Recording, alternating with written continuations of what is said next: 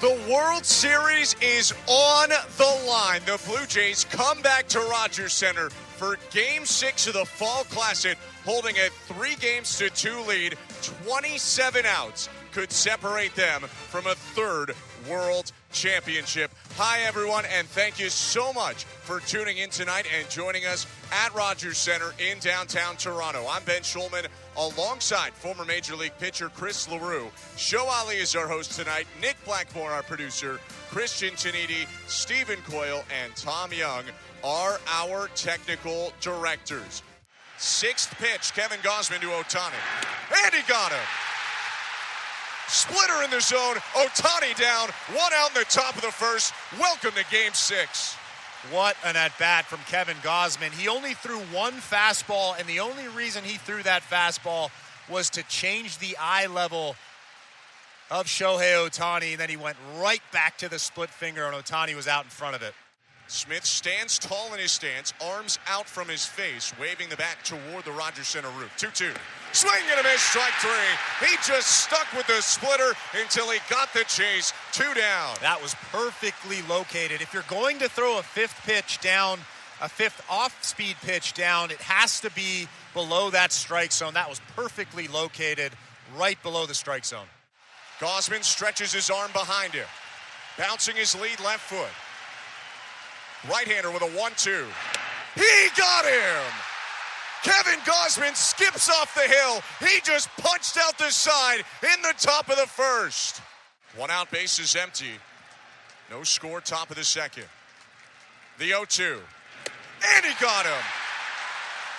4 strikeouts in 5 batters. Went back to the bread and butter. A whiff on the splitter, 2 down. Full count, 2 outs, base is empty. The pitch. Swing and a miss! 5 Ks. Gausman's splitter unhittable through 2. No score. Middle of the second in downtown Toronto. Right on right matchup with Kike Hernandez. The 2-2. Called strike 3.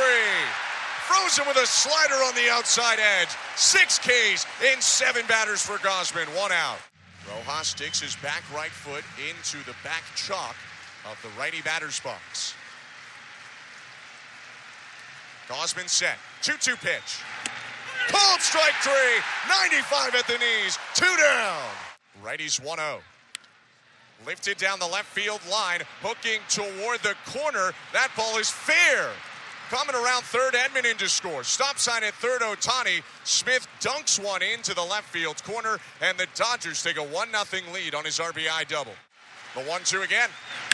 And it's hit on a line through the left side, base hit. Ohtani scores. They give the wave to Smith. Lucas's throw let through to home. It's offline. Smith slides in, and a 2-run single by Mookie Betts makes it 3-0 Dodgers with 2 outs in the top of the third. 2 on, 2 out.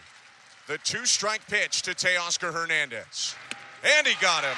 8 Ks for Gausman, but the Dodgers strike for 3 in the third on 3 hits. Big double by Smith. 2-run single by Betts. Gausman strands a pair. It's 3-0 Dodgers, middle of the third. Another 1-2. And it's lined fair down the left field line. Pinballs off the short retaining wall. Barger rips around first, and he's in the second with a leadoff stand-up double. Was looking off speed. Four-seamer came in at 97, and he had the bat speed to push it the other way for a leadoff extra base hit. Barger leads off third in Yamamoto's eye line. The 3-0. Swing and a line drive. Right center. Down in the gap. Barger in to score. Springer hangs on at first. RBI single. They do cash in. It's the Dodgers 3, the Blue Jays 1 in the bottom of the third. Is he 100%? I have no idea. But what an approach from George Springer. Takes that cutter in a 3-1 count on the outside part of the plate and absolutely rips it for the first run of the ballgame for the Toronto Blue Jays. What an important swing in an important inning. You had to score that run from third base. George Springer coming through. Step onto the middle of the rubber. Gausman staring in at Hernandez. Shakes, then nods. Hands put together. Bouncing his left foot. With 2 outs. The 2-2. On the ground is short. Coming to his left, Jimenez gathers, throws to first in time. 10 in a row set down by Kevin Gausman. That homer, his lone home run of the playoffs. 3-2. Called strike three. 98 right down the middle. And they challenged him. I mean, if I threw 98 to 100 miles an hour with that banger curveball that Louis Varland has. 2 fastballs and a sweeper so far delivered to Teoscar. Dominguez with a 1-2. He got him! Struck him out on 99. The bases are left loaded, and the top of the Blue Jay order is coming up in the bottom of the 8th. 3-1 Dodgers, Game 6 of the World Series. 1-2 pitch, and he got him. Tied him up with a 4-seamer top of the zone. 1 down. Bassett winds, and the 1-2 pitch. Swing and a miss, strike 3. Slow sweeper at 74. Struck out Kike Hernandez, 2 down. I know that he would rather be starting, but Chris Bassett is one heck of a reliever. Looking ahead to the bottom of the 9th, Kirk, Barger, Clement scheduled to hit. John Schneider has his full bench, including guys like Davis Schneider and Ty France.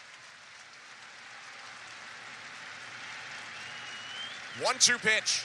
On the ground, over the mound. Bassett lets it run all the way to the shortstop. Jimenez, who throws on the run to first to end the top of the 9th inning. 3 shots for the Blue Jays to score 2 and keep it going, or just maybe get 3 and win the World Series. 3-1 Dodgers, runner on first, no outs, bottom 9. The 2-2. Swing and a drive, left center, Dean on the run. It's over his head off the base of the wall. Strine to third, he'll get the wave. Dean staring at it, Barger into third. Time called in left. Barger coming around to score, and they're gonna gift the Dodgers. That ball is right there for Justin Dean if he could bend his knees, and they're gonna gift him a ground rule double. That never gets called in this ballpark. Neither run scores. Dean staring at it under the wall. We'll get another look. John Schneider wants an explanation. Well, I'm sure he's going to get one, and the umpires are going to talk about this. I'm not sure what happened out there. We're getting a second look right now. The call on the field is that the ball was lodged. Toronto is challenging. The ball is not lodged. We just got the He picked it up and threw it right back in after they called time. That ball's not lodged. That's a call that should never have happened. It's maybe 20% of it in there. But there's no way Justin Dean can't pick up that ball. I mean, Hernandez, Kike is telling him to. They're reviewing it right now. Let's reset here. And especially talking to myself, let's take a breath. Second and third, nobody else is after review.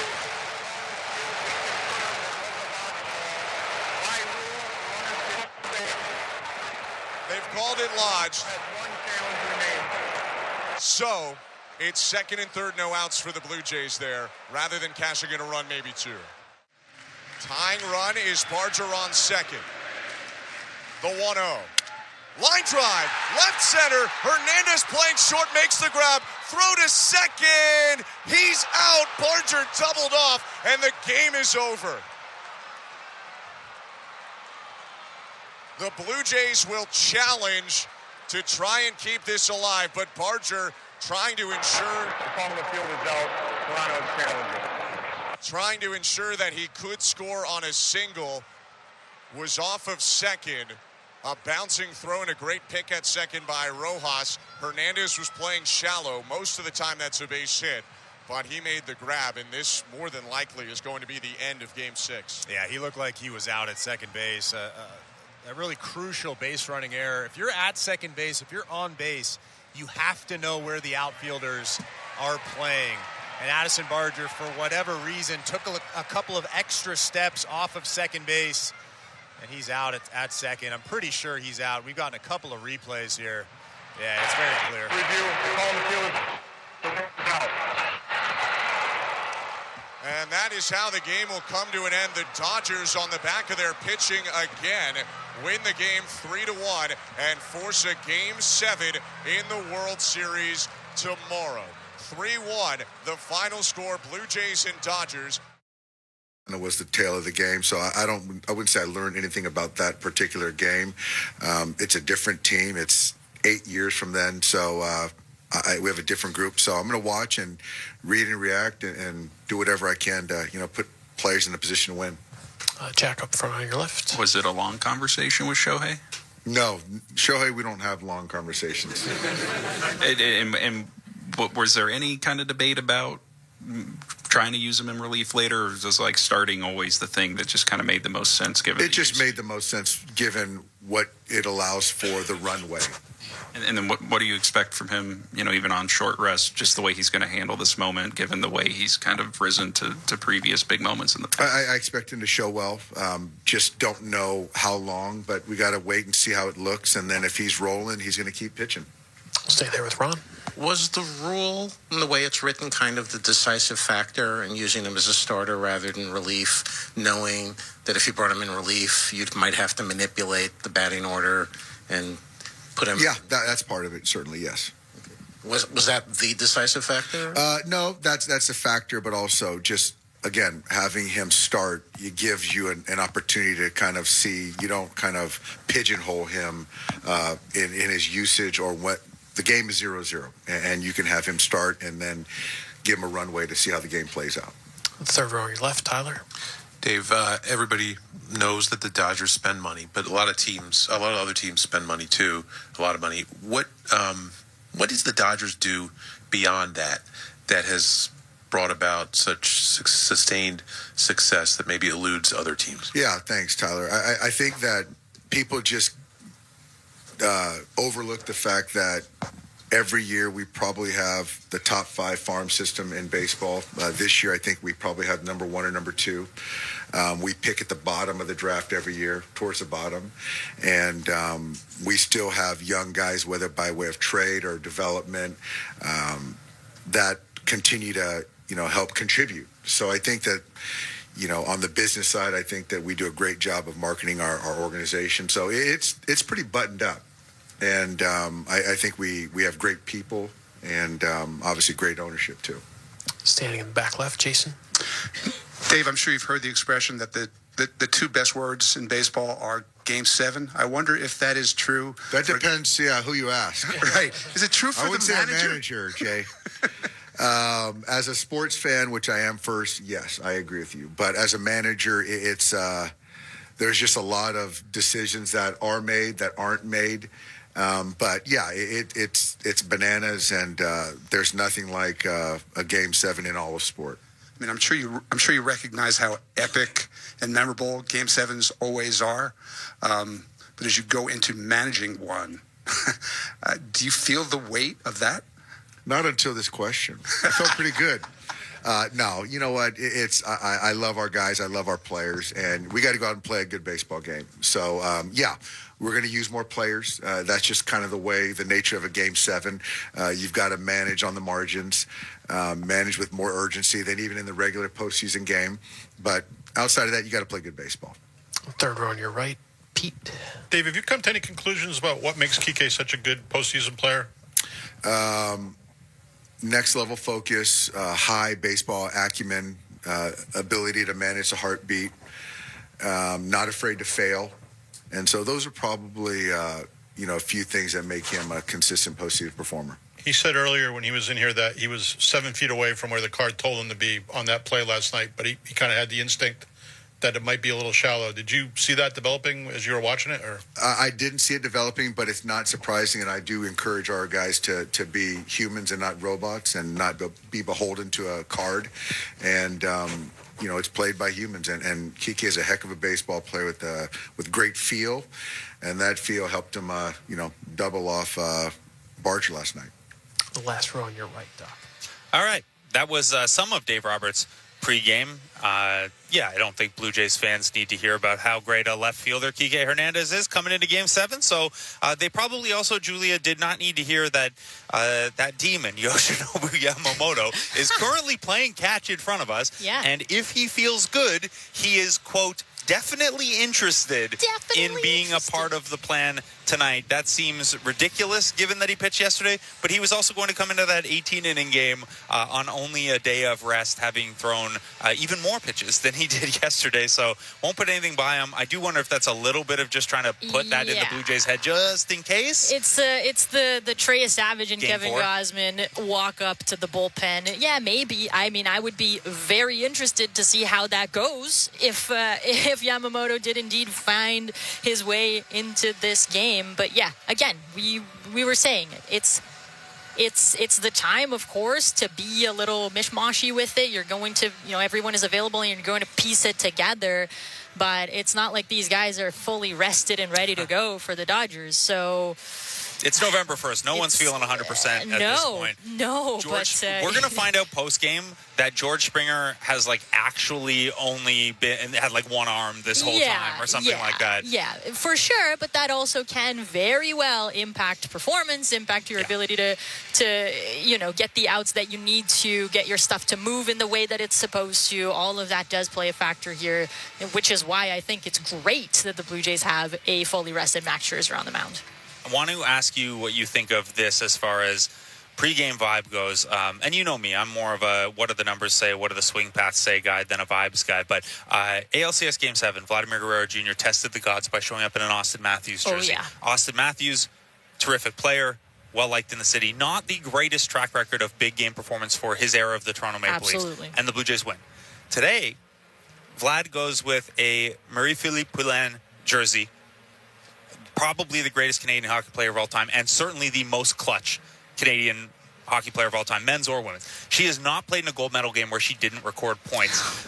This is a big switch up from Austin Matthews and testing the fate. This is channeling one of, if not the most clutch Canadian athlete of all time. It has got to be a good omen, right? And if nothing else, okay, if you don't want to extrapolate, if you don't want to get mystical with it, what an homage, right? What a moment. If nothing else, recognition and just understanding what the name and the figure means to Canadian sports. That's beautiful to me. If he's wearing the jersey, you can bet that he is inspired, and you don't need any esoteric elements to understand that is a very good place to start for Vladdy Jr. Yeah, I wonder if I didn't see George Springer walk in. Vlad walked right by me when he was coming in. I did not see George Springer coming in. I wonder if he wore a 2017 George Springer jersey, just to channel, the time he won World Series MVP, was the hero with a. By the way, in that game. So he's been in a bunch of Game 7s, so let me be specific. In the Game 7 of the 2017 World Series, he led off the game with a double and scored, and then in the second inning hit a 2-run shot to go up 5-0. They would hold that lead the entire time. Again, this is George Springer's 6th Game 7 overall and 3rd World Series Game 7. Who were the Astros playing again in that World Series? They were playing the Los Angeles Dodgers. The Los Angeles Dodgers? Yes. Here's the thing you can do. You could tweet about George Springer and Max Scherzer, and Dodgers fans will find it and reply with the entire history of George Springer or Max Scherzer. Oh, man. It's I'm sure there's an element of, you don't need any extra motivation when you're in Game 7 of the World Series, but I'm sure George Springer would get a small kick out of sticking it to Dodgers fans one more time, as would Max Scherzer. And listen, it's amazing, it's incredible that Springer is indeed in the lineup and was in the lineup last night as well.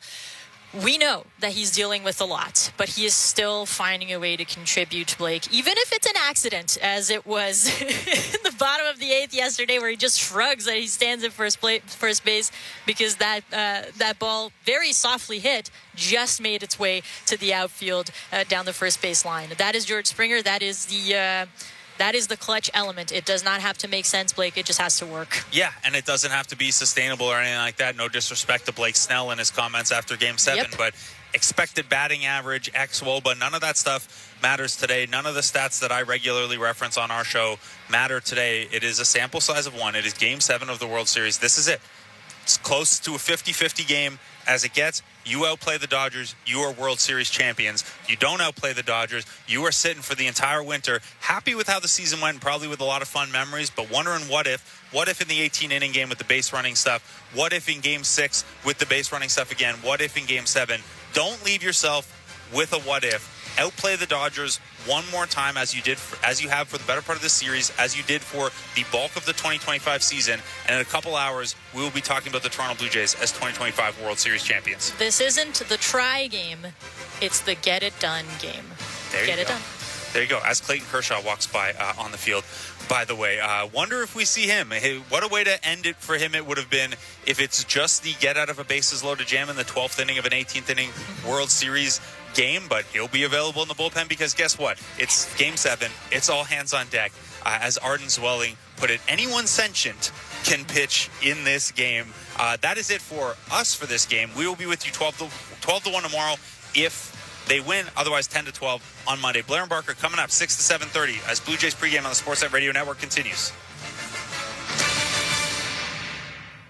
A brand new Don Valley North Lexus is right around the corner. We've broken ground on the all-new Don Valley North Lexus. While we build, join us at 7200 Victoria Park for incredible deals. Right now, you can save thousands on select low-mileage Lexus demonstrators with offers you won't want to miss. Now is the time, and Don Valley North Lexus is the place. See website for details. Expect excellence. Don Valley North for Lexus. A proud member of Wayne's Auto Group.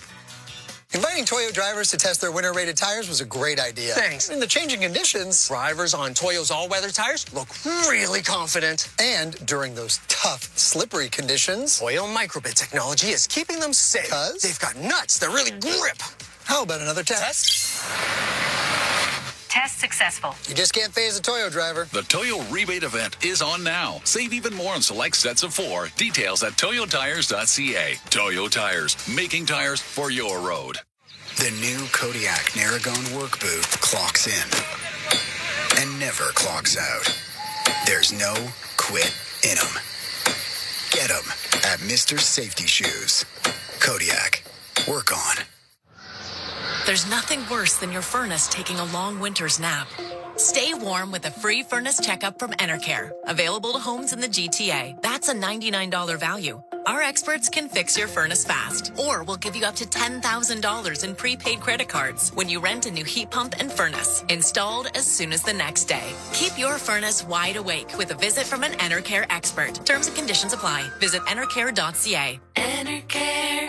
Experts at home. With most Subaru models, all-wheel drive comes standard. Heated front seats, high ground clearance, Apple CarPlay, standard. Eyesight driver assist to help when you're distracted by fall foliage, standard. Guy announcing the radio ad now wanting a Subaru? Yeah, standard. Subaru. Uncommon comes standard.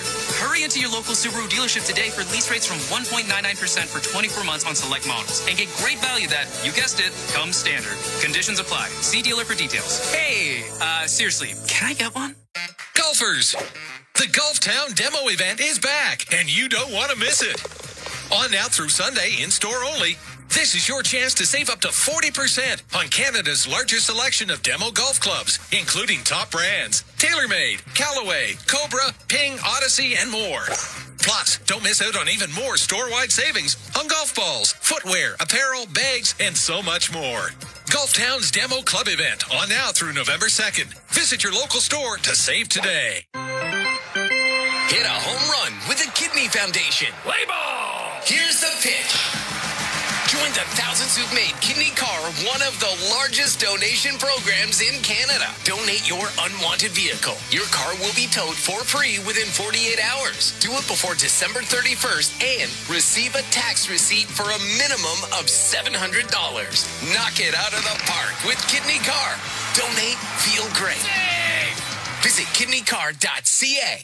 Did you hear Sunwing Sun Week is coming back next week? Sunwings Sun Week? Yeah, Sunwing Sun Week. What's Sunwings Sun Week? Oh, Sunwing Sun Week. 7 days of door crashing deals, excursion discounts, and your chance for plenty of prizes, even free freaking vacations. Wait, so you're saying if we book during Sunwings Sun Week, we could be sun winning? Yeah! While you workshop that, Sunwing Sun Week starts November 3rd.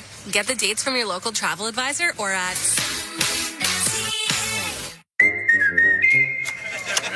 Okay. First question. When does Desjardins Insurance suggest you switch to winter tires? Below 7 degrees. Easy. Nice. Next, what's a smart way to save money on your home insurance? Switch to Desjardins Insurance and you could save up to $900 when you bundle home and auto.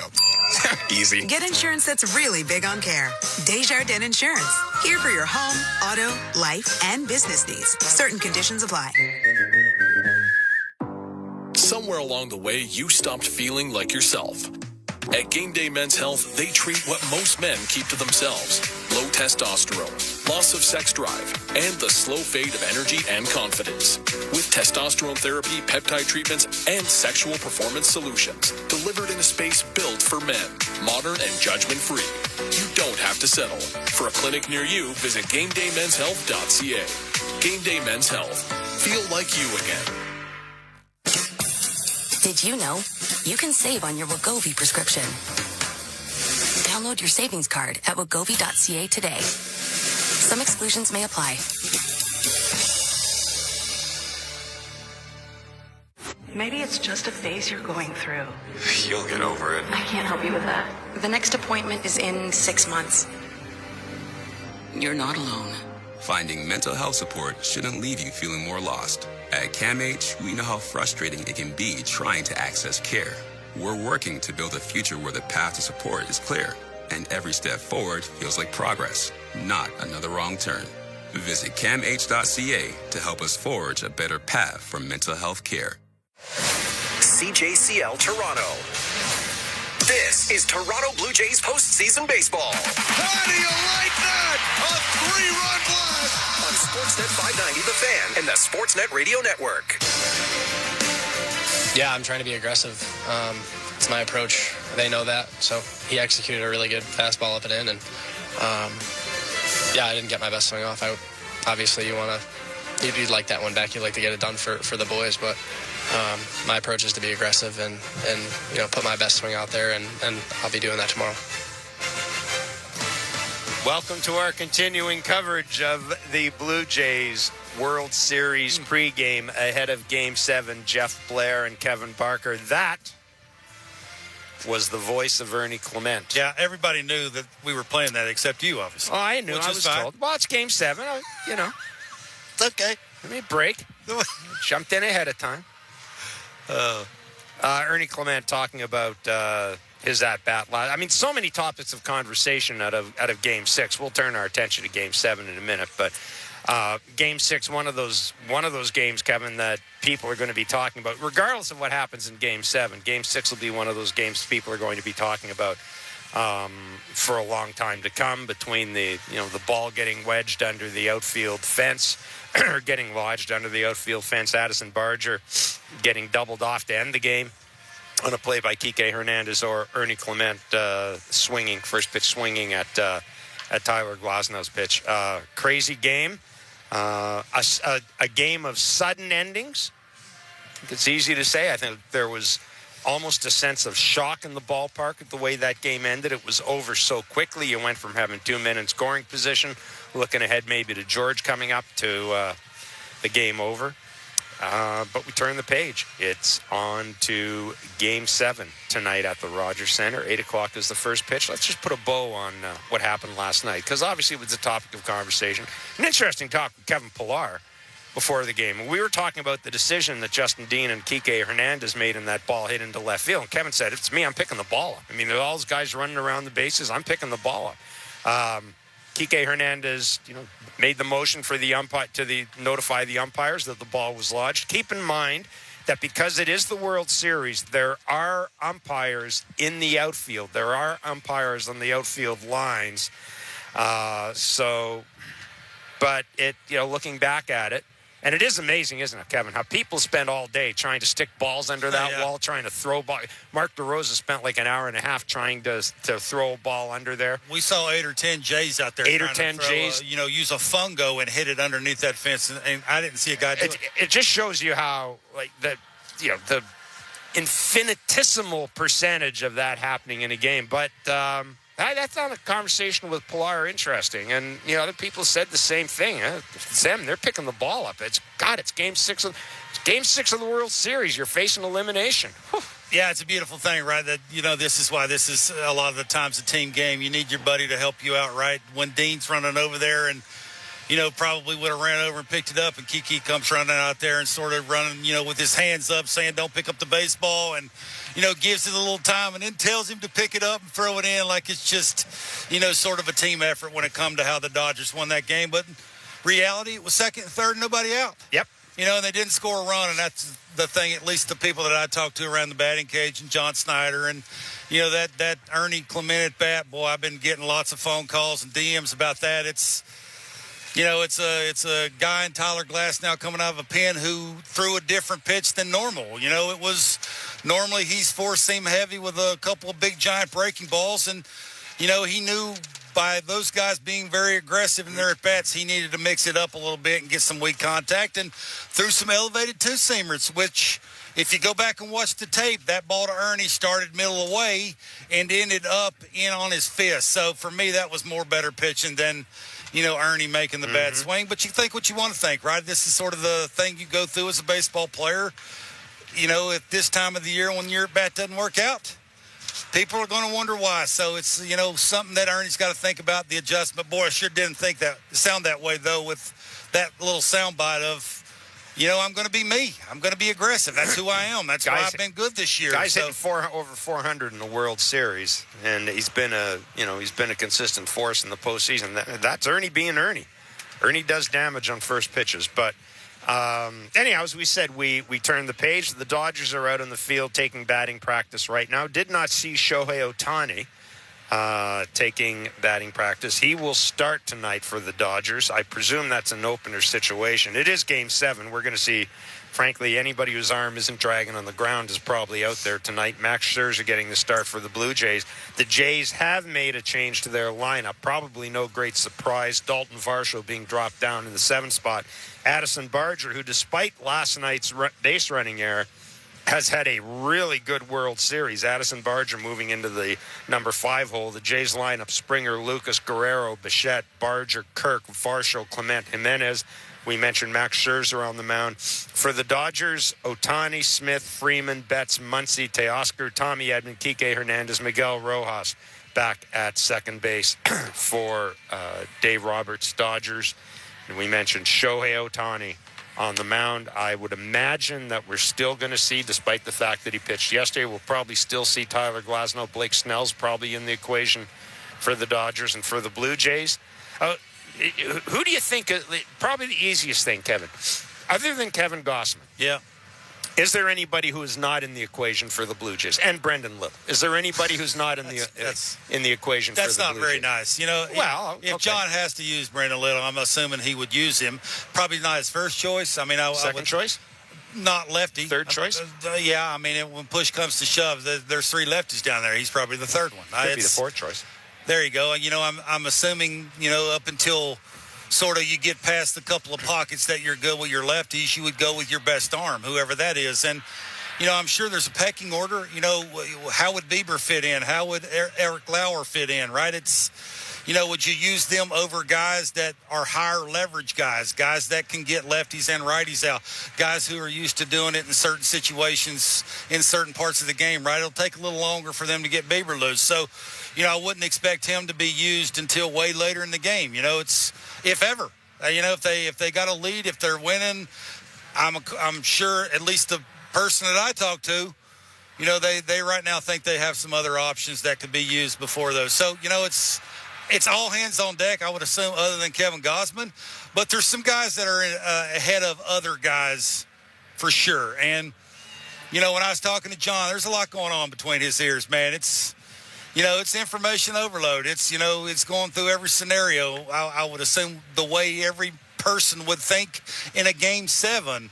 And you just hope, right, that, he can run out there, hopefully with Max being Max, and can give him a really good start, however that is. I was told by him that, if his eyes are telling him that he's really good, he's going to stick with Max. Like it's, he'd rather be too late taking him out than too early. It's, sort of that kind of I've learned my lesson kind of thing. So just to be intriguing to see how they handle it. It'll be intriguing to see how they handle the onslaught of different kinds of arms that they're going to face from the Dodgers. You're going to see a bunch of them, right? And how will each at bat look accordingly, right? I like they've moved Barger up, right? 476 in the World Series with a 7.14 slug. We saw Varsho. He didn't like the split finger. You don't like that spin yesterday. You know, you'd rather have Barger getting those at bats than Varsho. So it's just little adjustments like that hopefully can help the Jays win a baseball game. The last one of the year. Can I believe I'm saying that? Yeah, it's pretty cool.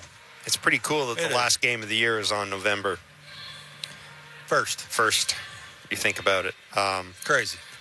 Well, it's been 30 years worth of crazy, 31 years worth of crazy here. It is the first time, of course, that the Jays are going for the first World Series win since 1993, and you're going to hear a lot of talk. You heard a lot of talk today about this clubhouse will be the same, and everything's going to be the same.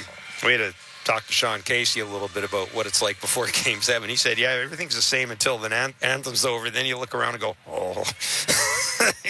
Yeah, it's got that feel of the game's ending, right? Every out that's made, it's getting closer to the end of the game. And the end of the year, no baseball tomorrow. That's the feel, right? Well, it's more, sort of urgency of coming, in a few minutes. It's not thinking about, the hours from now. It's thinking about every minute that passes, is a minute closer to either a win or a loss in a playoff game or a World Series. So, they can say that, but they're going through it. You got to fight through it. You got to figure out how to, control all of this and go out and try and be the best version of yourself, which is not the easiest thing to do. It's so easy to come on these shows and say that. But, man alive, I talked to enough people down there on the field that are playing tonight.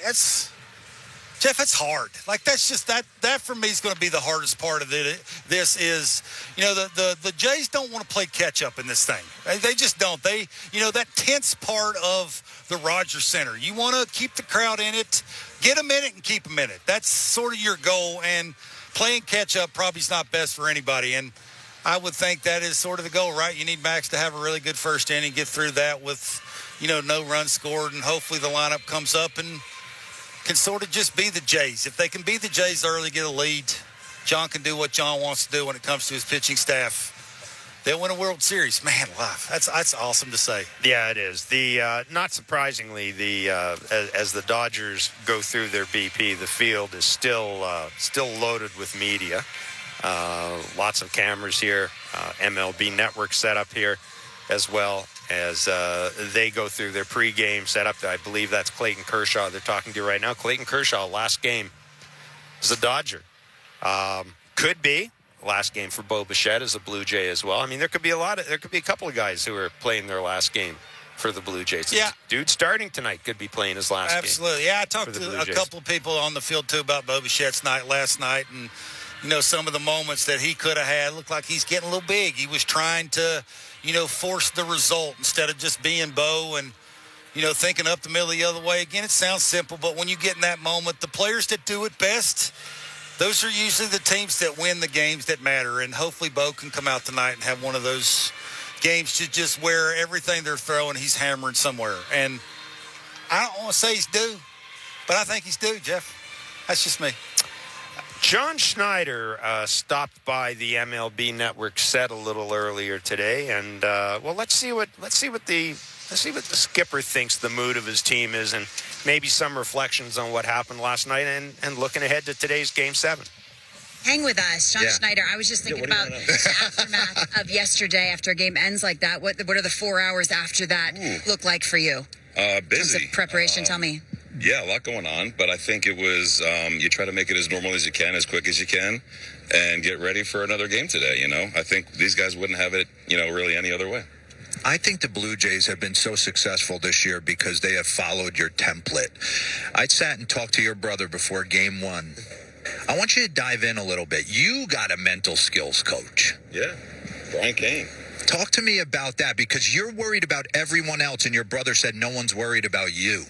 Yeah, I mean, it comes with the territory a little bit. But still.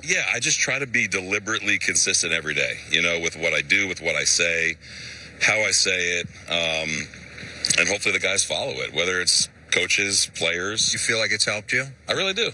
Yeah, you feel like you can turn the page to the next thing. Did you sleep last night? I actually did. Yeah. Nice. All right. What are you going to buy Louis Varland in your bullpen? Honestly, we looked at them in August and we thought that this was maybe a weakness of this team. How have they turned into such a strength? And who surprised you most? Yeah, I think it's been everyone, really. I think our pitchers don't get enough credit, especially in this series. They're really throwing the ball well.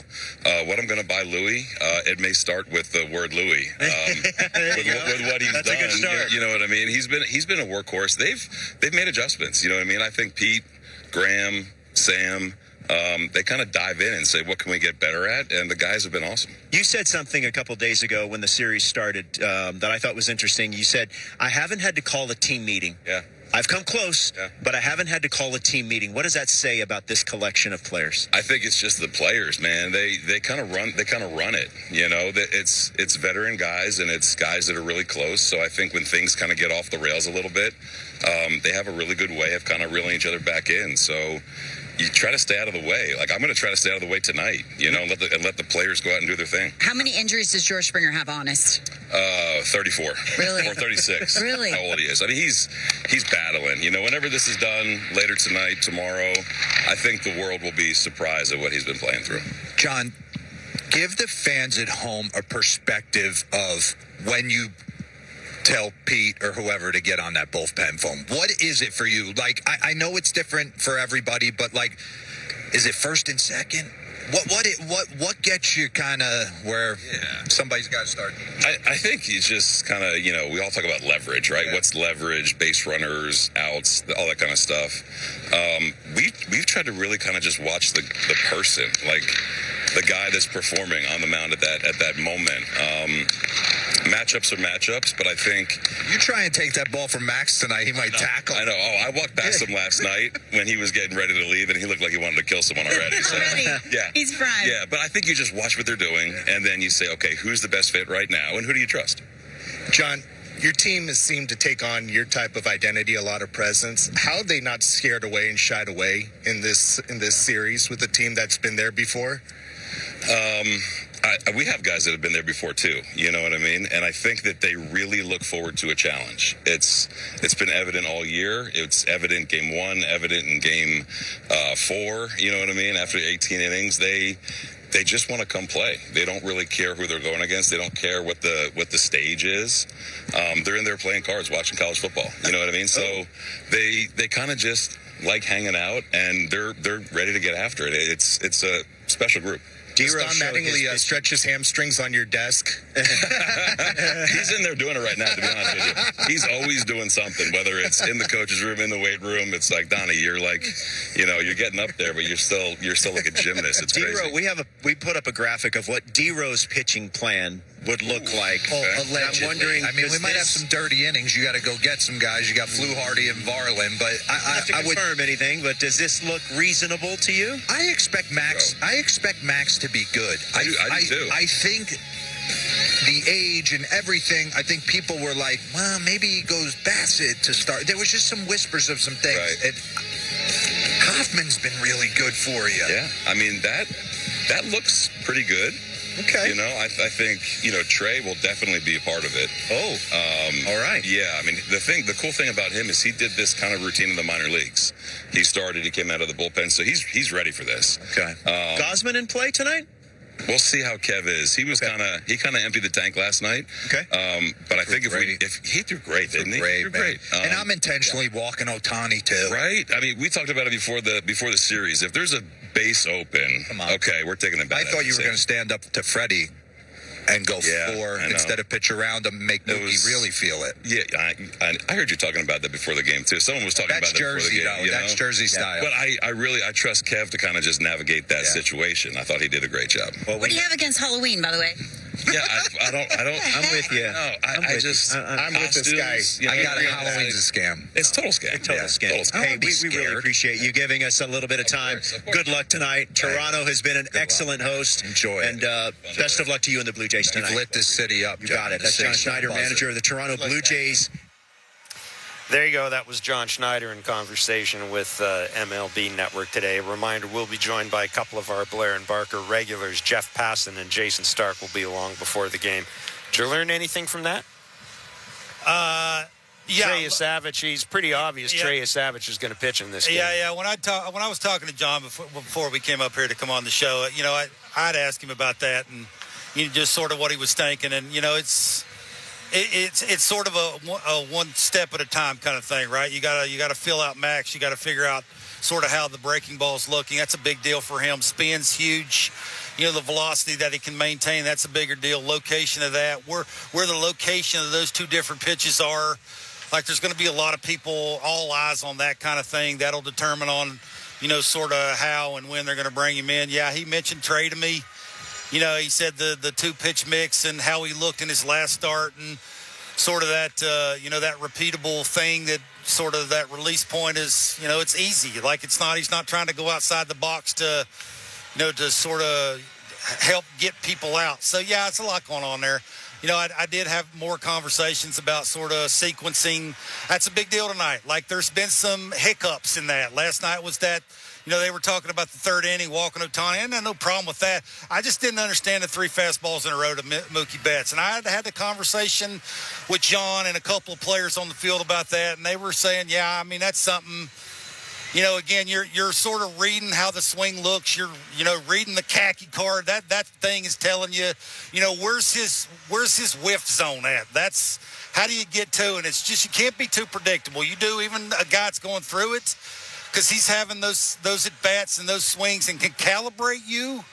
You got to start throwing it there. So I think that's something they'll learn from. They won't do that again tonight. And I just think there's a lot, Jeff, there's a lot going on here in Game 7. It's just, again, I do believe John when he said, I'm trying to stay out of this thing. He did the little tweak in his lineup, moving Barger up, moving Varsho down. I think that was a little easier for him to, if he has to, whatever, pinch hit for a guy, run for a guy, it makes it a little easier to sell that way. You got a guy hitting almost 500. You'd rather have him up than somebody that's not hitting that. So, yeah, it's just going to be intriguing to see how all that maneuverability around the pitching and the arms and the keeping guys in the yard is going to be interesting. Do you think that John or the Jays have attempted to game plan how they think the Dodgers will pitch them? In other words, obviously they're focusing on their plan of attack. Who's going to come in when against the Dodgers? Do you think I guess we could have asked John this. Do you think Dave sort of said, okay, what's Dave Roberts going to do? We know Ohtani's going to start. What do we expect in terms of the second guy out of the bullpen? I don't know if you can do that. I'm just wondering if you think that they've put any time or any energy into that at all. Yeah, we saw Tyler Glasnow throwing two-seamers, which he rarely, if ever, does. I think that's something you got to be aware of. You got to, early in the count, you can sort of have that in the back of your mind that they threw that to Ernie and Jimenez last night. The two-seamer went away that he hit off the end to the double play that ended the game, and the obvious one to Ernie that went, it started away and ended in on his hand. So that's something you got to be aware of. Guys coming out, they might throw something depending on where guys are standing on the bases. What they're trying to do. It's not so much about a strikeout as it is taking the sting out of your bat. You got to be sort of aware of sort of those quadrants that you think you can do damage on, where the pitch is starting. Just you got to have it in the back of your mind of how aggressive you're going to be in certain situations. So I think it's more about that than them carrying. I don't think there's any surprises anymore. I mean, they're 6 games full deep into this thing. How do you think Dave Roberts is going to use Ohtani? Yeah, let me rephrase that. How long do you think he goes? I would say he's got pitches. Like, I'm not sure it's so much about innings as it is pitches, and I have no idea. I mean, it's again, I'm assuming it is how long and how hard he has to work to get through at bats. That'll determine on how many innings he goes. But I'm sure there's a pitch amount that he's not allowed to go over. I'm assuming that's what it is. They're just like every other team, probably times 2 when it comes to their khakis planning things out, right? So, John, I talked to him earlier. He's trying to do that mentally in his head. I'm sure his khakis are trying to help out as much as they can. Dodgers are no different. And it always starts with the guy that's starting this thing. John's more, for me, going to go on what his eyes are telling him and how certain pitches are looking, right? Spin, how the swings look against the spin, how the velocity's maintained, how many quick outs he's getting. I'm sure Dave is looking at Ohtani thinking, okay, how quickly does he get a strikeout? You know, how much does he have to labor to get, say, a Vladimir Guerrero Jr. out? Like, you know, it's just sort of each manager looking at their player in a different kind of way, but getting to the sort of same result. And for me, it is how, you know, sort of who makes the right move at the right time or who makes too many moves. I think there is a difference when it comes to those two kind of things. If you're coming out to the ballpark tonight, a reminder that the ceremonial first pitch will be thrown out by Jack Morris, who, of course, is part of those Blue Jays World Series teams, and Paul Molitor, also part of those Blue Jays World Series teams. Jack Morris pitching one of the most memorable games in baseball history, frankly, a 10-inning game for the Minnesota Twins in their win over the Atlanta Braves. And so Jack Morris, Paul Molitor throwing out the first pitch tonight as the Jays and Dodgers play Game 7 of the World Series at the Rogers Center. The Dodgers are on the field taking batting practice. Teoscar Hernandez is in the cage. What type of bat is that he using? Teoscar's using. Very odd. Just it almost looks like an aluminum bat when you see it. But anyhow, Teoscar Hernandez in the cage taking batting practice as the Dodgers continue to prepare for this Game 7 of the World Series. We're going to step away and come back with more of our Blue Jays World Series pregame show on the Sportsnet Radio Network. We are your home for Toronto Blue Jays postseason baseball. Hear all the action across the Sportsnet Radio Network, streaming on the Sportsnet app and at sportsnet.ca/590. Hockey. It's taken over our basements, our driveways, and our backyards. And at Rona, we wouldn't change a thing. That's why we make sure your home can take any hits hockey throws its way. So hockey can keep taking over your laundry rooms, your living rooms, your garages, your kitchens. Make sure your home is ready for hockey season with Rona. Build it right, build it Rona. Monopoly Double Play is back at McDonald's. So let's practice winning. You just won 25 grand. And go. Yes! I said 25 grand. That's what I'm talking about! Yeah! Much better. Okay, now you just won a brand new Chevrolet Corvette. I think she just fainted. Impressive. Feel like a winner. On pack and in-app. Monopoly Double Play is back. While supplies last, 1 in 5 chances to win game piece prizes at outset. Chances to win draw prizes depend on number of entries in each draw. Cash prizes payable by e-transfer. See rules in-app. Running out of hot water? Go Lime. No hot water? Go Lime. Paying too much for your water heater? Go Lime. Need a new tankless water heater? Go Lime. Go Lime. Go Lime offers new water heaters starting at $19.96 a month. Free install, new system, full warranty, and they even return your old tank. One price, no surprises. Go Lime. If you can shop online, you can shop Go Lime. Visit GoLine.com/radio to get your 25% discount today. What a tackle. Let's go to the sidelines. You're in the zone today, Matt. Really on your game. Yeah. Getting more sleep? Not snoring all night? What a huge difference it can make. Problem snoring? Suffer from sleep apnea? Invest in yourself. Call Dr. Paulette Pillersdorf. She'll use her laser to help treat your snoring and oral appliance like a sports mouth guard for your sleep apnea. Your partner will thank you. Thanks, Matt. Book your appointment with Dr. Paulette Pillersdorf. Call 647-243-2006. It's time to face your fears. Are you brave enough? Screamers! Toronto's original haunted attraction awaits you. Don't be scared. Confront all 7 haunted mazes, and if you survive the gauntlet, capture your terrified expression at our bone-chilling photo ops. Book your tickets at screamers.ca. Never go alone. When it comes to the best tool for the job, you know it's black and yellow. DeWalt is here to set the standard, put in the work, and get the job done without compromise. Just like you. If you're proud to work in the trades, Team Black and Yellow is for you. Follow at DeWalt_CA on social to join up. In Canada, opening a business bank account can take weeks. The fees on your account are endless, and your money earns nothing. Honestly, what the We hear you, but your WTF is also why there's Float. Float is a complete finance platform with business accounts that open in minutes, charge 0 fees, and earn up to 4% interest. It's a business account that makes sense and money. So let's take back our WTFs and celebrate why there's Float. Open your account today at floatfinancial.com. Welcome aboard Air Canada. Rocky's Vacation, here we come. Whoa, is this economy? Free beer, wine, and snacks. Sweet. Fast free Wi-Fi means I can make dinner reservations before we land. And with live TV, I'm not missing the game. It's kind of like I'm already on vacation. Nice. Air Canada. Nice travels. Wi-Fi available to Aeroplan members on equipped flights. Sponsored by Bell. Conditions apply. See aircanada.com. Everyone's got a pro. Need tires? I've got a pro. Car making a weird sound? I've got a pro. So who's that pro? The pros at Tread Experts. Until December 7th, get a $70 Bridgestone prepaid MasterCard when you buy 4 eligible Bridgestone tires. Or save up to $120 with 4 eligible Blizzak or Winter Peak tires. Find a Bridgestone Tread Experts dealer at treadexperts.ca/locations. From tires to auto repair, we're always there. treadexperts.ca.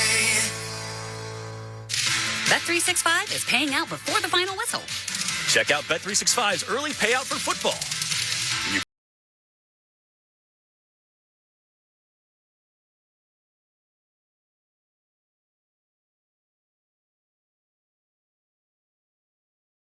Ordinary at Bet365. Must be 19 or older. Ontario only. Please play responsibly. If you or someone you know has concerns about gambling, visit connexontario.ca. T&Cs apply. This is Toronto Blue Jays postseason baseball. Marlins payoff pitch. Swing and a miss, strike 3.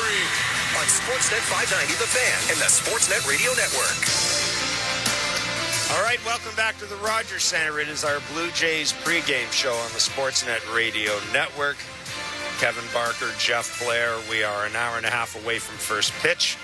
The Rogers Center, Game 7 of the World Series. And we're very pleased at this time to be joined by one of our favorites, certainly no stranger to this station, no stranger to Blair and Barker, Jason Stark of The Athletic joining us. And I don't know if this is an omen, but it's a God's honest truth. I came out of the washroom, made a right, and the first person I saw was Rick Monday, Dodgers broadcaster. And so I went up and back when I covered baseball, of course, everybody knows Rick Monday is, he still gets hassled in customs when he comes into Canada as a result of his home run against the Expos. But I went up and said hi to him. I haven't seen him for a while. And he looked at me and said, "Oh, yeah, Montreal." And I said, "Yeah, exactly." So I don't know if that means anything. Like, I got the reference, if that's what you mean. Yeah.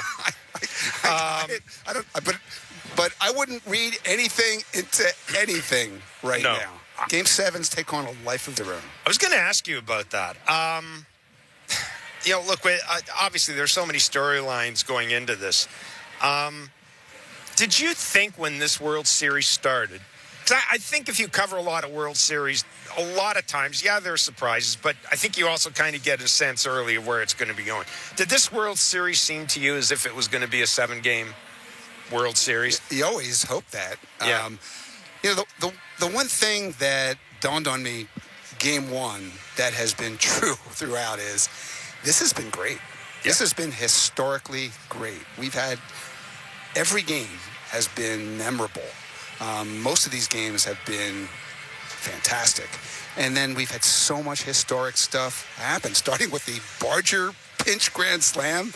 We had a guy reach base 9 times in one game. We had a complete game. We had a extra inning classic. We had walk-off homer, pinch hit homer, back-to-back homers, 12 strikeout game by a guy who's been in the big leagues for 10 minutes. It's been amazing. And so it needed this finish. Yeah, and a game-changing ground rule double, which is just, All right, here's the question I have. Did it change the game? Not for me. If those guys had been allowed to circle the bases, that would have changed the game. But both guys weren't going to. Both guys were not going to score, and somebody was going to have to get one more hit. True. But nevertheless, it was wild. Jason, going into tonight, I think this is the first sort of game in the World Series that both managers have to show up. I guess that's the right way to say it. You know, they've been making moves, but boy, tonight they're really going to make moves. Which manager do you think has a bigger advantage going into tonight's game doing that? Yeah, I think that's John Schneider. If you look at the pitching plans and who's available, the Dodgers' path to 27 outs or more is way more challenging than the path that the Blue Jays have. The Blue Jays' best pitchers are in pretty good shape. Where are the Dodgers going to get length? I mean, I don't know what Ohtani's going to do. Dave said it could be 2 innings, could be 4 innings. Who the heck knows? But if it's a short start from Shohei, where are they going to get the rest of those outs? That's a huge question for me. And you set this up as what it's like to manage in these games. There was a time in baseball, Bob Gibson versus Mickey Lolich, whenever that was in Game 7. Those two managers were at the lineup card, and they just sat back. That's not going to be tonight. You think Dave has sort of the advantage when it comes to that? Been in the World Series before, been in some sort of higher pressure moments. You know, John's been living this since about July. I know. I mean, let's be real. American League East is a whole different animal, right? And trying to be the hunted instead of the hunter is a big difference. But it's not the 7th game of the World Series. You know, do you think Dave's a little bit more prepared for this? John Schneider just navigated a Game 7 that he won. Yeah. And it was a very challenging night. Am I right? So he's got that in his head. I asked Dave Roberts before the game, Dave, you know that expression everybody always mentions, the best 2 words in baseball are Game 7? And he said, not if you're a manager. So that tells you he doesn't think there's any big advantage, obviously. Yeah. I think if you ask either manager or players in this team, they say the best 2 words in sports are world champions. I think they probably take that, frankly. Yeah, right? I think they probably take that over Game 7. Look, we don't know. Obviously, we don't know how the series is going to turn out. One of the talking points going into the World Series, I think going into the playoffs, was the Blue Jays' approach. Now, they have hit home runs in the postseason, but their MO is not striking out, making contact, putting the ball in play. I hesitate to use the phrase small ball because I don't consider a double to be small ball, but you get my drift. They're going to Game 7 against the Dodgers. Do you think that in any way, Jason, people are going to start sort of, in air quotes, rethinking their approach to the game based on what they've seen from the Blue Jays? I mean, I know we ask that every year with the World Series because everybody's going to copy everybody else. But do you think that that's a thing, or, the Mets are going to be the Mets next year and the Yankees are going to be the Yankees? Jeff, one thing I'm always conscious of every year in the World Series is there's no magic formula. There's so many ways to get to this place. And look at these 2 teams, and they're a reminder of that.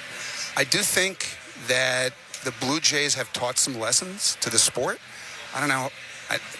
There are some organizations that are never going to think this way. Mm-hmm. But this is, I hope that people look at the Jays and see the light, because this is a much more entertaining way to play, and that's important.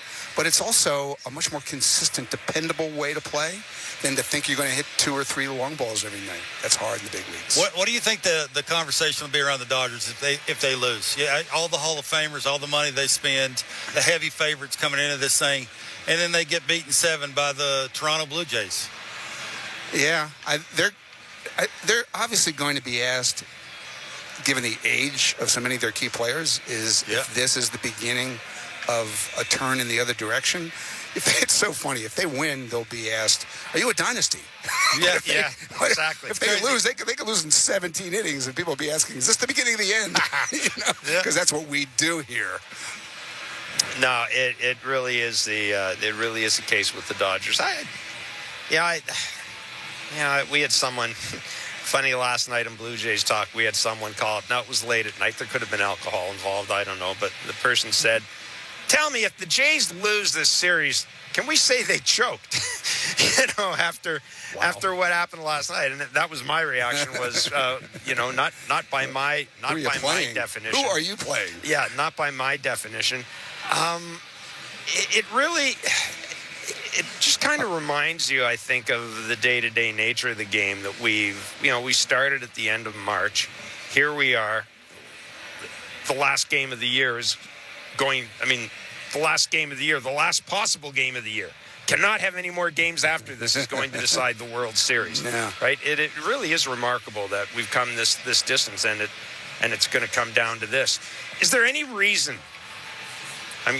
This is a really unfair question. I'm going to apologize in advance. Any reason why in situations like this, though, a lot of times the guy who comes through is the Howie Kendrick? There's the maybe not the unknown, but the unheralded guy who comes through in situations like this. My explanation for everything is one word. Baseball. Yeah. Baseball is that sport. And it's, I think, why it's so great is that the possibilities are always infinite. And every night at the ballpark is a chance for something extraordinary and unexpected to happen. And that's the best part about it. I can't tell you what's going to happen tonight. There are just too many ways this could go. I do have a hunch. I mean, this guy's certainly not a nobody, but I do have a hunch. I've been thinking this whole postseason that Trey Savage has these Josh Beckett, Madison Bumgarner vibes. Yeah.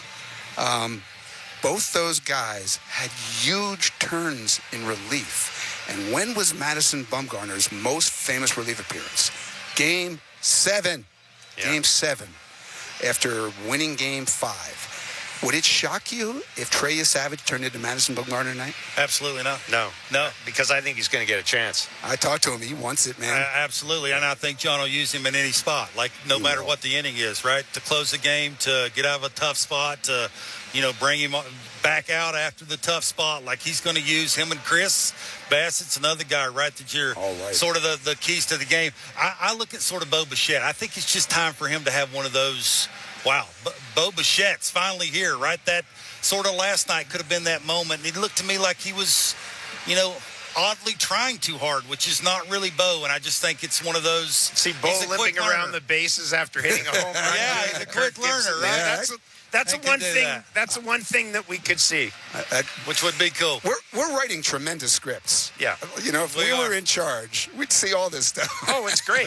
They're now cool. All the players have to do is live up to the script that we're writing for them. But Bo's a good call because he does hit good pitching, and he'll see some tonight. Well, yeah, and he's going to see a lot of arms. To your point earlier, right? That's the hard part of that. We saw Tyler Glass now coming out throwing two-seamers, right, to a couple of those batters. Take the sting out of the bat because it's second, third. I'm not trying to punch you out. I'm trying to get you out. It's that little thing, right, that you have to, if I'm a Jays hitter, I'm thinking about, man, if I'm going to face starters, they're probably not going to see the regular stuff that they are sort of trying to get me out with. It's just little kind of cat and mouse things. That's what this series has been all about. The difference in pitching patterns from game to game, no matter who's pitching, have been unbelievable. This has really been so much fun. These two teams are a great match for each other. And you know what I've really realized? This is the first time I spent this much time around the Dodgers. Just because I haven't been traveling a lot in the past couple of years. But I've had a couple of people, I've had family members, I've had other friends who've been watching the series point out that one of our neighbors is a big baseball fan, say, you know what, I really like both these teams. I like them. I like Shohei. I like Kike Hernandez. I look at these teams. I like Freddie Freeman. I like, it seems like they are, people in San Francisco may not agree with this or San Diego. But, Jason, they seem to be kind of, for example, the Jays relievers, they've got number 51 in their caps for Alex Vesia. Yeah, that's special. There seem to be two really likable teams here. I've thought that from the beginning.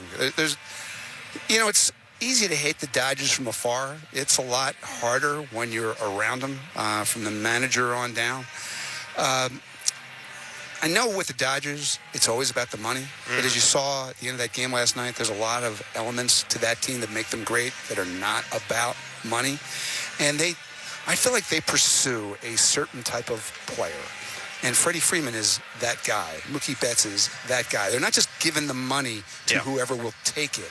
They're giving it to certain kinds of humans and certain kinds of baseball players who have a special sense for the game and what the game means and how to operate within the confines of a game.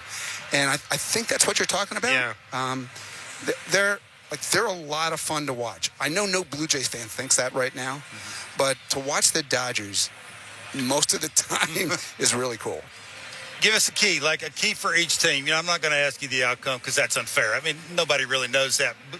They're sort of even teams up until this point. But give me a key, like a key for the Dodgers and a key for the Jays that could take it home and then win the World Series. Yeah, as I said, for the Dodgers, they've got a tough path at 27 outs unless somebody steps forward and gives them a lot more outs than maybe we would anticipate right now. Yeah. There's a huge difference in this game if Shohei gets 6 outs versus 14. Wow. That changes everything for them. And for the Jays, they've got to score. They're built to score. They're built to hit. They're built to hit even the best pitching. They're going to see a lot of different pitchers, as you said, Kevin. But this is the night for Vlad to have a big swing. This is the night for Bo to have a big swing.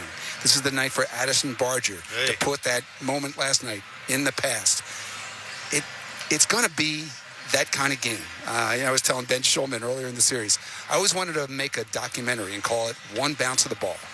Because when you get to the end and you see who wins the World Series, there's always that one little bounce of the ball that changes everything. You put all this time and money into getting here, and then it comes down to that.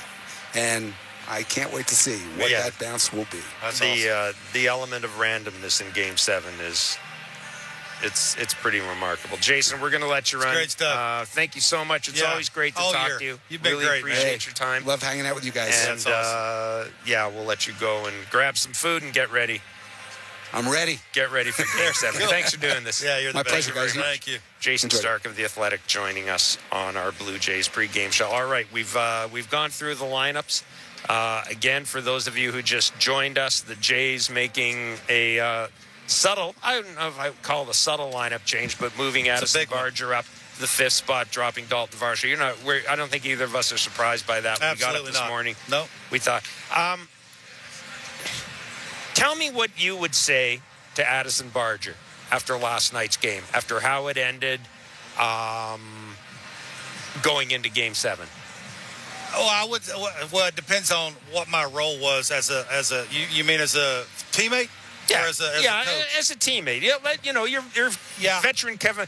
I was going to say put yourself in George Springer's shoes. I'm not going to say, but you've been around for a while, and you're a veteran, and Addison's a young guy, and let's face it, he got caught with his pants down last night. Absolutely. Yeah, he didn't know where the guy was standing. I think that's bottom line. I talked to Budzinski, the first base outfield coach, and that's sort of the message was, you gotta be aware. You gotta know where everybody's standing before the play actually happens. You gotta know where sort of your lineup's at, who's coming up, and the outs you don't want to run into. You got to know where the scoreboard or what that's telling you. So, if I was his teammate, I wouldn't tell him anything. If I was George Springer, maybe walk by and go shake it off. But you probably don't say anything. You probably would have said something last night, right? What would you say that he don't already know? Hey, don't do it again. Well, thanks, Sherlock. Hey, know where the left fielder's standing before the ball's actually hit. Well, thanks, Sherlock. Did Kike move in much on that play? Yeah, I think it's how shallow he started. I know that we'd found out that he took a couple of steps in from where he was standing, right? Before the ball was actually, like, when it was being thrown. Mm-hmm. But he was pretty shallow already. I mean, Jimenez has not hit. When do you ever see him hit a ball up there really far? Right. That's rare, if ever. So, Kike's a pretty good outfielder. And, it's just, again, where are you going? That's the thing, right? It's you're a big leaguer. That's things that happen in the minor leagues. I wouldn't say anything to him. Mark, the first base coach, said enough. I talked to Mark today. I made it a point. You saw me. I ran over to him and asked him about that play. And, he told me basically he didn't know where the left fielder was standing. And that won't happen again. It's basically that, right? The sort of that situation. And I've been there before. Every player's been there. I've been there before in Game 6 of a clinching game in the World Series.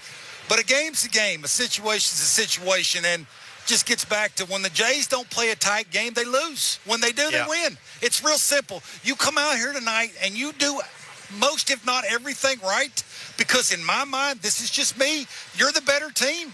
You're going to win. Yeah, you think don't say anything. You think of some of the heartbreaking losses this Jays group has had in the postseason. I mean, I go back to that Minnesota Twins series. You know, a lot of talk about Jose Barrios, but Vladdy gets picked off at second base in that play. I believe it was Sonny Gray on the mound and Carlos Correa. Carlos Correa putting the play on. And yeah, he got called flat-footed. Exactly. When we talked that, it's a shame it happened to anybody, but Addison Barger's base running was a key part of the Jays' win in Game 5. We talked about how good his base running was on those wild pitches, and just what a good World Series he's had.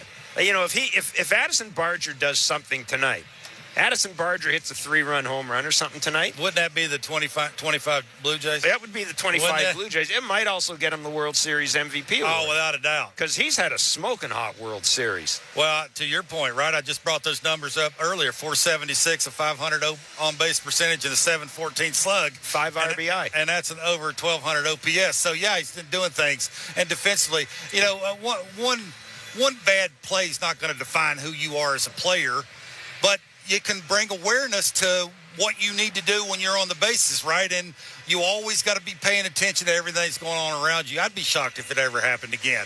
It's just one of them plays that, you don't want to be embarrassed again. He got embarrassed. Let's be real. Like, it's a fact. And it's just sometimes I've been there, right? It's that I talk about that pop-up all the time when I first got to the big leagues, and Fernando Vina, basically forced me into catching a big league pop-up in Philadelphia in the old stadium, and wind swirly around there, and the ball, sort of played me, and I fell on my ear, and I looked like a jackass. I never looked like a jackass again. That's the point, right? I mean, I corrected it. I was prepared for it. I would be shocked if that ever happened again. So, yeah, you live and you learn. Sometimes you got to learn the hard way. Again, he's been great. He's one of the main reasons. John has so much faith in him and has forgotten that play that he moved him up in the order because he's got that much faith in him. That just tells you where he's at in the organization, what his teammates feel about him, and especially what matters the most is what his manager feels about him. And I talked to John about him. John says we need him to stay hot offensively. That's why I'm moving him up. Dalton, John said my eyes told me last night with Dalton's at-bats, he don't like the split finger right now. He don't like spin. He's having a tough time with that. I'd rather have Dalton up because of who's hitting in front of him, the traffic that he's going to come up with in those at-bats. He's a little bit more right now prepared for it. So that's one of them moments that happens. You got time to make up for it in Game 7. You're a little surprised that, that there'd be so much talk, and it's not just Jason, but other people as well, about Trey Savage playing a big role in tonight's game. And it is, and Jason, the parallels to Madison Bumgarner are, they're there. They really are there. And it would just seem, given everything we've seen in this World Series, you can almost see Trey Savage having a big role tonight, can't you? Yeah, again, I tried to pick John's brain about that, and he's one of the first names he brought up. Just the swing and miss that he can bring. I'll be intrigued to see when he brings him in. Is it to put out the flame? Is it to start an inning? I know they're okay with him going multiple innings. I do know that, right? I know Chris is one of them guys that can come in and put the flame out and then come back out for the next inning. I know they're confident in him doing that. Can Trey do that?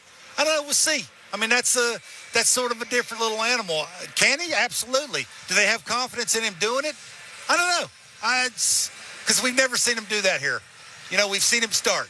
We've never seen him do that part of it. And doing it in Game 7, I know he's got confidence. But, Jeff, it's Game 7, man. And how do you use Sir Anthony and, how do you use Louis? Like, Louis seen the middle of the order a bunch. Yeah.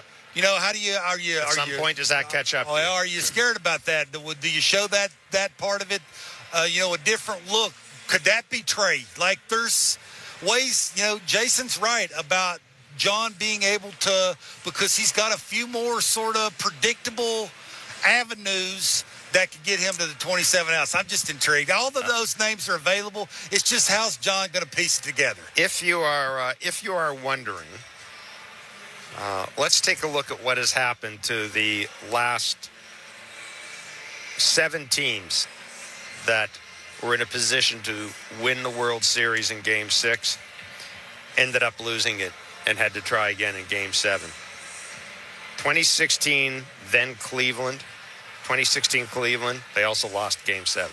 2011 Texas Rangers, they also lost Game 7. 2002 Giants, they also lost Game 7. 1991 Braves, lost Game 7. 1986 Red Sox, lost Game 7. 1982 Brewers, lost Game 7.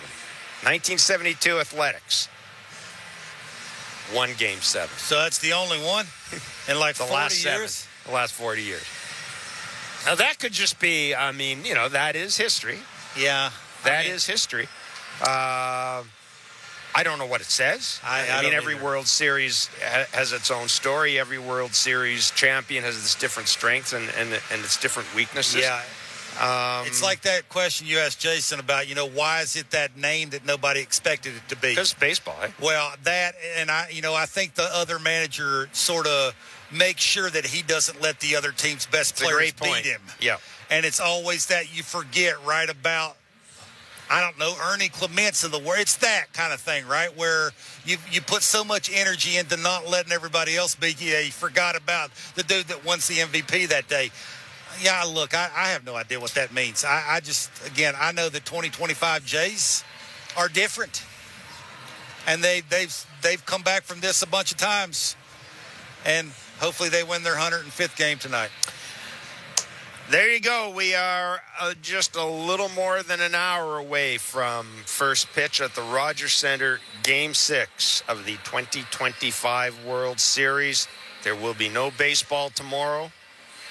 One of these two teams, though, will be celebrating a World Series. Will it be the Dodgers, second in a row? And as Jason Stark said, if that's the case, you start asking the dynasty question, because that's what we do. Or will it be the Toronto Blue Jays winning their first World Series since 1993? The answer begins to reveal itself in a little more than an hour's time. We've got another half hour left to go in our Blue Jays pregame show. We will step away, and when we come back, we will be joined by ESPN's MLB insider, Jeff Passan. It's Blue Jays Talk. No, it's the pregame show, but it is Blue Jays Talk. We can call it Blue Jays Talk, I guess, if we want. It's the Blue Jays pregame show on the Sportsnet Radio Network. Wondering how to save on your Ozempic prescription? Now there's an Ozempic savings card. Visit Ozempic.ca to get yours today. Some exclusions may apply. See Ozempic.ca for details. Toronto, get ready. On Wednesday, November 13th, the Canadian men's national soccer team battles Ecuador at BMO Field. This is international soccer at its best. Fast, fiery, and unforgettable. This match marks only the second time Canada and Ecuador have met on the pitch. Don't miss out. Tickets start at just $45, but they won't last long. The stage is set. Are you ready? Rally behind the Canadian men's national soccer team. Get your seats today at BMOfield.com. What's it feel like biting into a Popeye's spicy chicken sandwich? Ooh, that's fire. Spiced so right. Try a mini chicken sandwich for just $4. Because eating is believing. Love that chicken from Popeyes. The new Kodiak Narragon work boot clocks in and never clocks out. There's no quit in them. Get them at Factory Shoe. Kodiak. Work on. Welcome aboard Air Canada. Rocky's Vacation, here we come. Whoa, is this economy? Free beer, wine, and snacks. Sweet. Fast free Wi-Fi means I can make dinner reservations before we land. And with live TV, I'm not missing the game. It's kind of like I'm already on vacation. Nice. Air Canada. Nice travels. Wi-Fi available to Aeroplan members on equipped flights. Sponsored by Bell. Conditions apply. See aircanada.com. How do we craft tires specifically designed for Canadian weather conditions? We journey alongside them and endure the unexpected challenges the road throws at them. Winter is approaching quickly. Are you prepared? Choose Yokohama. Tailored precisely for Canadian weather, snow, ice, and cold can turn every drive into a challenge. Stay safe with the Yokohama Fall Rebate. Until November 30th, receive up to $100 back when you purchase 4 eligible Yokohama tires. Stay in control and drive with confidence. Choose Yokohama. Made precisely for you. At Newboro, we develop unique plans so people can unlock the equity in their home. Unique like this one. It's called the Aaron and Catherine Plan. Aaron was in the middle of selling his small business and wanted to pay off some debt. Truth is, big banks are not too keen on small business. So we developed a plan that was the perfect fit. Because as we see it, you're anything but small. Reach out today. We'll work side by side to unlock the equity in your home. Use your home to get a loan with Newboro. License 13115. You're hosting the perfect evening at home, relaxing at the cottage, or working at your small business. Suddenly, the power goes out. No lights, no Wi-Fi, no TV. But your Kohler backup generator from Paramount Power Systems kicks in automatically. No scrambling, no downtime, just peace of mind. For every power outage, Kohler and Paramount Power Systems have you covered. Visit ParamountPower.com for your free quote. Kohler and Paramount Power Systems. Power when you need it most. Val here, short for value. Sunwing's financial advisor. Let's talk smart booking. With Sunwing Vacations, you get insider tools like our lowest price calendar. It hunts down the cheapest day to travel so you don't have to. That's your hack for stretching dollars into daiquiris. Now that's how you outsmart the system and win at vacationing. Book with your local travel advisor or at... It's time to face your fears. Are you brave enough? Screamers! Toronto's original haunted attraction awaits you. Don't be scared. Confront all 7 haunted mazes, and if you survive the gauntlet, capture your terrified expression at our bone-chilling photo ops. Book your tickets at screamers.ca. Never go alone. BetMGM, authorized gaming partner of the NBA, has your back all season long. From tip-off to the final buzzer, they're ready for every exciting moment and every highlight play that comes throughout basketball season.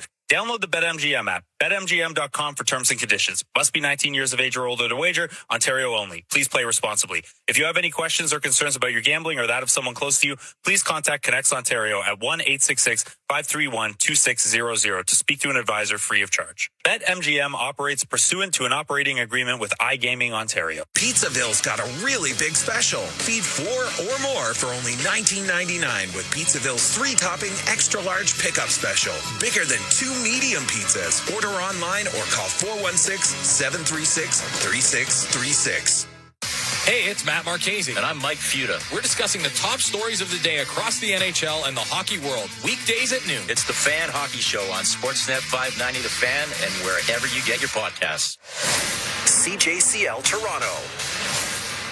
Hey, this is Isaiah Kiner-Falefa. This is Toronto Blue Jays postseason baseball on the Sportsnet Radio Network.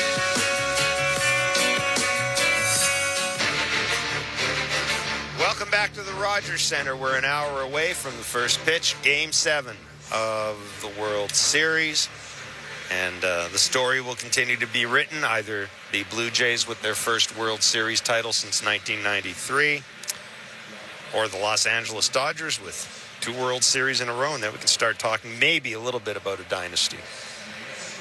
Maybe? Jeff Passan jumps in here right away. I knew he'd say it without me saying it. Even if you want to erase COVID, which I don't think we should do, 3 titles in 6 years, that is dynastic as it gets. It is. It's Houston Astros dynastic, yes? No, it's more than that. They won 2, and one of them is contested. Okay. All right.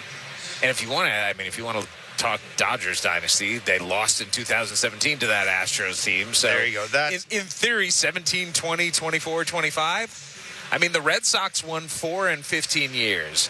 And we feel like that was... All right, let me start over again, and I'll come up with a better... Kevin, how are you doing today? I'm doing great. Let's start here, because I don't think I've asked you this during the World Series, but this is a good time to ask you. Scale 1 to 10, 10 being this thing is the best World Series you've ever seen, which I don't think that's the case. How fun has it been? Like, is this it's just been a fun World Series to tune into, in your mind. I'm just going to go from my perspective as a reporter. This has been like an 8.59 World Series. Wow. And here's why. Every game I look at, there was something really interesting that happened. Game 1, 9-run inning. Blue Jays, they're supposed to get smoked by the Dodgers. No, not going to happen. Game 2, Yamamoto goes complete game for the second straight time in the playoffs, which we just don't see anymore. Ever. Game 3, one of the more ridiculous games any of us has ever seen. 18 innings, incredible. Game 4, Blue Jays not only bounce back from that, but do it against Shohei Ohtani on the mound and at the plate after he reached 9 consecutive times in the previous game. Game 5, Trey Savage doing what Trey Savage did. And Game 6 was a really good baseball game that had some drama at the end. And there was a real threat that got wiped out by a bad play. But still, in the bottom of the 9th inning, there was hope, and there was the thought that the Blue Jays might win the World Series right now. Now we have a Game 7 where Ohtani, a future Hall of Famer, going on 3 days rest for the second time in his career, but really for the first time when you're considering that he threw a full game the previous outing as opposed to one that had gotten rain shortened, versus Max Scherzer, who is going to be a Hall of Famer like Ohtani and is 41 years old and doesn't have the stuff that he once did, but still has the compete and the will and the grit and all the things that you want to see. I cannot wait for this game tonight. Yeah, the other thing about these two teams, too, we touched on this a little bit, and you've spent more time around the Dodgers than we have, but, and I know this sounds kind of corny, they're kind of likable teams. Yeah. They're good representatives of the game. I know, people will bring up the Dodgers payroll, and the payroll's payroll, but it's pretty hard to look at this team and find somebody you really dislike. Shohei Ohtani looks like kind of a fun guy. He certainly, and Freddie Freeman. It just seems like there's a bunch of really decent dudes, and I think maybe not to put too fine a point on this, but the fact that we've seen the Blue Jays relievers with the number 51 in their cap for Alex Vesia, who's away from the team for personal reasons. It's two pretty good groups of they get it right of dudes, I think. I don't look at television ratings as meaning a whole lot about the health of a sport, but I do think it's interesting that the ratings have been as high as they have. Not just in Canada, but in the U.S. as well. Even more so than Dodgers-Yankees. Like, that to me says a lot about this series and about the teams. And I think a lot of it, frankly, is the Ohtani factor. Mm-hmm. We're getting to watch the best player any of us has ever seen. Yeah.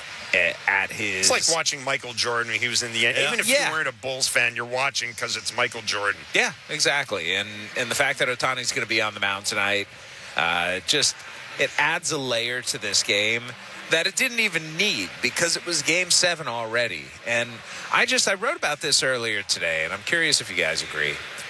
Game 7s, period, are great, but I think baseball Game 7s are different, and different at a much higher level, because in the NBA, you're not changing up your rotation. Your guys are getting minutes. Mm-hmm. In hockey, what's the difference going to be? Maybe a shift lasts a little longer for your best lines?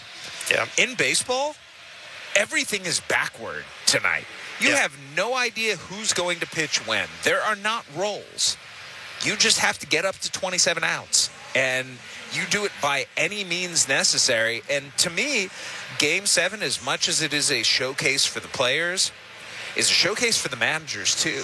And we're going to see with John Schneider and Dave Roberts who's got the right button pushing tonight. Okay, you mentioned John, and you were down there when I was talking to John and having a conversation and listening to him talk. He's going through it a little. Like, I don't want to maybe going through it's not the right way to say think it. that's. I'll tell you what I took away from that conversation. Okay.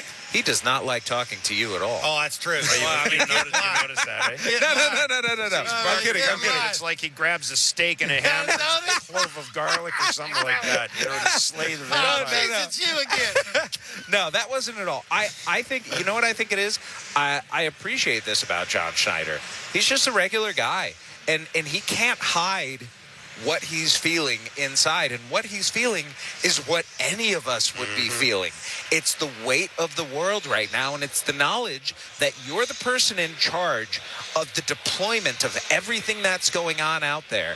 And all it takes in a game between two teams as evenly matched as these have been is one wrong decision to break your World Series, or one correct decision to make it. Okay, who has the most pressure, him or Dave?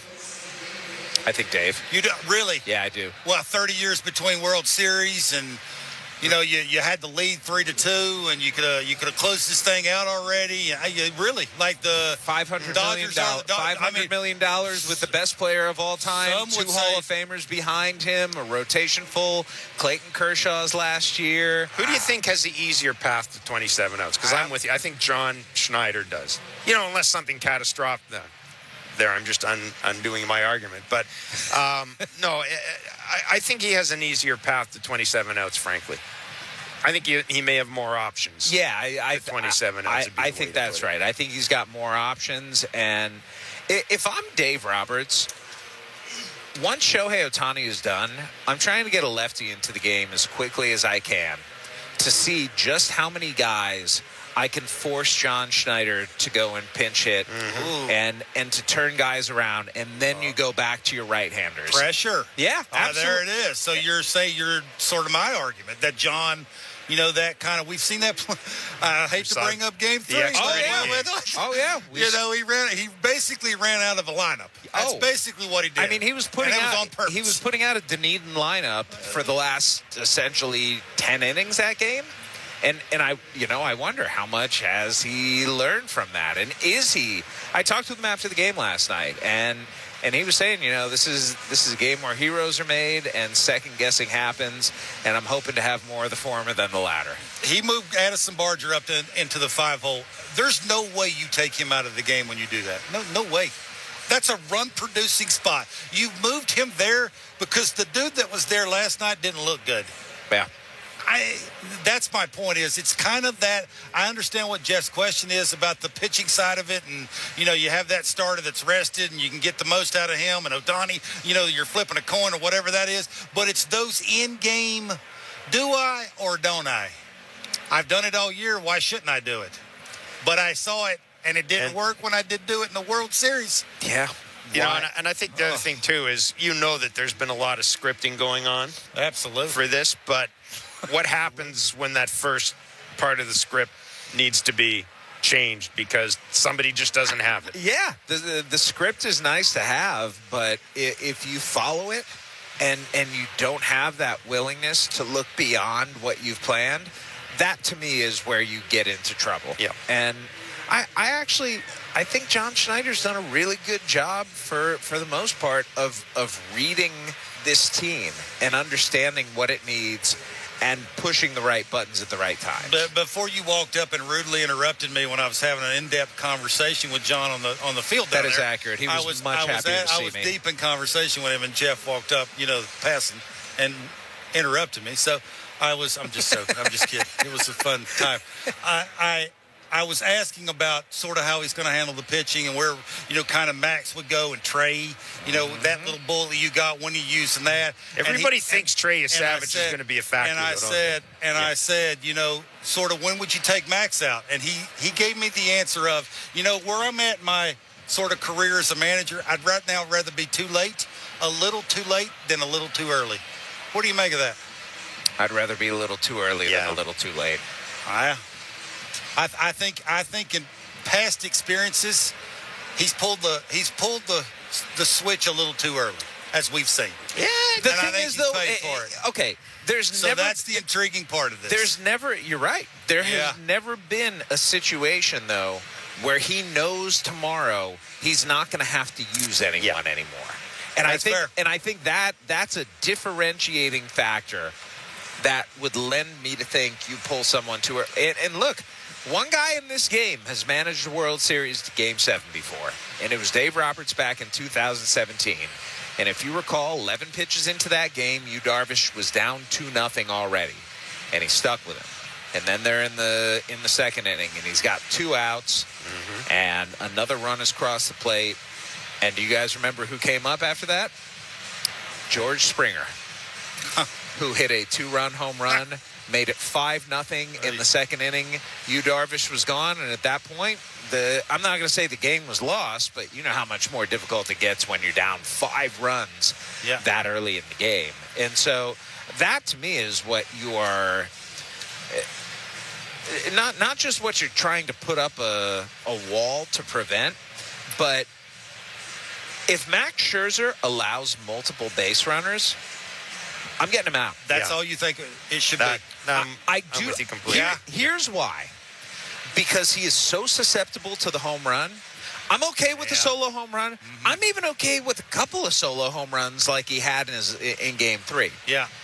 But, man, if you get that 3-run job on you, that puts you in a tough place. I did ask him about the spin. I said, what are you looking for from Max? And he said, it's about the spin. If the spin looks like it's spinning and the hitter sort of shows you that they can't pick it up and it's got late bite to it. And I wonder, to your point, if he sees a couple bad ones in a row, is that the time? It's just very intriguing to me of him sitting over there because he's got all this planned out. It's like it's scenario after. I don't think you can move too early in a Game 7. I just don't. That's fair. Blair, do you remember all the reasons you talked about? You covered the first World Baseball Classic in San Diego, right? I think we were down at the street fair together that they had. Yes, there. we were the Jello shots. Yep. And do you remember Cuba was in the finals? Do you remember their manager was Eugenio Velez? Okay. And Eugenio Velez in the WBC final, I believe he yanked his starting pitcher after maybe 2 outs, giving up 1 run. And at the time, I was like, what is this guy doing? And it turns out he knew. He understood where baseball was moving. And baseball has now moved to a place where we don't look at the starting pitcher, especially in a game like this, as having some sort of special privilege that necessitates he stay in the game. Yeah. Either you show me you got something, or I'm going to give you the hook like the Sandman at the Apollo Theater. Yeah, no, that is. I do remember that game, and it is. Yeah, I just think that's the way you have to manage. I just think you have so much information now. The gut is great and everything, and I get all that, but you can't. I mean, look at this series. You can't give up a 3. You can't find yourself down 3-0 after 2 innings through the Blue Jays. You just can't. Because then he is just going to be, here comes, Glasnow and Blake Snell. I mean, and it wouldn't surprise me even if Yamamoto pitches at some point in this game. It wouldn't surprise me either. So, I'm with you. I think you have to do whatever you can to keep the game close. It was interesting to see. First. Gosman was doing some long toss and down the line there. What did John say when he was asked about Gosman? It was sort of that kind of if I have to. Yeah, John. Yeah. I asked John last night, and he's like, Trey's available, Shane's available, and if we go 20, Kev's available. That's what he told me too. I think one of the things with Bieber that would make him, I think, maybe less available is we've been told he takes a long time to warm up. He's not. I mean, Bassett can go out there because he does weird well in warm up. I think Bassett's going to play a really big part. I think Bassett and or Yasavage at the end of the night are going to be the. I think it's the 2 of them. One of those 2 will be the key to this. Jeff, as always, we appreciate your time. Thanks so much. Thank you, boys. Safe travels home. I've truly appreciated the fact that we've gotten to spend this time together and talk about this team, and I just hope everybody who's listening and in the Toronto area has a great time tonight regardless. I know it's about winning and losing, but this team is worthy of your love. Yeah, it's been a lot of fun. Thanks for doing this, Jeff. Appreciate it, man. Be well. Jeff Passan, ESPN's MLB insider. So we are about less than 45 minutes away. Got to include the national anthem and stuff from first pitch at the Rogers Center. Jack Morris and Paul Molitor going to throw out the first pitch. Just saw Jack Morris doing an interview in the MLB Network. Yeah. Any pressure to throw strike one? For Jack? Yeah. No.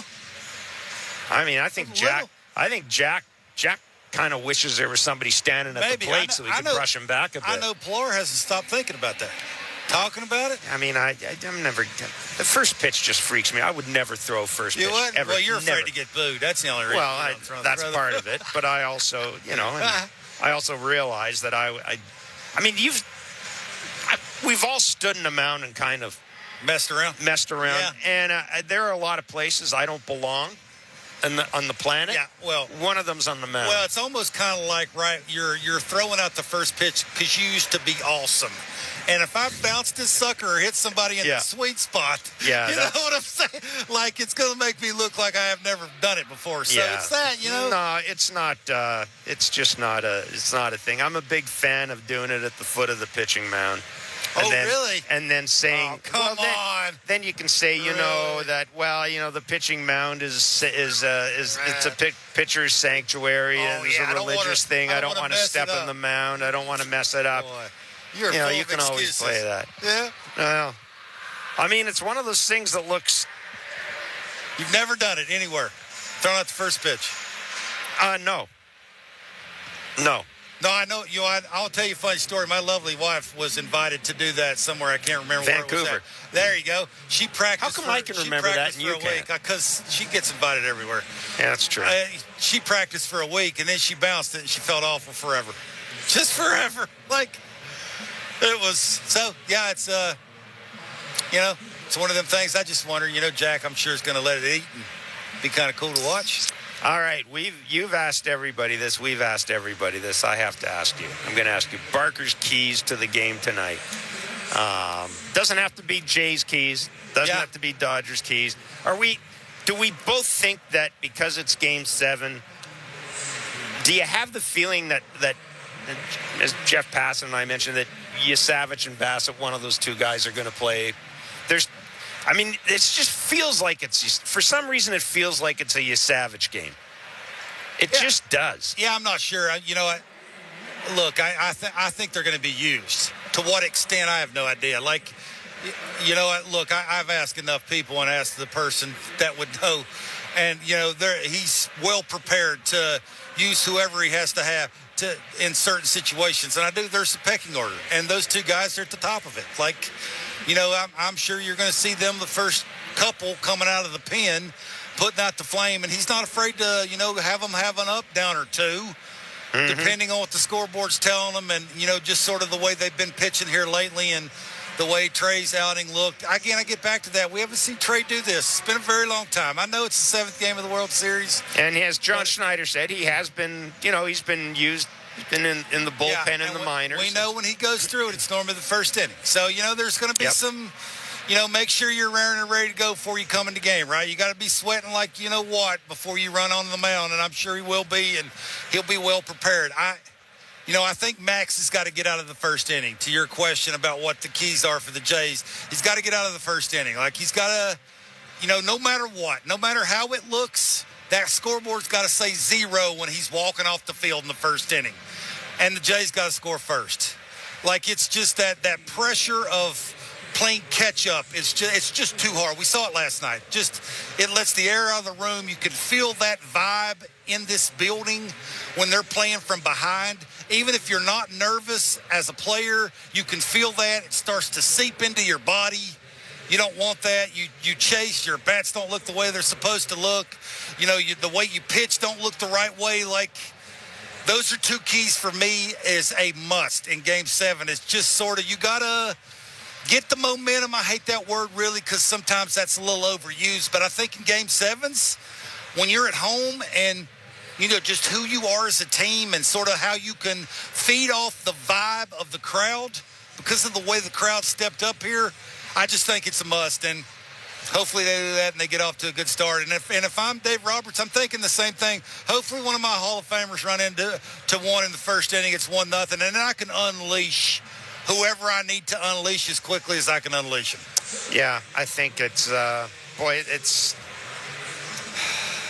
it's just going to be, it's just an amazing thing to think we're going to have a Game 7 here at the Rogers Center tonight.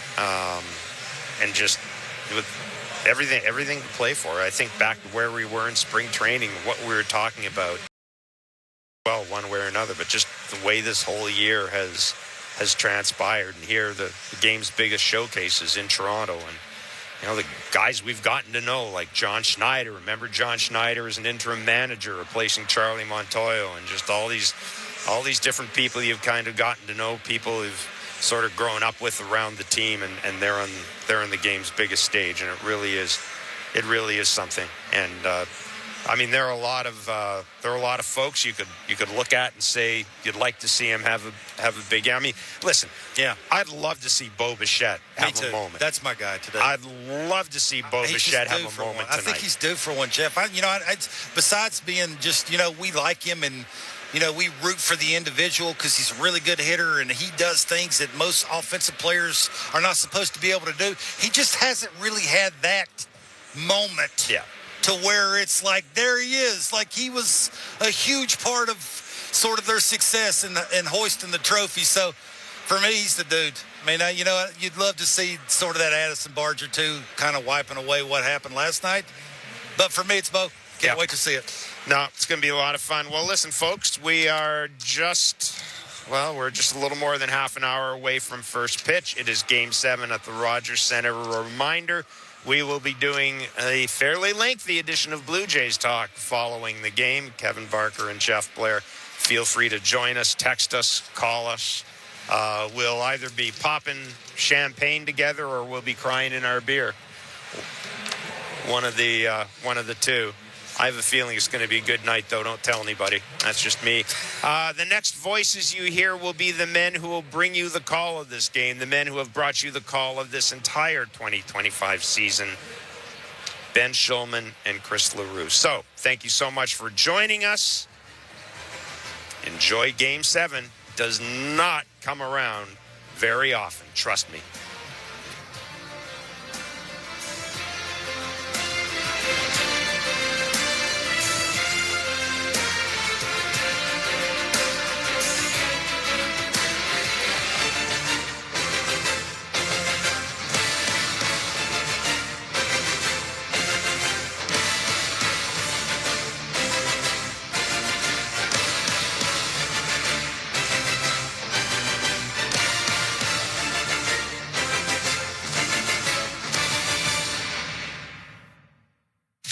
Bet365 is paying out before the final buzzer. Check out Bet365.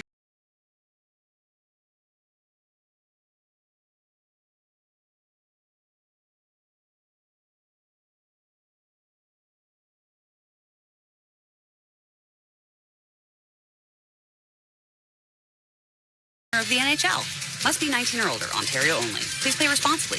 If you or someone you know has concerns about gambling, visit connexontario.ca. T&Cs apply. Too many students are packed into overcrowded classrooms in Ontario schools, and it's hurting their ability to learn.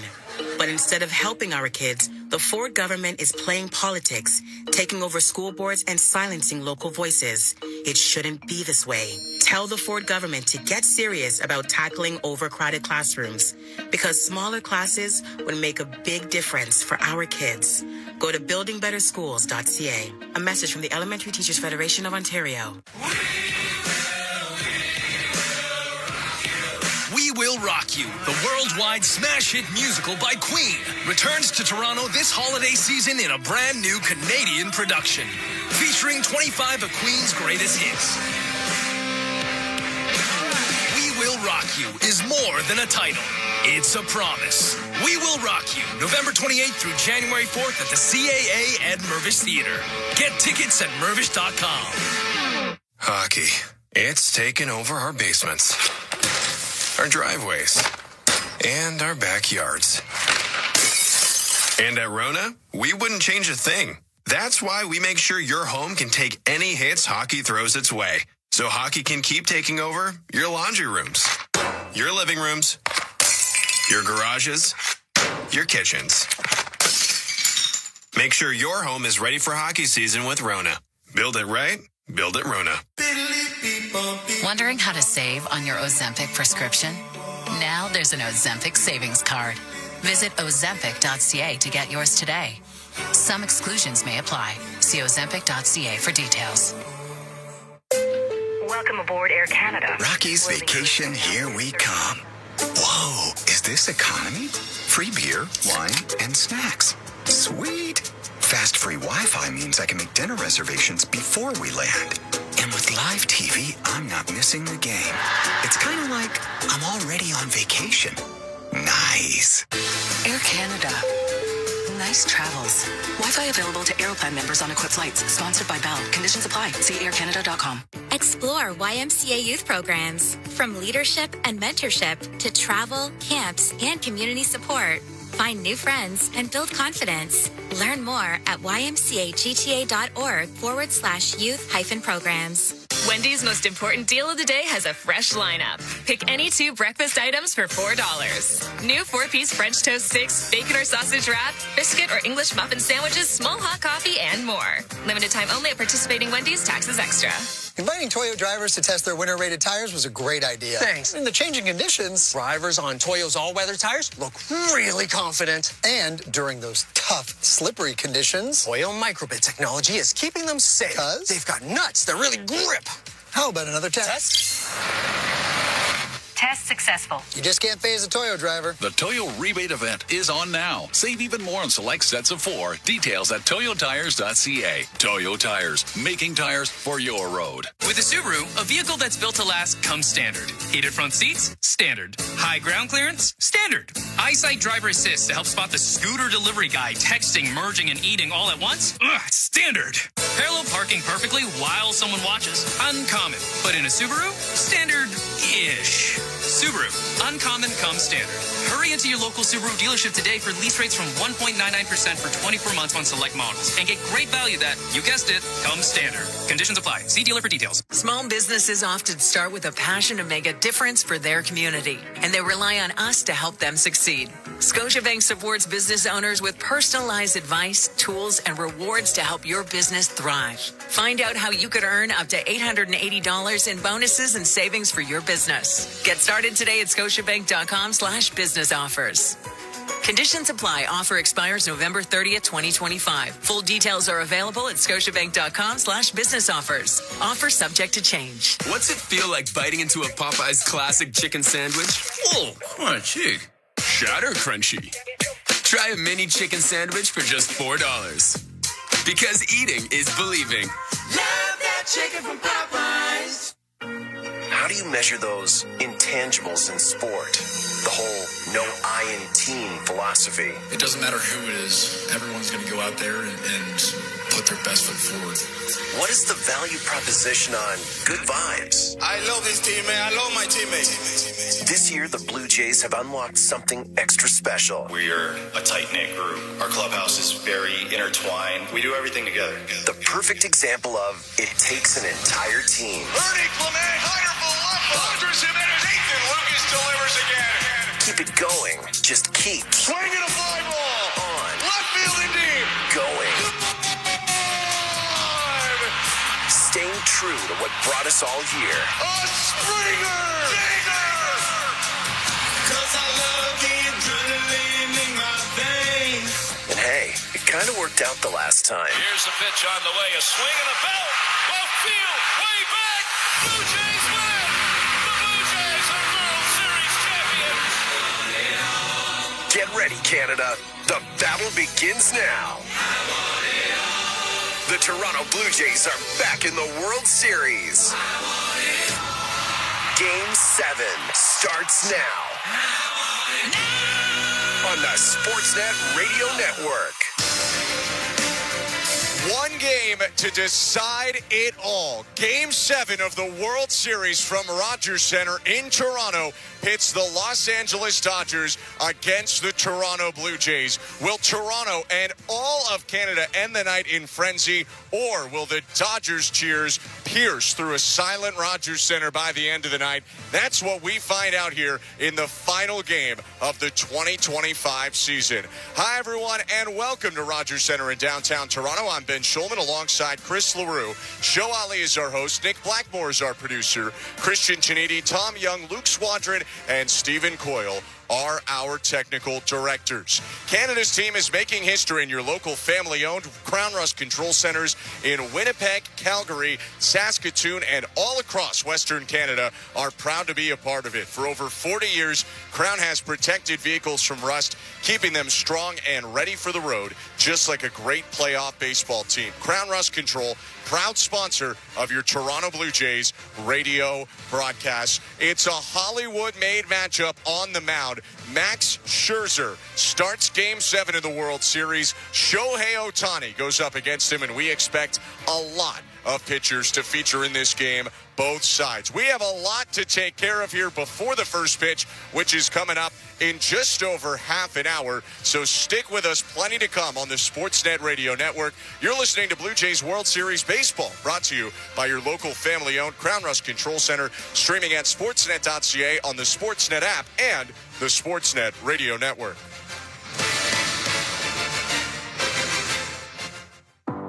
Somewhere along the way, you stopped feeling like yourself. At Game Day Men's Health, they treat what most men keep to themselves: low testosterone, loss of sex drive, and the slow fade of energy and confidence. With testosterone therapy, peptide treatments, and sexual performance solutions, delivered in a space built for men, modern and judgment-free. You don't have to settle. For a clinic near you, visit GameDayMen'sHealth.ca. Game Day Men's Health. Feel like you again. Did you know painting your garage can earn you Scene Plus points? Get started at Home Hardware, the official home improvement retailer of the Toronto Blue Jays, where you can earn and redeem points on every project, from paint to lumber to lawn care and everything in between. Make every project a home run with Scene Plus, only at Home Hardware and Building Centers, where we're proud to be locally owned and genuinely Canadian. Hit a home run with the Kidney Foundation. Play ball! Here's the pitch. Join the thousands who've made Kidney Car one of the largest donation programs in Canada. Donate your unwanted vehicle. Your car will be towed for free within 48 hours. Do it before December 31st and receive a tax receipt for a minimum of $700. Knock it out of the park with Kidney Car. Donate, feel great. Save! Visit kidneycar.ca. A brand new Don Valley North Lexus is right around the corner. We've broken ground on the all-new Don Valley North Lexus. While we build, join us at 7200 Victoria Park for incredible deals. Right now, you can save thousands on select low-mileage Lexus demonstrators with offers you won't want to miss. Now is the time, and Don Valley North Lexus is the place. See website for details. Expect excellence. A proud member of Wayne's Auto Group. This is Toronto Blue Jays postseason baseball. The Blue Jays win an 11th in a row at home on Sportsnet 590 The Fan and the Sportsnet Radio Network. It's going to be fun here, but to the fans, I say be loud, be rowdy, and we're going to be ready to play. We got voices in the clubhouse, people in the coaching staff that will keep it normal tomorrow. It's going to be fun. You know what I mean? It's going to be 3 or 4 or 5 hours of mayhem and great baseball, you know what I mean? But these guys are going to be ready for it. Hopefully they get to slow some things down, but enjoy it, you know what I mean? It's Game 7 of the World Series at your home stadium. I mean, what the hell else do you want? That was Blue Jays manager John Schneider last night after the Dodgers forced a Game 7 in this World Series. We welcome you back to Rogers Center in downtown Toronto. I'm Ben Schulman alongside former Major League pitcher Chris LaRue. And really, in terms of at least a neutral perspective, from a dramatic standpoint, Chris, how much more could you ask for? It's the Blue Jays and Dodgers. It's Max Scherzer and Shohei Ohtani. It's Vlad Guerrero and Shohei Ohtani in Game 7 of the World Series. 9 innings to decide it all. Yeah, it's pretty cool. And you heard John Schneider say it, enjoy it at your home stadium. What else do you want? And if you're a Blue Jay fan, if you're broadcasters up here, what else can you ask for? You could not have hoped or wished for a better outcome. Game 7 of the World Series in Toronto. I think the interesting thing about this game is how will Dave Roberts and John Schneider navigate their bullpens. This is really going to be a fun game for both of them. Maybe not fun. Fun might be the wrong word, but an interesting game for them because they have to choose who is going to come into the ball game at different times. And it'll really show off their skill sets as manager. I'm looking forward to how John Schneider uses that bullpen. I'm really looking forward to see how Dave Roberts uses his bullpen. We've known for a long time now that that's the weak spot of that team. It's going to be fun to watch. It absolutely will be. Everyone is available for both sides. I know they've said probably not Gausman, probably not Yamamoto, but let's be honest. If they absolutely need it, anyone could be used in this game as the Dodgers look to become repeat champions and the Blue Jays try for their third world title and their first in 32 years. Game 7 on deck. We're 32 minutes pretty much on the dot from first pitch. Before we get there, though, a lot to cover to help you set up this game, and to help do that, we bring in today's host, Show Ali. Thanks, guys. Joe Alley with you here at the Rogers Center. Like Ben and Chris said, Game 7 of the World Series. We wait first pitch between Max Scherzer and Shohei Ohtani. First pitch scheduled for 8:10 Eastern, 5:10 Pacific. Max Scherzer had just a couple minutes ago, while we were playing that clip from John Schneider, he had walked out to the Blue Jays bullpen to do his stretching and his fake pitch throwing, essentially, and he got the loudest ovation you'll ever hear and did not crack a muscle on that face of his. He is locked in for today. We do have a little break before player introductions and anthems. So, let's take a listen to someone who always promises to have an effect on most games. The manager, of course, John Schneider. We heard a little bit from him last night. He, of course, spoke to the media earlier this afternoon on bouncing back from last night's game, how Ernie Clement and Addison Barger are feeling. Max Scherzer, of course, being tonight's starting pitcher, and certainly win or lose, what has made this 2025 season just so special. So let's take a listen. Here's the skipper. John, it must not have been easy for Ernie and Addison the way the game ended yesterday. What can you tell us about, the veterans in that locker room and what they can do for those guys in order to make sure that they come out today and play the baseball that they're able to play to help you guys win and not be a little bit gun shy? Yeah, we've been doing that all year. Starts with the veteran guys, whether it's putting your arm around them or giving them a kick in the ass, really. You know what I mean? They've been doing that all year. So last night was no different. Today was no different with how they're going about it, getting ready. And you have to flush it. You know what I mean? There's going to be a whole new set of circumstances and challenges that are going to happen today. But have all the confidence in the world that they're going to be ready for it. Hey, John, were there any players today that had stood up and had a message for anybody? Last night, not today. They always talk kind of throughout the day, but George said a few things last night about what she said all year.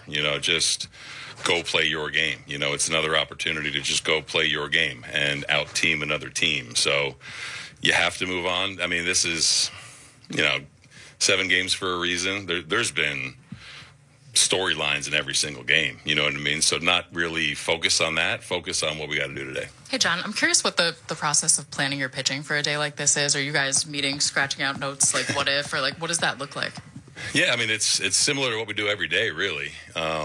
Game 7, obviously a little bit different. There's a few more roadmaps to kind of, hammer out, but it starts with Max. You gotta kind of see what he's doing, see how hitters are reacting. There's definitely certain guys that we want to face certain parts of their lineup, and you got to just figure out when those spots come up. Again, man, these guys are the ones that are going to go execute the pitches. So I know there's so much focus on pitching in Game 7. I don't want to let that be the overall theme. Yeah, it seems to be, but I think we have to just continue to find ways to score too, So I look at it as like a team effort, not so much exactly a pitching effort. John, Addison doesn't seem like the kind of guy who would let a play linger with him. But does moving him up in the lineup, does that help give him a bit of a boost going into today? I don't know. Ask him. I think he's really good at just going out and playing. I'm just watching the way he's swinging the bat, and I think he's having really, really competitive at bats. So If that gives him a little, I talked to him briefly after the game and just, reiterated my confidence in him, so I think that's all he really needs, if he even needs that, so I'm just kind of watching his at-bats right now. John, you're giving Max the ball for Game 7. What have you learned about him? You would have seen him from afar for a long time. What have you learned about him? Maybe you didn't know, and what's he meant to this group? I've learned a lot I didn't know about him. I think when this series started, we told him it was Game 3. He immediately said, okay, so 3 and 7, so he's been preparing for this since the start of the series. What he's meant to this group has been a lot, not just from a pitching standpoint. I think from a, like a culture standpoint, and not being afraid to share his opinion, not being afraid to have tough conversations, not being afraid to raise the expectations that are here, whether it's with a hitter or a pitcher. So he's competitive as anyone I've ever seen. He really supports his teammates. I think you guys saw that when Trey was pitching in LA. But he's been awesome for us. I think that personality is kind of something that we needed this year. And you trust him in spots like this, because I walked past him last night after the game, and it looked like he was ready to kill somebody. So, that's kind of where he's at. So you trust him to be ready for this environment. So Trey's part of the plan tonight, and he's got some experience with it, right? Yeah, he did that in the minor leagues. Came out of the bullpen a couple times. He's definitely available, and just don't know when. We kind of have targeted spots of the lineup that we want him to face, and you got to kind of see when that is. It could be early, could be late, and I think it's cool that he's a little bit versed in it. Obviously different stage tonight than it is pitching in AAA, but I think he's shown he can handle it. So he'll be ready to go. Thinking back, just how special was this season for you and the rest of the team? Oh, good question, man. I think before you get locked in to this whole day, I think you have to kind of take a step back and reflect on what we've done, not just from a win-loss record or where we are in Game 7 of the World Series, but how we did it and the things that we got better at. We've raised the standard and expectation of this organization a hell of a lot this year.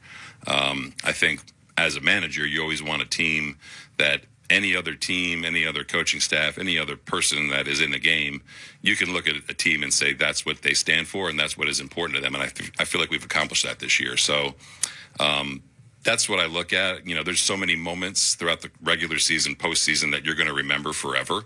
But the fact that this group, a huge group, players, coaches, front office, support staff, have taken the Toronto Blue Jays standard and expectation forward is something that I'm most proud about. That is Blue Jays manager John Schneider with the media earlier this afternoon. No matter what happens, certainly a lot to be proud of for Schneider, Akin, Shapiro, the coaching staff, the players certainly, and I dare say for you guys as well, the fans. And as this is the last game of the year, no matter what happens tonight, I will take this opportunity to say thank you for being with us all season, from spring training to Game 7 of the World Series. It's been a lot of fun, and I know all of my colleagues here at Sportsnet would agree. But we do have a game to get to if you're just joining us now. Shoaib Ali here with you. We're here at the Rogers Center as we await first pitch, 8:10 Eastern, 5:10 Pacific. Ben Schulman is here to my right, Chris LaRue to my left. And Ben, I'll just say this to you. It's been a pleasure doing these games with you all season long. And hey, one more game for glory today. The energy in this place, in the booth certainly, but in the stadium here at the Rogers Center is pretty special. It absolutely is. And it's been great working with you and everyone who's been on our fantastic crew here on the radio and with Sportsnet Television as well. A really, really fun season. And we'll see how the Blue Jays can wrap it up here in Game 7. Chris, this is a journey that started for all major league teams in the Blue Jays on February 8th or February 9th when pitchers and catchers reported, and we are playing baseball into November. Mr. November, a former teammate of yours, is in the building, and Derek Jeter, but the Blue Jays are playing on November 1st here. It is still pretty remarkable looking back at it where the Blue Jays are now in Game 7 of the World Series. Well, if you look back to predictions before this season started, the Blue Jays sat about 4th or 5th in that American League East, and here we are, November 1st, and the Blue Jays are in Game 7 of the World Series. It's really remarkable. This team is a bunch of guys that you really wouldn't have talked about or thought about before the season started. Ernie Clement, Nathan Lucas, Addison Barger, the list goes on and on and on.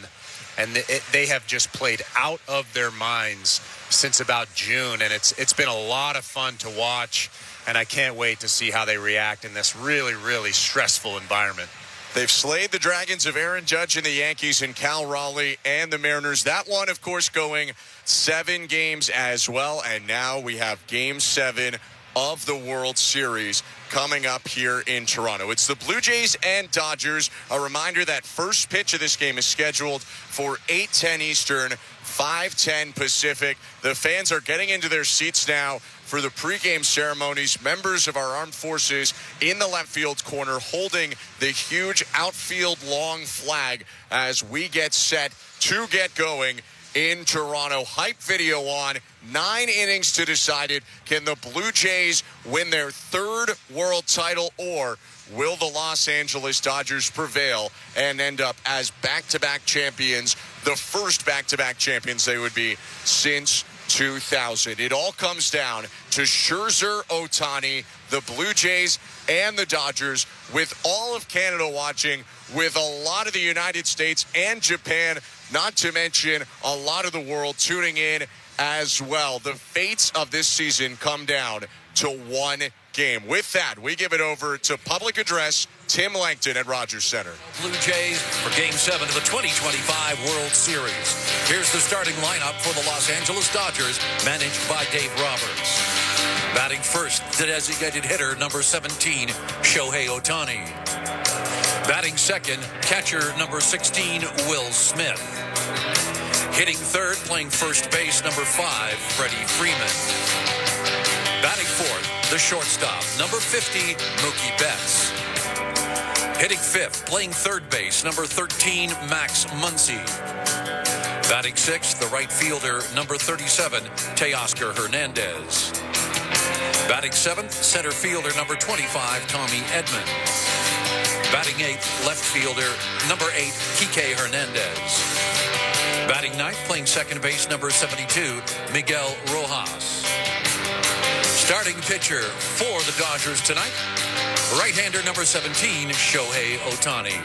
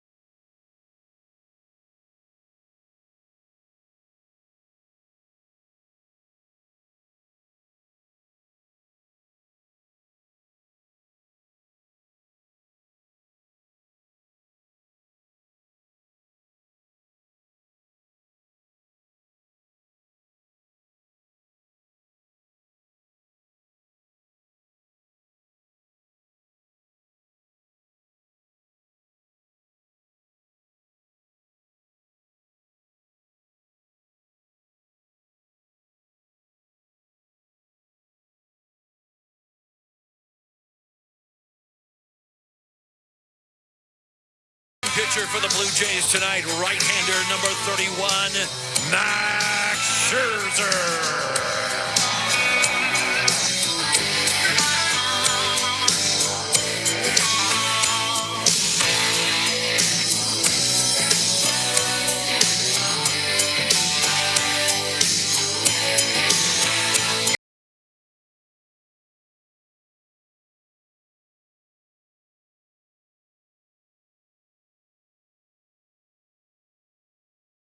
We ask you now to please remove your hats and stand if you are able. Tonight's ceremonial flag party is from His Majesty's Canadian ship York from Toronto.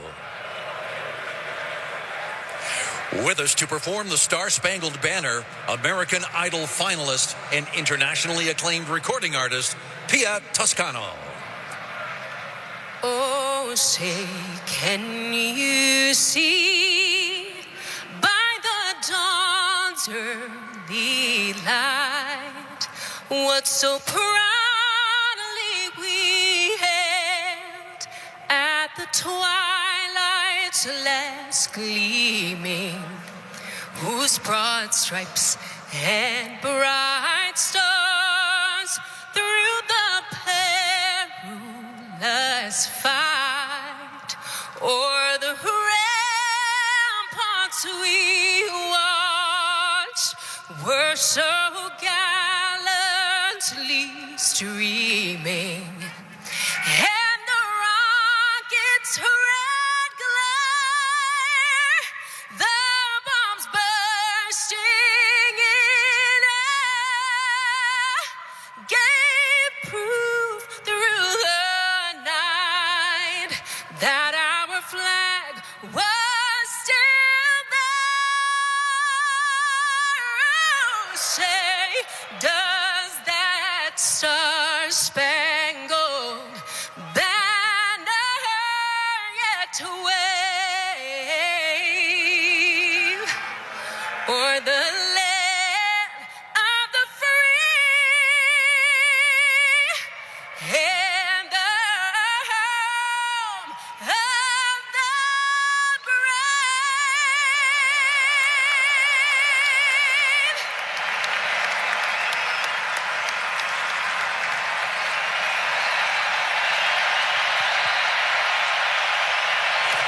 Carrying our flag this evening are 230 members of our Canadian Armed Forces. With us to perform O Canada, please welcome acclaimed actor, singer-songwriter, and lifelong Blue Jays fan, Toronto's own Noah Reid. Oh, Canada, our home and native land, true patriot love in all of us command. With glowing hearts we see thee rise, the true north, strong and free. From far and wide, oh Canada, we stand on guard for thee. God keep our land glorious and free. Oh Canada, we stand on guard for thee. Oh Canada, we stand on guard for thee. Let's go, Blue Jay!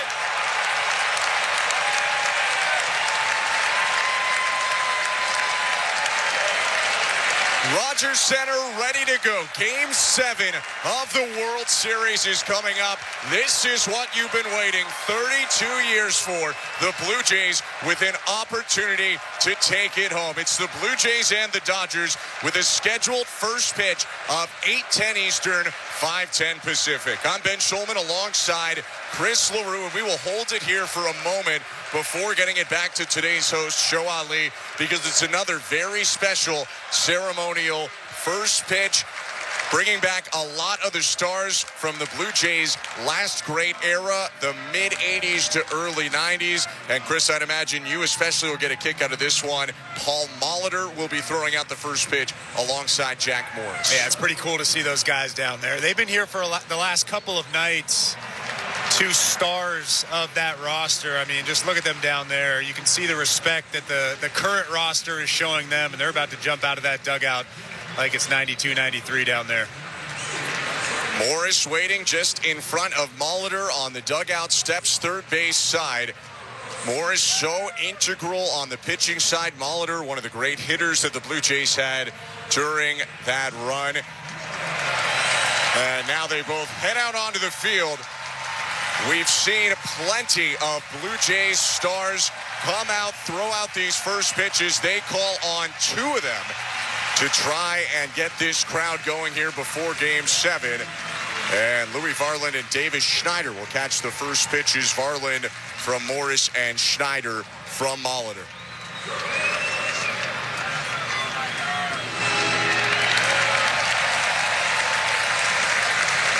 $45,000 here at Rogers Center. Clamping on those first pitches. We are just about 15 minutes, a little less than that, from first pitch of Game 7. The 2025 season wraps up tonight. Before we get there, though, we continue to set up this monumental game. Giving it back to our host, Show Ali. Thank you very much, Ben. And before we get to first pitch with Max Scherzer and Shohei Ohtani, we have a few minutes, like Ben said, to get set for Game 7 of the World Series. We've been hearing some of the more familiar voices at Sportsnet today, especially here on the radio pregame. You know, Blair and Barker, they spoke with Jason Stark and Jeff Passan, Blake Murphy and Julia Kreutz from Jays Talk Plus, Roger Lajoie, Ben Ennis and JD Bunkus. Why don't we hear one of the more recognizable voices, I dare say, in Canada? Here's Sportsnet's own Buck Martinez on the Fan Morning Show.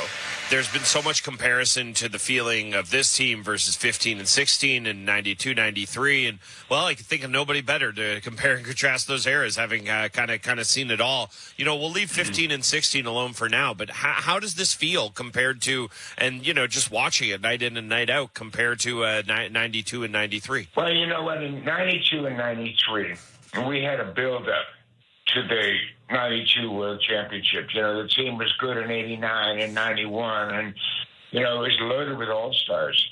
And it was loaded with Hall of Famers. Paul Molitor, Dave Winfield, Dave Stewart, Ricky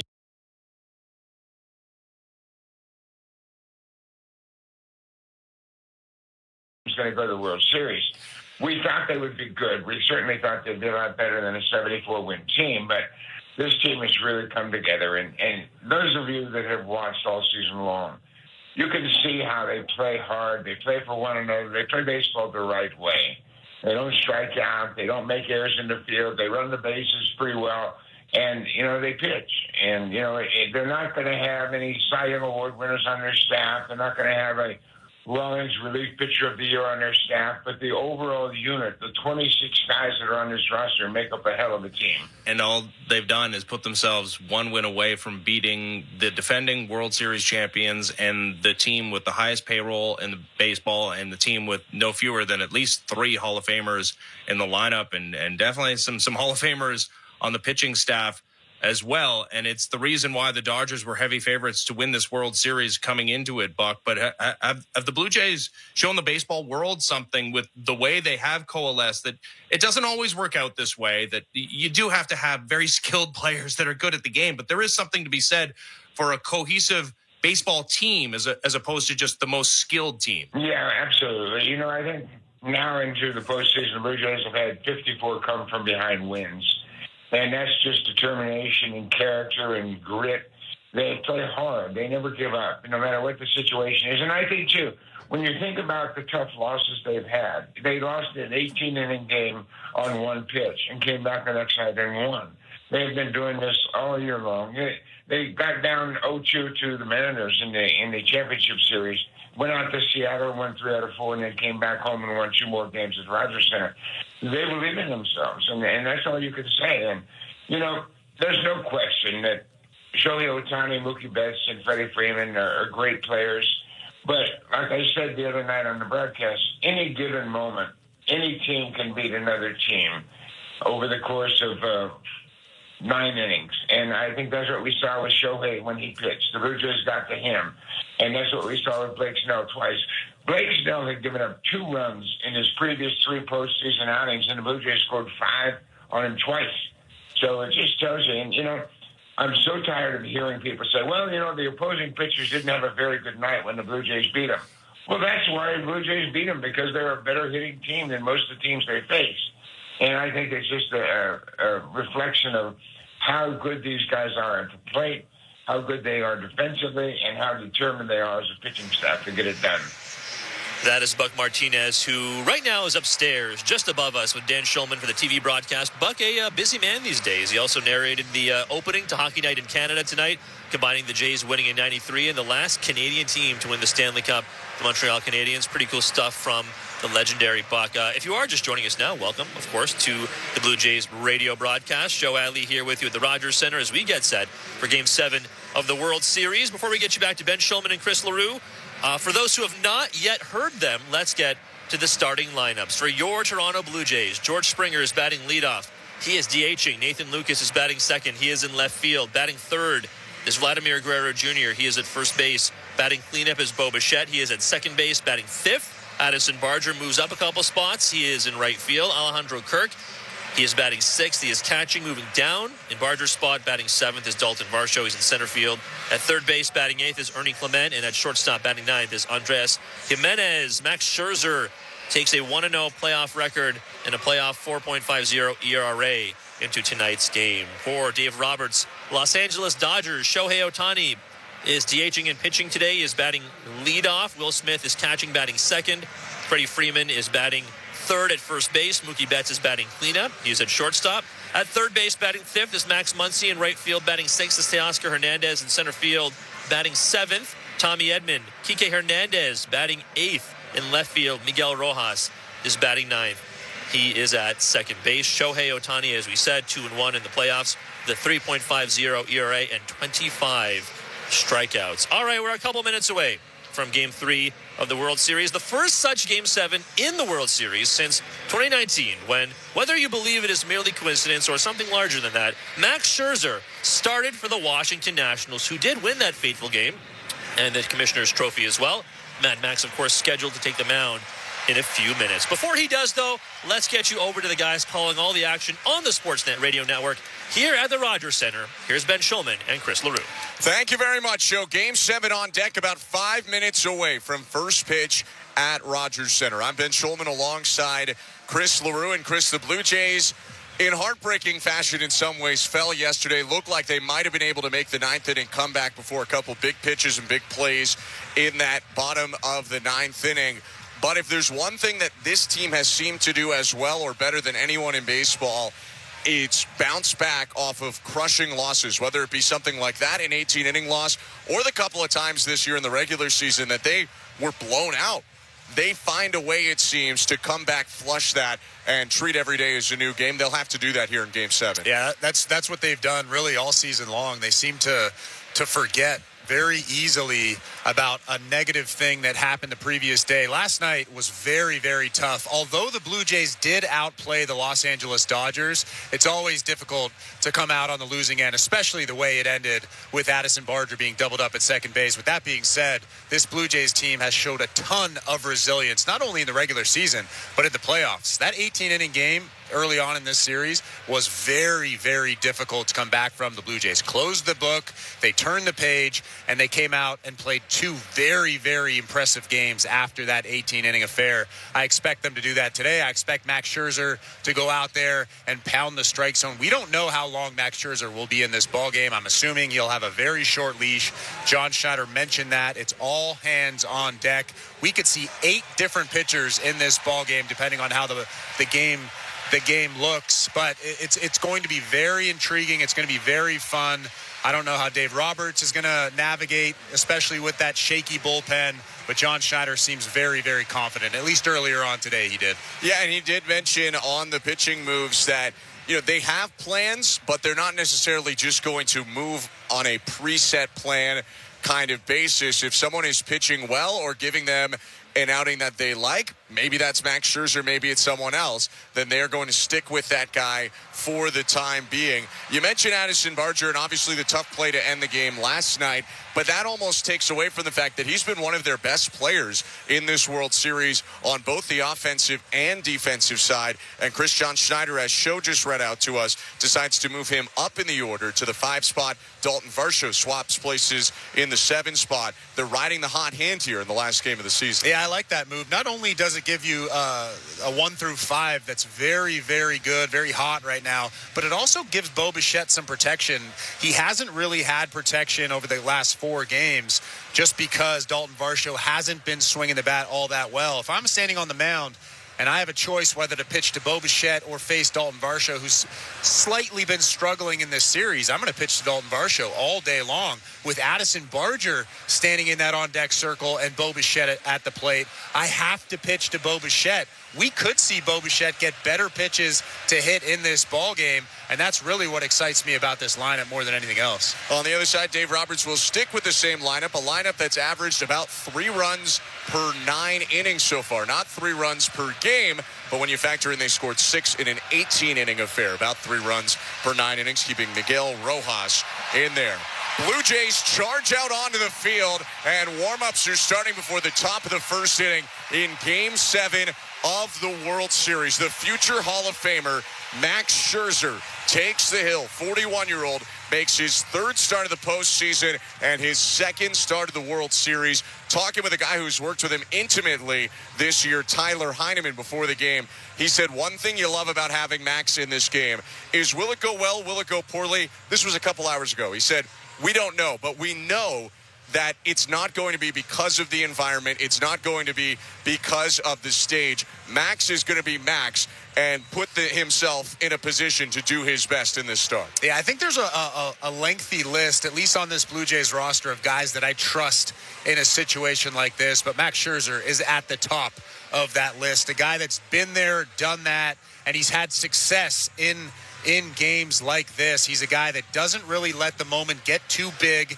and he goes out there and trusts his stuff. He was a little bit shaky in that last outing, but he was mostly good, and that was a big test as well for him. The stuff has been better. The breaking ball, the spin has been better. It's all a matter of, can he command that stuff? I expect him to go out there and not let the environment get to him and just pound that strike zone.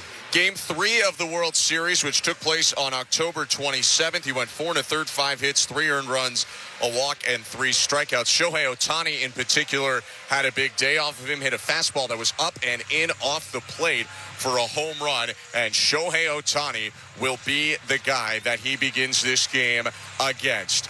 There have been 104 Blue Jays wins this season, and they need one more to win the World Series. Game 7 coming up. The Blue Jays in white jerseys and pants with the throwback white panel cap. The Dodgers in gray jerseys, gray pants, blue font, and red numbers across the front for LA.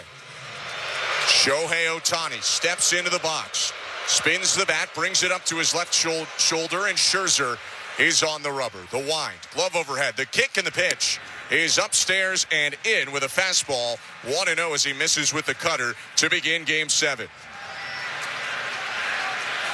Scherzer curls his glove in front of his face. Looking in at a 3-time MVP in Ohtani. Adjusts the pitch on his pitch comm from the glove. And the 1-0. Outside with a heater at 95. That's good velo, but the velo is not what makes Max Scherzer good. At least at this point in his career, he has to command his pitches. 4-seamer, slider, change, curve, and cutter for the 41-year-old Scherzer. His 2-0. Hit back foul, cutter in on the hands, and it's 2-1. 2 cutters in the first 3 pitches for Max Scherzer, despite the fact this regular season, that was the least used pitch of his mix. Yeah, really interesting. Only 2% of his pitches this season were cutters, and he's thrown 2 already.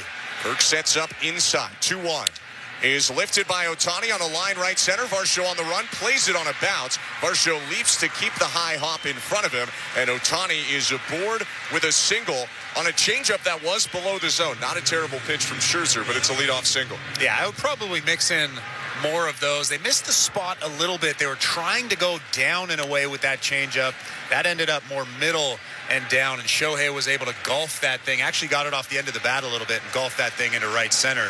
I mean, Shohei's standing at first base. He's not at home plate with a home run, so that's a win in my opinion. Here is Will Smith. Scherzer from the stretch for the first time in the game. No outs, top of the first in the pitch.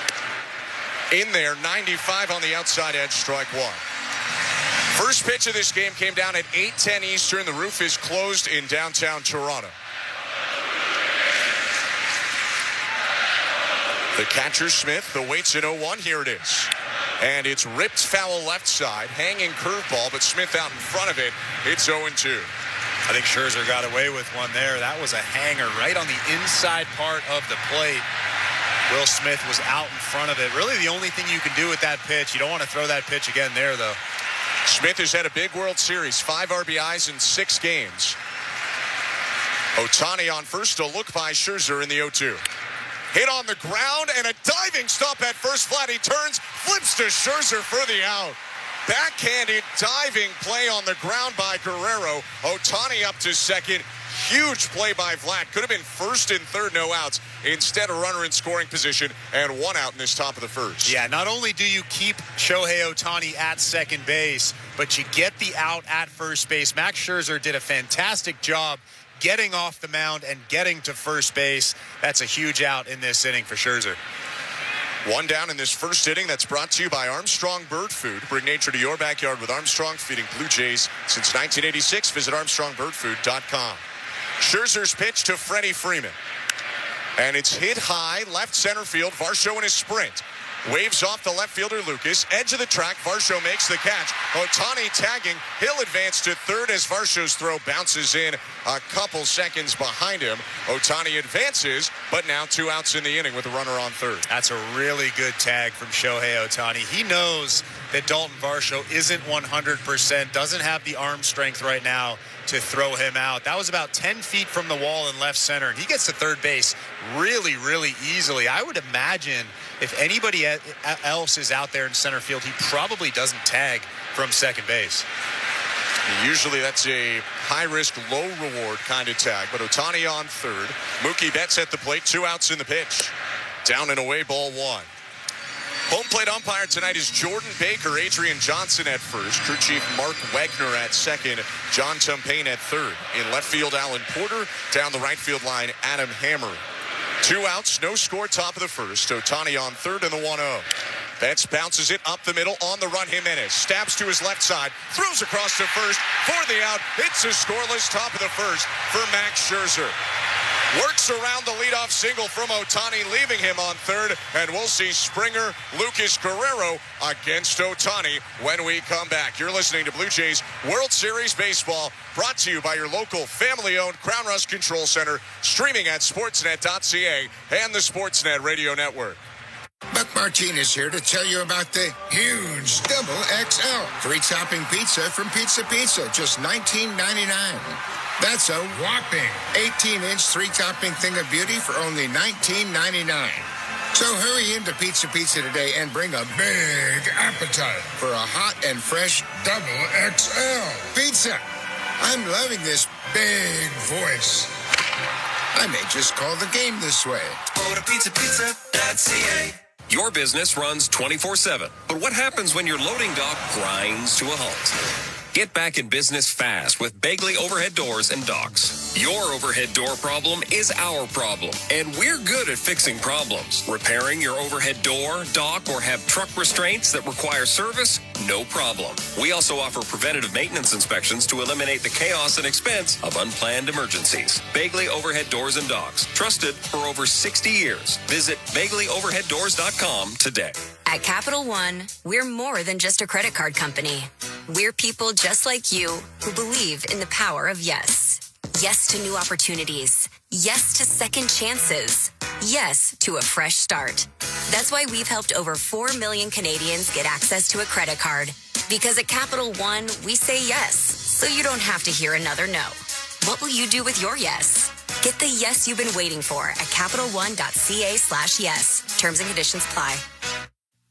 Our team knows it takes teamwork and staying power to go the distance and a hunger to bring it home. That's why Crown Rust Control stands proudly beside them, because we know what it takes to go the distance for Canadians. We've been helping your vehicles go the distance for over 40 years, keeping them strong, reliable, and ready for the road. Get your vehicle playoff ready. Bring it home to your local family-owned Crown Rust Control Center. Crown Rust Control, proud sponsor of your Toronto Blue Jays. Bring it home, Canada.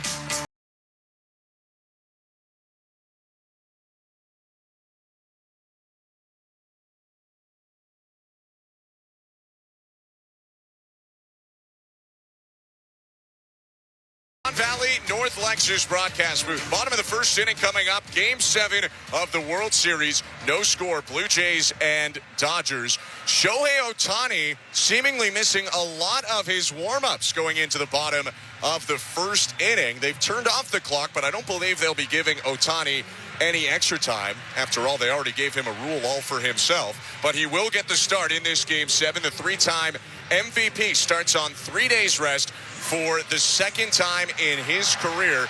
And when the Blue Jays saw him last, the 6'3" right-hander gave up 4 runs on 6 hits in 6+ innings. Some of those inherited. Things fell apart for him a little bit when he went out for the 7th inning. Great stuff for Ohtani, but he hasn't pitched a ton this year, certainly not on short rest. Yeah, and the fastball is the thing that I noticed in his last start that was down just a little bit. The velocity was down about a mile an hour, averaging about 97.5, and he left that hanging sweeper over the heart of the plate to Vladimir Guerrero Jr. He hit that big home run off of him. He wasn't at his best, and you have to imagine that fatigue is starting to set in. It's been a long season for Shohei Ohtani, DHing and pitching. So we'll see how he performs tonight, going on 3 days rest, like you mentioned. I mean, it's a huge game for him. It's a huge game for the Los Angeles Dodgers, and I would imagine that he's not going to be in this ballgame very long. Ohtani does look like he's getting his full warm-up, so I guess you give him more special privileges in addition to a rule they made about 4 years ago specifically for him. He was on third base when the inning ended. I kind of feel like it should be a pitch clock violation still. It's not like he's supposed to get special treatment because he's Shohei Ohtani, but he's getting his full warm-up in right now before the first pitch of the bottom of the first inning. Here in the Don Valley North Lexus broadcast booth, I'm Ben Schulman alongside Chris LaRue, Show Ali, our host, Nick Blackmore, our producer, Christian Chiniti, Tom Young, Luke Swadron, and Stephen Coyle are our technical directors. Back in the lineup yesterday and leading off again for the Blue Jays today, George Springer steps into the righty box. Ohtani into the wind. He kicks and deals home. And a first pitch breaking ball misses high at 78, 1-0. Deep pitch mix for the Japanese righty. 4-seamer, sweeper, slider, curve, cutter, sinker, and splitter. Here's 1-0. Well outside on a breaking ball. 2 curves to start his day. Springer likes to ambush, but one of them missed way up and the other one way outside. Yeah, 2 easy takes for George Springer. Both of those pitches were balls out of the hand. Nod from Ohtani and his 2-0. Downstairs, ball 3. Dodgers went to Tyler Glasnow yesterday, who would have been lined up for this start. Although Glasnow only threw 3 pitches, likely they were always going to start Ohtani because of the Ohtani rule. Explain more in a second. Here's the 3-0. Called strike 97 on the outside edge. Per the Ohtani rule, if he starts a game, they can remove him and he gets to remain in as a DH. But if he was a reliever, they do not get that privilege. 3-1 pitch. Lined, left center base hit. Into the gap, cut off by Kike Hernandez. Springer will hold on at first with a single to begin the game. 99, but caught a lot of the middle of the plate, and Springer starts the Blue Jays offensive day with a base hit. Yeah, Shohei Ohtani just challenged him right there with a fastball in a 3-1 count. I didn't actually think that he would challenge him. George Springer was all over that pitch. Kike Hernandez, the left fielder, did a fantastic job coming over, cutting that ball off, and keeping George Springer at first base. Infield shift now toward first. Left-handed hitting Nathan Lucas up. Scoreless game in the pitch. In the dirt, backhanded pick by Will Smith, 1-0.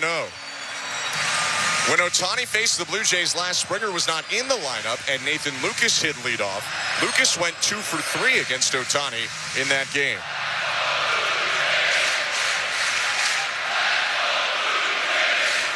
No outs, runner on first in the 1-0. 99 right down the middle, strike one. It's unclear how long Shohei Ohtani will be in this game. Unclear for both starting pitchers. Right-hander on short rest, sets at his chest. Kicks in the 1-1. Swing and a miss by Lucas. Again, 99 center cut, but a little lower in the zone, 1-2. That velo's a little bit better in this outing than it was in the last outing. We saw a lot more 97s and a little less 99s. Averaged 97.5 on his four-seamer in the last start. Here's 1-2. Hit back foul, 100 at the top of the zone. For Ohtani, that was his lowest average four-seam velocity since August 20th. Although likely he's going a lot shorter in this game than they expected him in the last one, so he might be able to empty the tank a little bit more. Yeah, I think he's about to let it eat for 2 or 3 innings, and then they'll get into that bullpen, likely Tyler Glasnow. Springer with a big lead off first. No outs in the 1-2. Bounce to home plate, block off the chest by Smith, who's already had a busy night behind home plate. 2 batters in. It's 2-2. That was a great block from Will Smith, keeping George Springer at first base with nobody out here in this inning. That ball bounced maybe a foot or 2 in front of home plate. A really difficult ball to block. He blocked it, and it just landed right in front of him. Ohtani looking out toward the first base dugout of the Dodgers. Now steps onto the first base side. From the stretch, his 2-2. Hooked down the right field line, foul. Wide of the first base bag by a couple of feet. That was 99 in on the hands, and Lucas actually got out in front of it. Still 2-2.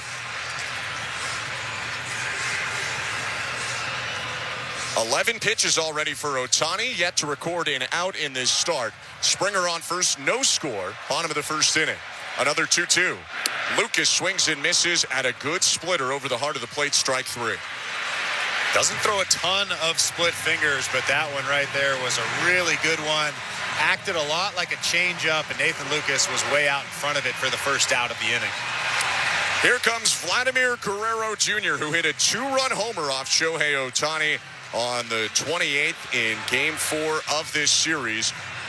Owns another home run off Ohtani as an Angel back in 2022.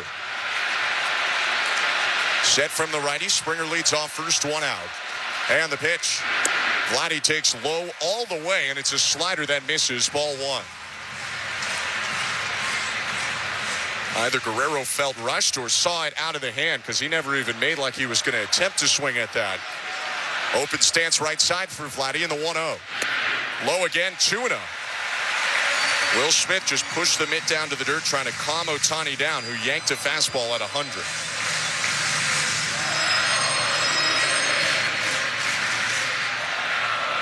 A lot of room right side of the infield. Rojas, the second baseman, plays up the middle. 2-0. Swing and a miss. Vladdy looking to get big there. The curveball at 79 had him out in front, 2-1. That was a beautiful pitch. Huge difference in velocity, about 20 miles an hour, and Vlad was out in front. Ohtani's 2-1. Down and away, ball 3. Another yanked heater at 100.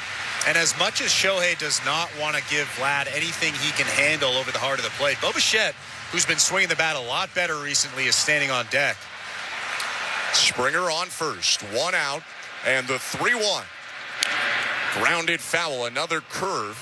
This one on the outside corner at 79. Vladdy beat it into the ground, third base side, and it's a full count. And you can already see how they're going to pitch Vlad. When he's getting behind, he's relying on the off-speed stuff. 2 good curveballs in this at-bat already behind in the count. After getting a new baseball, Ohtani asks for a new baseball and steps back on first base side. Springer had a leadoff single, then a strikeout of Lucas. Here's Guerrero in a full count, 1 out, bottom of the first. Ohtani's payoff pitch. There goes Springer, and the pitch is called strike 3. Late call. Springer thought it was a walk, and he will be thrown out going to second to end the inning. An awkward strike him out, throw him out, double play, bails out Ohtani, and on to the second we go. No score. Game 7 of the World Series. You're listening to Blue Jays World Series Baseball, brought to you by your local family-owned Crown Rust Control Center. Streaming on the Sportsnet app and the Sportsnet Radio Network. A brand new Don Valley North Lexus is right around the corner. We've broken ground on the all-new Don Valley North Lexus. While we build, join us at 7200 Victoria Park for incredible deals. Right now, you can save thousands on select low-mileage Lexus demonstrators with offers you won't want to miss. Now is the time, and Don Valley North Lexus is the place. See website for details. Expect excellence. Don Valley North for Lexus. A proud member of Wayne's Auto Group. Win a $7 million grand prize with the Princess Margaret Home Lottery. Live mortgage-free in a stunning Georgian-style Oakville show home with $500,000 cash. Over 5,400 square feet of classical design and modern sophistication, complete with a pool and outdoor kitchen. Buy now and be in to win the incredible $3 million Early Bird Muskoka Lakefront Cottage. Buy now at PrincessMargaretLotto.com. Play responsibly. Raffle 14885221. 439, Pizza Nova. 439, Pizza Nova. Ciao, I'm Dominic Primucci. Next time you order, try our charcoal-infused pizza and enjoy a lighter and airier pizza experience. It may just become your new go-to favorite. Think Italian and taste the difference. 439, Pizza Nova. 439, Pizza Nova. Canada is ready to party like it's 1993. That's right. The Blue Jays are back in the big one. Create space for your watch party with Access Storage, official storage provider of the Toronto Blue Jays. Try 4 weeks free at accessstorage.ca. Home runs happen down by the lake. And home runs happen at Ontario's #1 Mazda dealer for 12 years running. Mazda of Toronto. When you need a Mazda that goes the distance, they're your MVP. Ontario's #1 volume Mazda dealership. Mazda of Toronto. Move and be moved. This is Toronto Blue Jays postseason baseball. That ball is soaring out of here. A grand slam. On Sportsnet 590, The Fan, and the Sportsnet Radio Network. It's your last chance to join in on the biggest 50-50 in history. The take-home prize for Jays Cares World Series jackpot is over $16.5 million and growing. Not only will one Blue Jays fan win a life-changing amount, they'll also get a phone call from Joe Carter. Go to BlueJays.com/5050 from Ontario or Nova Scotia. Top of the second inning, Game 7 of the World Series. Blue Jays and Dodgers are scoreless. Both starters worked around a leadoff single in the first, and now Max Scherzer, after only 10 pitches, faces Max Muncy to begin the second. His wind and offering. And Muncy takes a breaking ball for strike one. Blue Jays' bottom of the first ended on an awkward strike him out, throw him out double play. Slightly delayed call. Also, George Springer stopped running between first and second. 0-1. Up top with a cutter. 1 ball, 1 strike. Saw a lot of cutters from Max Scherzer in that first inning. 6'3" right-hander from St. Louis. Swings his arms up to his face. And his 1-1 pitch. Muncy takes. It's called low. Probably had the zone with 95, but it's 2-1. That's a great pitch from Max Scherzer. A little bit of frustration on the body language after that call there. That changes the at-bat. Instead of a head 1-2, it's a 2-1 count as he offers to the lefty hitting Muncy. And the pitch grounded foul, 2-2. He's got a pretty good feel for that curveball so far in this outing. Only throws it about 12% of the time. But it seems like he trusts that pitch when he's behind in the count. Muncy 3 for 24 in the World Series. Faces a 2-2. Swing and a miss, strike 3. Went around on a back foot slider. 1 out. And if he's got that pitch working, Chris, he can be really dangerous. Yeah, that pitch looks exactly like a fastball out of the hands and then darted underneath the barrel of Max Muncy. A little awkward half swing. A big first out in this inning as Teoscar Hernandez comes to the plate. Former Blue Jay Teoscar Hernandez hit a second inning homer against Max Scherzer in Game 3 of this series. Came on a slider that hung over the middle. Winded the pitch. Fastball, strike 1, 96, elevated on the outer third. Hernandez, the right fielder, 7 for 26 in the World Series with a home run and 10 strikeouts in 6 games. 0-1 pitch. Poked out to right field in the air. Jogging over toward the foul line, Barger makes a one-handed catch, and very efficiently, Scherzer has 2 outs here in the top of the second. Yeah, another really good sequence from Alejandro Kirk back there. A fastball down and away at 96 miles an hour. Keep in mind, this guy's 41 years old, throwing fastballs at 96. And then again, another good curveball, getting Teoscar way out in front for the second out. 17 pitches for Scherzer through an inning and 2/3, and 6 total batters faced.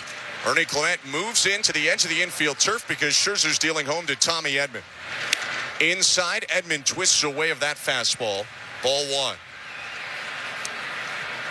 Switch hitting center fielder bats left against Max Scherzer. He'll ask for time and take a practice swing on the right edge of the dirt circle. Edman 4 for 25 in the series, hitting in the 230s overall in the postseason. 1-0 pitch. High and outside with 95, 2-0. And I would imagine they're not going to challenge him here with anything over the heart of the plate. Probably flipping a curveball. We've seen him do that a couple of times already behind in the count. No score, top of the second. 2 out, space is empty, and the 2-0 is hit high in the air, deep right field. Barger going back on the warning track. Middle of the dirt, makes the grab a couple feet from the wall. Scherzer gets away with a hanging curveball, and he is through 2 scoreless with only 1 Dodger batter reaching base. No score in this game. Bo Bichette leading off the bottom of the second when we come back. You're listening to Blue Jays World Series Baseball, brought to you by your local family-owned Crown Rust Control Center, streaming on the Sportsnet app and the Sportsnet Radio Network. Somewhere along the way, you stopped feeling like yourself. At Game Day Men's Health, they treat what most men keep to themselves: low testosterone, loss of sex drive, and the slow fade of energy and confidence. With testosterone therapy, peptide treatments, and sexual performance solutions delivered in a space built for men, modern and judgment-free. You don't have to settle. For a clinic near you, visit GameDayMen'sHealth.ca. Game Day Men's Health. Feel like you again. Buck Martinez here to tell you about the huge Double XL free topping pizza from Pizza Pizza, just $19.99. That's a whopping 18-inch 3-topping thing of beauty for only $19.99.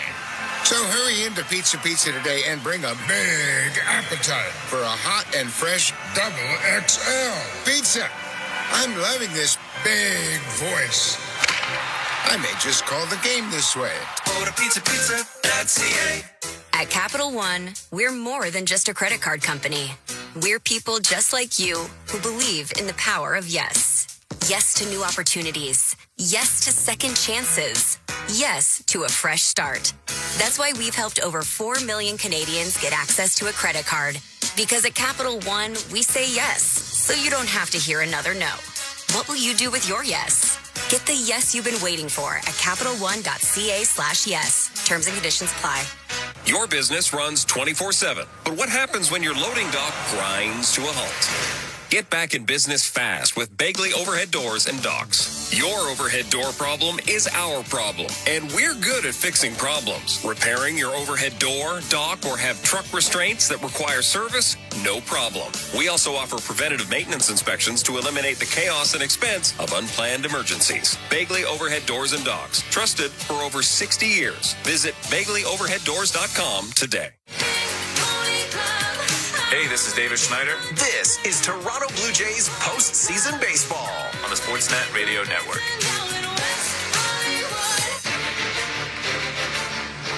Welcome back to Rogers Center in downtown Toronto. After a 1-2-3 top of the second from Max Scherzer, Bo Bichette walks up to the plate to lead off the bottom of the second. No score in this Game 7, and Shohei Ohtani back out on the hill. Blue Jays worked him for 18 pitches in the first, had a hit, but Ohtani faced the minimum, helped out by a strike him out, throw him out double play. He winds in his pitch to Bichette. Inside, missed at 98, ball 1. And in that first inning, Chris, he went to at least 2 ball counts with all 3 hitters. A little bit scattered for Ohtani on short rest. Here's his 1-0. Inside again, Tuna. The velocity is a little bit better out of that right arm from Shohei Ohtani, but the command is a little bit worse here in this start, his second of the World Series. A nod from Ohtani and a 2-0 pitch to Bo Bichette. Check swing, called strike, 98, bottom middle, 2-1. Just challenged him with that heater right there. Wasn't messing around. We've seen him throw that curveball when he's fallen behind in the count, but he threw a fastball right there, 2-0 to Bo Bichette. Bichette 6 for 19 in the series, a 3.16 average, 2-1. Way up and in at 98, ball 3. He's thrown him 4 four-seam fastballs and fairly consistent arm side misses from Ohtani. It was the opposite in the first. He was yanking them glove side. 3-1. Outside, ball 4. 99 yanked off the plate, and Bo Bichette is on to lead off this bottom of the second. That's a great at-bat from Bo Bichette, especially in that 3-1 count. A lot of hitters get antsy when they get in a fastball count like that. Bo Bichette was very calm, very confident, took that fastball just off the plate outside. He's at first base with nobody out in the inning. And here is Addison Barger, bumped up to the 5 hole from the 7 spot. Ohtani kicks and deals. Barger takes on the outside edge, a good splitter, strike 1. Addison Barger went 2 for 4 last night with a pair of doubles. He's 10 for 21 in the World Series. 0-1. Well outside, missed with a splitter that time, a ball and a strike. Well, let's see if Addison Barger can make John Schneider look like a genius here. Open stance left side for the muscle-bound right fielder. 1-1 pitch. Just inside at 99. That's a tough take by Barger, 2-1. It seems like he has his zone, and he's not wavering, at least with less than 2 strikes. It's a good at-bat so far from Barger. More balls than strikes through 26 pitches for Ohtani. His 2-1. Called strike, 99, outside corner, 2-2. Will Smith actually pointing out at Ohtani, letting him know that was a great location. I mean, that's a tough pitch to make good contact on. 99, down and away. Actually, a pretty good take from Addison Barger. Barger asks for time, and the Dodger infield lessens their shift. Move closer to third now with 2 strikes on Barger. Bichette leads off first, no outs in the pitch. Well outside, missed again arm side with a splitter, and it's a full count. It seems like he's seeing the baseball well from Shohei Ohtani. That was a nice take right there. I mean, that split finger really was nowhere near the strike zone, but you didn't see him out in front at all. Ohtani sets in a full count. He kicks and deals. And the pitch is lined, shallow right, down for a base hit. Bichette makes the turn at second. He'll go back to the bag running gingerly. Safe at first is Barger with his 11th hit of the World Series in 22 at-bats. It's first and second, no outs. That fastball absolutely blew up Addison Barger. It was a good fastball down and in, but Addison Barger is so strong. He's able to muscle that thing over the outstretched glove of second baseman Miguel Rojas. And now the Blue Jays are in business here. First and second with nobody out in the inning, and Alejandro Kirk is walking to the plate. And if you're Kirk, you know Shohei Ohtani's going to come right after you now. Dodger infield plays back and shifted toward third base. First and second, no outs, no score in the pitch. Called strike, slow curve at 80, hit the top of the zone.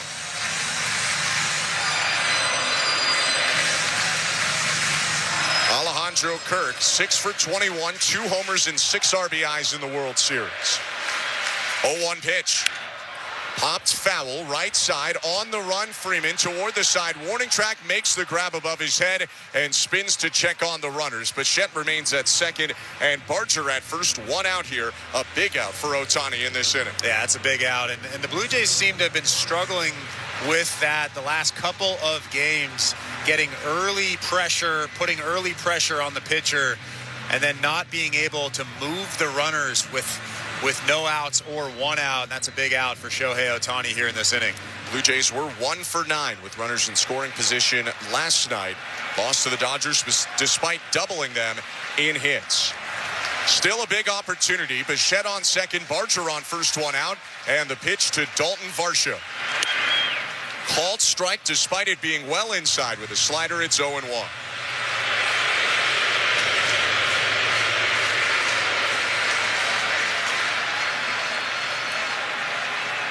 Ohtani sets the pitch. Outside with a fastball at 100, 1-1. They actually might have clipped the strike zone on the outside part, but I think Will Smith was set up in, and he had to reach all the way across the plate to catch that. Looked like a ball. Actually even slid to his left. Now the 1-1. Called strike, similar spot to the last pitch, but looked better into the glove of Smith. It's 1-2 as he dotted a backdoor slider. Varsho moved down to 7. He's 5 for 26 in the World Series with a triple, a homer, and 2 RBIs. 2 on, 1 out, and the 1-2. High, 2 balls, 2 strikes. Already a little bit of movement. Someone has their warm-up jacket off in the pen for the Dodgers in right field. Ohtani approaching 35 pitches. He's recorded 4 outs so far. No score, Game 7 of the World Series, bottom of the second. The 2-2. Hit high, right field, but he got it off the fist. Coming in, Teoscar Hernandez makes the grab. Bichette remains at second, and Barger at first. There are 2 out. Little bit of a hanging sweeper from Shohei Ohtani, but it got in just enough on the hands of Dalton Varsho to make him hit a weak fly ball out to right field. Another big out, another big pitch from Shohei, who hasn't really had command of any of his pitches in this start. He just seems to be making a big pitch when he has to. Has gone to at least a 2-ball count with all but 1 of the 7 batters he's faced so far. First and second, 2 down, in the pitch to Ernie Clement. Tapper back behind home plate, barehanded by Smith, but foul, 0-1. Clement 9 for 26 in the World Series and hitting .397 overall in the postseason. Trying to help the Blue Jays not spoil this threat. It was first and second with nobody out. Now first and second, 2 down in a scoreless game. Look back to second by Ohtani. Kick in the 0-1. Clement lines it, right center, a base hit. Bichette to third, stop sign put up there. Hernandez tosses it home. Bo Bichette running on a less than 100% knee. Clear stop sign needed there. The bases are loaded with 2 outs. It was a late stop sign only because third base coach Carlos Fablis wanted to see what Teoscar Hernandez was doing out there, how he would field it. He fielded it really cleanly, made a good throw into home, made a good throw into the infield. And then you saw the stop sign go up from Carlos Fablis. Mark Pryor, the pitching coach for the Dodgers, is going to come out and have a conversation with pitcher Shohei Ohtani right now. Already 20 pitches into this inning is Ohtani. That was classic Ernie Clement, 100 miles an hour, elevated out of the zone, also outside probably, and he just got up there to a pitch no one else swings at to line it for a single. But the baton is passed to Andres Jimenez here as Jordan Baker breaks up the mound visit. They're going to need a big at-bat from their 9-hitter and lefty hitting shortstop. That guy out in the bullpen for the Dodgers that took off his sweatshirt is Tyler Glasnow. So he pitched in last night's ball game. He's been injury prone over the course of his career, and I thought there was no chance that he would appear in this ball game, but obviously Dave Roberts and the Dodgers are thinking differently. I mean, he's a big arm, but this is a big risk for them if he's going to come in. Now, he only threw 3 pitches in the game, but obviously more pitches warming up as well. Glasnow is not throwing yet, just standing and stretching. Ohtani back into the wind, bases loaded, 2 outs, no score, bottom 2. His pitch to Jimenez. Down and in, ball 1.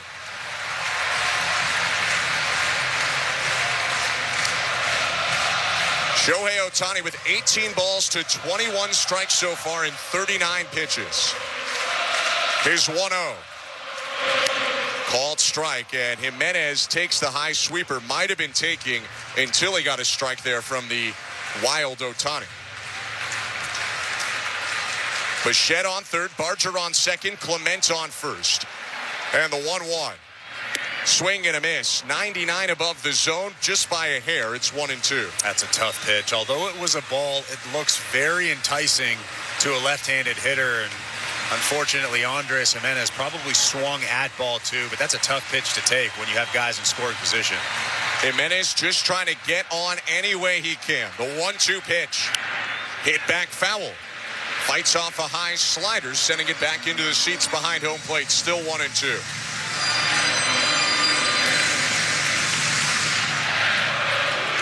Two hits and a walk in this inning. Ohtani nods and unleashes his 43rd pitch of the night. Swing and a miss. He got him. 99 in on the hands. A scream from Ohtani, who gives up the 3 base runners but strands them all. No score headed to the third Game 7 of the World Series. You're listening to Blue Jays World Series Baseball, brought to you by your local family-owned Crown Rust Control Center, streaming on the Sportsnet app and the Sportsnet Radio Network. IHOP has been proudly locally owned and operated in Canada, serving their world-famous pancakes and more for 56 years. Every year, that's 700 million pancakes, 32 million pounds of breakfast meats, 100 million cups of coffee, and a whole lot of delicious. I'm thinking IHOP. Did you know painting your garage can earn you Scene Plus points? Get started at Home Hardware, the official home improvement retailer of the Toronto Blue Jays, where you can earn and redeem points on every project. From paint to lumber to lawn care and everything in between. Make every project a home run with Scene Plus.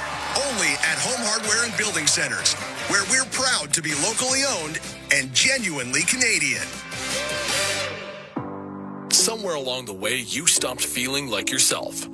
At Game Day Men's Health, they treat what most men keep to themselves.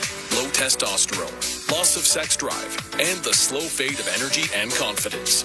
With testosterone therapy, peptide treatments, and sexual performance solutions. Delivered in a space built for men. Modern and judgment-free.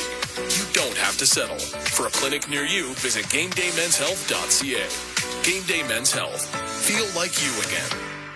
IHOP has been proudly locally owned and operated in Canada, serving their world-famous pancakes and more for 56 years. Every year, that's 700 million pancakes, 32 million pounds of breakfast meats, 100 million cups of coffee, and a whole lot of delicious. I'm thinking IHOP. Hit a home run with the Kidney Foundation. Play ball! Here's the pitch. Join the thousands who've made Kidney Car one of the largest donation programs in Canada. Donate your unwanted vehicle. Your car will be towed for free within 48 hours. Do it before December 31st and receive a tax receipt for a minimum of $700. Knock it out of the park with Kidney Car. Donate, feel great. Save! Visit kidneycar.ca. This is Toronto Blue Jays postseason baseball. Springer coming home, and the Blue Jays take the lead. On Sportsnet 590 The Fan and the Sportsnet Radio Network. Welcome back to Rogers Center. It's the third inning, and it's brought to you by Crown. Canada's team is making history in your local family-owned Crown Rust Control Centers in Winnipeg, Calgary, Saskatoon, and all across Western Canada are proud to be a part of it. For over 40 years, Crown has protected vehicles from rust, keeping them strong and ready for the road, just like a great playoff baseball team. Crown Rust Control, proud sponsor of your Toronto Blue Jays radio broadcast. Game 7 of the World Series. No score. Blue Jays and Dodgers. Max Scherzer back out on the hill for the top of the third. He will face Kike Hernandez. Former teammates facing off as Scherzer offers home, and Hernandez takes his strike at the knees. 95 on the heater, 0-1. Scherzer, after giving up a leadoff single to Ohtani, has retired 6 straight. 0-1 pitch.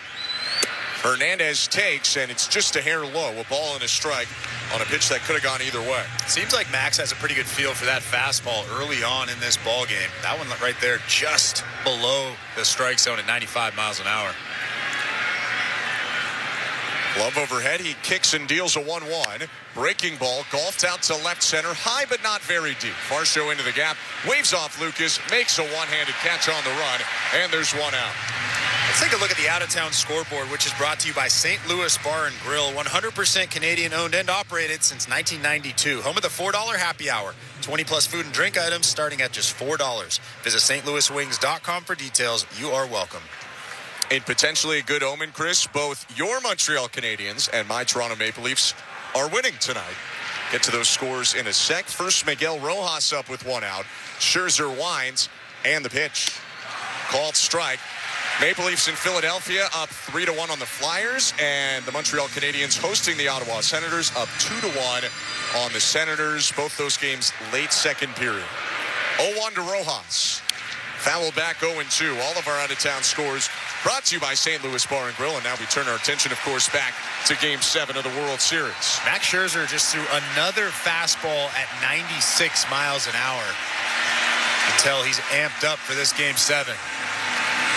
Well, you got to get Rojas here. Ohtani is on deck. 1 out, base is empty, no score. Top of the third.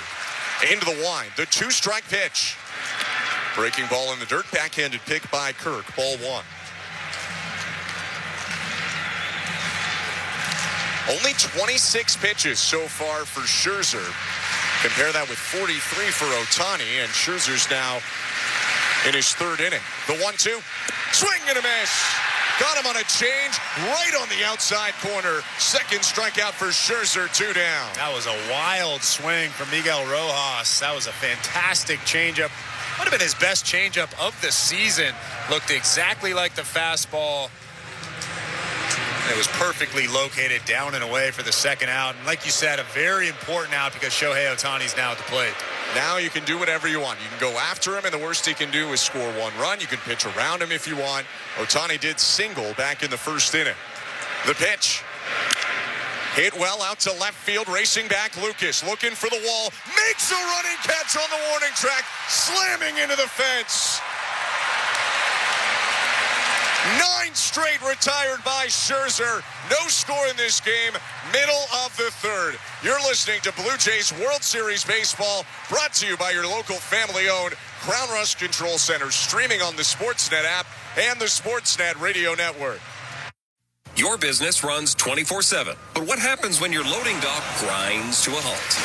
Get back in business fast with Bagley Overhead Doors and Docks. Your overhead door problem is our problem, and we're good at fixing problems. Repairing your overhead door, dock, or have truck restraints that require service? No problem. We also offer preventative maintenance inspections to eliminate the chaos and expense of unplanned emergencies. Bagley Overhead Doors and Docks. Trusted for over 60 years. Visit BagleyOverheadDoors.com today. Mazda of Toronto, Ontario's #1 volume Mazda dealer for over 12 straight years. The best brand, the #1 dealership. And when you drive to Mazda of Toronto, they make you #1. Your #1 volume Mazda dealership in Ontario. MazdaofToronto.com. Canada is ready to party like it's 1993. That's right. The Blue Jays are back in the big one. Create space for your watch party with Access Storage, official storage provider of the Toronto Blue Jays. Try 4 weeks free at accessstorage.ca.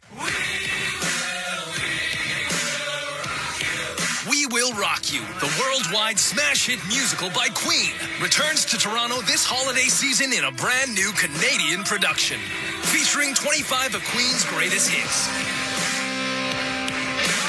We Will Rock You is more than a title. It's a promise. We Will Rock You, November 28th through January 4th at the CAA Ed Mervish Theater. Get tickets at mervish.com. A brand new Don Valley North Lexus is right around the corner. We've broken ground on the all-new Don Valley North Lexus. While we build, join us at 7200 Victoria Park for incredible deals. Right now, you can save thousands on select low-mileage Lexus demonstrators with offers you won't want to miss. Now is the time, and Don Valley... This is Toronto Blue Jays postseason baseball. It's off the fence, and the Blue Jays win! On Sportsnet 590, The Fan, and the Sportsnet Radio Network. Game 7 of the World Series, bottom of the third inning, and with 35 seconds left on the warm-up clock in this scoreless game, Shohei Ohtani is still not out of the Dodger dugout. He's not putting on catcher's equipment. He's just taking off a helmet and bat and slipping on a glove, but it's taken about 2 minutes to do so. Last time they bailed him out with extra warm-ups. We'll see what Jordan Baker wants to do here. And John Schneider, I know, is standing on the top step, barking out right now as Ohtani, with 15 seconds left on that warm-up clock, comes out to pitch. Yeah, John Schneider actually has both of his hands up in the air right now, barking at somebody. So obviously, this is just a courtesy. This isn't a rule. If John Schneider wouldn't be arguing or yelling or barking if this was in fact a rule, it's just a courtesy that home plate umpire that Jordan Baker is offering to Shohei Ohtani. And that's very kind of him to help out a three-time MVP and maybe the greatest player we've ever seen. He definitely doesn't need more help. He'll get his warm-up pitches in now. I mean, how you don't start this in a 1-0 count, to be honest, is beyond me. It's not like he's putting on catcher's equipment. He took one swing, and now he's getting a glove. They're choosing to pitch him and hit him in the same game. They don't have to do that. I don't really understand why he gets some sort of break. It does look like Baker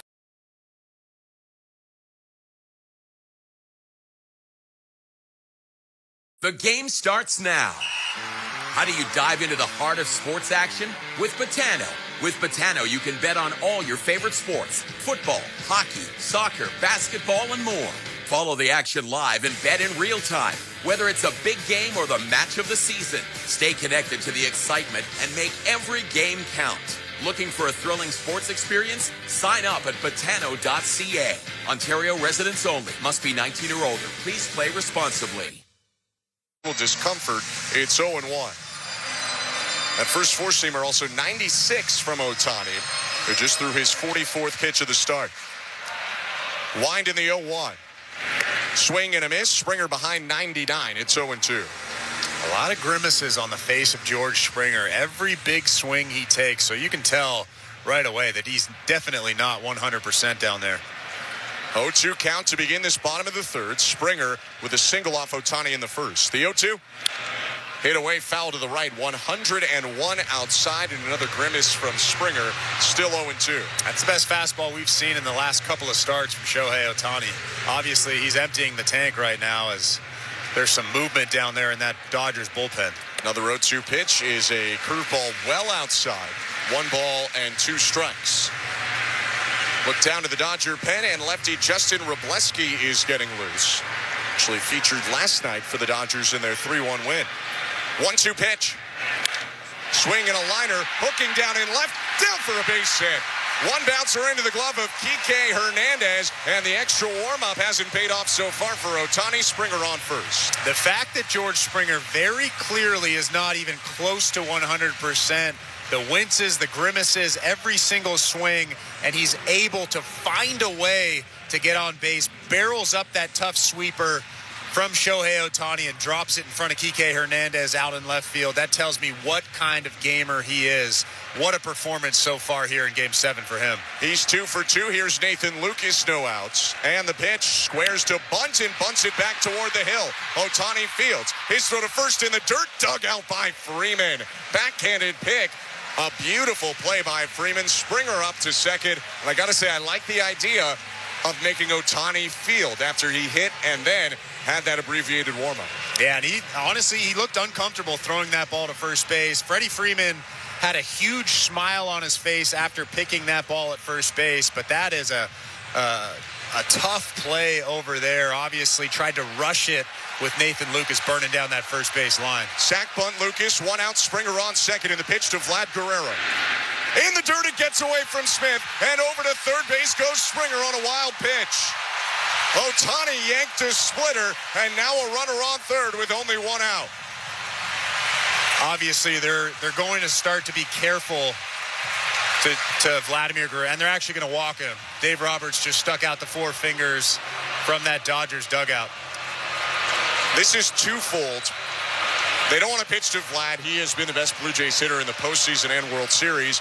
But also with Bo Bichette's running compromised, if they get a ground ball here, there's a chance to turn a double play now that it's first and third, 1 out. Yeah, this is the move. Obviously, 99% of managers would probably have done this exact same thing for the reason you just said. Bo Bichette is seeing the ball well. He's putting good swings on the ball. But if he hits a ball on the ground, it's a double play all day long. First and third, 1 out, scoreless game in the bottom of the third inning. Ohtani set. His pitch to Bichette. Swing and a fly ball. Center field. Edman back. Looking up. That ball's gone. A blast from Bo Bichette. And the Blue Jays start the scoring in Game 7. A 3-run homer. It's 3-0. Bottom of the third. Bo Bichette was trying to lift something to the outfield. And boy, did he lift something to the outfield. What a swing from Bo Bichette. Tommy Edman, the center fielder, just turned and watched that thing fly out of here. Bo Bichette took about 3 or 4 slow steps to first base. What a moment for him. This place is absolutely rocking. Who needs to run full speed when you can jog around the bases? Bichette's first home run of the postseason is a monumental 3-run blast, and now Ohtani is out of this ball game, walking back to the Dodger dugout. It's a pitching change brought to you by Home Hardware, the official home improvement retailer for the Toronto Blue Jays, locally owned, genuinely Canadian. A Bichette blast. 3-0, bottom of the third with one out and the bases empty. Justin Robleski enters, and here's our host today, Show Ali. Thank you very much, Ben. This place is rocking right now. Let's check on that St. Louis Bar and Grill out-of-town scoreboard. We will start in the National Hockey League. 13 games going on this evening. Almost every team in the league is in action this Saturday night. A lot of the evening games on right now. Leafs and Flyers. It is 3-1 Leafs in the second period intermission right now. Philly opening the scoring in this game thanks to Christian Dvorak, but Austin Matthews evening the game in the first period. It's 6th goal of the year. Jake McCabe and Nick Robertson scoring as well. You can watch this game right now on the CBC. Sens at Canadiens is also in the second period intermission. Cole Caulfield and Uri Slavkovsky with the 2 goals for the Sens, but Drake Batherson scoring, followed by Michael Amadio, has this game tied at 2 again in the second period intermission. You can watch that game on Sportsnet 1. Also in the second period intermission, the Minnesota Wild taking on the Vancouver Canucks in Minneapolis. Vladimir Tarasenko and Marco Rossi with goals for Minnesota. Drew O'Connor for Vancouver. You can watch that game on Sportsnet 360. Listen to it on Sportsnet 650 in Vancouver. And after that game, for all the Canucks fans out there, Canucks Central postgame will follow. There's a late game coming up in about an hour as well. Blackhawks at Oilers. Puck drop after 10 p.m. Eastern, 7 Pacific. That one will be on all of Sportsnet 1, Sportsnet 360, and the CBC. Blue Jays baseball, as always, is brought to you by Crown Rust Protection.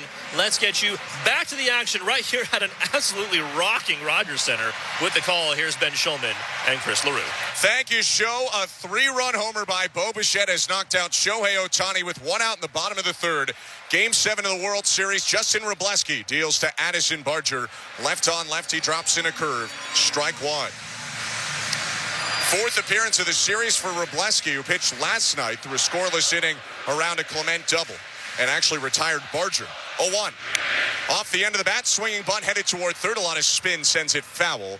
Wide of the third baseline, 0-2. Well, Chris, they walked Guerrero, a move both of us thought was the right move. Still is.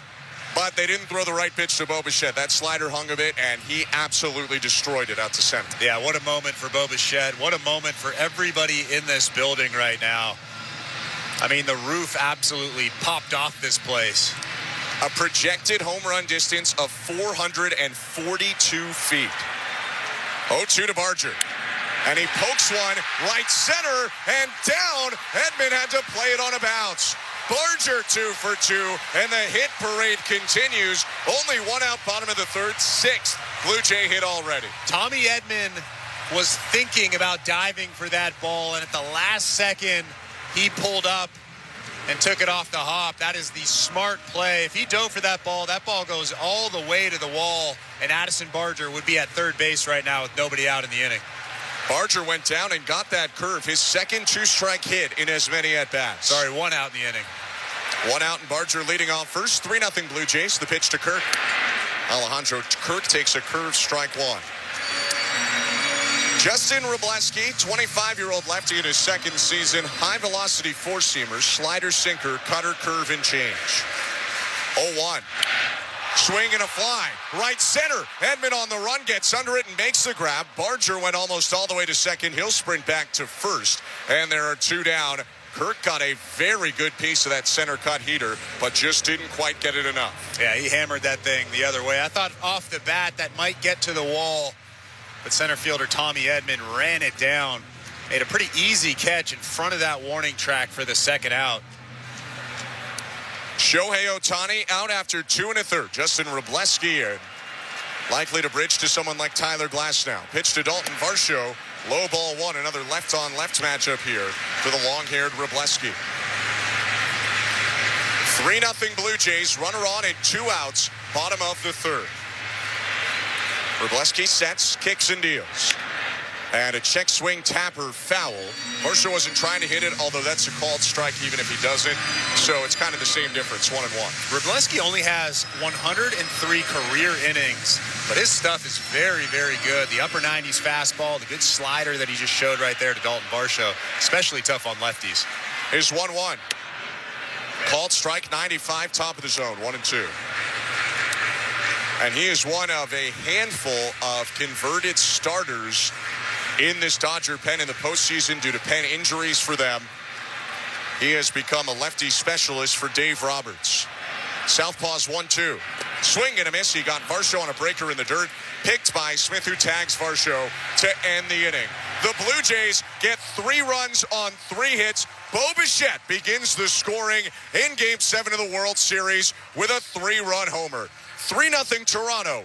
4th inning coming up next. You're listening to Blue Jays World Series Baseball, brought to you by your local family-owned Crown Rush Control Center, streaming on the Sportsnet app and the Sportsnet Radio Network. Welcome back to Put Down That Phone. Time for our speed round. Players, you scroll 4 hours per day. Is that enough? Maybe. Wow, yes. Jen's bored. With just 1 hour back, what could you gain? A hobby, human connection, time to create. What device checks those boxes? A real camera, the Canon R50V. Bonus round. The world's most complete creator camera is the R50V. The V stands for? Video, vlogging, vision. Canon makes cameras. The R50Vs for creators. Visit canon.ca/create. Canada is ready to party like it's 1993. That's right. The Blue Jays are back in the big one. Create space for your watch party with Access Storage, official storage provider of the Toronto Blue Jays. Try 4 weeks free at accessstorage.ca. Home runs happen down by the lake. And home runs happen at Ontario's #1 Mazda dealer for 12 years running. Mazda of Toronto. When you need a Mazda that goes the distance, they're your MVP. Ontario's #1 volume Mazda dealership. Mazda of Toronto. Move and be moved. Win a $7 million grand prize with the Princess Margaret Home Lottery. Live mortgage-free in a stunning Georgian-style Oakville show home with $500,000 cash. Over 5,400 square feet of classical design and modern sophistication, complete with a pool and outdoor kitchen. Buy now and be in to win the incredible $3 million Early Bird Muskoka Lakefront Cottage. Buy now at PrincessMargaretLotto.com. Play responsibly. Raffle 1488521. Welcome aboard Air Canada. Rocky's Vacation, here we come. Whoa, is this economy? Free beer, wine, and snacks. Sweet. Fast free Wi-Fi means I can make dinner reservations before we land. And with live TV, I'm not missing the game. It's kind of like I'm already on vacation. Nice. Air Canada. Nice travels. Wi-Fi available to Aeroplan members on equipped flights. Sponsored by Bell. Conditions apply. See aircanada.com. Hey, this is Kevin Gosman. This is Toronto Blue Jays postseason baseball on the Sportsnet Radio Network.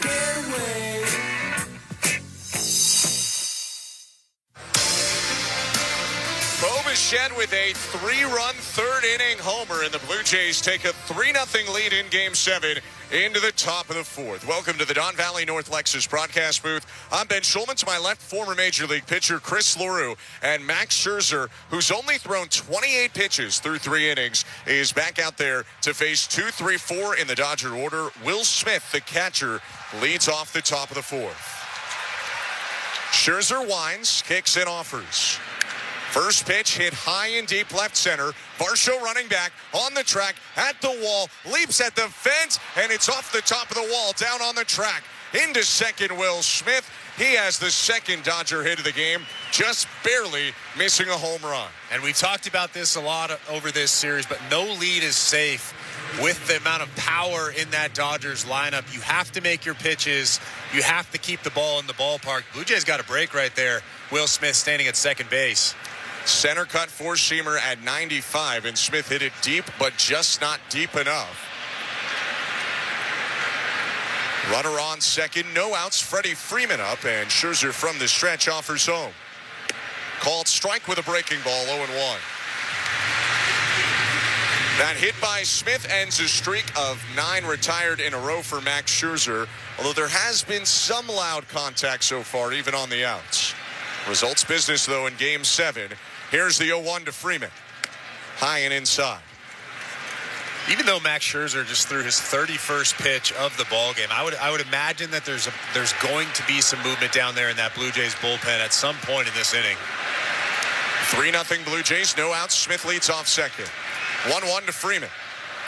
Swinging a liner over the leap of Bichette at second, down in right field. Cut off on a couple of hops by Barger, who zips it back in. Up to third goes Smith. Freeman on first with a single, and runners on the corners, no outs for the Dodgers. And right on cue, Pete Walker is on the phone getting somebody loose down there in that bullpen. Max Scherzer, like you said, has given up some loud contact early on in this ball game, and he's given up a couple of hard base hits so far here in the top of the fourth. Mookie Betts now the hitter for the Dodgers. Blue Jays play the infield back. First and third, no outs. And Scherzer in a high set. He kicks and offers to Betts.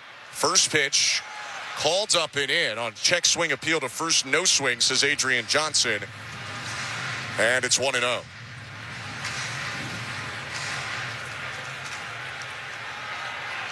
Freeman on first, Smith on third. Kick in the 1-0 pitch. Called strike, throws Betts with a breaking ball. Pitcher getting loose in the Blue Jay pen is Sir Anthony Dominguez. Tossing from in front of the bullpen mound. Tyler Glasnow is up in the pen in right for the Dodgers. 1-1 count. Scherzer peaks at first and deals home. Swing and a pop-up. Bichette racing back, shallow right center. Varsho coming in. So is Barger. Barger makes the grab in front of Varsho and runs it back into the infield. Smith remains on third. Freeman stays on first. Big out there for Scherzer on a well-located slider. There was some confusion out in shallow center field as to who was going to take that ball. If I'm Dalton Varsho, if I'm Addison Barger, I know that Varsho has a compromised right arm, so I should let Addison Barger take that ball. And I think that's why you saw Addison Barger really take control out there, although I'm pretty sure Will Smith wouldn't have tagged anyways. That's a smart play from Barger. Barger this season had the hardest on-average throw from the outfield of anyone in the American League. 1 out, Max Muncy to the plate, first and third. And the pitch. Fouled back into the glove of Kirk, 0-1. Back-to-back hits to begin this inning, but now if you're Scherzer, you can dream on a ground ball, and Muncy not a great runner. Potentially, you can try and turn two. Infield plays back, shifted toward the right side of the diamond. Kick in the 0-1. Down and in, run-saving pick on the backhand side by Kirk. 1 ball, 1 strike.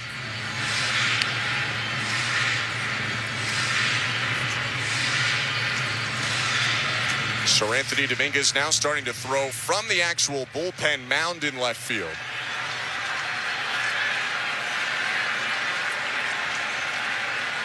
And Scherzer with a 1-1.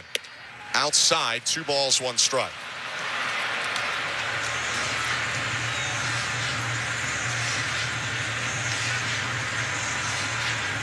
Double and single to begin this inning, then a shallow fly out to right center.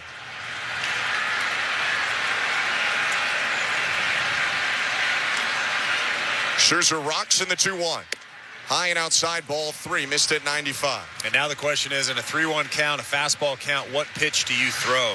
Do you challenge Max Muncy? And as we've seen over the course of his career, he's got a ton of pop.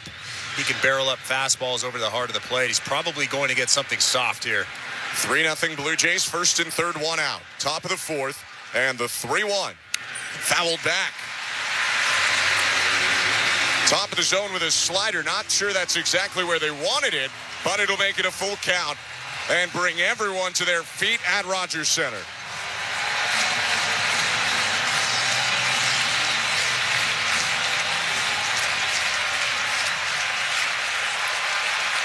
Scherzer high set. His payoff pitch. Fouled in and out of the glove of Kirk. They'll do it again at 3-2. And potentially Scherzer gets away with a bit of a mistake. It was a hung slider near the top of the zone. Yeah, a couple of hangers, couple of spinning sliders near the top of that strike zone. Not sure you want to throw another one of those to Max Muncy. Muncy, the owner of 4 different 35-homer seasons in his career. And Scherzer steps off before another 3-2. That's a break for the Los Angeles Dodgers, actually. That ball went in and out of Alejandro Kirk's glove on that foul tip. Freeman on first, Smith on third. 3-2 pitch. Inside, ball 4. Just missed with 96, and that walk loads the bases for the Dodgers. Still only 1 out. That could be the day for Max Scherzer. You can see John Schneider kind of thinking about it down there. Sir Anthony Dominguez has been warming up for a while. I think this is a good spot to bring Dominguez in. It doesn't look like John Schneider's going to take Max Scherzer out here, but it's a big at-bat. This might be the at-bat in this ballgame. Teoscar Hernandez up. 3-0 Blue Jays. Bases loaded, 1 out. The pitch. First pitch inside, ball 1. The complicated thing about bringing in Dominguez with the bases loaded is he does struggle for command at times. So you force him to be in the zone in that instance. Although they need Scherzer to be in the zone as well following his walk. 1-0. Hernandez lines it out to center. Varsho charging, dives, and he made the grab, tagging from third and in to score Will Smith. A sac fly, but a diving catch by Varsho. Dodgers on the board. It's 3-1 on the sac fly. 2 outs, top of the 4th. What a play from Dalton Varsho out there in center field. If that ball gets by him, you can bet that everybody standing on base right now is scoring. That's a risky play. But like you said, this is a results-oriented business. He comes up with it for the huge second out here in this inning. Dodgers do get on the board with that one, and we just saw a replay. He definitely caught it. RBI for Teoscar Hernandez. And with 2 outs and 2 on, 3-1 Blue Jay lead, top of the 4th. Here's Tommy Edman. Lead runner is Freeman on second. Here's the pitch. Just inside with a changeup, ball 1. Dominguez still warming in left. Glasnow warming in right. Would expect Glasnow probably to come into this game pretty soon. 1-0. Outside 2-0. Maybe Dominguez even sooner if Blue Jays need to make a pitching change in this top of the 4th. Yeah, it seems like Max Scherzer is nibbling just a little bit here in the top of the 4th inning. First and second, 2 down, 3-1 Blue Jays. 2-0 pitch to Tommy Edman. Hit on a line, diving grab!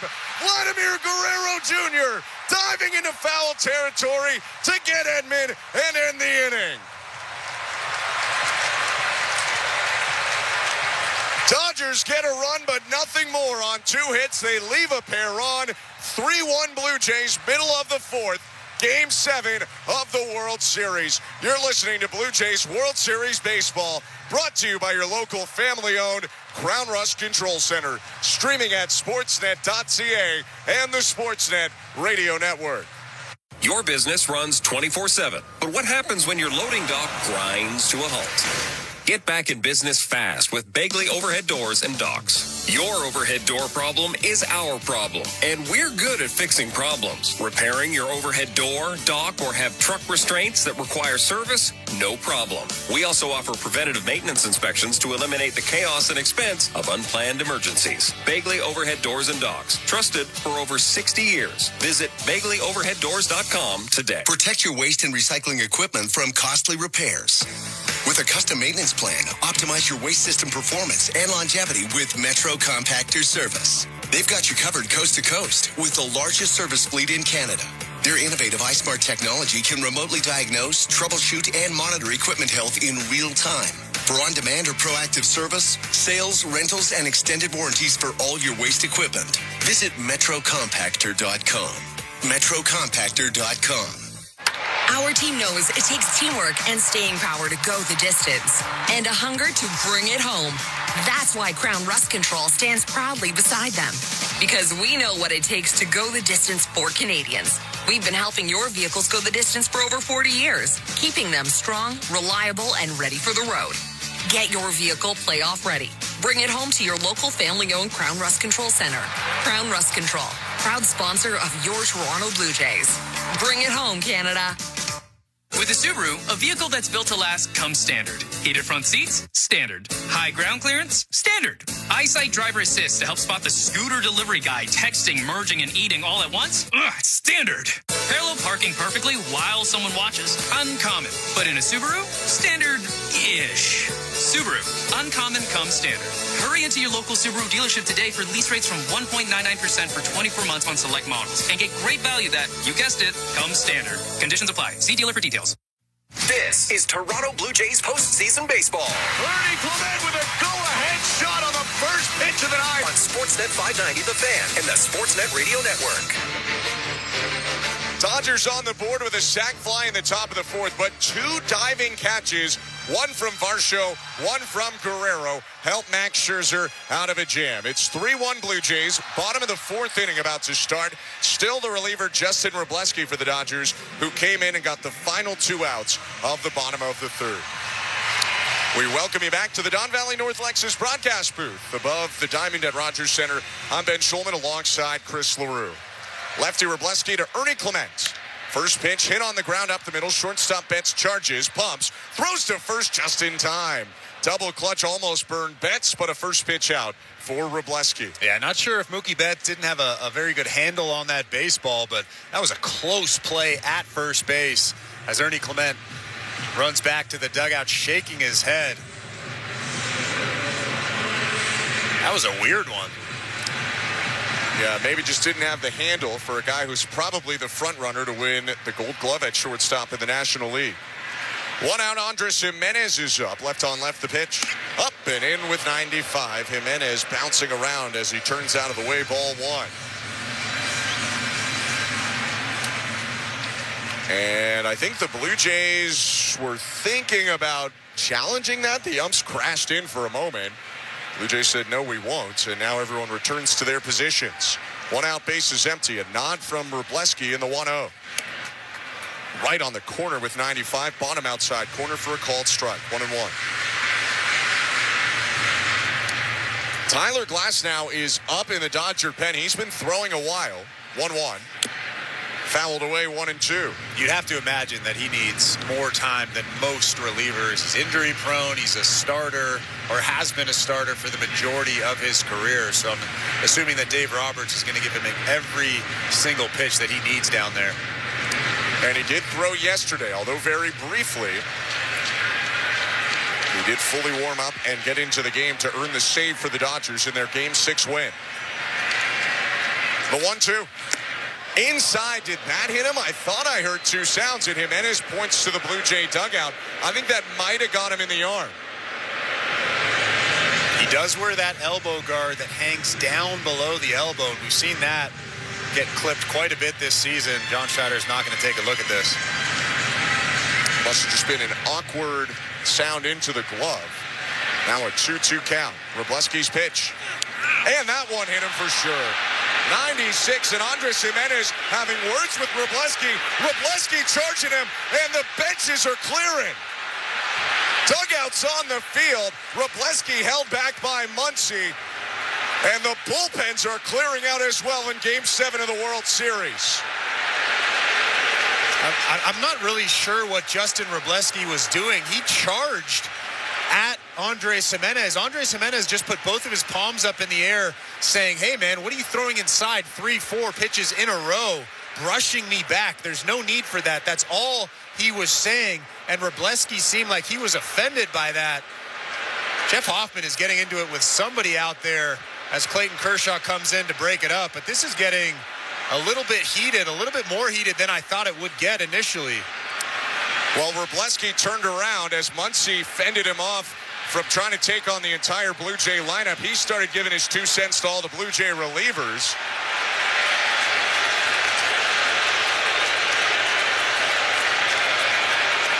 And the teams are still fully on the field right now. Dugouts and bullpens have cleared. I just don't understand what Justin Wroblewski was doing. That happens all day long. You throw 3 fastballs up and in, you're going to get a look from the batter. You're going to get a reaction from the batter. That's all Andres Jimenez was doing. He was telling Wroblewski, hey, man, that's enough. And Wroblewski just charged right towards him. That was a weird one. And which team hit George Springer in this series? Which team hit Alejandro Kirk in the wrist last night? It's been a lot of pitches inside on the Blue Jays. You have the right to pitch inside, but they have the right to not be happy about it if these guys can't control it either. And for Wroblewski, that's likely his night anyway, as he nearly hit Jimenez twice before nailing him on the right hand with 96. And now the umpires are gathering, and they're going to have a meeting out there in the infield. I don't know what they're talking about.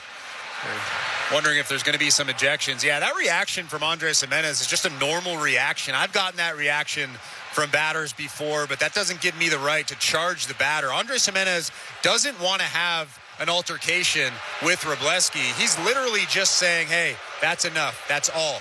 That's all he was doing with that reaction. Yeah, chirp back at him, fine, but Wroblewski charging toward him starts, it wasn't a fight, but starts that clearing because he's starting to go at a Blue Jay hitter. He wasn't slowly moving towards Andres Jimenez, too. There was some pace. Well, Wroblewski is going to remain in this game. The umpires did not make close. So they have issued warnings to both sides. Usually they went on the microphones to make sure the fans knew. And there are warnings now for both sides, which makes things interesting because sometimes that means you hit a batter and things could end up happening even if it wasn't intentional. But warnings have been issued to both sides. Wroblewski getting in some warm-up pitches here, and they're going to leave him in to face George Springer. I disagree with those warnings. That changes the way guys pitch. We're in Game 7 of the World Series. There is absolutely no need to warn guys, and now you could be out there and you get a fastball or get the sign for a fastball in, and you don't want to throw that fastball in because if you let one go and it hits somebody, you might be thrown out of the ball game. Wroblewski staying in now, sets, looks to Jimenez, who's leading off first in the pitch to Springer. Inside, ball one.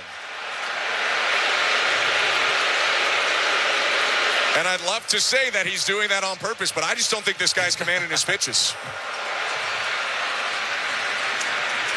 Left-hander set the 1-0. Swinging a liner off his shins, rolls back to home plate. Springer aboard at first, into second, Andres Jimenez.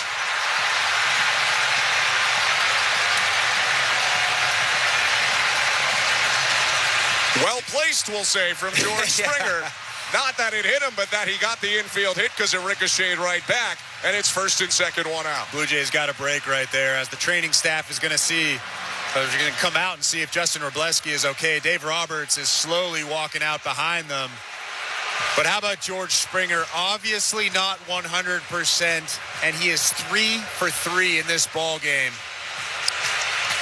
Certainly you hope Wroblewski's all right. Whatever animosity exists between the teams, you never want to see anyone get injured. He does look to be walking okay right now, which is impressive given that was lined at 99, right off of, I believe, his left shin. Or it was somewhere lower down on his legs. It does look like Tyler Glasnow is ready down there. He's slowed down the pace warming up, so I'm assuming that he's okay. I just don't know if Dave Roberts wants to bring him into a ball game when there's runners at first and second, and it's a really, really high leverage. Plus a lefty's coming up in Lucas. If you were going to leave in Wroblewski for Springer, it was probably because you want him to face Lucas. And they will leave Wroblewski in this game. It's been an eventful bottom of the fourth, to say the least. It's 3-1 Blue Jays, first and second, one out. Although I guess Tyler Glasnow came into the ballgame last night in an extremely high leverage situation as well. So I guess that answers my question there. I know John Schneider said on the other side, he's not nearly as worried about bringing in starters to clean innings in this game as you might be in the middle of September, let's say. I mean, they got to do what they got to do to get outs. 3-1 Blue Jays. Jimenez on second, Springer on first, one out. And the pitch to Lucas. Fouled off of the legs of Smith, who winces in pain, and the ball will be walked out by Baker, the home plate ump, out to the pitcher Wroblewski, 0-1. Home plate umpire Jordan Baker is going to give Will Smith a couple of extra seconds as he cleans off home plate. Home plate was already clean, so that tells me that he's giving him some time. A lot of bruises for the guys out on the field, whether you're Andres Jimenez, Justin Wroblewski, or Will Smith. Not to mention George Springer, who's been hit by some pitches in this playoff run as well. 0-1. Lucas takes. It's a breaking ball at the top of the zone, strike 2. Nathan Lucas 0 for 1 in this game. Struck out swinging in the first, sack bunted in the third before the 3-run homer by Bichette. 0-2.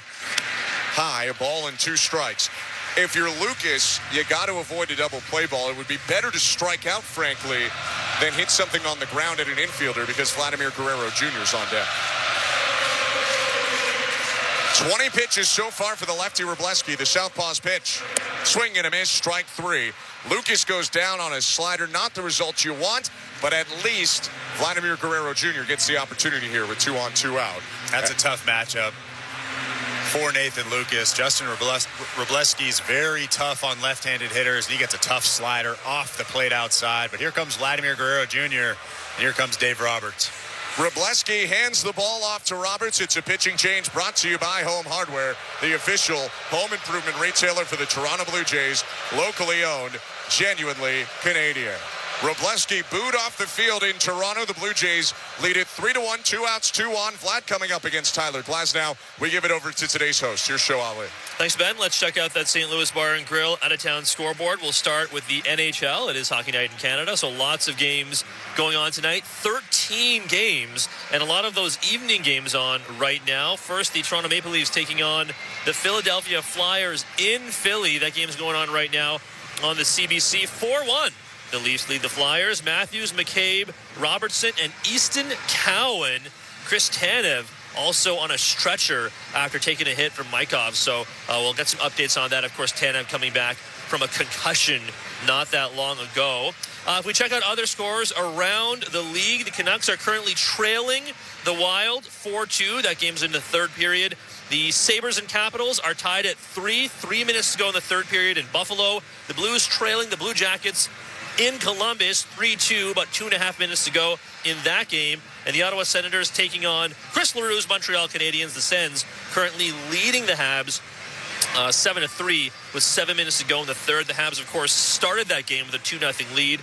This game just got started a little while ago. Devils at Kings, 1-0 for the Jersey Devils. Of course, some finals from earlier in the day to get to already. The Avalanche falling to the Sharks on the second half of a back-to-back. A 3-2 OT Sharks win in San Jose. Philip Kurashev with the OT winner, his 5th goal of the season. It was his 2nd goal of the game. Macklin Celebrini also getting on the board to open the scoring. His 7th goal of the year. He's having a great start to the season.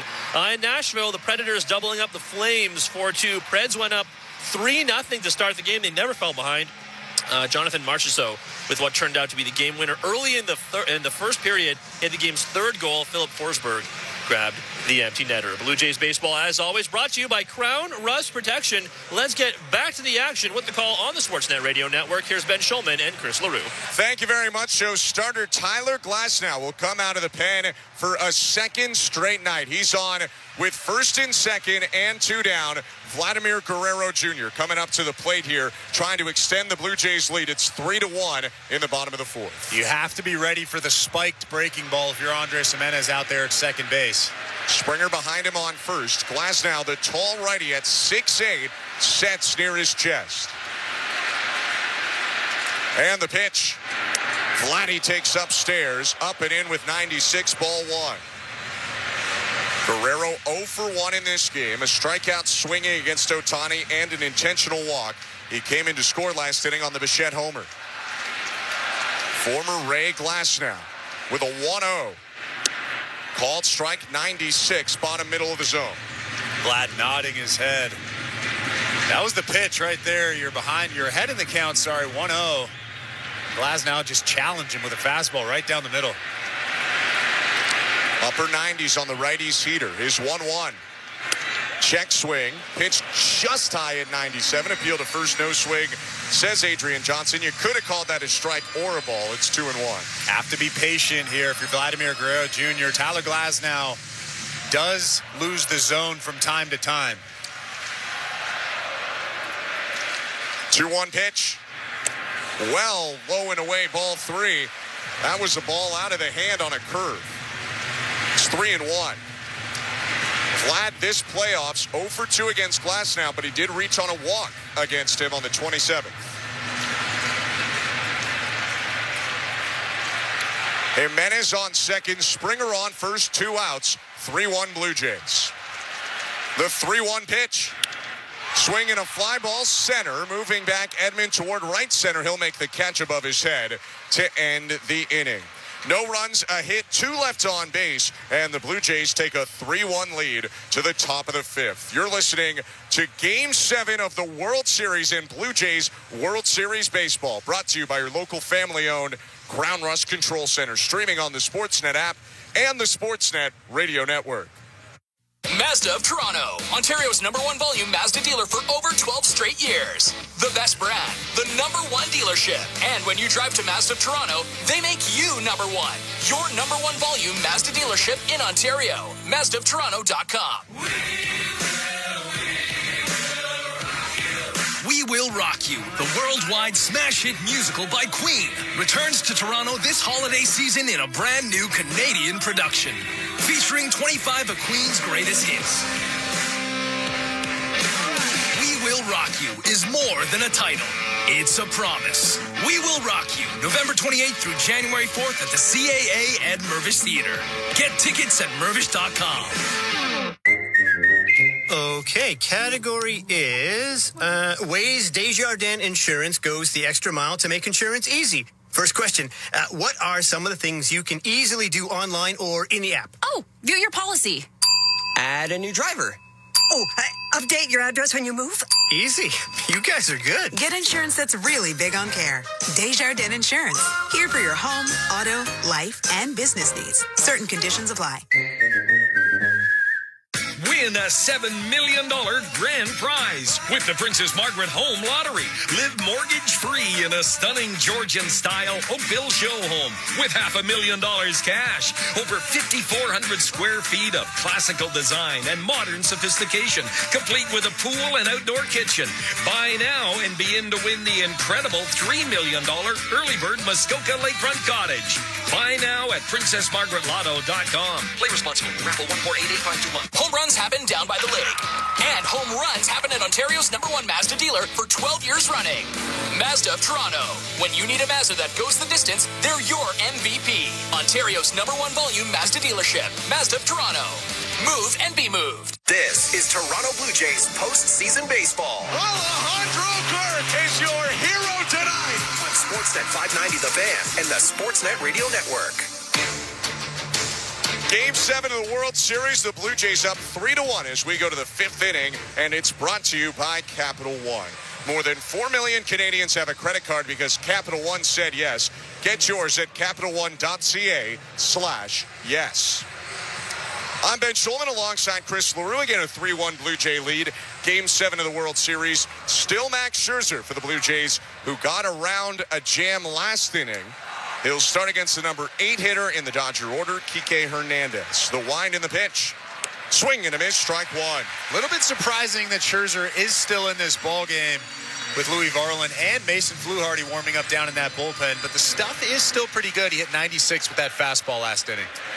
A 1 pitch to Kike. Swing and a miss again. Good slider bottom of the zone. Back-to-back good sliders. It's 0-2. Kike Hernandez flied out to center field in the 3rd. This is his 2nd time up in the top of the 5th. 0-2 pitch. Down and away. Tripled up on the slider. Couldn't get Hernandez to chase ball 1. It's okay to triple up, especially when you throw that pitch off the plate. If you're going to triple up, don't throw that pitch in the strike zone. 50 pitches now for Scherzer. Here's the 1-2. Inside with a slider. 2 balls and 2 strikes.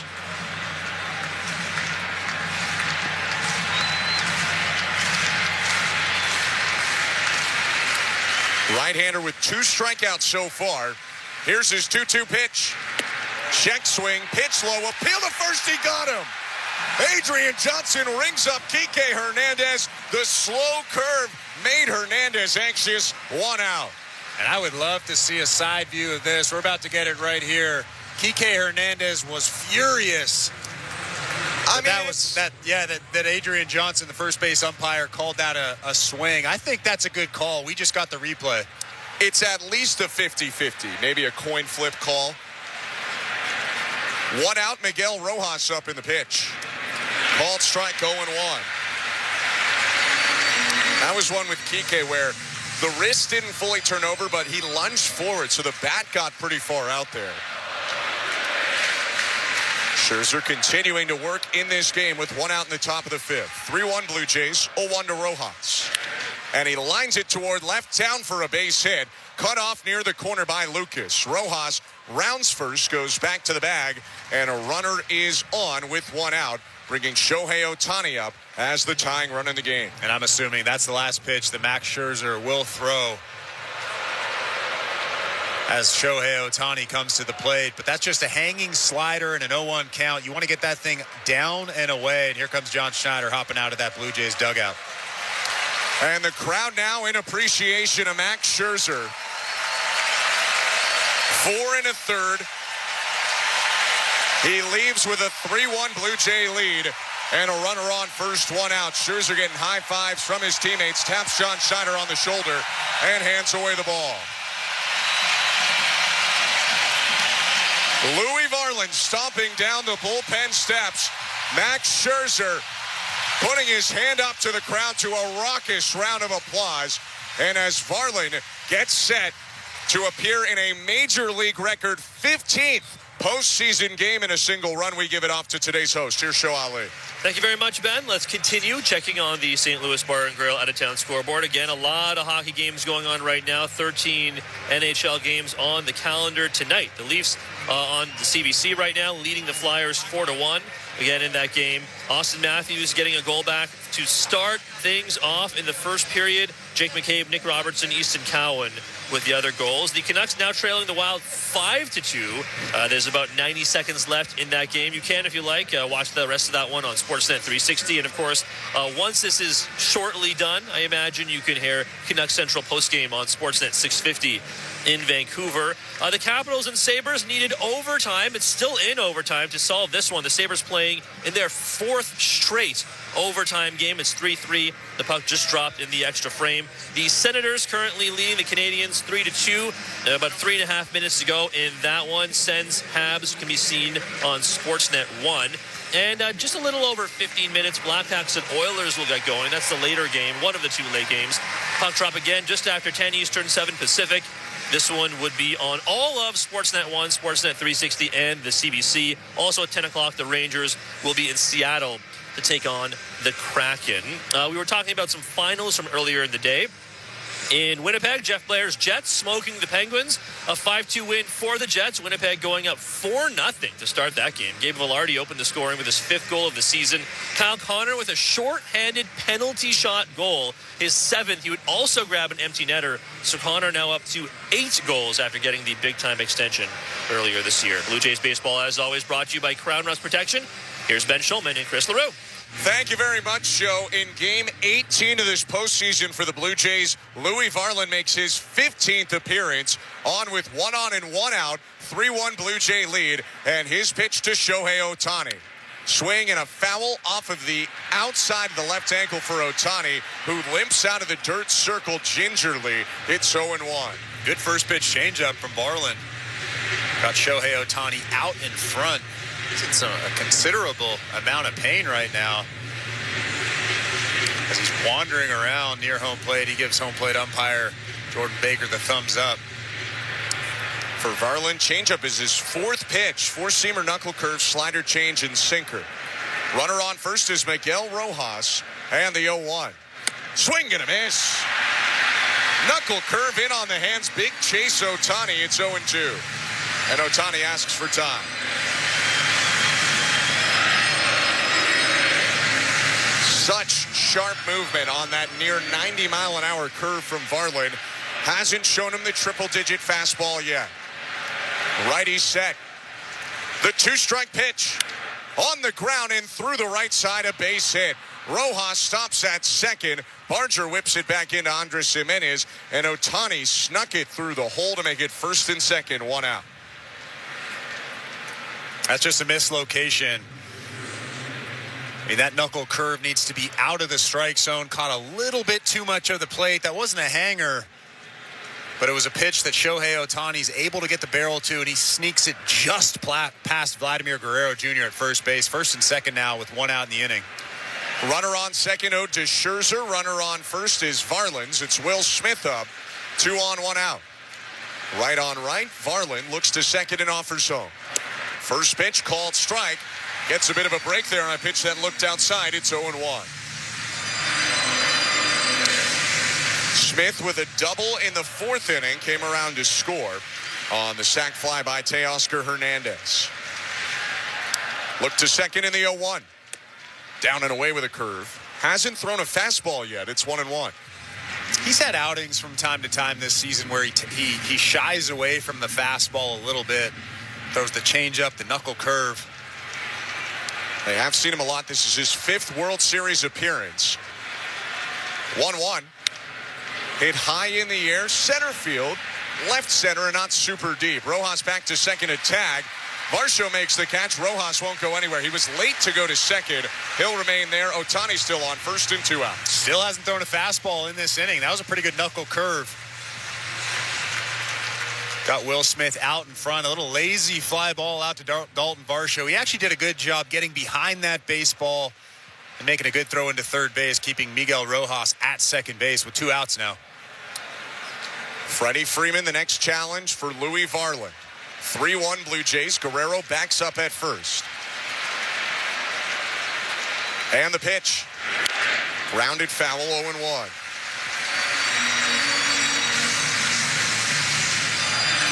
Freeman 1 for 2. A single in the fourth, a fly out to center in the first. And Kirk checking on the pitch comm briefly. Looks back into the Blue Jay dugout.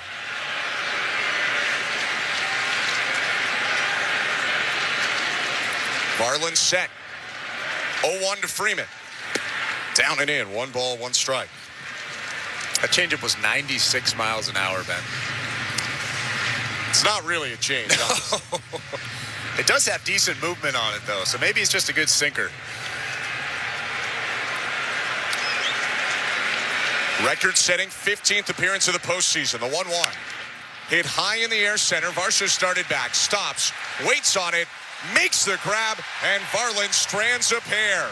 3-1 Blue Jays, middle of the 5th. You're listening to Blue Jays World Series Baseball, brought to you by your local family-owned Crown Rust Control Center, streaming on the Sportsnet app and the Sportsnet Radio Network. Mazda of Toronto, Ontario's #1 volume Mazda dealer for over 12 straight years. The best brand, the #1 dealership. And when you drive to Mazda of Toronto, they make you #1. Your #1 volume Mazda dealership in Ontario. MazdaofToronto.com. Win a $7 million grand prize with the Princess Margaret Home Lottery. Live mortgage-free in a stunning Georgian-style Oakville show home with $500,000 cash. Over 5,400 square feet of classical design and modern sophistication, complete with a pool and outdoor kitchen. Buy now and be in to win the incredible $3 million early bird Muskoka Lakefront Cottage. Buy now at PrincessMargaretLotto.com. Play responsibly. Raffle 1488521. 439 Pizza Nova. 439 Pizza Nova. Ciao, I'm Dominic Primucci. Next time you order, try our charcoal-infused pizza and enjoy a lighter and airier pizza experience. It may just become your new go-to favorite. Think Italian and taste the difference. 439 Pizza Nova. 439 Pizza Nova. We Will Rock You, the worldwide smash hit musical by Queen, returns to Toronto this holiday season in a brand new Canadian production, featuring 25 of Queen's greatest hits. We Will Rock You is more than a title. It's a promise. We Will Rock You, November 28th through January 4th at the CAA Ed Mervish Theater. Get tickets at mervish.com. Home runs happen down by the lake. And home runs happen at Ontario's #1 Mazda dealer for 12 years running. Mazda of Toronto. When you need a Mazda that goes the distance, they're your MVP. Ontario's #1 volume Mazda dealership. Mazda of Toronto. Move and be moved. You know you make me wanna. Hi, this is Ernie Clement. This is Toronto Blue Jays postseason baseball on Sportsnet Radio Network. Blue Jays baseball is brought to you by Crown Rust Protection. Bottom of the 5th inning. We welcome you back to the Don Valley North Lexus broadcast booth.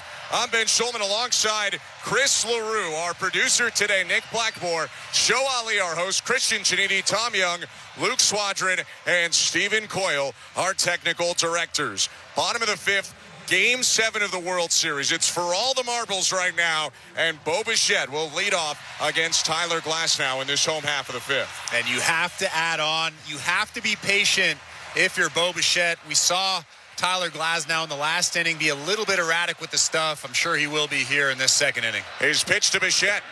Outside ball 1. Bo, who had to sit and watch during the DS and CS, hit his first extra base hit of the postseason in the 3rd, a 3-run homer that has the Blue Jays in front. 1-0 pitch. Swinging a liner, leaping catch at third toward the line by Muncy. Bichette got it a little bit off the end of the bat, but still a very athletic play by Muncy. 1 out. Yeah, he stole a double away from Bo Bichette. Again, Bo Bichette with a very good swing. He was a little bit out in front, but when Bo Bichette is at his best, he's able to make good contact even when he's fooled by a pitch. No different there. Glasnow reloads with 1 out. He'll face Addison Barger. Big righty kicks and deals. In the dirt with a breaking ball, missed with a curveball 1. Barger 2 for 2, and now 12 for 23 in the World Series. That's a .522 average. 1-0 pitch. Called strike, just nipped the inside edge. Did Glasnow with 97, 1-1.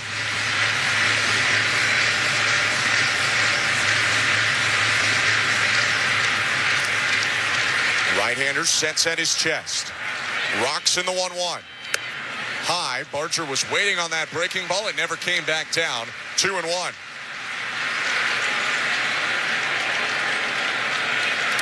Barger 0 for 5 career against Glasnow in the regular season.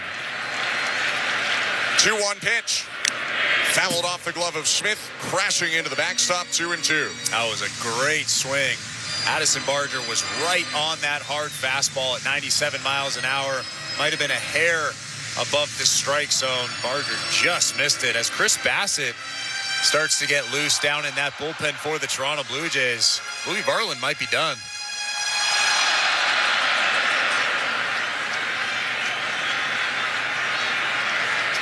Two to Barger. Broken bat, bouncer, foul right side, and Barger will take a walk back to the third base dugout.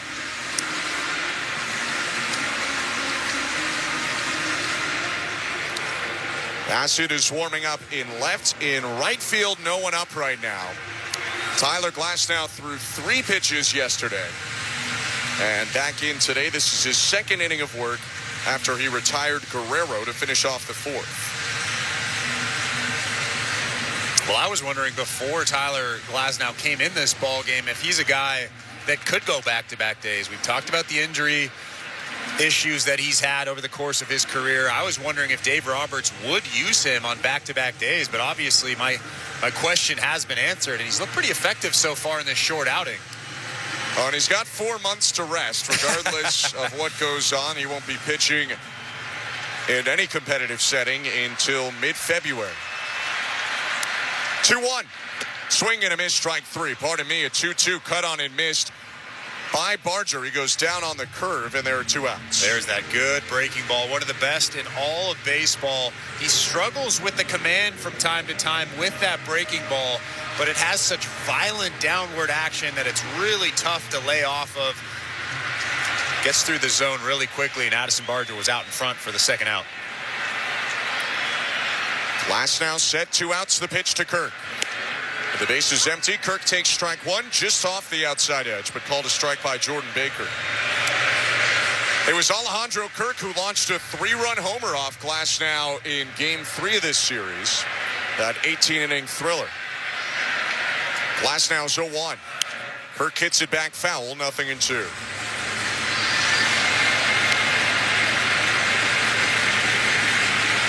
Game 7 of the World Series, the Blue Jays lead 3-1 with 12 more outs to go on the pitching side, but they need to add to their lead. 0-2 to Kirk. Poke toward right center. Rojas going back. It's over his head and down on the turf. Kirk into first base with his first hit of the night. And the Blue Jays get going here with 2 outs in the inning. Alejandro Kirk was fooled by that breaking ball from Tyler Glasnow. It was actually really well located off the plate away. And Alejandro Kirk does a good job just fighting to try to get that thing into center field. And he pokes it just in front of Tommy Edman, the center fielder. That starts some stirring in the dugout in right field of the Dodgers. Glasnow 16 pitches into his outing. Looks in at Dalton Varsho. And right on left. Here's the pitch. Swing and a miss. Had Varsho swinging over top of a slider, 0-1.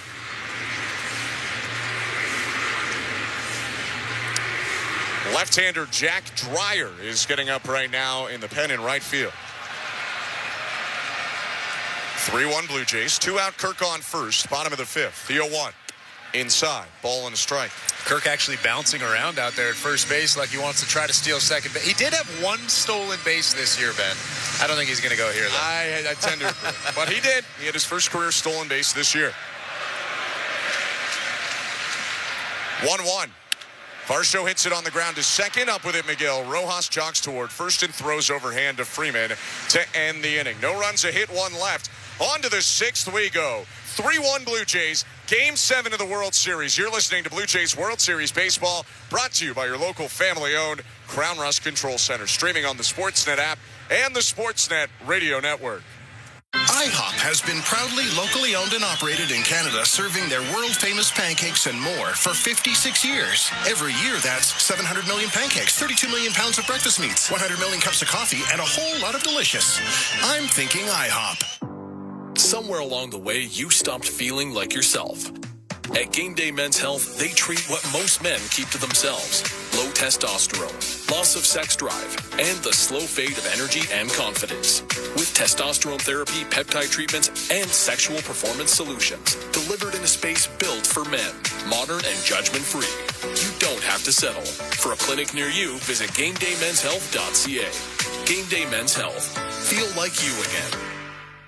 At Capital One, we're more than just a credit card company. We're people just like you who believe in the power of yes. Yes to new opportunities. Yes to second chances. Yes to a fresh start. That's why we've helped over 4 million Canadians get access to a credit card. Because at Capital One, we say yes, so you don't have to hear another no. What will you do with your yes? Get the yes you've been waiting for at CapitalOne.ca/yes. Terms and conditions apply. IHOP has been proudly locally owned and operated in Canada, serving their world-famous pancakes and more for 56 years. Every year, that's 700 million pancakes, 32 million pounds of breakfast meats, 100 million cups of coffee, and a whole lot of delicious. I'm thinking IHOP. Hit a home run with the Kidney Foundation. Play ball! Here's the pitch.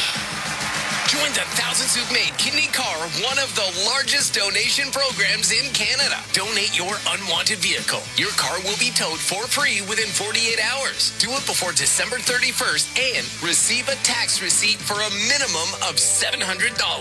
Knock it out of the park with Kidney Car. Donate, feel great. Visit kidneycar.ca. This is Toronto Blue Jays postseason baseball. Base hit! Blue Jays win! On Sportsnet 590 The Fan and the Sportsnet Radio Network.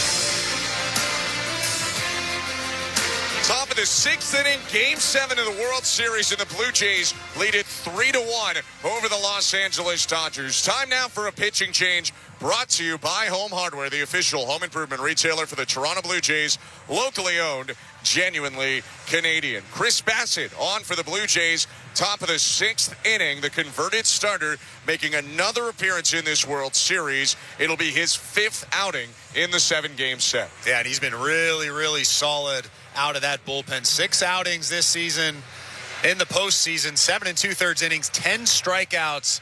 Most impressive thing that I've seen out of that right arm is the stuff. The stuff has ticked up a little bit, and he's pounding that strike zone, really trusting the stuff. He'll get Mookie Betts, Max Muncy, and Teoscar Hernandez this inning.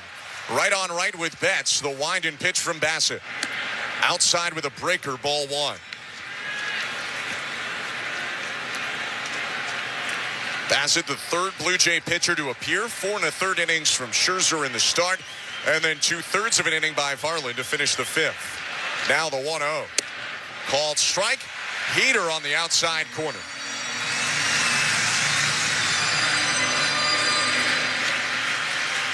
Betts 0 for 2 in this game. 4 for 28 in the World Series. 1-1. Check swing. Called strike. That's 91 right over the middle. It's 1-2. Well, that's the type of reaction you see from hitters when they're thinking slow breaking ball. You just slip that fastball right by them. So much deeper of a mix than your average reliever. 8 pitches for Bassett. His 1-2. Slow breaker outside. Missed at 75 with a sweeper. 2-2.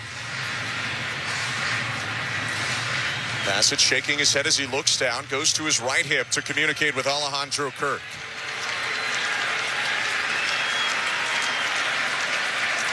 Two-two pitch. Outside with a breaking ball. Betts held up his swing, leaning over the plate. 3-2. Have to throw a strike here. You don't want to bring that tying run to the plate, especially with a guy like Max Muncy. 3-1 Blue Jays. No outs, top of the 6th. The 3-2 pitch. Down and away, ball 4. Walks the leadoff hitter in Betts on a sweeper outside.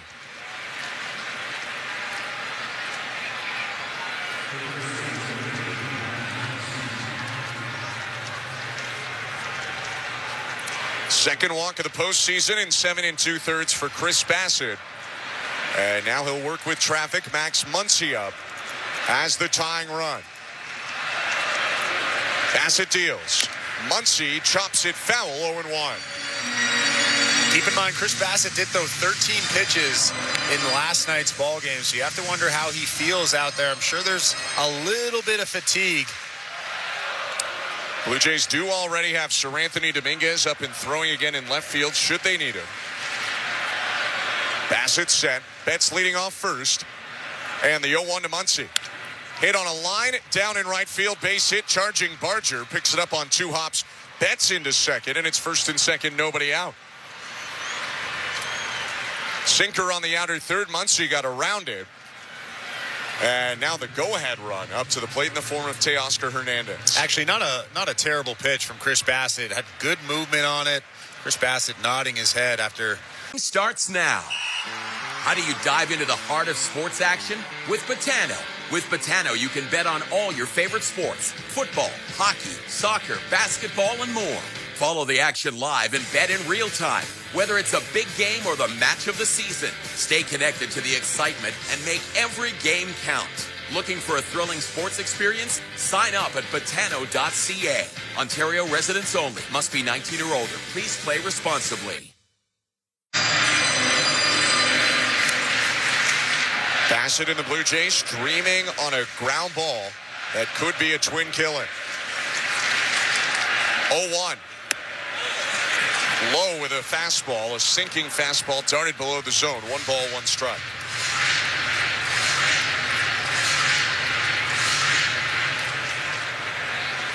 Bassett to his right hip. 10 pitches in this inning, 5 strikes, 5 balls. A leadoff walk, then a single allowed. His 1-1. Called a ball, and that had all sorts of the zone. Yeah, that's a strike. That's a tough call. That really changes the at-bat. Should be 1-2 here. Some frustration on the body language of Chris Bassett. At least half that ball appeared to be in the top of the strike zone. Now it's 2-1. Bassett kicks and deals. And the pitch sprayed foul to the right. Gassed up to 94 on the outer third. 2-2. All 4 pitches to Teoscar, sinkers from Bassett, who's trying to get that ground ball. I'm sure Teoscar Hernandez is thinking, this guy's got to be throwing me something off speed here. He can't just be challenging me, continuing to challenge me with heaters. Hernandez was late on the 2-1. That's when you slip a fastball by him. Loves to elevate the cutter, does Bassett. Sinker down would be the ground ball pitch. 36-year-old right-hander set at the belt. Look to second at Betts. And the 2-2. Bounce back to the hill. Bassett waits. Throws to Bichette for one at second, and Bo has no play at first. It was a slow bouncer to the mound. They get the out of Muncy, and now Teo safe at first. At third base is Betts, so it's first and third, one out, top of the sixth. Yeah, you get the tying run going to second base, so that's an important out there. Teoscar Hernandez, obviously the tying run now, is at first base. Still have to make your pitches to a tough Tommy Edman here, who does have a little bit of juice. Had 13 home runs this year for the Dodgers. In under 100 games. 3-1 Blue Jays, but first and third for the Dodgers, one out. Bassett set. Edman, the switch hitter, hitting left. And the pitch. Outside, ball one. Infield is playing at double play depth. They want to try and turn two here. In fact, the middle infield maybe a little further back than that. Edman in this game 0 for 2. 1-0 pitch. Line foul left side into the seats. Ball and strike.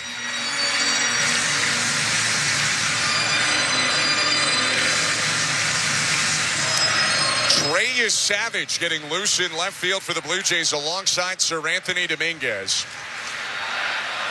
Dodgers threatening here, top of the sixth. The 1-1.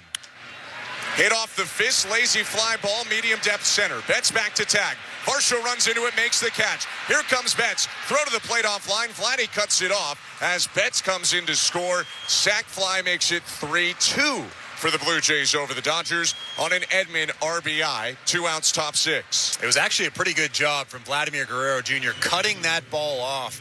If that ball gets all the way to home plate, Mookie Betts is scoring easily on that throw, and potentially Teoscar Hernandez can go from first base to second base. Vladimir Guerrero Jr. jumping and knocking that ball down, keeping the tying run out of scoring position with 2 outs here in this inning. First run allowed of the postseason for Bassett, but still a Blue Jay advantage for now. The pitch to Kike Hernandez. Slow curve, strike one. Hernandez backed out of the box, and it landed on the outside edge. A word by first base coach Chris Woodward into the ear of Teoscar Hernandez. 0-1 pitch. Called strike with a heater. 92 at the knees. 0-2. Slim lead, 3-2. Bassett looking to pitch the Blue Jays to the bottom of the sixth. Righty set. And the pitch. On the ground through the right side, a base hit. Hernandez safe at first. That's Kike. Teoscar Hernandez up to second. And the go-ahead run is on for the Dodgers with 2 outs in the top of the sixth inning. There was a big hole on the right side of that infield. Second baseman Bo Bichette was shaded up the middle. And that's all Kike Hernandez was trying to do. Bassett throws that fastball on the outside part. Kike just sticks the bat out and shoots the hole on the right side.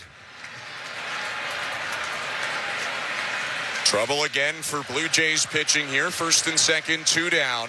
Top of the sixth, the 3-2 Blue Jay lead. Miguel Rojas, the 9-hitter, is up. And a base hit to the outfield likely ties this game, if not more. The pitch. Rojas bends the knee and takes strike one, a cutter right down the middle.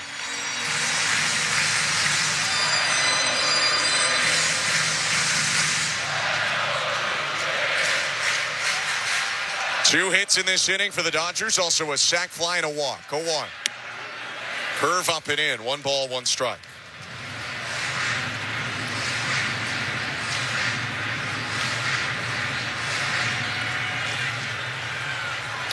Rojas 1 for 2. Struck out swinging in the third. Singled in the fifth.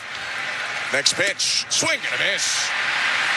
Had Rojas lunging forward on his 72-mile-an-hour curve. Bassett ahead of him, 1-2. If you're Chris Bassett, you're throwing something outside of the strike zone. It doesn't matter what pitch it is. Miguel Rojas just showed you that he's willing to expand the zone. Bassett set. The 1-2. Inside, 2-2. Rojas hung in there on a spinning curve. I think he would have been more than fine with taking that pitch off the side and sending Shohei Ohtani up. 2 balls, 2 strikes.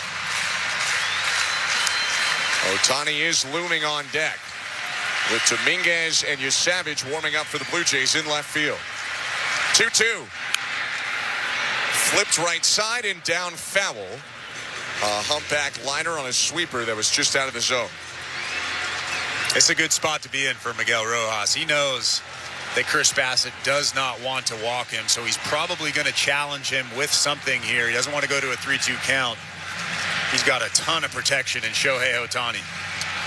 He's also got probably a fatigued Bassett. Next pitch will be his 25th of the inning.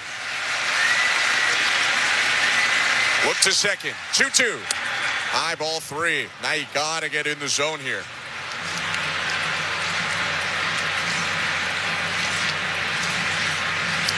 Runners will be off on the pitch. Teoscar Hernandez from second and Kike Hernandez from first. 3-2 Blue Jays. 3-2 count. 2 outs, top of the 6th. Bassett's pitch.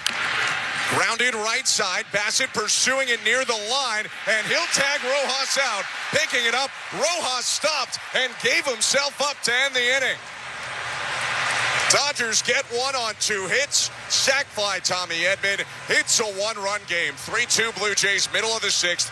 Game 7 of the World Series. You're listening to Blue Jays World Series Baseball, brought to you by your local family-owned Crown Rust Control Center, streaming on the Sportsnet app and the Sportsnet Radio Network. A brand new Don Valley North Lexus is right around the corner. We've broken ground on the all-new Don Valley North Lexus. While we build, join us at 7200 Victoria Park for incredible deals. Right now, you can save thousands on select low-mileage Lexus demonstrators with offers you won't want to miss. Now is the time, and Don Valley North Lexus is the place. See website for details. Expect excellence. A proud member of Wayne's Auto Group. Canada is ready to party like it's 1993. That's right. The Blue Jays are back in the big one. Create space for your watch party with Access Storage, official storage provider of the Toronto Blue Jays. Try 4 weeks free at accessstorage.ca. At Desjardins, we speak business. We speak startup funding and comprehensive game plans. We've mastered made-to-measure growth and expansion advice, and we can talk your ear off about transferring your business when the time comes. Because at Desjardins Business, we speak the same language you do. Business. So join the more than 400,000 Canadian entrepreneurs who already count on us and contact Desjardins today. We'd love to talk business.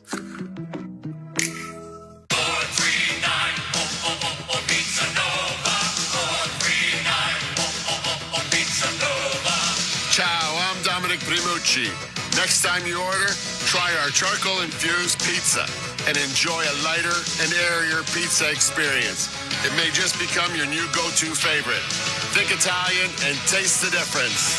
439 Pizza Nova. 439 Pizza Nova. Mazda of Toronto, Ontario's #1 volume Mazda dealer for over 12 straight years. The best brand, the #1 dealership. And when you drive to Mazda of Toronto, they make you #1. Your #1 volume Mazda dealership in Ontario. MazdaofToronto.com. This is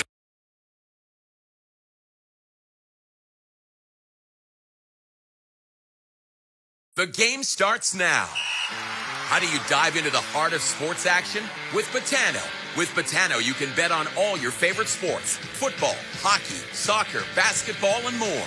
Follow the action live and bet in real time. Whether it's a big game or the match of the season, stay connected to the excitement and make every game count. Looking for a thrilling sports experience? Sign up at Betano.ca. Ontario residents only. Must be 19 or older. Please play responsibly. What is a very tense Game 7 of the World Series. Tyler Glasnow back out for a 3rd inning of work, and his pitch to Ernie Clement. Outside, ball 1.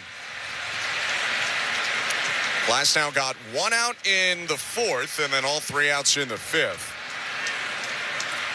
1-0 pitch. Swing and a miss by Ernie. Out in front of that 90-mile-an-hour slider, 1-1. That's a good pitch. Tyler Glasnow has thrown 21 pitches, 13 strikes, 8 balls, so he has been a bit erratic here. Here's 1-1.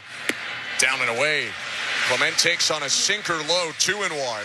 It was a sinker that he busted Ernie inside on in the 9th inning last night.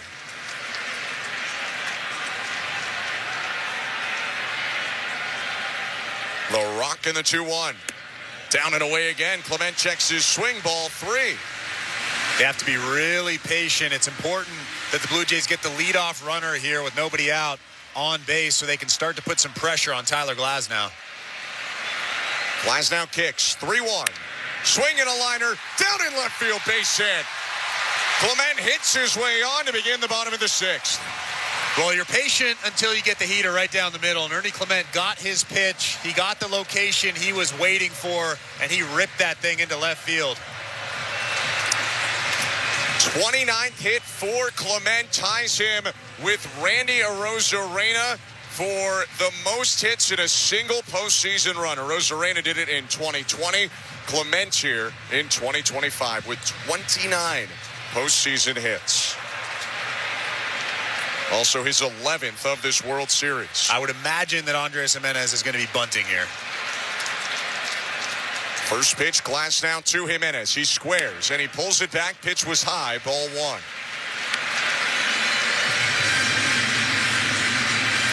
New signs from Carlos Fablis at third. Andres Jimenez taps the plate twice. Wheels around the bat and looks out to Glasnow in a right-on-left matchup. Muncy playing in on the turf at third. Creeping in as Glasnow kicks. Jimenez squares, pulls it back. High ball 2.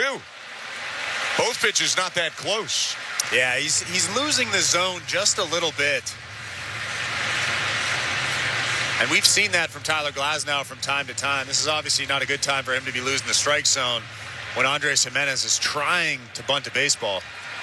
2-0 pitch, square, and it's pulled back high, ball 3. If you're Andres Jimenez, you square here, but you're pulling back no matter what happens. You don't want to help out Tyler Glasnow at all here in this situation. Runner on first, no outs. 3-0, Jimenez squares, pulls it back, and it's middle in, strike 1. Yeah, he was taken all the way there. Yeah, he pulled it back early. And now Andres Jimenez likely to resume trying to sack bunt again in a 3-1 count. Glasnow with a chest high set. Clement takes off early. The 3-1 taken for a strike. Ernie scoots up to second. Andres Jimenez never squared because Ernie left before the pitch was thrown. Stolen base. That's a high IQ play from Andres Jimenez. A lot of guys would square anyways, but Ernie Clement had that bag really easily, and Andres Jimenez didn't even offer at that pitch. What a job from him. Full count pitch. Hit on a line right center. Teoscar Hernandez on the run.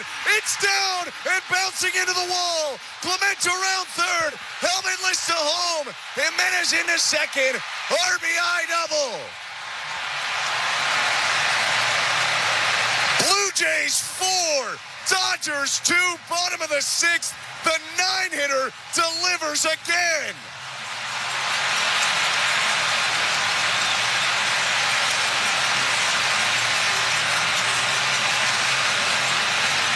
What a team this is. 8-9 come up with the hits to add a run for the Blue Jays. Mark Pryor is going to come out and have a conversation with Tyler Glasnow, but how many times has the bottom third of this order come through with big hits? How many times has Andres Jimenez made good contact in big situations? That might be the most important run of the season right there. And Andres Jimenez ripped that double in the gap on a hanging breaking ball from Tyler Glasnow. Glasnow couldn't find the zone. Andres Jimenez wanted to give himself up, and then he gets the opportunity to swing away, and he delivers. And more opportunity to score. 4-2 Blue Jays. They stop a run of back-to-back runs by the Dodgers, and nobody out with Jimenez on second. Here's a 3-for-3 George Springer. The pitch. Swing and a miss. Strike 1. Big back from George, hanging slider. 2 hits to left and 1 off the leg of Justin Wrobleski for George Springer. 3 singles in this game. 4-2 Blue Jays. Glasnow checks second. And the 0-1. Up and in. Springer checked his swing and fell down to the seat of his pants on 96. 1 ball, 1 strike. There's no intent there. I think just Tyler Glasnow doesn't really have a good feel for that fastball right now. That was just a fastball that got away from him, and it was well above the strike zone. Glasnow checks second. And an inside move to look at Jimenez. First disengagement for the 6'8" righty.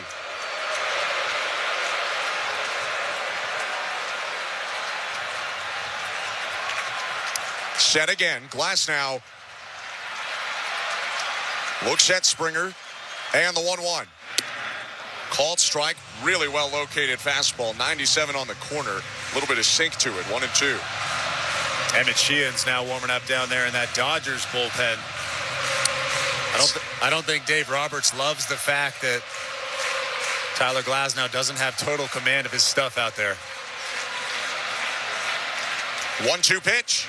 Swing and a miss. Strike 3. 97 outside edge to get Springer. The first time he's retired tonight. 1 out. That's what it looks like when Tyler Glasnow's good. When he has command of his stuff and he's dotting that fastball down and away, those are the types of swings you get. Those are the types of curveballs you get. And, I mean, that's why he's so coveted. But like I've talked about a couple of times tonight already, every once in a while he'll lose the zone, and he's lost it in this outing so far a couple of times. 4-2 Blue Jays. Runner on second. 1 out in the pitch to Nathan Lucas. He leans in and takes a strike. 0-1. Lucas 0 for 2, sack bunts, and a pair of strikeouts around it. They are giving Lucas the left side of the infield as he looks to drive in Andres Jimenez from second. 2 looks by Glasnow at the runner, and the 0-1. Flied out to center, backing up Edman. On the run, makes the catch in front of the track. Jimenez tags. He'll advance to third as he slides in there without a throw coming in. And Jimenez moves up 90 feet, but 2 outs on the Lucas flyout. There's a chance that they might intentionally walk Vlad to get to Bo Bichette. And might seem like an odd move to some, and no disrespect to Bo Bichette, but I would much rather face Bo Bichette than Vladimir Guerrero Jr. at this point. Although I don't know if you can do that again after Bo hit the 3-run homer. And they're going to pitch to Vlad here, who is 0 for 2 so far on the night. Jimenez with a big lead off third. Muncy playing deep, and Andres Deeks' steal as the first pitch to Vlad misses down and away, ball 1. And again, Tyler Glasnow is a guy that spikes that breaking ball really often. So if you're Andres Jimenez standing down there at third base, you have to be ready for anything that trickles away from catcher Will Smith. 1-0 pitch. Chop left side. Muncy cuts off Betts. Pumps. Throws on to first. Just gets Vladdy by his step to end the inning. The Blue Jays get a run on 2 hits. Andres Jimenez adds to the Toronto lead. 4-2 as we go on to the 7th inning. Game 7 of the World Series. You're listening to Blue Jays Baseball, brought to you by your local family-owned Crown Rust Control Center, streaming on the Sportsnet app and the Sportsnet Radio Network. Our team knows it takes teamwork and staying power to go the distance and a hunger to bring it home.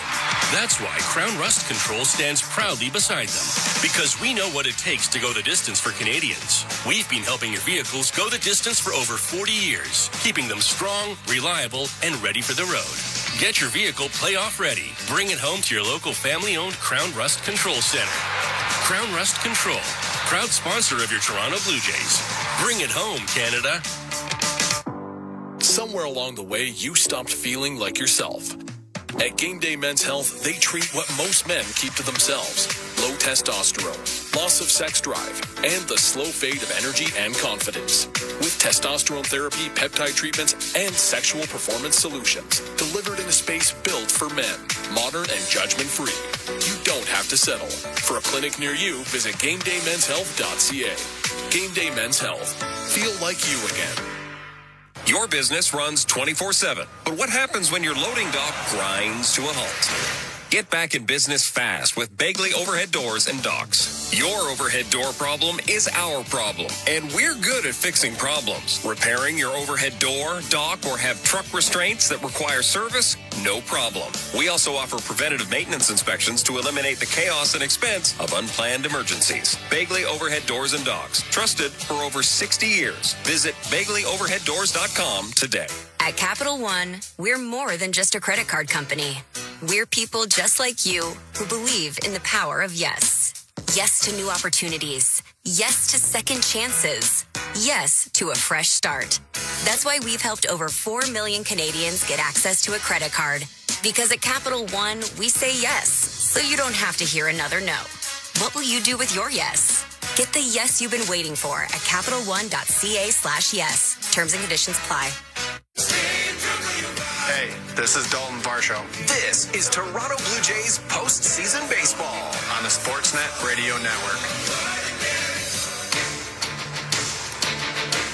Game 7 of the World Series, and we are on to the 7th inning. The Blue Jays get a run on an Andres Gimenez RBI double, and they lead it 4-2 over the LA Dodgers. Pitching change brought to you by Home Hardware, the official home improvement retailer for the Toronto Blue Jays. Locally owned, genuinely Canadian. Who else? Trey Savage into the game in relief. His first relief appearance at the big league level. He'll get the top of the Dodger order. Right-hander offers to Shohei Ohtani. First pitch inside with a splitter, ball 1. Trey Savage threw 104 pitches just a couple of days ago on October 29th. Adamant after that start he was going to be available, and his next pitch is outside with a splitter, 2-0. As dangerous as Ohtani is, the tying run is on deck, so you likely with the 2-run lead want to go after him now in this spot. 2-0 pitch. And he skips it to the backstop, 3-0. We welcome you to the Don Valley North Lexus broadcast booth. I'm Ben Schulman alongside Chris LaRue.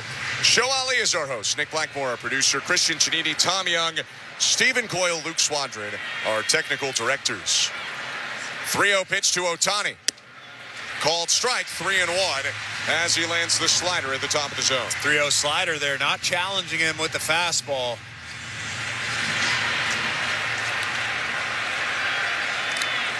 '22-year-old righty into the wind. 3-1 pitch. Low ball 4 and a 5-pitch walk to begin the inning brings the tying run up to the plate.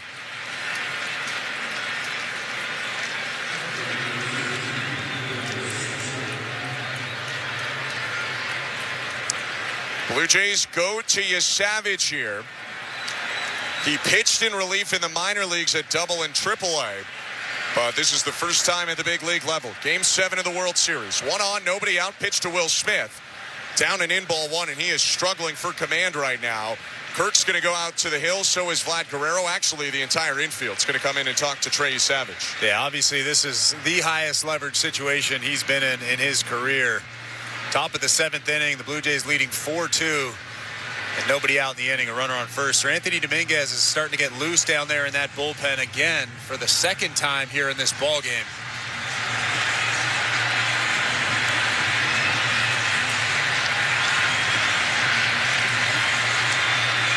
Blue Jays game 1 and game 5 starter on the hill in game 7. 1-0 to Smith. Fastball in there. Called strike, makes it 1-1. You have to trust your stuff. The first few pitches, it didn't seem like Trace trusted that stuff a little bit.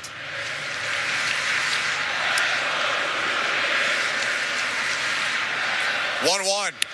Swinging a fly ball left center. Varsho moving toward the gap and near the track. Runs into it, makes the grab. Ohtani dekes attack from first. Good throw by Varsho. One hops into second.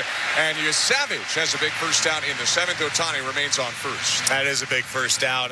Not only for the Toronto Blue Jays, but for the confidence of Trey Savage out there. This is, like I said, this is the highest leverage situation he has ever been in his career. Savage in with the Blue Jays up 4-2, 8 outs shy of a World Series. Freddie Freeman to the plate, 1 for 3 in the game. And the pitch, high ball 1.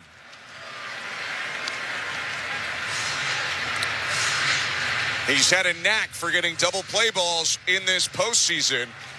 Blue Jays would love contact on the ground here from Freeman with Ohtani on first and 1 out. Savage rocks and deals. And Freeman takes a splitter over the middle. Strike 1. That's his best split finger of the outing so far. It seems like he's found the command of the fastball and the split finger. 10 pitches in for Savage. He checks on first. Sets at his chest. 1-1. High and outside, ball 2. Somewhat similar to the game 1 start. Doesn't seem like the feel of the splitter is all the way there right now for Trey Savage. Circling his right arm. Hip high. Now he sets. 2-1 pitch. Chop toward first. Vladdy, gloves, throws to second, one. Throw back to first. Double play! 3-6-3. The Blue Jays lead 4-2 at the 7th inning stretch. 6 outs away from the World Series. You're listening to Blue Jays World Series Baseball, brought to you by your local family-owned Crown Rust Control Center, streaming at sportsnet.ca and the Sportsnet Radio Network. Protect your waste and recycling equipment from costly repairs. With a custom maintenance plan, optimize your waste system performance and longevity with Metro Compactor Service. They've got you covered coast to coast with the largest service fleet in Canada. Their innovative iSmart technology can remotely diagnose, troubleshoot, and monitor equipment health in real time. For on-demand or proactive service, sales, rentals, and extended warranties for all your waste equipment, visit metrocompactor.com. metrocompactor.com. Did you know painting your garage can earn you Scene Plus points? Get started at Home Hardware, the official home improvement retailer of the Toronto Blue Jays, where you can earn and redeem points on every project, from paint to lumber to lawn care and everything in between. Make every project a home run with Scene Plus, only at Home Hardware and Building Centers, where we're proud to be locally owned and genuinely Canadian. Hit a home run with the Kidney Foundation. Play ball! Here's the pitch. Join the thousands who've made Kidney Car one of the largest donation programs in Canada. Donate your unwanted vehicle. Your car will be towed for free within 48 hours. Do it before December 31st and receive a tax receipt for a minimum of $700. Knock it out of the park with Kidney Car. Donate, feel great. Visit kidneycar.ca. With most Subaru models, all-wheel drive comes standard. Heated front seats, high ground clearance, Apple CarPlay, standard. Eyesight driver assist to help when you're distracted by fall foliage, standard. Guy announcing the radio ad now wanting a Subaru? Yeah, standard. Subaru. Uncommon comes standard. Hurry into your local Subaru dealership today for lease rates from 1.99% for 24 months on select models and get great value that, you guessed it, comes standard. Conditions apply. See dealer for details. Hey, seriously, can I get one? This is Toronto Blue Jays postseason baseball. Struck him out looking. A big fist bump from Jeff Hoffman. On Sportsnet 590 The Fan and the Sportsnet Radio Network. The Blue Jays roll a 3-6-3 inning-ending double play. And now in the bottom of the 7th, they're batting with a 4-2 lead. I'm Ben Schulman alongside Chris LaRue. Welcome back to Rogers Center. Game 7 of the World Series. Pitching change for the Dodgers brought to you by Home Hardware, the official home improvement retailer for the Toronto Blue Jays. Locally owned, genuinely Canadian. It's Emmett Sheehan on after 2 1/3 by Glasnow with 1 run allowed. You have to add on if you're the Toronto Blue Jays. A 2-run lead is not enough, even in the bottom of the 7th inning.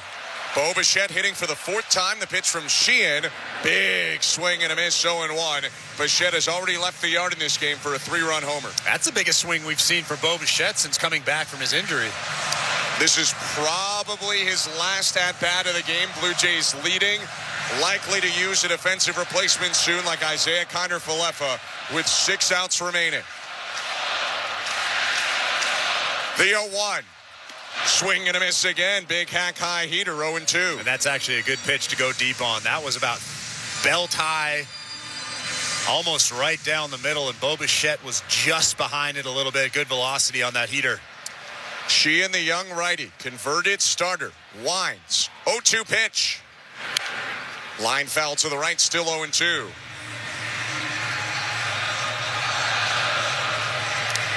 For Emmett Sheehan, a 4-seamer slider, change, and curve. 25-year-old from Staten Island, New York, in his 2nd major league season.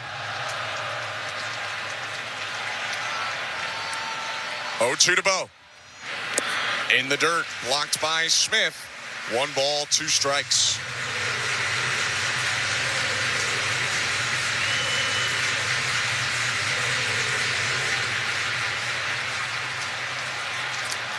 Behind Bichette this inning, Barger and Kirk. 1-2 pitch. Swing and a miss, strike three. Ran the fastball up near the letters, gets a chase, and there's one out for Sheehan. That's a good sequence. After throwing the off-speed pitch down below the strike zone, you elevate with the good hard heater at 97. Bo Bichette was just blown away by it. Looks like Jeff Hoffman is actually moving around down there.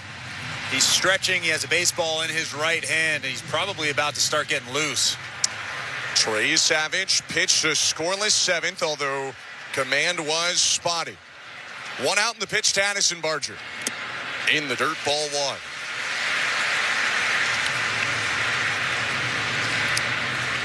Dodgers also have action in their pen. Lefty Jack Dreyer is up for the second time in this game.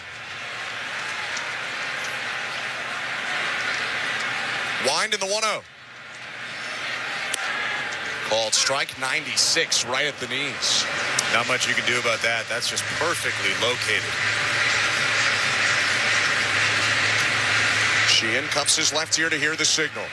Game 7 of the World Series, one out, bases empty, bottom 7. 1-1 to Barger. Low, laid off the change, took it all the way, 2-1. Barger's 2 for 3, singles to center and right field. Last time up, he struck out in the 5th against Glasnow. Sheehan's 2-1. Barger hooks it on the ground to first. Freeman moves toward the line, picks it up, goes to the bag. 2 outs, bottom of the 7th. Everybody here at the Rogers Center is on their feet right now. I don't think anybody's sat down for about an inning and a half as Alejandro Kirk walks slowly towards the batter's box. What an environment. The Blue Jays have won 2 World Series, 92 and 93. This is their first ever Game 7 of the World Series. The pitch to Kirk. Swinging a liner right center. That's sinking. Down for a base hit. Cut off on a hop, Teoscar Hernandez. Big turn, Kirk. Teoscar saves it from being a double. Kirk will stay at first with a 2-out single.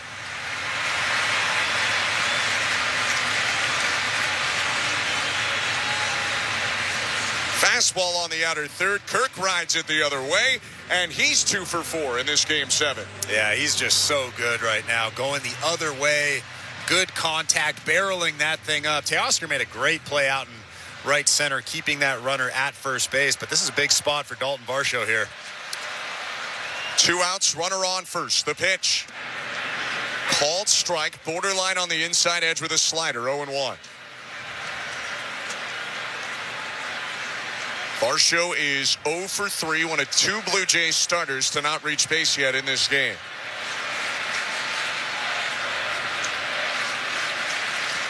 Oh, 1 pitch. High, 1 ball, 1 strike. It actually looks like Savage is going to stay in this ballgame. Pete Walker was just in his ear in the dugout.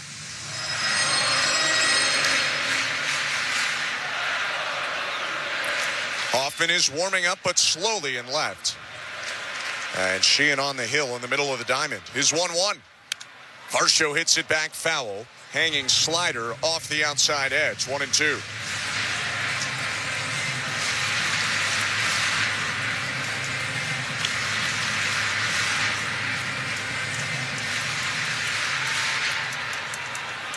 Kirk leads off first. 2 outs, bottom of the 7th. 4-2, the Blue Jay lead. The pitch. Smoked foul into the second deck down the right field line. Varsho out in front, but all over that hanging slider. Yeah, that definitely had home run distance, but it was about 100 feet foul down that right field line. Just a little bit out in front.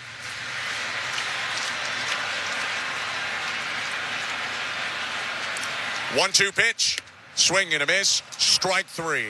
On to the 8th we go. Game 7 of the World Series. The Blue Jays 4 and the Dodgers 2. You're listening to Blue Jays World Series Baseball, brought to you by your local family-owned Crown Rust Control Center, streaming on the Sportsnet app and the Sportsnet Radio Network. Home runs happen down by the lake. And home runs happen at Ontario's #1 Mazda dealer for 12 years running. Mazda of Toronto. When you need a Mazda that goes the distance, they're your MVP. Ontario's #1 volume Mazda dealership. Mazda of Toronto. Move and be moved. Welcome aboard Air Canada. Rocky's Vacation, here we come. Whoa, is this economy? Free beer, wine, and snacks. Sweet. Fast free Wi-Fi means I can make dinner reservations before we land. And with live TV, I'm not missing the game. It's kind of like I'm already on vacation. Nice. Air Canada. Nice travels. Wi-Fi available to Aeroplan members on equipped flights. Sponsored by Bell. Conditions apply. See aircanada.com. Golfers, the Golf Town demo event is back, and you don't want to miss it. On now through Sunday, in-store only, this is your chance to save up to 40% on Canada's largest selection of demo golf clubs, including top brands, TaylorMade, Callaway, Cobra, Ping, Odyssey, and more. Plus, don't miss out on even more store-wide savings on golf balls, footwear, apparel, bags, and so much more. Golf Town's Demo Club event on now through November 2nd. Visit your local store to save today. 439 Pizza Nova. 439 Pizza Nova. Ciao, I'm Dominic Primucci. Next time you order, try our charcoal-infused pizza and enjoy a lighter and airier pizza experience. It may just become your new go-to favorite. Think Italian and taste the difference. 439 Pizza Nova. 439 Pizza Nova. Mazda of Toronto, Ontario's #1 volume Mazda dealer for over 12 straight years. The best brand, the #1 dealership. And when you drive to Mazda of Toronto, they make you #1. Your #1 volume Mazda dealership in Ontario. MazdaofToronto.com. This is Toronto Blue Jays postseason baseball. Swing and a miss, strike 3. His 8th K today. On Sportsnet 590 The Fan and the Sportsnet Radio Network. 6 outs to go for the Blue Jays. We start the top of the 8th. They lead the Dodgers 4-2, Game 7 of the World Series. I'm Ben Schulman alongside Chris LaRue, still Trey Savage for the Blue Jays to begin this 8th. Jeff Hoffman is warmed up in the left field pen if needed. Betts, Muncy, Teoscar Hernandez is the challenge for Savage in this second relief inning of work. I'm a little bit surprised that Savage is still in this ball game just because he didn't have great command of his stuff in that first inning. I'm sure the nerves have settled just a little bit, and he'll try to fill that strike zone up a little bit more than he did in that first inning. Through 12 pitches, just 5 strikes to 7 balls. Got a big 3-6-3 double play in what has been a fantastic defensive day at first for Vladimir Guerrero Jr. 4-2 Blue Jays. Mookie Betts, a 3-time World Series champ, steps in. The pitch. Swing and a miss. Sharp slider there, looking like the Game 5 starter. It's 0-1.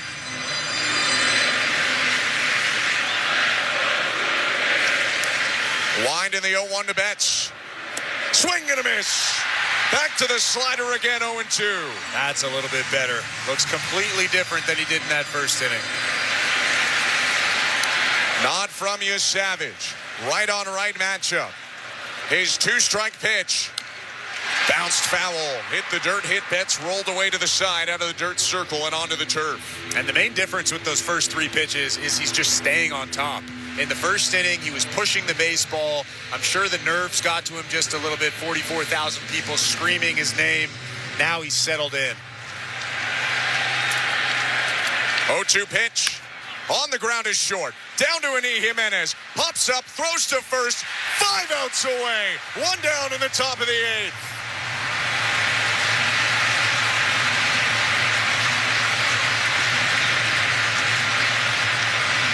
All sliders to Betts. Left it over the middle and still got Mookie on the ground. Hoffman ready to go in the left field pen. Here's the pitch to Max Muncy. Called strike. Gets a big break from Jordan Baker. That splitter was high, but it's 0-1. And now you can stay out of the zone. You can get out of the zone with that split finger. Big break for Trey right there. 0-1 pitch. In the dirt, 1 ball, 1 strike. Despite us hearing he's unavailable pregame, Yoshinobu Yamamoto is starting to throw in the pen and right.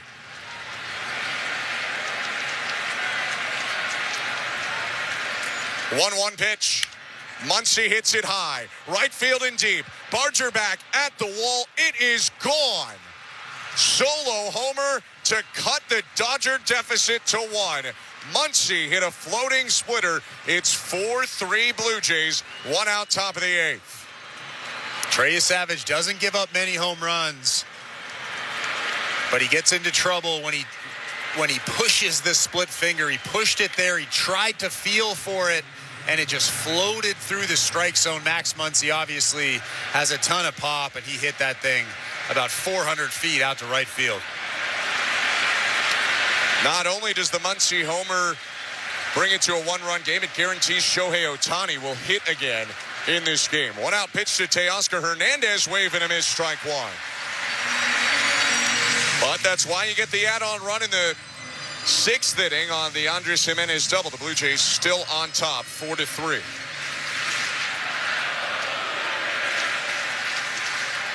Oh, 1. Hit on the ground up the middle. Bichette ranges around second. Glove. Second baseman throws to first. Good stretch. Guerrero 4 outs away. There's 2 down in the top of the 8th. It's a pretty nice play from Bo Bichette up the middle there. Falling away from first base, throwing across his body. Vladimir Guerrero Jr., of course, with the good stretch over there to secure the out. 2 outs here in this inning now. And that is going to be it for Trey Savage. Blue Jays will make a pitching change here. He pitches an inning and 2/3, allows the 1 run on the Muncy homer. Savage's night is done. To protect a 1-run lead, 2 outs in the top of the 8th. The Blue Jays are going to Jeff Hoffman in a pitching change, brought to you by Home Hardware, the official home improvement retailer for the Toronto Blue Jays, locally owned, genuinely Canadian. Over to our host. Here's Show Ali.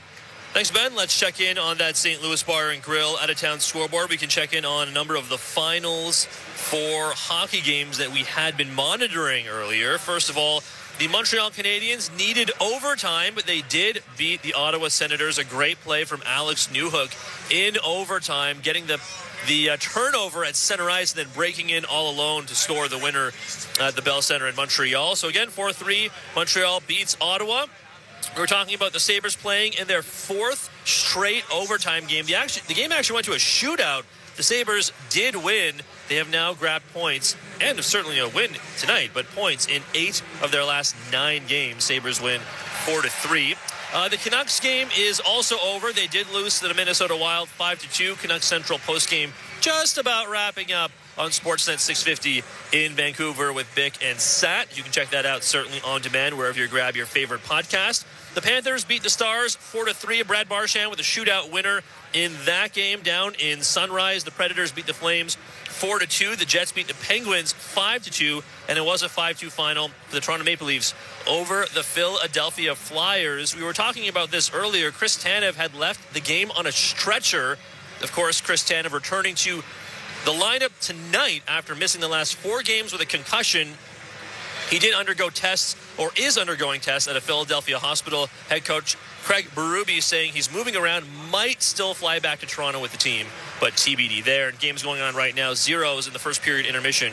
The Chicago Blackhawks and the Edmonton Oilers. Blue Jays baseball, as always, brought to you by Crown Rust Protection. Let's get back to the game here at the Rogers Center. Here's Ben Schulman and Chris LaRue.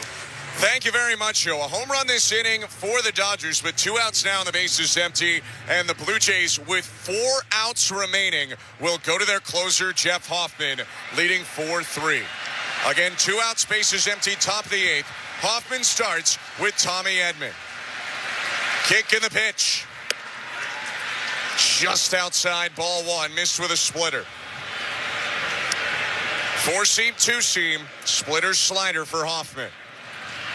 0.82 postseason ERA for him. Right-handers 1-0. Outside again 2-0. In 11 innings, he's allowed 5 hits and 1 run, walked 4, and punched out 16.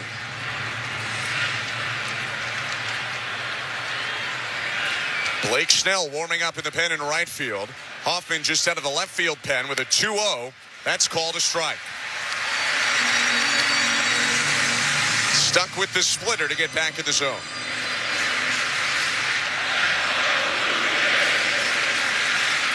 Edman hitting left. 2-1 to the switch hitter.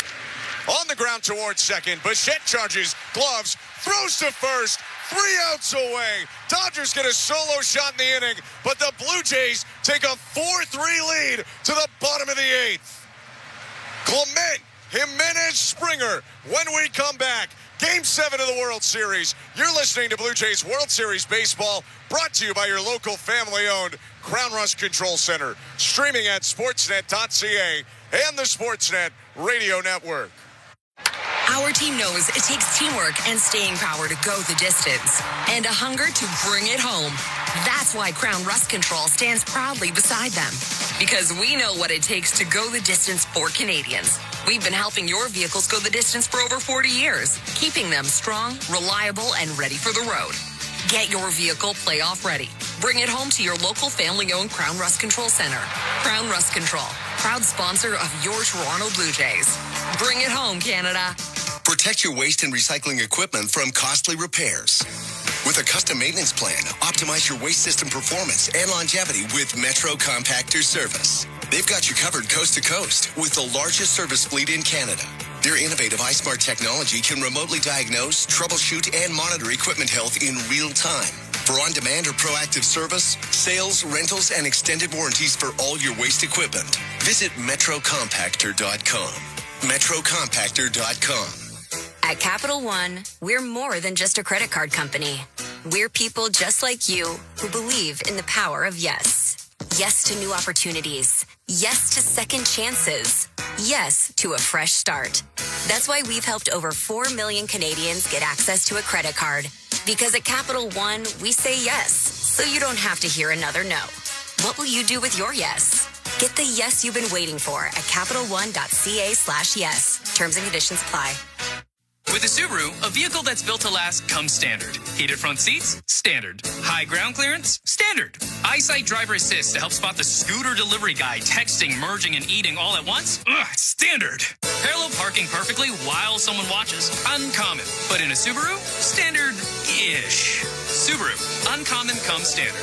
Hurry into your local Subaru dealership today for lease rates from 1.99% for 24 months on select models. And get great value that, you guessed it, comes standard. Conditions apply. See dealer for details. This is Toronto Blue Jays postseason baseball. Plug-a-top! Vladimir Guerrero Jr. On Sportsnet 590 The Fan and the Sportsnet Radio Network. Bottom of the 8th, Game 7 of the World Series. The Blue Jays lead 4-3, looking to pad their lead here before they try for the final 3 outs. I'm Ben Schulman alongside Chris LaRue. Thank you for tuning in. The combination that helped the Blue Jays score their 4th run are the first 2 guys up here in the 8th, Clement and Jimenez. Emmett Sheehan still on the mound in his pitch to Ernie Clement.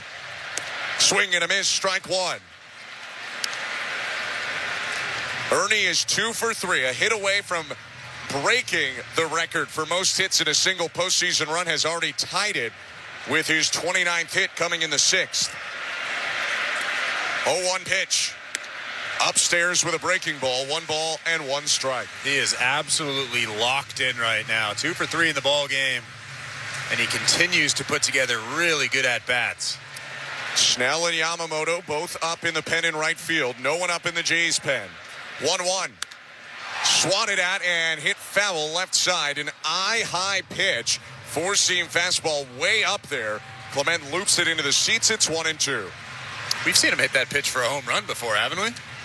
He's hit every pitch, basically. If you can think about it, if it's been thrown, he's probably at least hit a single off of every location. 1-2 to Clement. Check swing, pitch in the dirt, appeal to first, no swing, says Adrian Johnson, and there's another life for Ernie Clement at 2-2. Another tough slider from Emmett Sheehan, a guy that throws about 97 miles an hour. Ernie Clement just holding that bat back, showing it to first base umpire Adrian Johnson. Second inning of work for Sheehan, allowed a single to Kirk, nothing more in a scoreless 7th. 2-2. Swing and a fly ball. Left center. Kike Hernandez on the run. It's over his head. 1 hop into the fence. Clement into second. What a huge hit to begin the bottom of the 8th.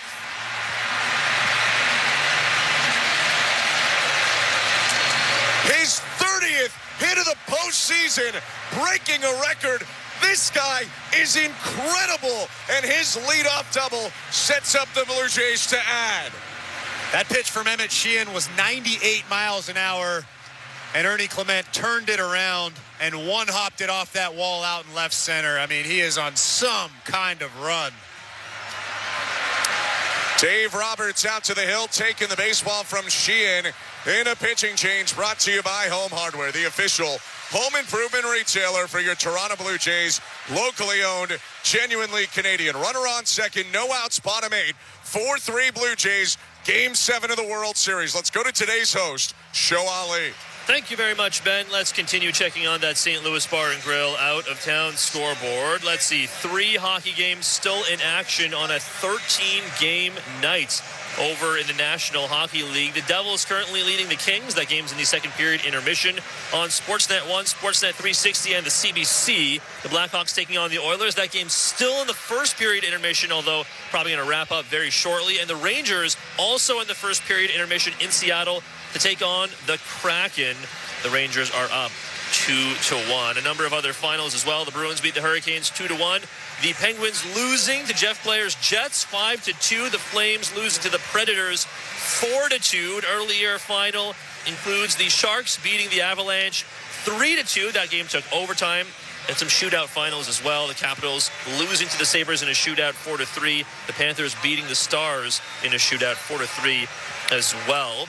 Over in the CFL, Grey Cup playoffs on right now. The Montreal Alouettes taking on the Winnipeg Blue Bombers earlier. A 42-33 win for Montreal. They move on to the Eastern Final, where Tom Young's Hamilton Tiger Cats await next weekend. On the other side, the BC Lions edged the Calgary Stampeders 33-30. The Lions now heading to the Western Final in Regina to take on the Saskatchewan Roughriders. It will be the Lions' third trip to the Western Final in the last 4 seasons. Both of these games will go next Saturday with a trip to the 112th Grey Cup on the line.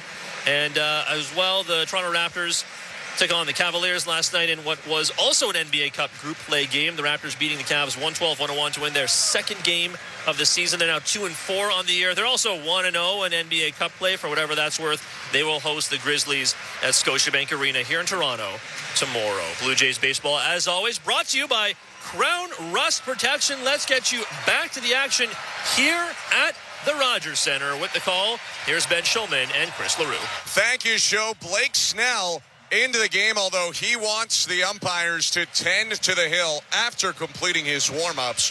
Snell has asked the Blue Jay grounds crew to come out and fix the dirt around the rubber and on the landing spot. I would imagine that Andres Jimenez is going to try to bunt Ernie Clement over to third base, although it's really difficult to get the bunt down off of a guy like Blake Snell, who throws that high 90s fastball, a lot of downward angle on it.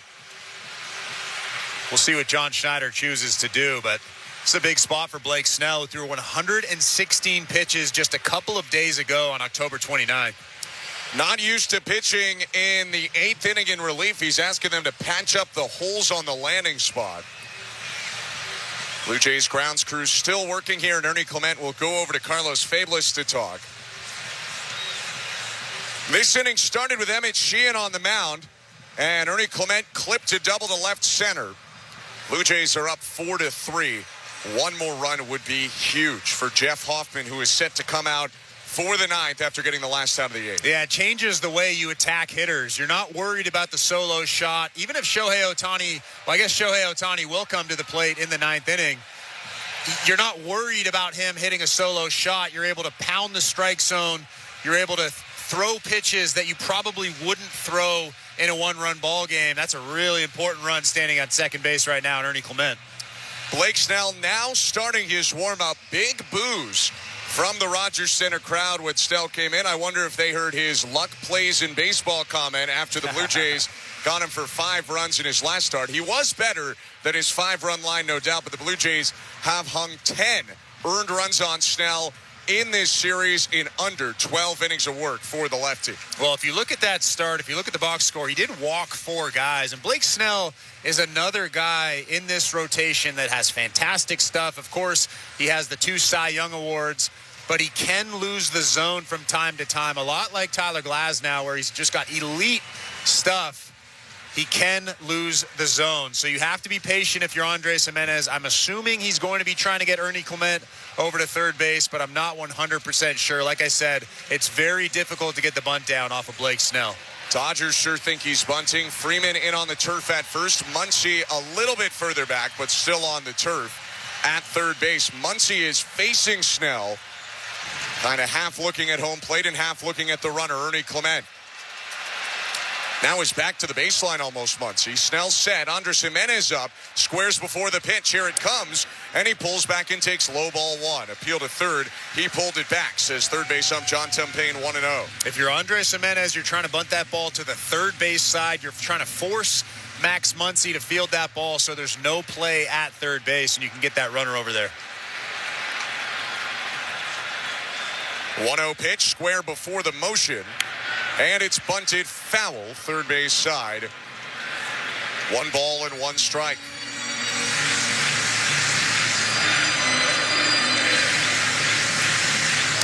Snell, a lefty pitcher, will fall off to that third base side.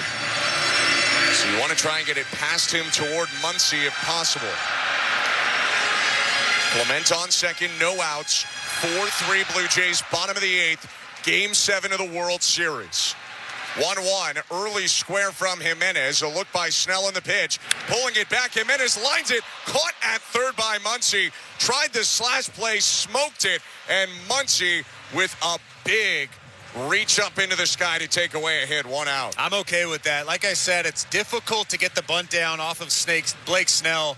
Ernie Clement is already in scoring position. Andres Gimenez with the high IQ play. He knows he's getting a fastball there, and he just slaps at it. Unfortunately, Max Muncy was right there for the first out of the inning. Clement leads off second, 1 down, 4-3 Blue Jays, bottom of the 8th. Snell to Springer. Hit back foul, 0-1.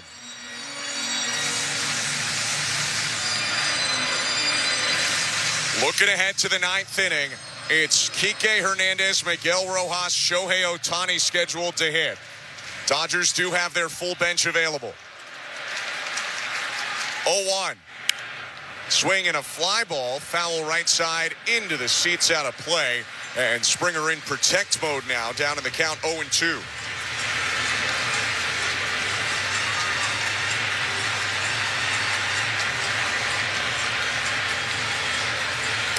On deck for the Blue Jays right now, Davis Schneider. It would be Lucas up next. But the lefty Snell in, and Schneider homered off of him in his last start. 0-2 to Springer. Swing and a miss, strike 3. Tied him up with a slider. 2 down, Clement still on second base. That's the kind of at-bats that you see when Blake Snell is staying on top of his pitches and throwing strikes. A really tough at-bat there for George Springer. Here comes Davis Schneider walking to that plate. Mark Pryor, the pitching coach, is going to walk out and talk to Blake Snell, probably go over the scouting report, try to figure out how they want to attack Davis Schneider. But this is as big as of an at-bat as it gets if you're Schneider. Davis Schneider went after the first pitch of Game 5, ambushed a fastball up and in, and hit it out for a home run. Interesting if you're Snell. Schneider's probably guessing that you're not going back to that fastball. But then again, do you want to go to the heater there? If it gets hit, it's kind of the cat and mouse game between Snell and Schneider right now. And you're assuming, if you're Davis Schneider, that Blake Snell is going to come right at you because Vladimir Guerrero Jr. is standing in that on-deck circle. With that being said, obviously you don't want to give up a base hit and have that run score from second base. It's an interesting cat and mouse game, like you said. Ernie Clement, the runner on second. 2 outs, 4-3 Blue Jays, bottom of the 8th. The pitch. Schneider twitches and takes a strike on the outside edge. First pitch changeup, 0-1. Nathan Lucas out of the game now. Likely Miles Straw will come in defensively when we get going in the 9th. 0-1. Bounce to home plate off the left hip as Smith stays in front of him. 1 ball, 1 strike.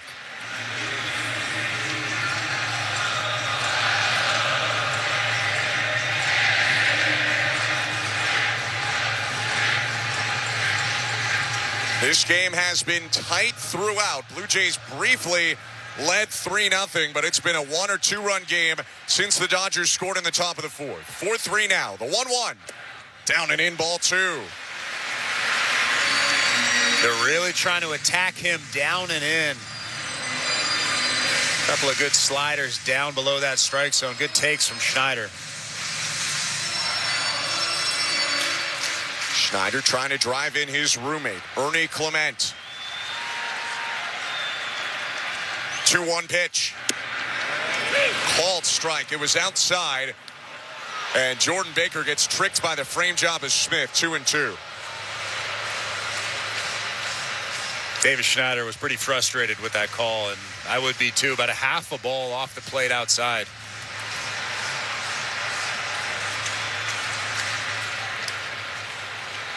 Two down. Clement on second. 2-2 count, bottom 8.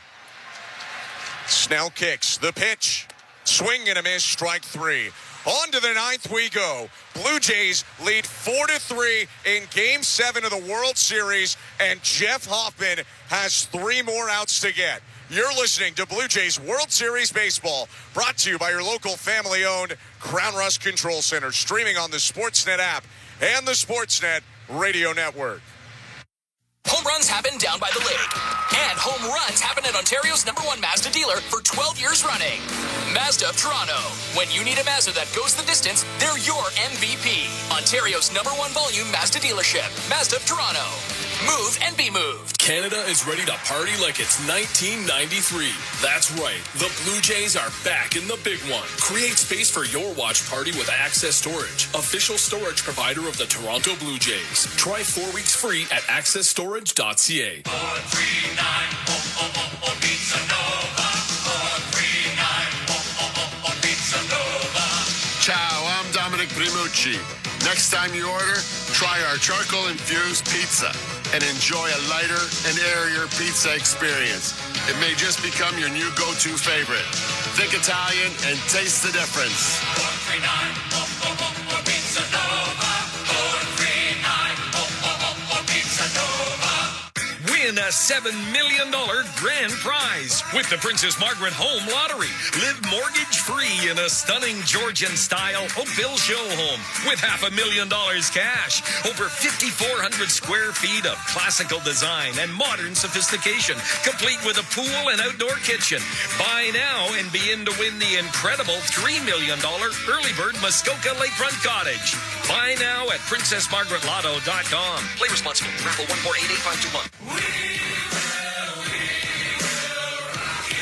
We Will Rock You, the worldwide smash hit musical by Queen, returns to Toronto this holiday season in a brand new Canadian production, featuring 25 of Queen's greatest hits. We Will Rock You is more than a title.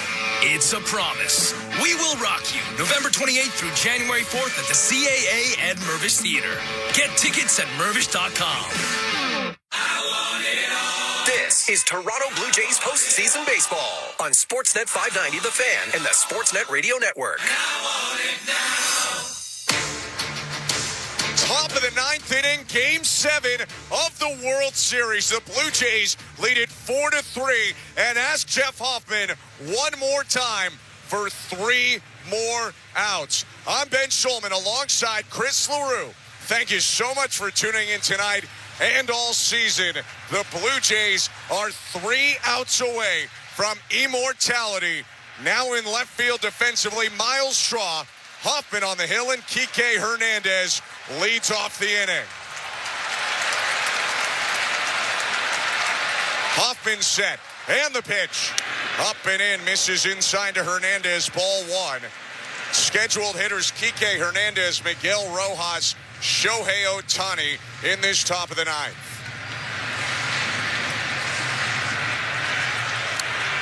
Belt high set Hoffman, who got Tommy Edman to end the top of the 8th. Is 1-0. Swing and a miss. Kike chases a slider 1-1.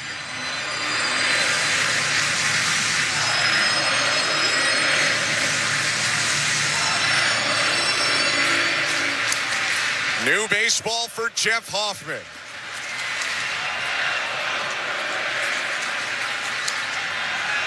Set again. The kick in the 1-1. Hit foul, 1-2.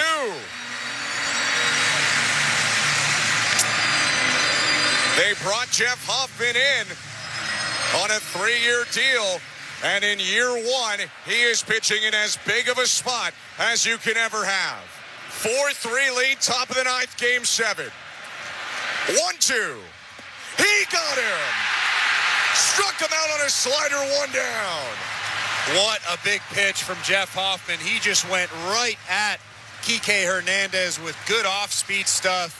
Didn't mess around with the fastball, and he finds himself 2 outs away from ending this ball game. A guy who was drafted by this organization and traded away. Now he is back on the biggest stage. His pitch to Miguel Rojas. Swing and a miss. Sticks with the slider and gets ahead. Stay right there.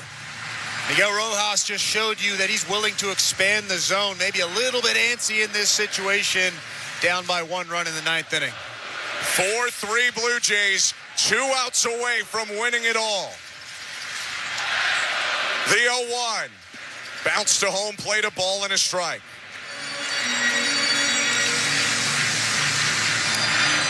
Imperative to get Rojas. Ohtani is the on-deck hitter. And you want him up where the worst-case scenario is he ties the game. Yeah, you don't want Ohtani being the go-ahead run. You have to get Miguel Rojas here. Right-hander Jeff Hoffman set. 1-1 pitch. Low ball 2. Four-seam fastball missed ankle high. 97 with that fastball. We haven't seen 97 in a few outings from Jeff Hoffman. You can't be more amped up than this. Game 7 of the World Series. 1 out, top of the 9th. The 2-1.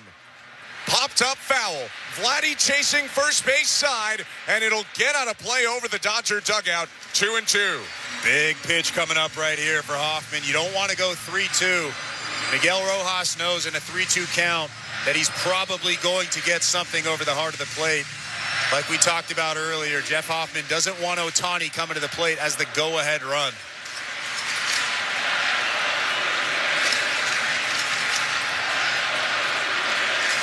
Hoffman with a breath. 2-2 pitch. Hit foul again. Challenge heater over the middle. Rojas spoiled it off to the right. That's the pitch right there. You want to challenge him in this count. You don't want to mess around and get to a 3-2 count. 4-3 Blue Jay lead. 6th pitch to Miguel Rojas. High and inside, ball 3. Just missed with a hanging slider, and it's a full count.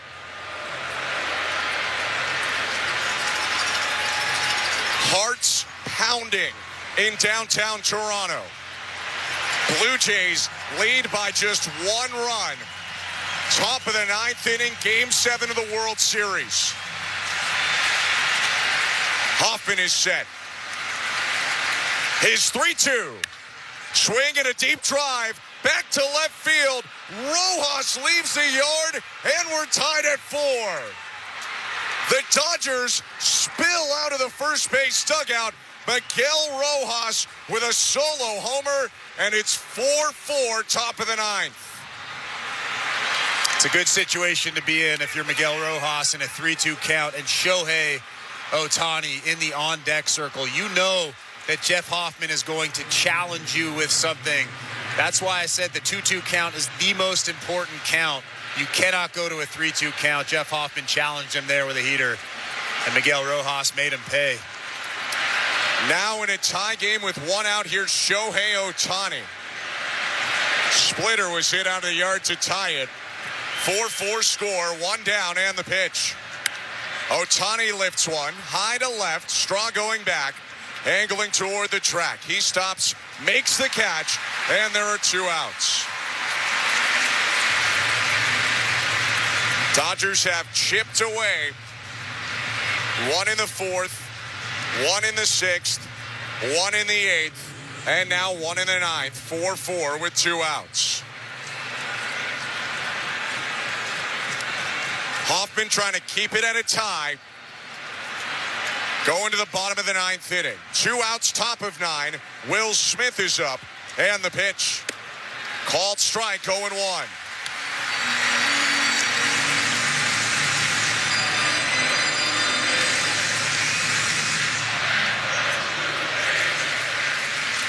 No doubles defense. Clement hugs the line at third. 0-1. Check swing. Called strike. Hoffman ahead 0-2.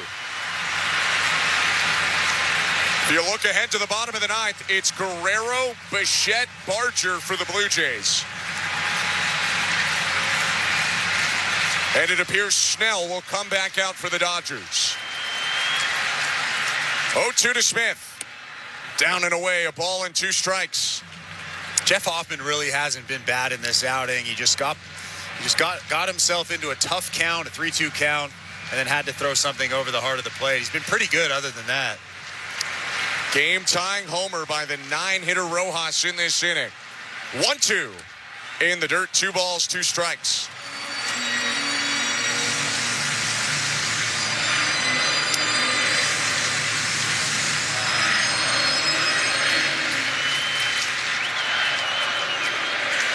Bell tie set Hoffman. Kick in the 2-2. Outside, ball 3.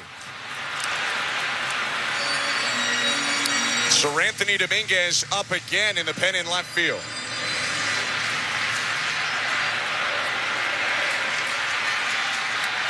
Hoffman brings his hands together. 2 outs, bases empty. The full count pitch. Called strike 3. Smith set down. Onto the bottom of the ninth we go.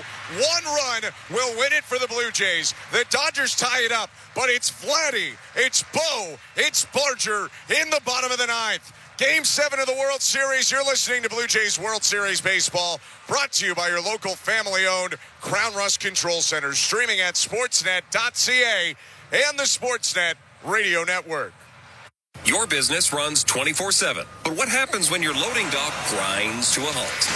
Get back in business fast with Bagley Overhead Doors and Docks. Your overhead door problem is our problem, and we're good at fixing problems. Repairing your overhead door, dock, or have truck restraints that require service? No problem. We also offer preventative maintenance inspections to eliminate the chaos and expense of unplanned emergencies. Bagley Overhead Doors and Docks. Trusted for over 60 years. Visit BagleyOverheadDoors.com today. It's time to face your fears. Are you brave enough? Screamers! Toronto's original haunted attraction awaits you. Don't be scared. Confront all 7 haunted mazes, and if you survive the gauntlet, capture your terrified expression at our bone-chilling photo ops. Book your tickets at Screamers.ca. Never go alone. This is Toronto Blue Jays postseason baseball. The Blue Jays beat baseball's best team on Sportsnet 590 The Fan and the Sportsnet Radio Network. Welcome back to Blue Jays Baseball. Show Ali with you. The Blue Jays and Dodgers now tied at 4 as we head to the bottom of the 9th inning here at the Rogers Center. Don't forget, we do have Jays Talk tonight. Jeff Blair and Kevin Barker have the postgame show. They will take your calls and texts. Blair will throw out the numbers for you to call. After the final out, you can text them as well, including right now, 590-590. Name and location. The People's Text line is always open. Standard data and messaging rates may apply. Blue Jays Baseball, as always, brought to you by Crown Rust Protection. It's the bottom of the 9th inning here at the Rogers Center in Game 7 of the World Series. With the call on the Sportsnet Radio Network, here's Ben Schulman and Chris LaRue. Thank you, Show. The Blue Jays have the right part of the order up. 1 run will win the World Series. Guerrero, Bichette, and Barger for the Blue Jays against Blake Snell in his 2nd inning of work. Rojas tied it on the top of the 9th homer, but the Blue Jays now have to turn the page, and if they can knock one in, they will be champions. I mean, this is the guy you want up. These are the 2 guys that you want coming into this inning. Vladimir Guerrero Jr. and Bo Bichette. I like this matchup here. Blake Snell looked pretty sharp in that 1st inning, but again, he threw 116 pitches just a couple of days ago. There has to be some fatigue in that left arm. And in that start, Vladdy homered off of Snell in the 3rd pitch of Game 5. Guerrero leads off bottom 9. 4-4 score, Game 7 of the World Series. The pitch. Outside, ball one. You don't need him to end it now. You're just trying to get the winning run on base. 1-0 pitch. Check swing, down and away, 2-0.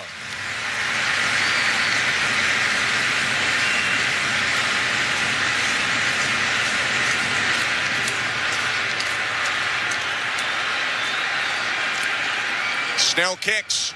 2-0 offering. Down and in, ball three. He's come nowhere close to challenging Vladdy here. I don't think he's going to challenge him here. I mean, Vladimir Guerrero Jr., although he's struggled a little bit in this ball game, he's pretty locked in. 3-0 pitch. Swing and a belt. Center field. Edman back on the track, has room. Makes the catch, 1 out. He didn't challenge him. That was a changeup. That was a changeup that was about belt high right down the middle, and Vladimir Guerrero Jr. was just a hair out in front of it, missing a home run by about 10 or 15 feet just in front of that warning track in center field. Edman started racing back, but pulled up right at the edge of the track. 1 out, Bo Bichette up the pitch. Called strike with a heater down the middle. That was a slider, rather, at 91, 0-1.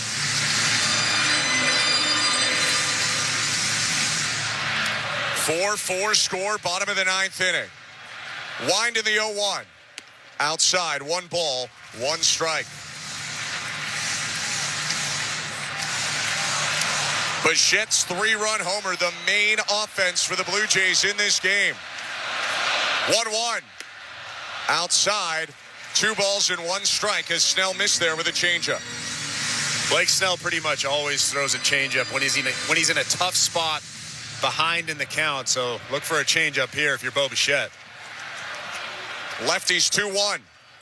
Bichette rips it on a line to left, down in front of Kike Hernandez. Bo Bichette on base, and we'll see if the Blue Jays want to run for him.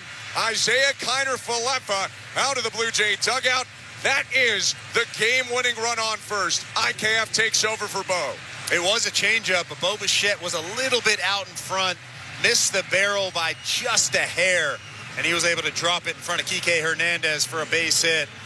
1 out in the inning, and IKF is standing at first base, the winning run here in the 2025 World Series. Bichette's night ends 2 for 4, a homer, 3 RBIs, and a walk. IKF on first, left on left, Snell against Barger. The pitch, down and away, ball 1.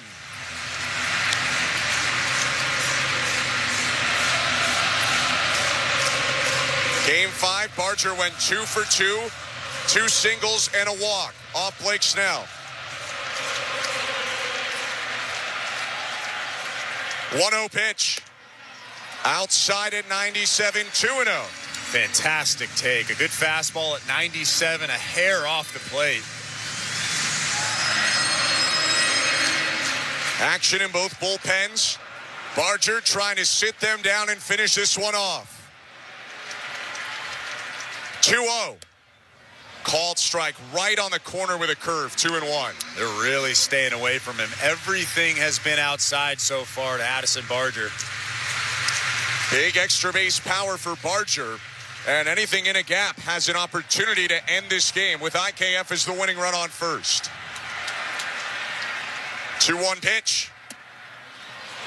Called strike despite being low. 2-2. Addison Barger rarely shows any kind of emotion in that batter's box, and you can see on his face that he really disagreed with that call. Blake Snell was right. Luck does play in baseball, and he gets to a 2-2 count there rather than 3-1. IKF leads off first. 1 out, bottom 9. 4-4 score in Game 7. And the 2-2 pitch. Grounded foul. Barger hits it off his own foot and slinks away to the left. Jordan Baker will give him a second here, kicking some dirt across home plate.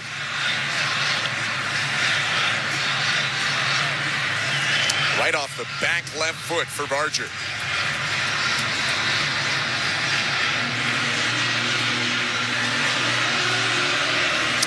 And in enough pain that Jose Ministral and John Schneider head athletic trainer and manager, are out to check on Addison Barger. I think that might have got him in the left shin.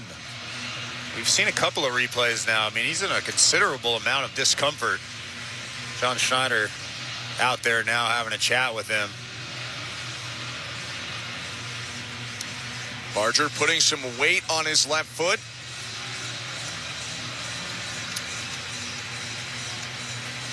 Bending his left knee to put pressure on it.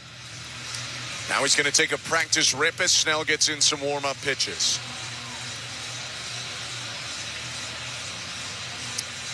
And he has satisfied Schneider and Ministral. Got to haul that guy off the field. Bottom of the ninth, Game 7 of the World Series. So Barger goes back up there in a 2-2 count, 1 out. 4-4 is the score. Bottom of the ninth, Game 7 of the World Series. IKF the winning run on first. With 1 out, the 2-2. Off the end of the bat, swinging bunt headed toward third, rolls foul. Still 2-2.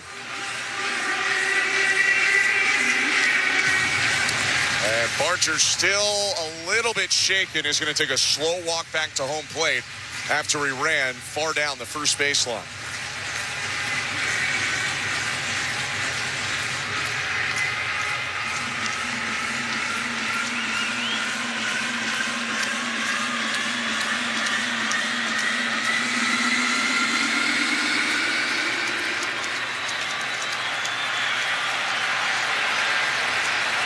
Snell set. 7th pitch to Addison Barger. Hit back foul. Good hack on a slider. That caught a little too much of the plate. Snell gets away with it as it's hit into the seats. Still 2-2. Looked like Addison Barger was just trying to foul that ball off and stay alive. Still looking for that mistake. Hasn't got one yet. But the deeper he stays in this count, the more pitches he sees, the more likely the chance is that he gets a fat one over the middle of the plate. Miguel Rojas with a game-tying homer in the top of the ninth. It's 4-4, bottom 9, 1 on, 1 out. Another 2-2. In the dirt, ball 3, check swing by Barger, and IKF dancing off first. Goes back to the bag, full count. I wonder if IKF is going to be off on the pitch. It's a little bit risky, but I also like that aggressiveness. They got to be worried about the lefty Snell also. Don't want to get picked off by any means. 3-2 pitch. Outside, ball 4 by a millimeter. Addison Barger gets the walk. Up to second goes IKF. The World Series winning run is in scoring position. What an at-bat from Addison Barger. Left on left. Blake Snell is really difficult to hit for left-handed hitters. And Addison Barger just had his best at-bat of the season. Here comes Dave Roberts. Yoshinobu Yamamoto has been warming up in the Dodger pen. And I think Dave Roberts is not going to have this game end without firing that bullet. He claps and takes the ball from Snell in a pitching change brought to you by Home Hardware, the official home improvement retailer for the Toronto Blue Jays, locally owned, genuinely Canadian. First and second, 1 out. 4-4, bottom of the ninth, Game 7. With Kirk coming up and Yamamoto coming in, we go to today's host, Show Ali. Thanks very much, Ben. Let's check in on the St. Louis Bar and Grill out-of-town scoreboard. In the NHL, 3 games on right now. All the other games have finished. The Devils taking on the Kings. The Devils leading 3-1 with about 7 minutes to go in the third period. In the second period in Edmonton, the Blackhawks and Oilers are tied at 1. That game's on the CBC, on Sportsnet 1, and on Sportsnet 360. And in Seattle, the Rangers were leading the Kraken 2-1. It is now 2-2, 10 minutes to go in the second period.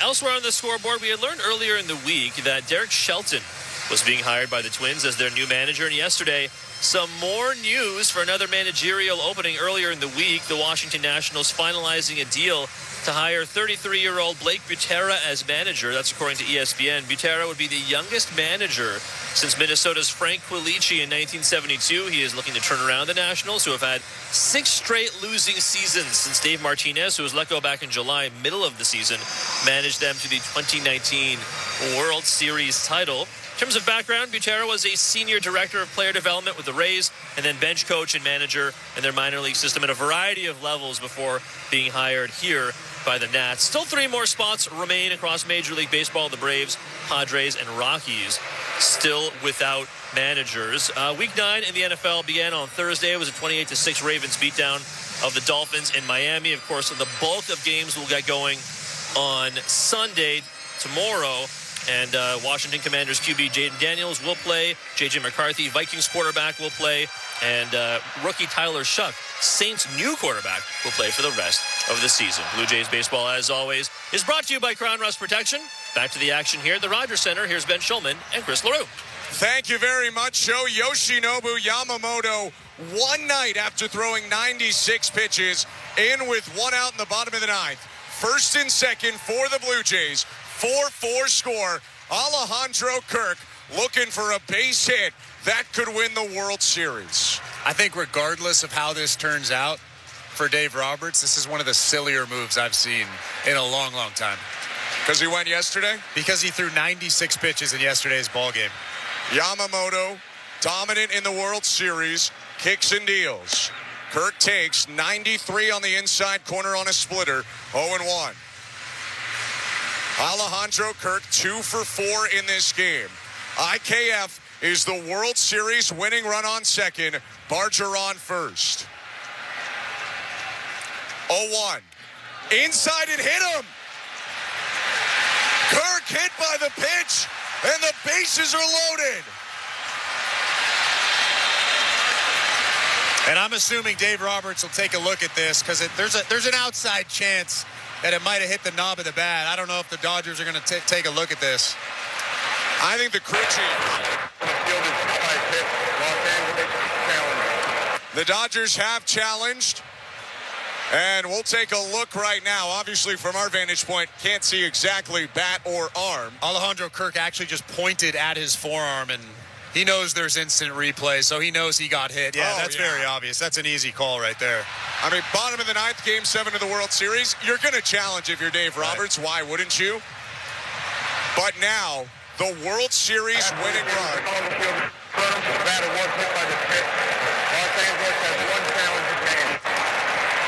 So the challenge is unsuccessful, and the World Series winning run 90 feet away from home. Infield in, outfield in for the Dodgers. 4-4. Bases loaded, 1 out. Dalton Varsho set to hit, but here comes Mark Pryor, the pitching coach, first. If you're Isaiah Kiner-Falefa standing out at third base, you are ready for anything that trickles away from Will Smith. Yoshinobu Yamamoto throws a lot of split fingers in the dirt. They're very tough to block. And Will Smith, as we've seen over the course of his career, isn't elite when it comes to blocking.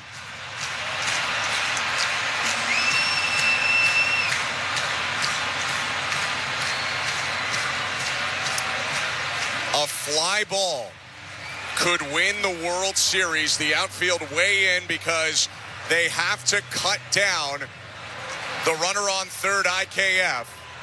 Andy Pages has been put in center field, has a stronger arm than Edman. What a moment for Dalton Varsho. What a moment, but you can't be too antsy here. You still have to be patient. You have to wait for something that you could potentially lift to the outfield and end this ball game. 4-4. 1 out, bottom 9. Infield and outfield in.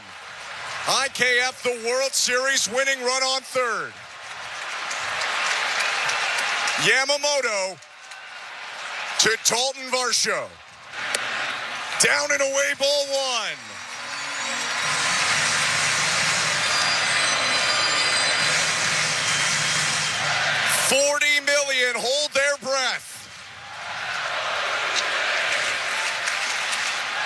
1-0 pitch. Bounced foul, first base side. Splitter over the middle. It's 1-1. Varsho was just out in front of that pitch. He knows that Yamamoto has to be in the zone. You cannot walk him if you're him. IKF leads off third. 1-1. Called strike, 97 on the outside corner. It does not get better than that. 1-2. Ernie Clement is the hitter on deck. Varsho trying to end it. Kick in the 1-2. On the ground to second. Rojas gloves. Throw to the plate. In time. IKF out at home. Rojas to the backhand side to get him. It's a fielder's choice and the bases stay loaded, 2 outs. I mean, Miguel Rojas with another big play. I think the umpires are going to come together and take a look at this, but from our vantage point, that was very clear. Toronto is challenged. Credit to Varsho. He shortens up, puts something in play. Rojas stumbled and nearly didn't have time.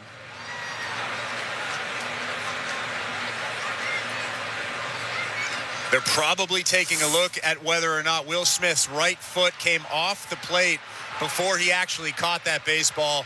I think this call will stand. I agree, but there's nothing there. There's nothing. I mean, the crowd is cheering, but they're just wanting this game to be over at this point. After review, the call is confirmed. The runner is out. Toronto challenge remaining. So the bases stay loaded. The infield and outfield can back up. 4-4, 2 outs, bottom of the 9th. And the Blue Jays will ask for one more hit out of Ernie Clement.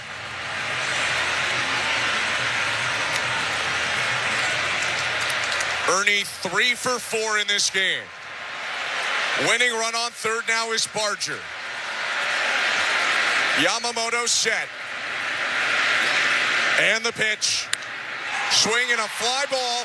Left field and deep. Back goes Kike Hernandez. That ball is caught by Pages. Bowling over Kike on the track. On to extra innings we go.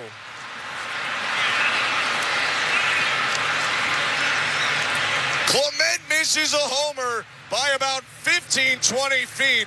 Pages somehow makes the play while plowing his teammate, and we have extra innings in Game 7 of the World Series.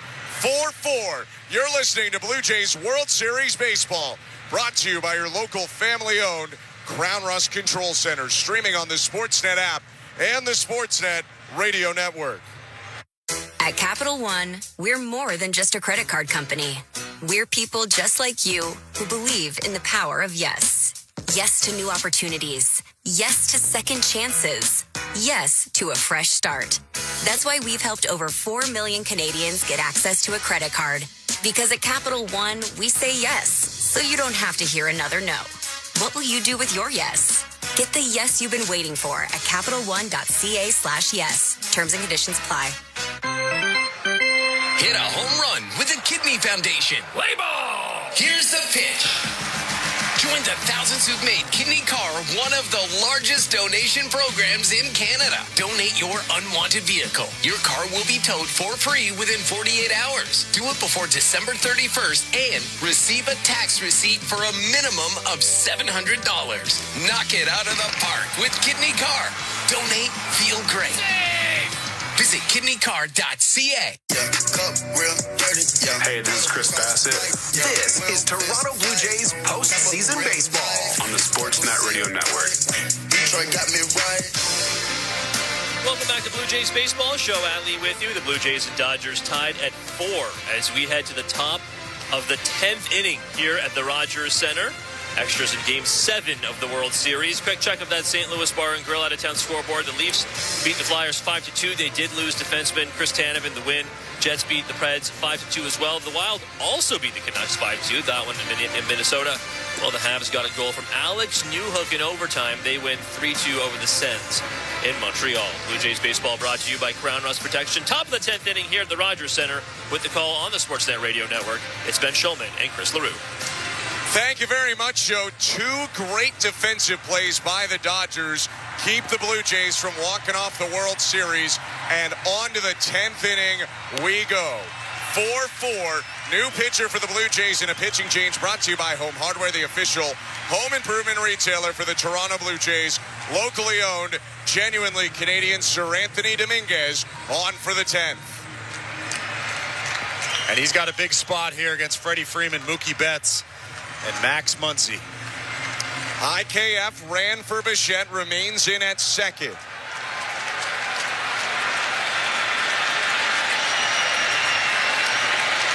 Dominguez set. 4-4 score in the pitch. Freeman flips it foul left side, 0-1. Well, this has been a fantastic series, and perhaps this is always what it deserved. Extra innings in the 7th game.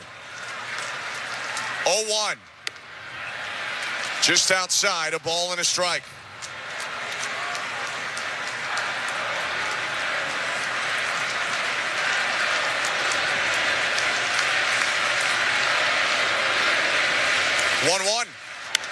Freeman hits it high, deep left. Going back, Straw at the warning track.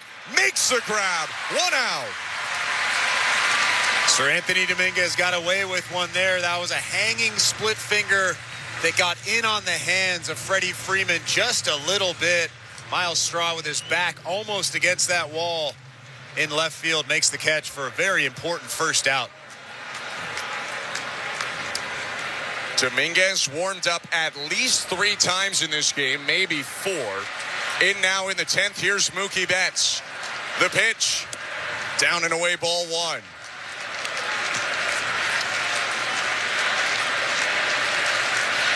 Dodgers got homers in the 8th and 9th from Muncy and Rojas, which is why we're in extras. 1-0, fouled back by Betts. Muncy homered off Savage. Rojas homered off Hoffman. Then the Blue Jays loaded the bases, 1 out, bottom 9.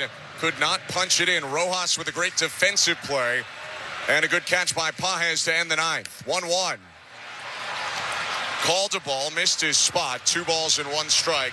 Might have clipped that upper and inner corner of the zone.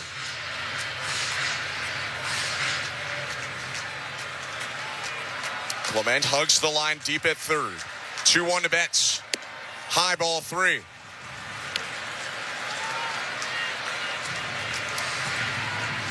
Dominguez is the 6th Blue Jay pitcher to feature. They still have Fluharty, Little, Lauer, Fisher, Bieber, and Gausman unused. 3-1. Called up an in ball 4, a 1-out walk. Another one that was close to the zone, but he missed his spot. Alejandro Kirk was set up on the outside part of the plate and had to reach all the way back across. And again, it was a decent pitch, but if you're set up on the inside part of the plate, that's probably called a strike. Here is Max Muncy. 2 for 3, homered his last time up in the 8th. 4-4 with 1 on, 1 out the pitch. Waving a miss by Muncy at a splitter, 0-1.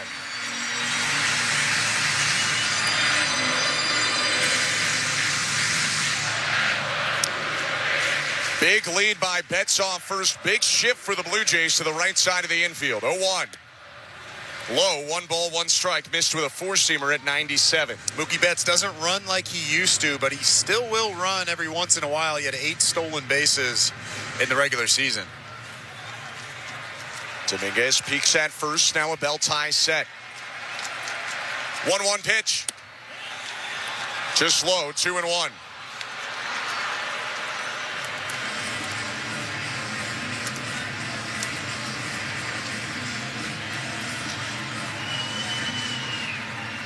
Blue Jays out hitting the Dodgers 13-9, but a tie score. 10th inning, Game 7, and Dominguez steps off.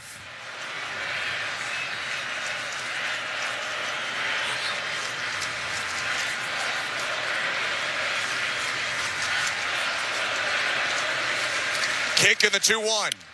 Hit away foul to even the count. Drove the four-seamer in, but in the zone, it's 2-2. Yeah, that's a good pitch and a good hack. Just challenged him right there with 98 miles an hour on the inner third.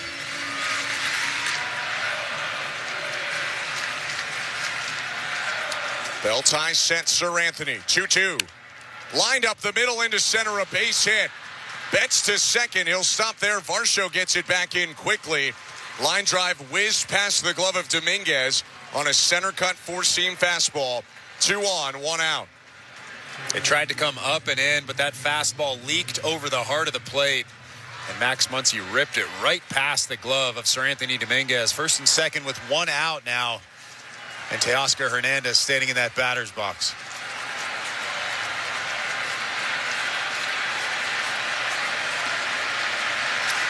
Dodgers trying to score for a third straight inning. First and second, 1 out. Dominguez looks to second, and the pitch. High and in, ball 1.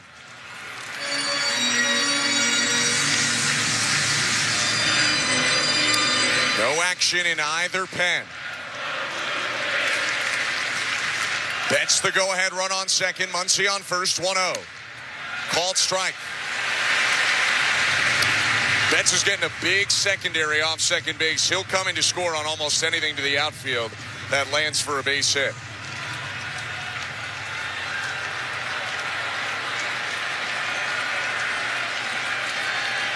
Kick in the 1-1.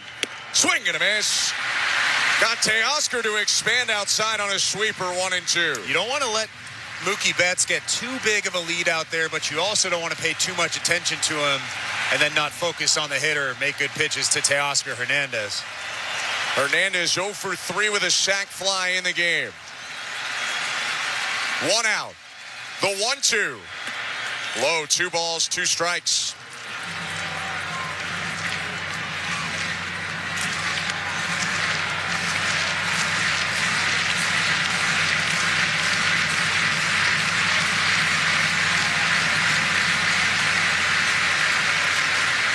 As tense as it gets. Top of the 10th, Game 7 of the World Series. 2-2. Hit away foul. Hung the sweeper, but it landed in on the hands, and Hernandez hit it back into the seats. Backed up quite a bit. Actually ended up on the black, on the inside part of the plate. They wanted it away.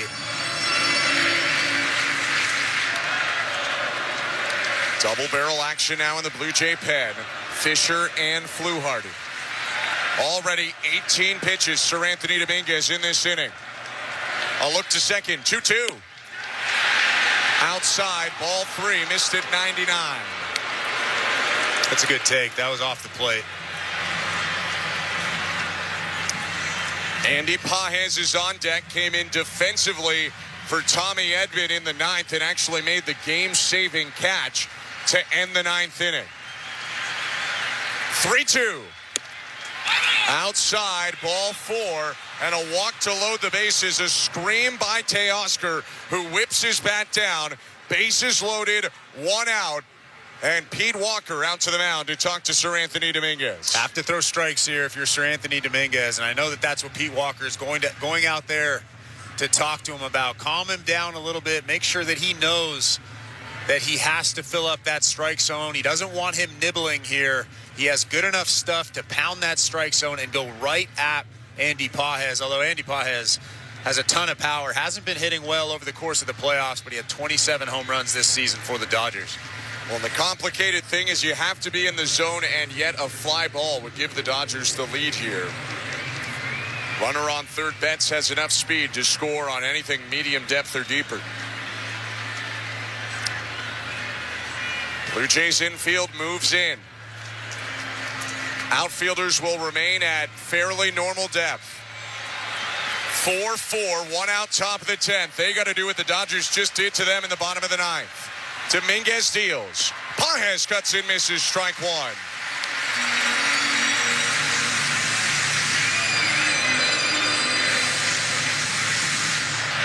That's the go-ahead run on third. Muncy on second. Teoscar on first.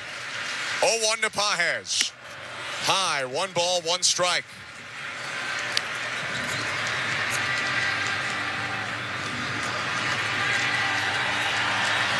Strikeout, pop up, ground ball right at someone. That's what you're looking for if you're Dominguez. 1-1. Called low. Had the zone by a mile. 2-1. Been a strike all night. It's a good pitch from Sir Anthony Dominguez. John Schneider's barking at home plate umpire Jordan Baker right now. He wants that call. 2-1 pitch. Pages hits it on the ground up the middle. Jimenez gloves. Throw to the plate in time for the out. Betts cut down at home. 2 outs. Everyone moves up a base. Still 4-4. What a pitch. Sinker in on the hands at 97. Yeah, absolutely blew him up. Perfectly placed on the inside part of the plate.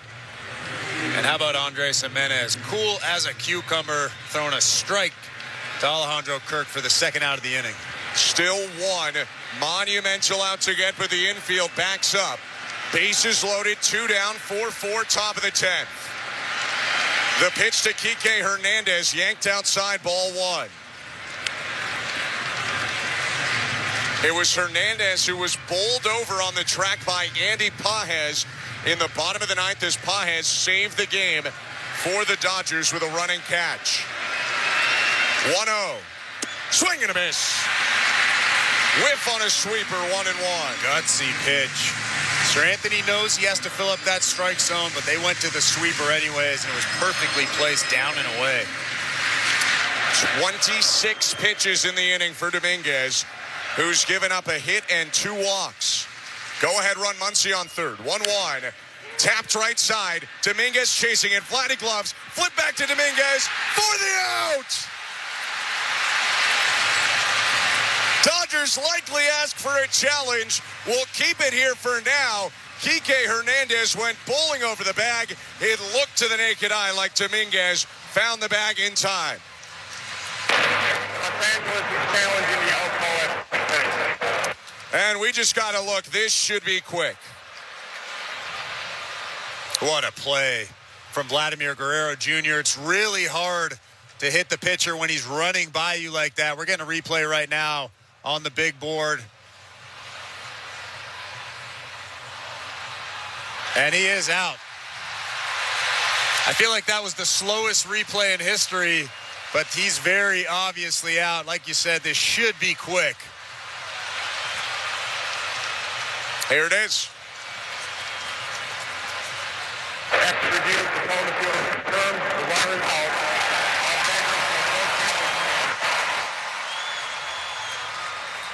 So that will do it for the top of the 10th. The Blue Jays pull the magic act, escaping the 1-out bases loaded jam. 4-4 score. Jimenez and Springer, the first 2 to hit in the bottom half. When we come back, you're listening to Blue Jays World Series Baseball, brought to you by your local family-owned Crown Rust Control Center, streaming at sportsnet.ca and the Sportsnet Radio Network. Your business runs 24/7. But what happens when your loading dock grinds to a halt? Get back in business fast with Bagley Overhead Doors and Docks. Your overhead door problem is our problem, and we're good at fixing problems. Repairing your overhead door, dock, or have truck restraints that require service? No problem. We also offer preventative maintenance inspections to eliminate the chaos and expense of unplanned emergencies. Bagley Overhead Doors and Docks. Trusted for over 60 years. Visit BagleyOverheadDoors.com today. It's time to face your fears. Are you brave enough? Screamers! Toronto's original haunted attraction awaits you. Don't be scared. Confront all 7 haunted mazes, and if you survive the gauntlet, capture your terrified expression at our bone-chilling photo ops. Book your tickets at screamers.ca. Never go alone. This is Toronto Blue Jays postseason baseball. Called strike three, and the ball game is over. On Sportsnet 590 The Fan and the Sportsnet Radio Network. Welcome back to Blue Jays Baseball. Show Ali with you as the Blue Jays and Dodgers are still tied at 4 as we head to the bottom of the 10th inning here at the Rogers Center. Extras continuing in Game 7 of the World Series. Don't forget, we will, no matter what, have Jays Talk tonight. Jeff Blair and Kevin Barker of the postgame show. They will take your calls and your texts. Blair will throw out the numbers for you to call after the final out. You can text them as well, 590-590, name and location. The People's Text line is always open. Standard data and messaging rates may apply. Blue Jays Baseball brought to you by Crown Rust Protection. Bottom of the 10th inning here at the Rogers Center with the call on the Sportsnet Radio Network. Here's Ben Schulman and Chris LaRue. Thank you very much, Joe. For the second inning in a row, 1 run wins the World Series for the Blue Jays. They go up against Yoshinobu Yamamoto again. It's 9-1-2, starting with Andres Jimenez. In at third, Muncy. Jimenez 1 for 3 with an RBI double. Here's the pitch. Called strike, 91 on a cutter, 0-1. I have to say, I have no idea how Yamamoto's doing this right now. Threw 96 pitches yesterday, and this is his second inning. 0-1, swing and a miss. Splitter got the whiff, 0-2. Springer due up second in this inning, and then Miles Straw, who was brought in defensively when the Blue Jays were leading by a run going into the top of the 9th inning. 0-2 pitch. Chopped right side, on the run, Rojas gloves, underhand flip to first to get Jimenez, 1 out.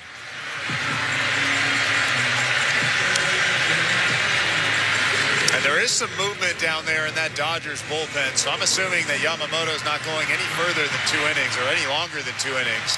Jack Dreyer up in the Dodger pen, Shane Bieber up in the Blue Jay pen. George Springer at the plate. 1 out, bottom of the 10th. The pitch.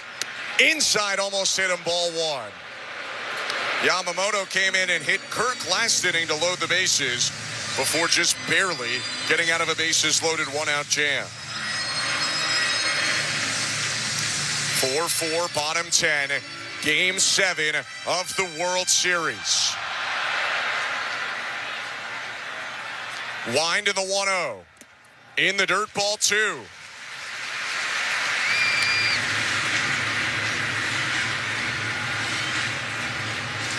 The 2017 World Series MVP. The guy who hit the homer to bring them here. 2-0 to Springer. Down and away, ball 3, and Yamamoto looks like he wants nothing to do with him right now. Yeah, he sees Miles Straw standing on deck, and I'm assuming that he would much rather face him than George Springer, especially behind in the count 3-0. Yamamoto steps back. Turns into the wind. 3-0. Called strike over the middle with a cutter, 3-1.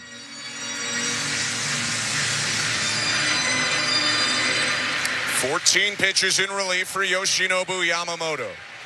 Is 3-1. Called strike on the inside edge. Springer went to dump the bat. It's a full count. He's battled back with a cutter, then a splitter. That was a strike. George Springer didn't like that call, but that was a strike. 3-2 count, 1 out, bases empty. 4-4, bottom 10. The wind. And the pitch. Grounded foul. Springer hits it off his own ankle and tumbles down to the seat of his pants. Still 3-2. This guy is just getting beat up.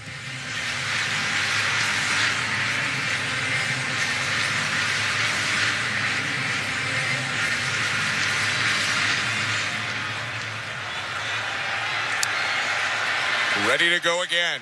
7th pitch. Yamamoto to Springer. Swing and a miss. He got him. Got him to chase a splitter at the ankles. 2 down. Obviously, chase ball 4 there. That split finger was outside of the strike zone by quite a bit, but Yamamoto is so tough. Just when you think he's going to throw another cutter, maybe a fastball, he flips in that split finger and has so much downward action to it, so much depth. George Springer swings right over the top of it. First at bat of the game, Miles Straw brought in defensively in the 9th. 2 out, space is empty. The pitch. Swing and a pop foul. Smith chasing after it. The catcher watches it go over the first base dugout into the seats 0-1.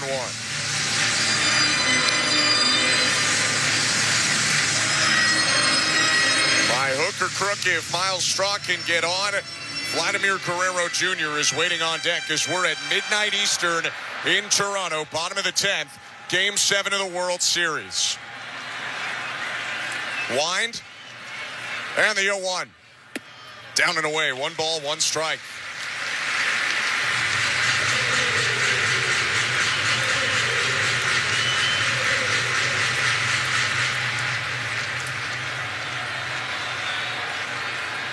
Jack Dreyer still loosening up. Yamamoto's 1-1.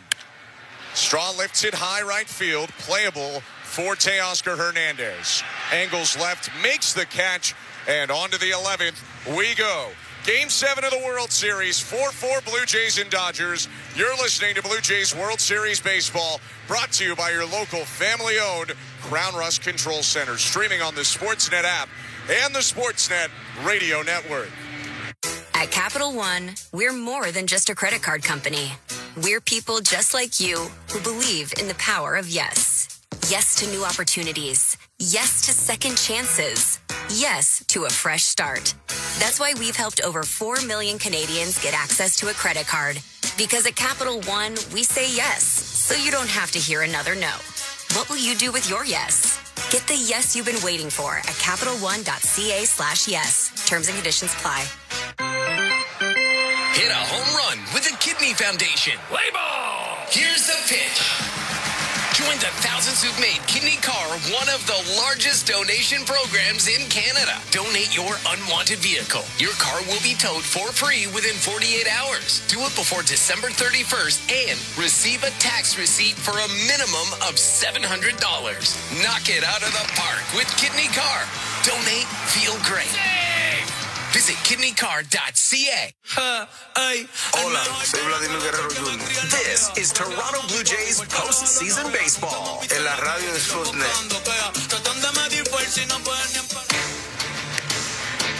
Welcome back to Blue Jays Baseball. Show Atlee with you. The Blue Jays and Dodgers still tied at 4 as we now head to the top of the 11th inning here at the Rogers Center. A quick check of that St. Louis Bar and Grill out-of-town scoreboard. Games going on right now in the NHL. Oilers leading the Blackhawks 2-1. Draisaitl and Roslovic with goals there. Rangers and Kraken tied at 2. And the Devils just wrapped up a 4-1 win over the Kings. Blue Jays Baseball, as always, brought to you by Crown Rust Protection. Top of the 11th incoming here at the Rogers Center with the call on the Sportsnet Radio Network and Shane Bieber on the mound. Here's Ben Schulman and Chris LaRue. Thank you, Show. This pitching change is brought to you by Home Hardware, the official home improvement retailer for the Toronto Blue Jays. Locally owned, genuinely Canadian. Game 4 starter Shane Bieber back out on the mound here. He pitched on the 28th against the Dodgers. And here on November 2nd now, as we're past midnight Eastern, he will go against Rojas Ohtani Smith, trying to keep this game tied at 4. Have to get the first guy because Shohei Ohtani's coming up next. You don't want anybody on base. Rojas, the reason we're here. The pitch. Called strike 0-1.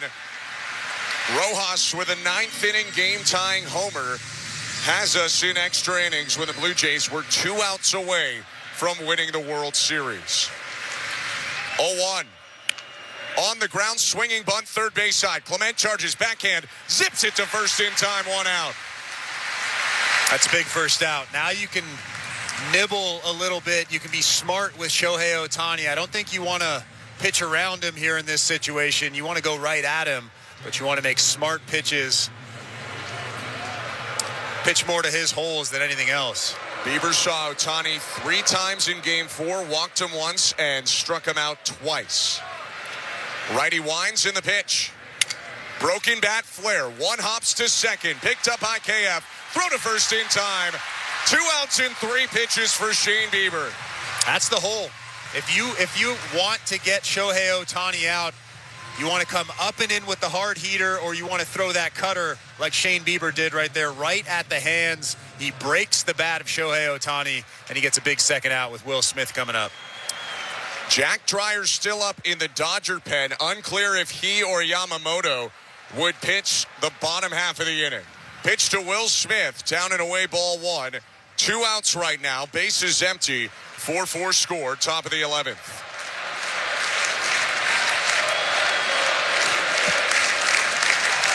1-0 pitch. Down and away, 2-0. Smith with a double off the fence in the fourth. 1 for 5 in this game with a run scored. Beavers 2-0. Swing and a deep fly. Left field. Straw on the track. Looking up at the wall. It's gone. Will Smith has given the Dodgers the lead with a solo home run. Hanging slider on the 2-0, and Smith puts it in the left field pen. First LA lead of the ninth is in the top of the 11th.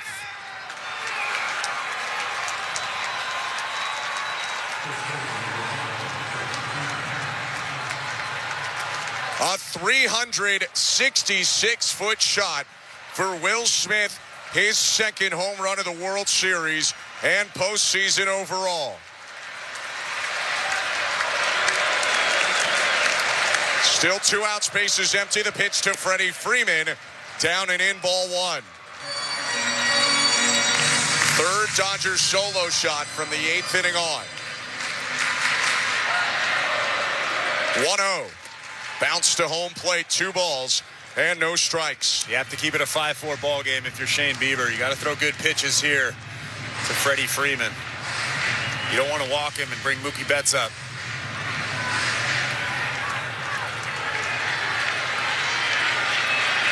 Wind in the 2-0. Called strike. Dropped a curve on the outside edge, 2-1. Blue Jays do have Vladimir Guerrero Jr. leading off the bottom half of the inning. 2-1 to Freeman. Inside ball 3.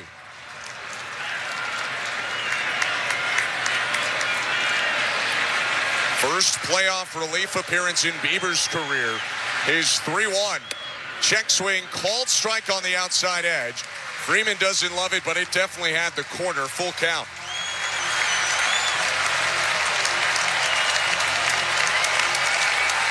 Dodgers 5, Blue Jays 4. The 3-2. Ripped foul over the head of Chris Woodward, first base coach, down the right field line.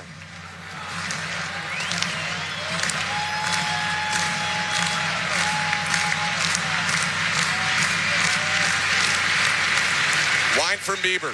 Payoff pitch. On the ground over the mound of the shortstop Jimenez. He'll glove. Throw to first, and on to the bottom of the 11th we go. Will Smith with a solo home run makes it 5-4 Dodgers. Blue Jays need 1 to keep this game going, 2 to win the World Series. Vladimir Guerrero Jr. leading off. When we come back, you're listening to Blue Jays World Series Baseball, brought to you by your local family-owned Crown Rust Control Center, streaming at sportsnet.ca and the Sportsnet Radio Network. It's time to face your fears. Are you brave enough?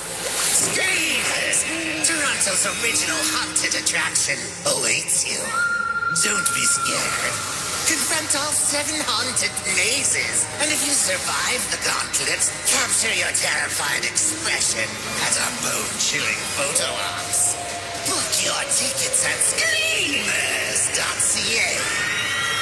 Never go alone.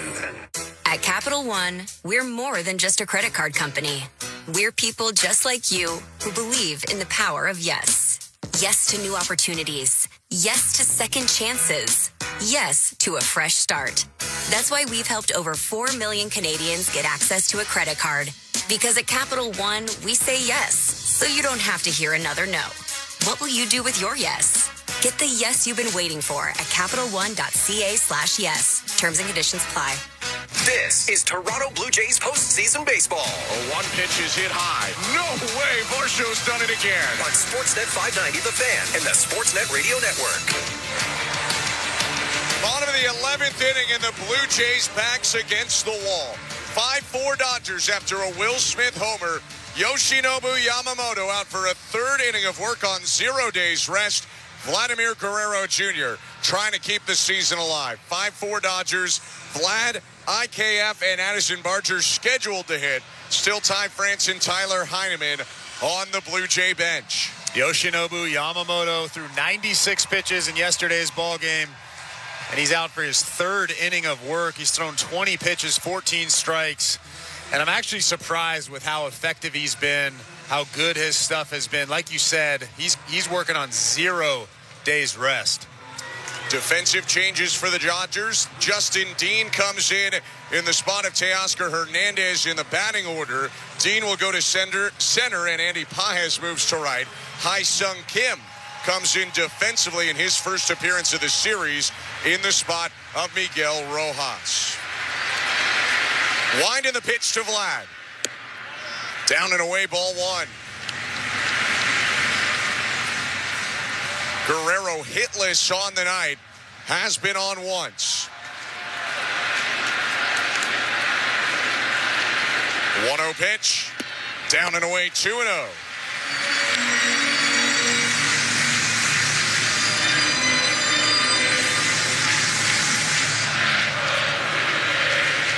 Last Blue Jay run came in the 6th inning. 2-0 pitch.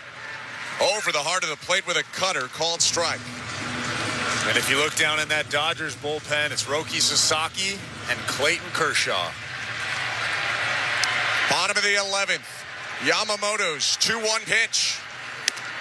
Called strike, 96 on the inside edge with a four-seamer, 2-2.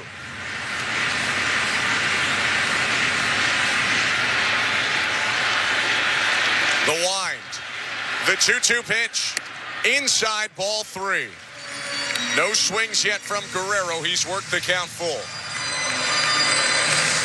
Seems like they're pounding him in, not allowing him to get those arms extended. Yamamoto steps back. His payoff pitch to Guerrero.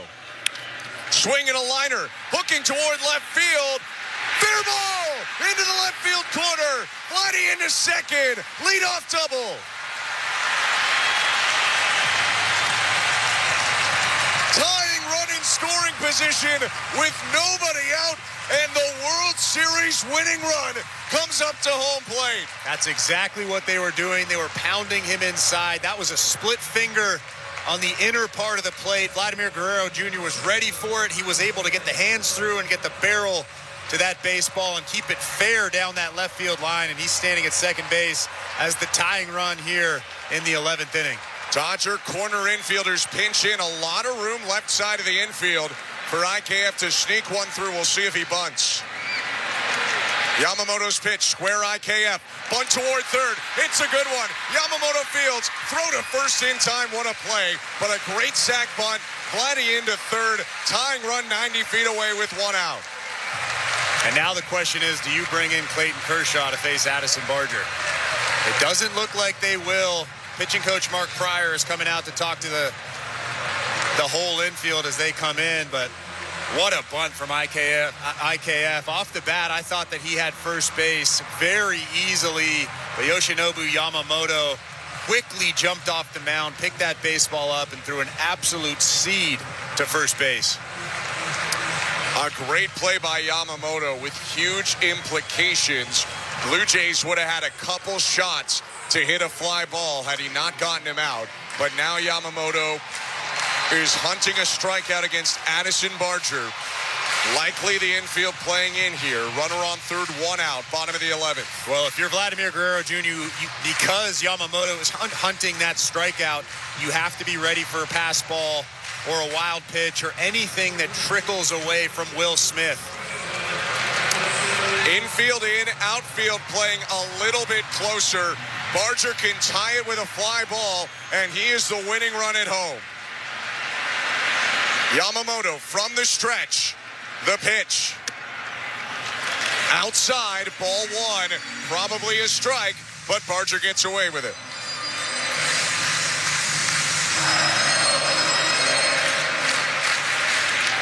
Guerrero is the tying run on third.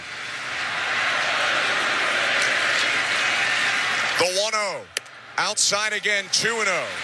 That's a good take. It's really tough for a young hitter to be in this situation and not be antsy.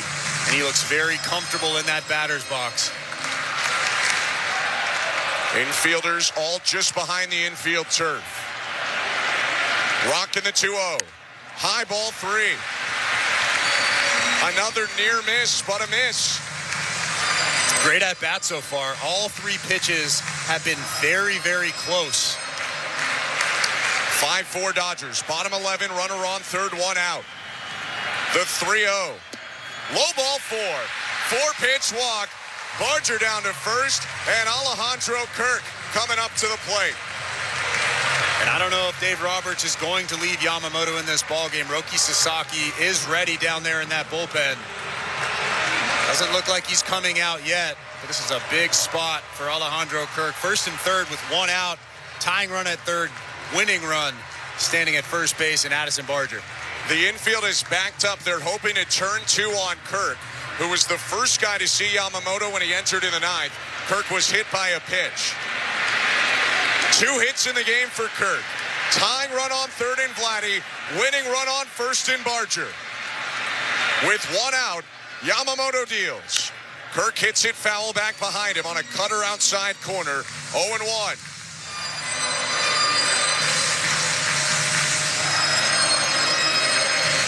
Outfield is playing a bit deeper now, especially the left fielder, Kike Hernandez.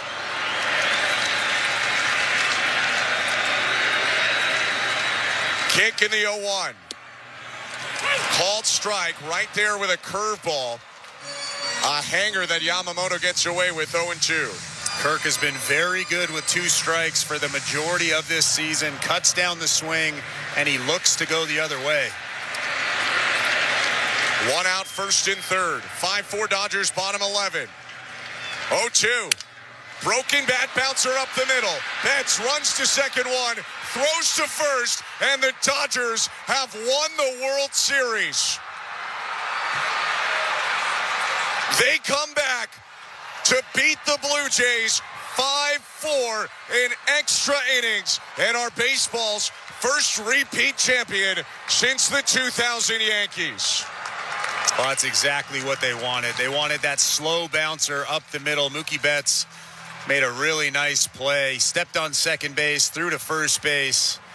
I mean, you got to tip your cap to Yoshinobu Yamamoto coming out after pitching in yesterday's ball game. He threw 7 innings yesterday, and he comes out and he finishes off the Blue Jays with the tying run standing at third base. What an impressive performance. And, I mean, the Dodgers just fought and clawed their way back into this ball game.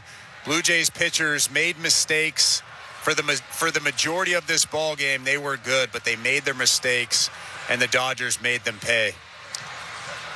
The LA Dodgers celebrate in Toronto as they come back to win this one 5-4 in extra innings. What an incredible series this was. Dejection, of course, as the Blue Jays came so close to winning the World Series 2 outs away here in Toronto. But you can't take away what was such an impressive year for Toronto. Do they finish it off with the title? Unfortunately for the people of Canada, they do not. But they put on a performance from February to November that we haven't seen in this country since the early 90s. Yeah, it was really impressive, and obviously a lot of disappointment here at the Rogers Center across Canada. The Blue Jays were up 3-0. They had their chances to score extra runs. They had their chances to win this ball game late, and they just couldn't come through. The Dodgers pitching staff, the bullpen really kept the Blue Jays offense off balance all game long. Bo Bichette obviously with that big 3-run home run early on in this ball game. But other than that, it was just a tough ball game for the offense for the Blue Jays. And the Los Angeles Dodgers on paper are a better team. But the Blue Jays in this series, I think, should have won, and they played better overall. But unfortunately, the Dodgers are celebrating out on that infield right now. The Los Angeles Dodgers repeat as world champions. They take down the Blue Jays 5-4 at Rogers Center. We're going to take a step aside. Come back on the other side. We want to acknowledge some of the great people who worked on our broadcast this year. and wrap up this season before sending you over to Blair and Parker. The Dodgers win the World Series in Game 7 in extras in Toronto. Back in a moment. You're listening to Blue Jays Baseball, brought to you by your local family-owned Crown Rust Control Center, streaming on the Sportsnet app and the Sportsnet Radio Network. Your business runs 24/7. But what happens when your loading dock grinds to a halt? Get back in business fast with Bagley Overhead Doors and Docks. Your overhead door problem is our problem, and we're good at fixing problems. Repairing your overhead door, dock, or have truck restraints that require service? No problem. We also offer preventative maintenance inspections to eliminate the chaos and expense of unplanned emergencies. Bagley Overhead Doors and Docks, trusted for over 60 years. Visit BagleyOverheadDoors.com today. Hit a home run with the Kidney Foundation. Play ball! Here's the pitch.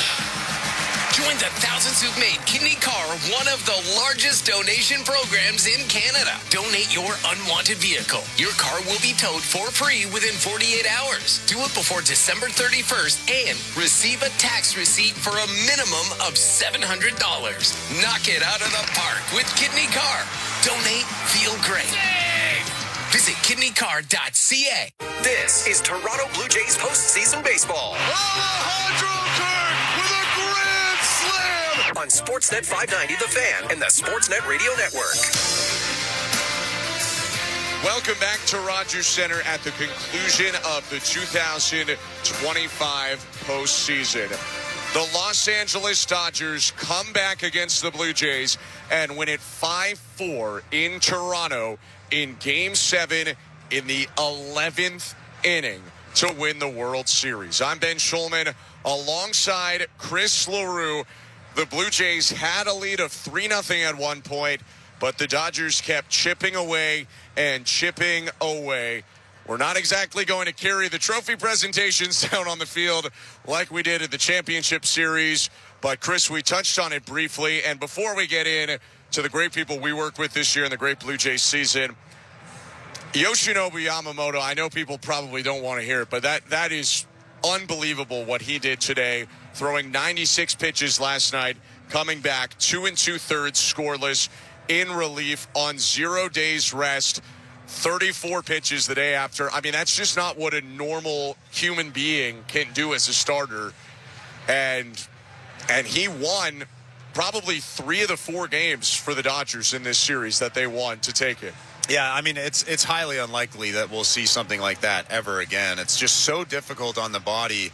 And that's why when he came into the ball game, I said that this is a silly move, because as a starting pitcher, when you throw 100 pitches, the next day when you wake up, you feel like a bus hit you. So Yamamoto is powering through that, and he's throwing 3 innings in the World Series in Game 7, high leverage pitches, high stress levels on that body, on that arm, and he is executing at 96, 97 miles an hour, throwing good splits down in the zone. He had to make a pitch there to end this ball game to Alejandro Kirk. This is a dude that threw 96 pitches yesterday on 0 days rest, and he executed that pitch down and away to one of the best hitters in baseball, broke his bat, and he grounded into a double play. I mean, there's really not much more you can say about Yoshinobu Yamamoto. It's just absolutely incredible what he did, not only executing in a high leverage situation, but just powering through what his body actually felt like.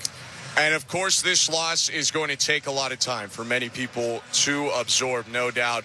We touched on it again briefly before, but to me, and this is my opinion, totally get if people disagree on the other side, to me, this is far from anything like a failure for the Blue Jays. I mean, you go into the 11th inning of Game 7 of the World Series against the top payroll team in all of baseball. Anyone could have won. The Blue Jays, projected by many to finish last or second last this year, went as far as you could possibly go without winning it, completely reinvigorated this country baseball-wise.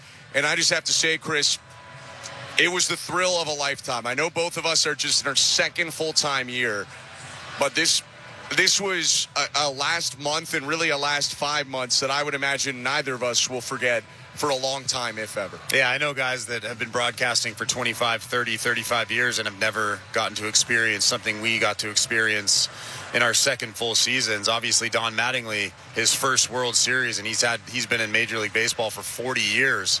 So to be a part of this and to witness this team who, like you said, really had no business being here according to the preseason polls. We all knew that this was a good team, a quality team, a team that could put good at-bats together, and they slowly proved that over the course of the season. I think the turning point was around June, maybe that Canada Day series against the New York Yankees, where they really showed everyone across Major League Baseball that they were the real deal. They were here to stay, and they played well since that moment. But it is a tough pill to swallow. The Blue Jays should have come out on top. They made mistakes in this ball game, and unfortunately, the Dodgers are celebrating right now. And lastly, before we kick it over to the guys to break down the game coming up after us, so many great people contributed to our broadcast this year. Alongside Chris, my partner, Show Ali hosting for us pretty much all 180 games. Roger Lajoie hosting as well. Eric Smith doing a great job for us this year, and Madison Shipman on the call as well. Nick Blackmore produced so well this season. Armin Zargarian. We had Julia Kreutz and Blake Murphy help out at times as well. Christian Giannini, Luke Swadron, Stephen Coyle, Andrew Adams, Andrew Holland, Derek Brandeo, and Tom Young, technical directors, and Ryan Fabro putting it all together. A fantastic group to be with, and thanks so much too to those who helped us when we were on the road in New York or in Seattle or in Los Angeles. It is one of the great groups in all of baseball to work with, and we all got to be on this really fun ride this year, right to the brink as the Blue Jays nearly took it home. And as much as Blue Jays baseball will be missed by everyone in this booth, I think 4 months apart for all of us who have worked together pretty much every day for 8 months is going to sting just as much. Yeah, I mean, this is one of those seasons, those rare seasons where you don't want it to end. And unfortunately, tonight it was going to end either way, but obviously you want it to end on top. I've been in baseball, in professional baseball since I was 21 years old, almost 20 years. And most of those years, I'm excited for the end of the baseball season, not this season. This is a tough pill to swallow. Great group the Blue Jays had, too. The players so fantastic, and we appreciate all the help they had for us during the season, whether it was coming on air or speaking with us before the game, giving us their time so that we could try and help you out and give you the information on the other end that we thought was important. And ultimately, the biggest thanks goes to our listeners in this great country and everyone who tunes in abroad. You are the reason that we are on the air. Your nice messages keep us going at a lot of the times when the season can snowball on you and tire you out. And it's an incredible community of Blue Jays fans that we try and serve and do our best to try to inform and connect with. And we are so appreciative to everyone that has tuned in. But unfortunately, for the final time this year, we are going to sign off as the Dodgers celebrate their second consecutive World Series on the Rogers Center Diamond. Our technical directors tonight, Luke Swadron, Stephen Coyle, Christian Giannini, and Tom Young. Nick Blackmore, our producer. Show Ali, our host. Chris LaRue, my partner. And I'm Ben Schulman. Hope you have a great winter, and we will see you in the spring. The Blue Jays fall 5-4 in 11 innings in Game 7 of the World Series. Time now for Blue Jays Talk with Blair and Barker. It starts right now.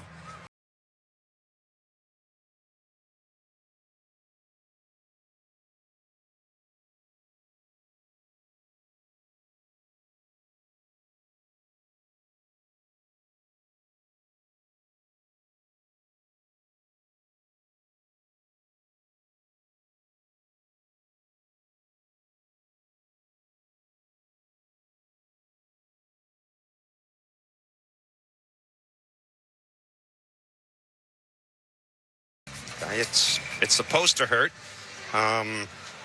Even those of us who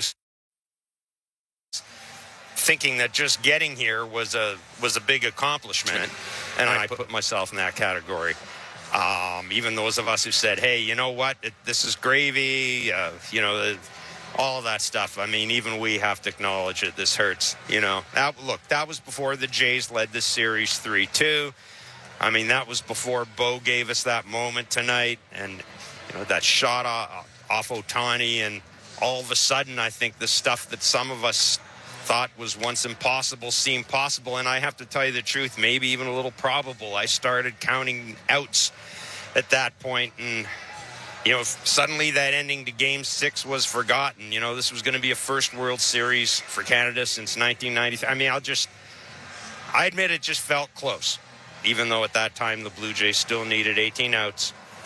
And then Miguel Rojas did that, and Miguel Rojas made that throw, and Andy Paez caught that ball, and Will Smith hit that home run. And, my goodness gracious, all those men left on base tonight by the Blue Jays. But, Kevin, it wasn't meant to be, and so we fall back on what we have learned, right? What we've learned.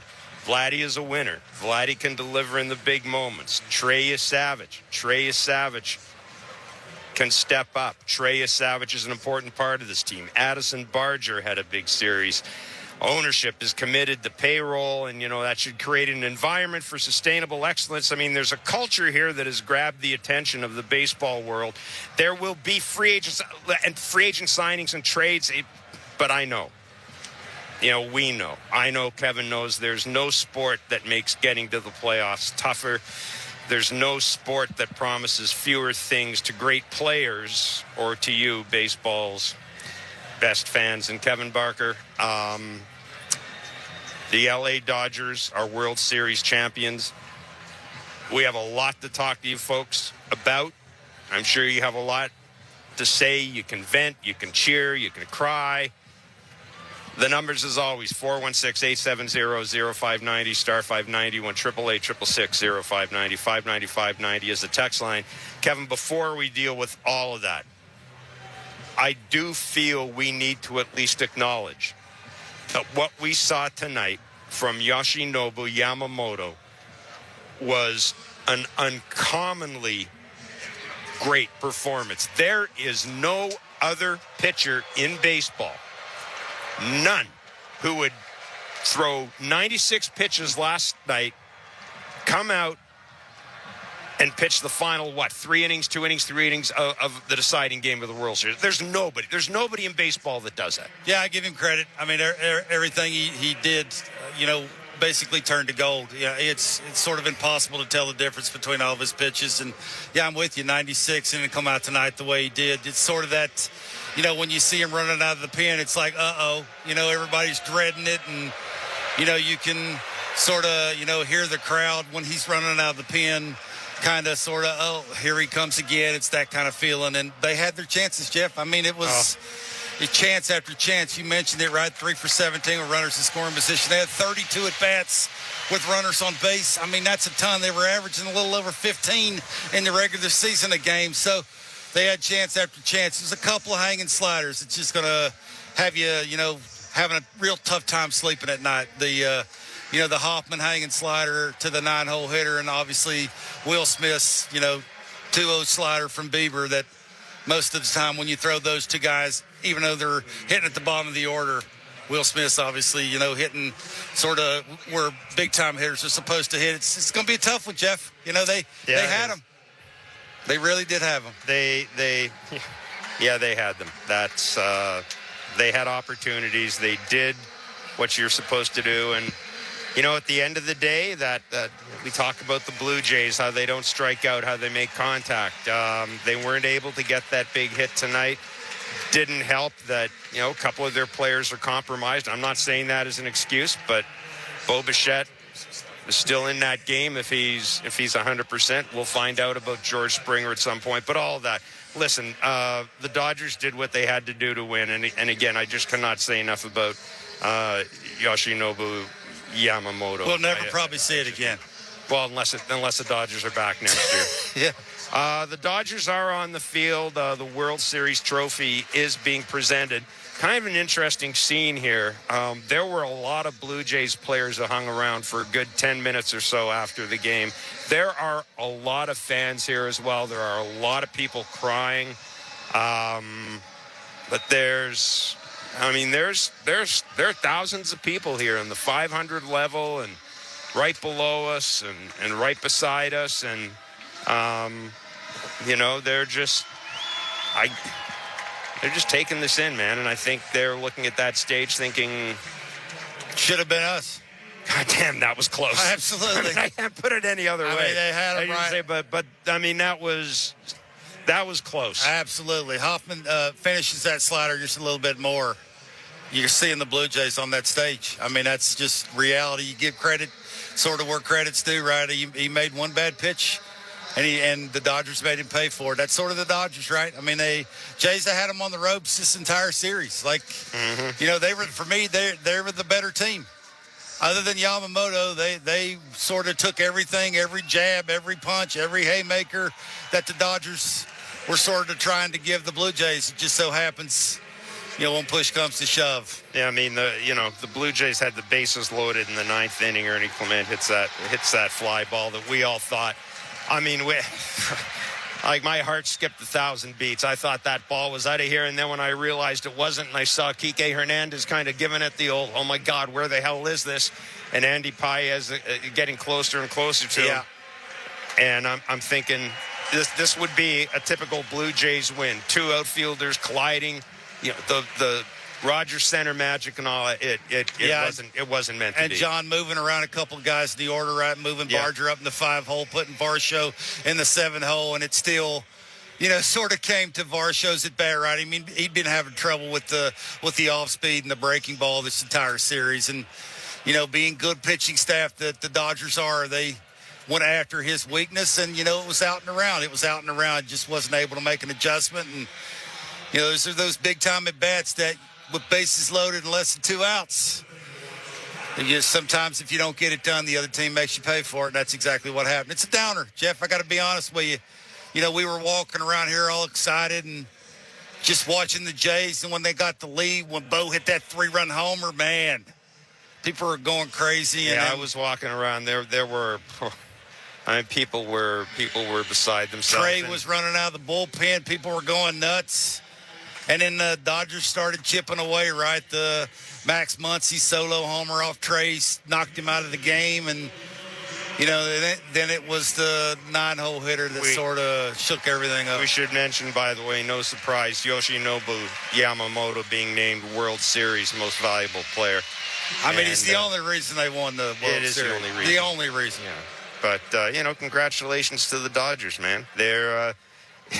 It is not easy to repeat in this game. I mean, we spent so much time this year talking to players, great players, and never had a chance to win the World Series. And, I know the Dodgers have a big payroll. The Jays have a big payroll too. But it's just that. I mean, all of that. I realize that's not going to make anybody feel any better tonight. There are still a lot of people hanging around, and as I said, this, I guess it's a good thing when people don't want to leave. I guess it means that you gave them some entertainment, gave them some excitement. Certainly this whole country rallied behind the Jays, and now a lot of those are Dodgers fans. Their fan base travels very well. You can see a lot of. Yeah, there's a lot of. Well, you can tell the Dodgers fans, they're standing. Yeah. You can see the Jays fans, they're sitting, taking it all in. And it's bitter, but stinks. But as Ben Shulman made this point, and I think it's not going to make you feel any better. But I didn't think we'd be here. Yeah, that doesn't. I didn't think we'd be any better. Russ in New Jersey, you're on Blue Jays Talk. Hey, Russ, by the way, Valentino says hi. Okay, he was sitting. That's very nice. Thank you. I was at Game 5, and I had a family emergency, and I had to come Friday. to be there for tonight's game. I just couldn't do it. And, I hope is the family emergency. Are things okay or? Yeah. But I just, for me to miss a game like this when I've been a fan since Wick Bassetti and Doug Alt and, Paul Mirabella, it's tough. But, there's nothing to say. The great year that we had, 100%. No, I never thought there'd be anywhere near this. But that's for tomorrow. That's for Tuesday. That's for Monday or Tuesday. It's just such a raw feeling because at the end of the day, you ask somebody in a year from now, as much as it was a great series, all the Dodgers repeated. Who they beat?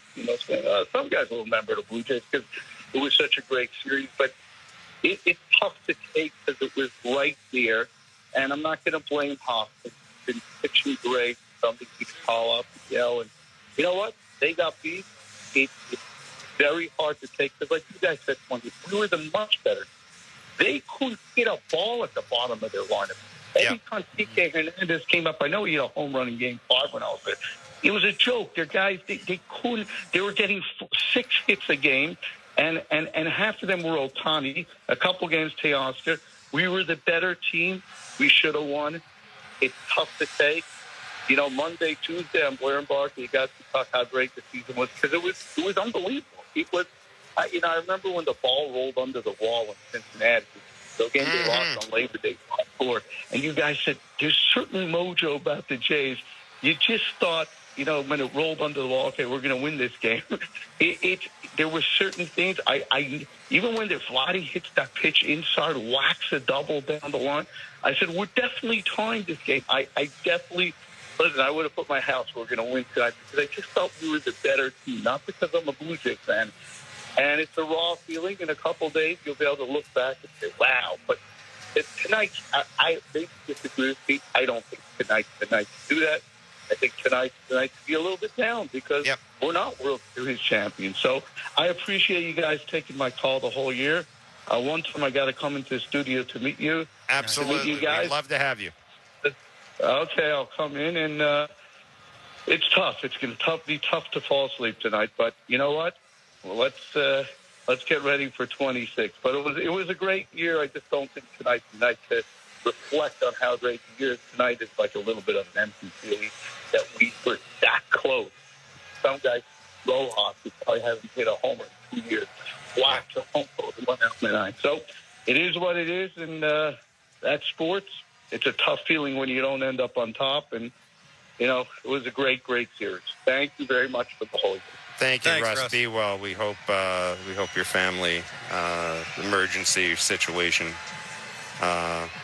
turns out okay for you, and we do appreciate your contributions throughout the season. 416-870-0590, star 590, 1-888-666-0590. The text line is always open. 590 is the text line.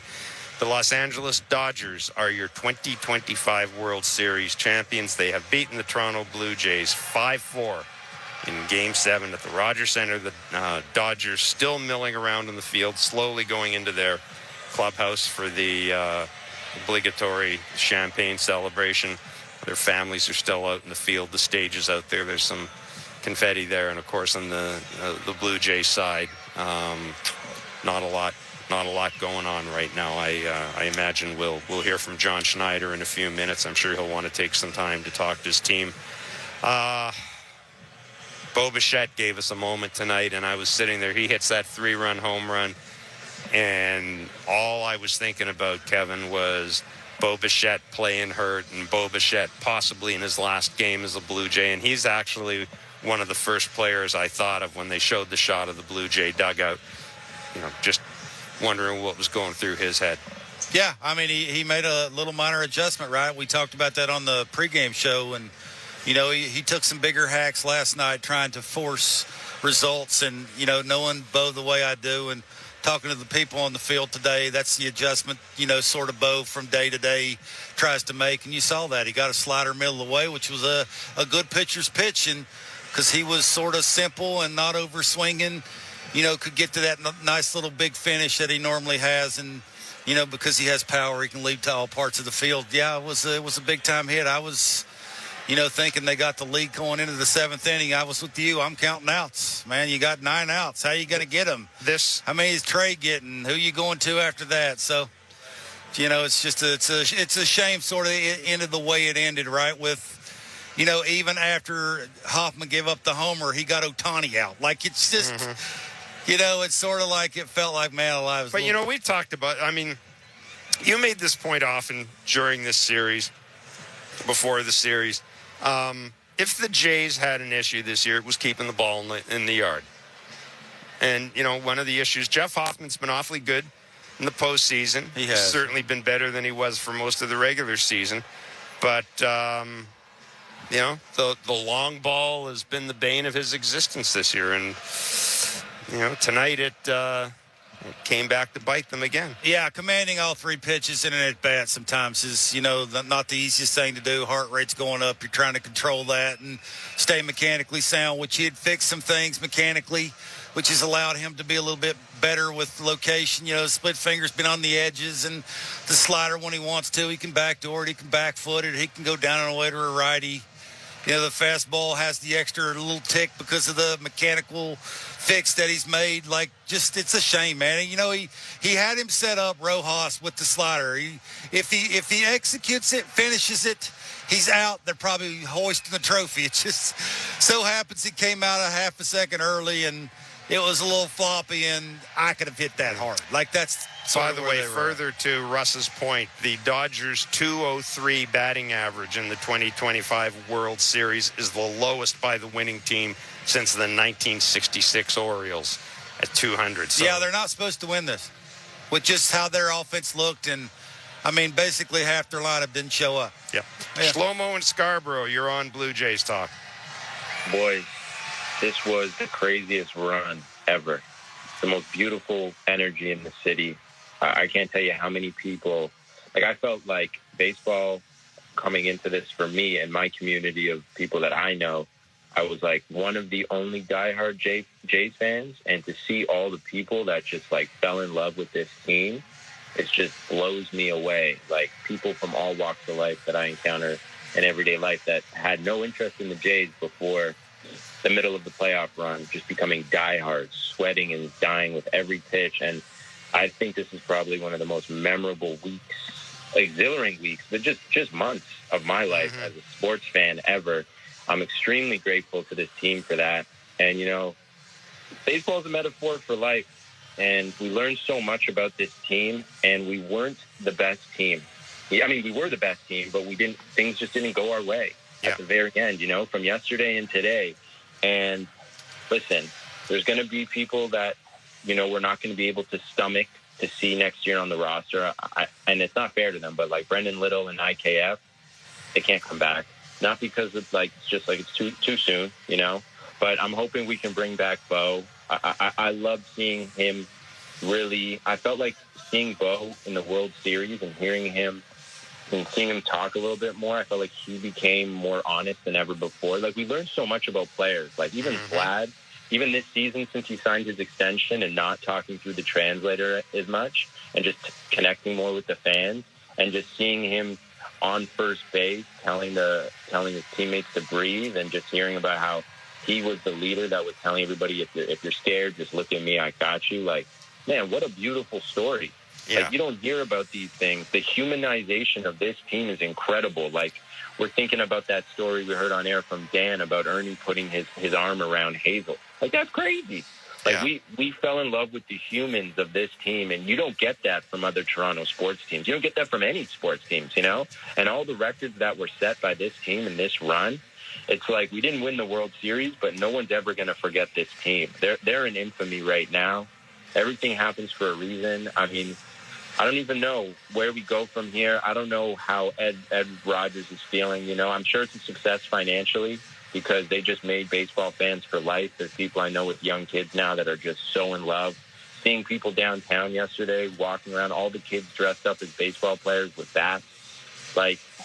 This is the most impactful sports probably run of the last 30 years in this country. I think it's more impactful than what we saw with the Raptors, just because, I don't know, not to hate on basketball, but baseball is more poetic, and baseball just feels more like a metaphor for life, and basketball just doesn't feel human, you know? It just feels more flashy. So I think there's a lot of things that we can love about this season and a lot of things we can appreciate. And, yeah, shout-outs to you guys at Sportsnet. Everybody did a great job. Very impressed, especially with Ben Schulman and Chris.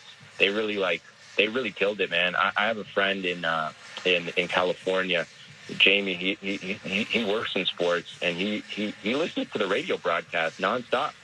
And I know a lot of people like that. And listen, TV does great too, but we're very lucky to be watching our own people, Dan and Buck, and then have Ben and Chris calling it. Like, we're spoiled up here, guys. Sportsnet, you guys did a great job, like above and beyond. Thank you, Rogers. Not to sound like I'm sucking up to these guys, but honestly, amazing job. Not going to those commercial breaks, letting it keep going. They did so much for the fans. All the money invested in the team, from spring training facility to how much they spent on this. I have friends that are fans of Detroit and other teams. To see them pony up that money and invest, man, we got to be grateful. This is one of the best things we have going for us as sports fans in Toronto. And thank you, Rogers, honestly. Shlomo, I appreciate the call. Thanks so much. And you're right about, the people at Sportsnet, the investment that TV and radio made in this World Series run. And, Shlomo's right, and this is not to take anything away from any other Canadian team. But in terms of single professional sports teams, there is no team in the country that has the reach that the Blue Jays do. There's no NHL team that is universally loved across the country because, as I always say, I grew up in Winnipeg. I'm never cheering for the Oilers. I don't give a rat's ass who they're playing, and I'm sure as hell never cheering for the Vancouver Canucks. The Raptors, Shlomo's right. There are parts of this country where that doesn't resonate, but there's a lot of baseball played in this country. There's a ton of baseball played in rural Canada, and just, doing this show, Kevin, the calls we get from across the country and the texts we get from across the country, and just the, just the anecdotal evidence you get. Yeah, I think Shlomo's right. 2015 brought some fans back here, kind of excited the fan base again. This year did the same thing.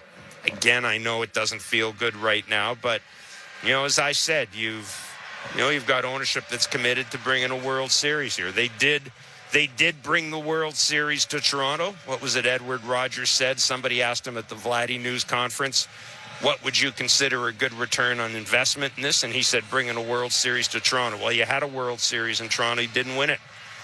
That's the next step. And I think you probably feel a little better about that possibility happening now than you did at any other point in the last 10 years or so. Yeah, I think the organization, too, has a blueprint on how to do this, like how to, make a run, be the hunted instead of the hunter all the time. And, once they do get in the playoffs, how do you sort of figure out ways to move forward and, beat teams that you, quite frankly, should be beating. And, I think that's the cool part of it.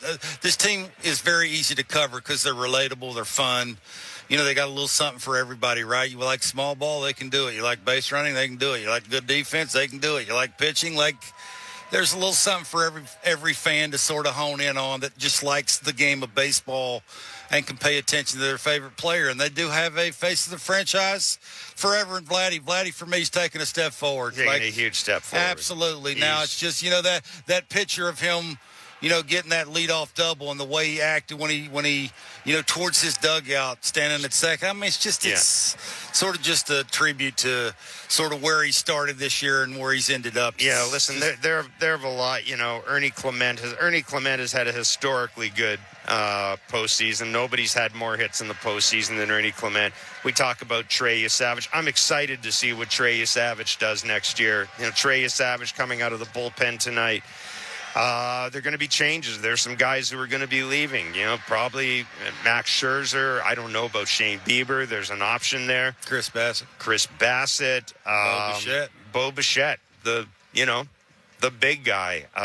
The biggest free agent. The biggest Blue Jays free agent Does he come back? Do they make him an? I mean, we'll have a lot of time to figure that out down the road. But yeah, that's if you need something to hang your hat on tonight, it's the guy who's signed that 14-year extension.